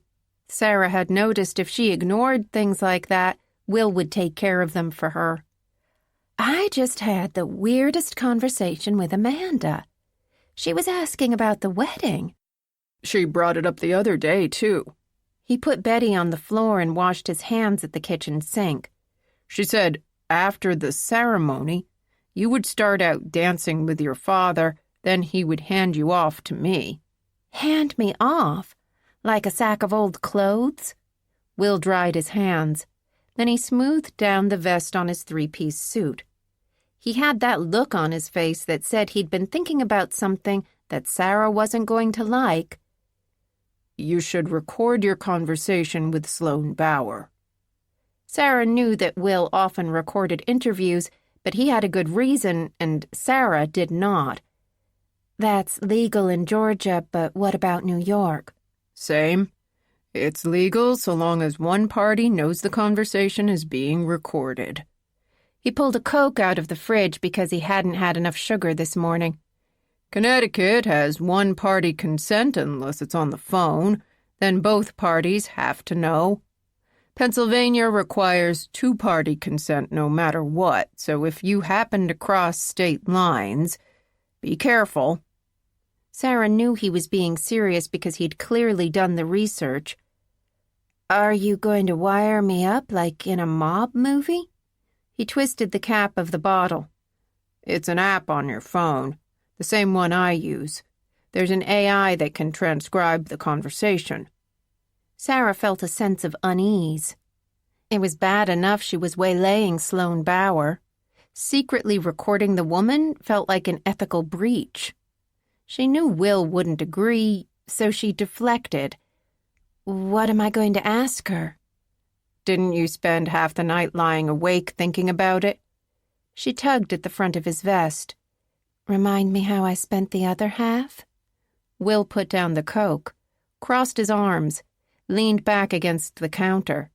There had been a time early in their relationship when she could easily distract him. That time had passed. Sarah told him, "Sloane could refuse to talk to me." "She could," Will agreed. "But what if she doesn't?" Sarah gave an audible sigh because he was right about how she'd spent the other half of the night. Her mind had played ping-pong with how the meeting with Sloane might or might not go. "She never got along with Britt. I'm pretty sure they hated each other. And what Britt said to me, both times, there was a lot of stuff in there that resonates with me personally because of my connection to Danny Cooper.